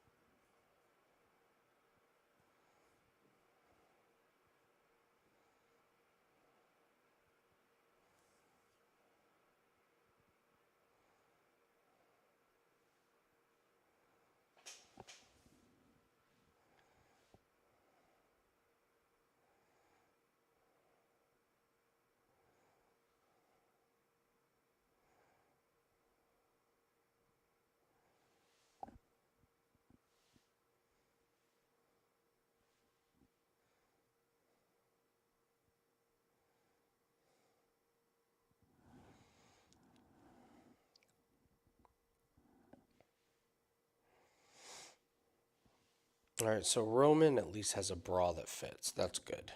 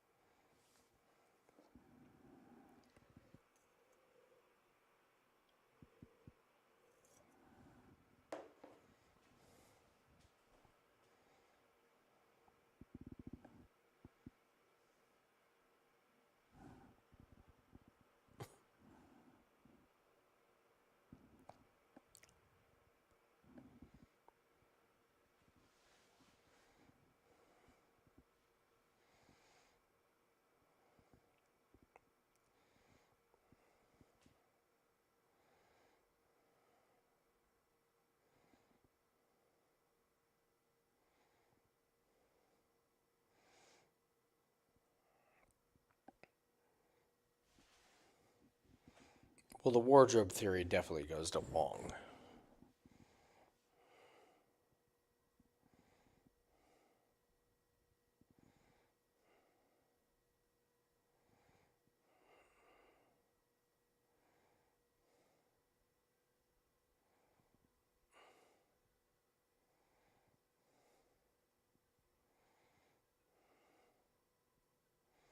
Oh, Roman's done. Damn. This should have been the play. God damn it. Roman's smoked. Look at her. She's just... Wong's going to kill her right here. Roman had no business being... God damn it. Ugh, this was the play. I'm sorry, guys. Roman's not ready. They're going to call this fight.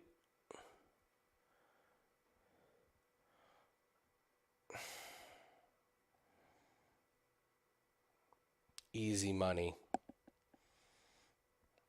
Easy money.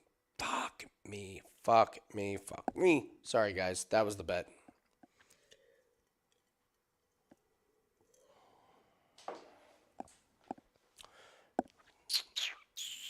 Yeah, like we said, Wong's a fucking... She's a real deal. Roman's not ready. Yeah, Jim... Regrets on this card. Regrets. The under in the Craig fight was the way to go. I still am fine with the read on the Sonny Smith fight. I have no problems with it. But honestly, the play tonight was Descharnay and Wong. That was the play. Damn, that was it.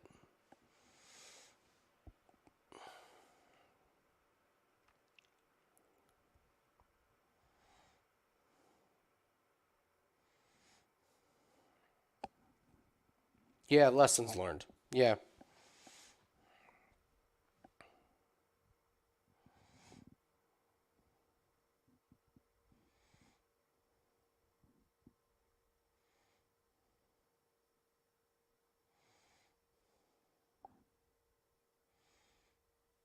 Yeah, the Notre Dame game is tomorrow.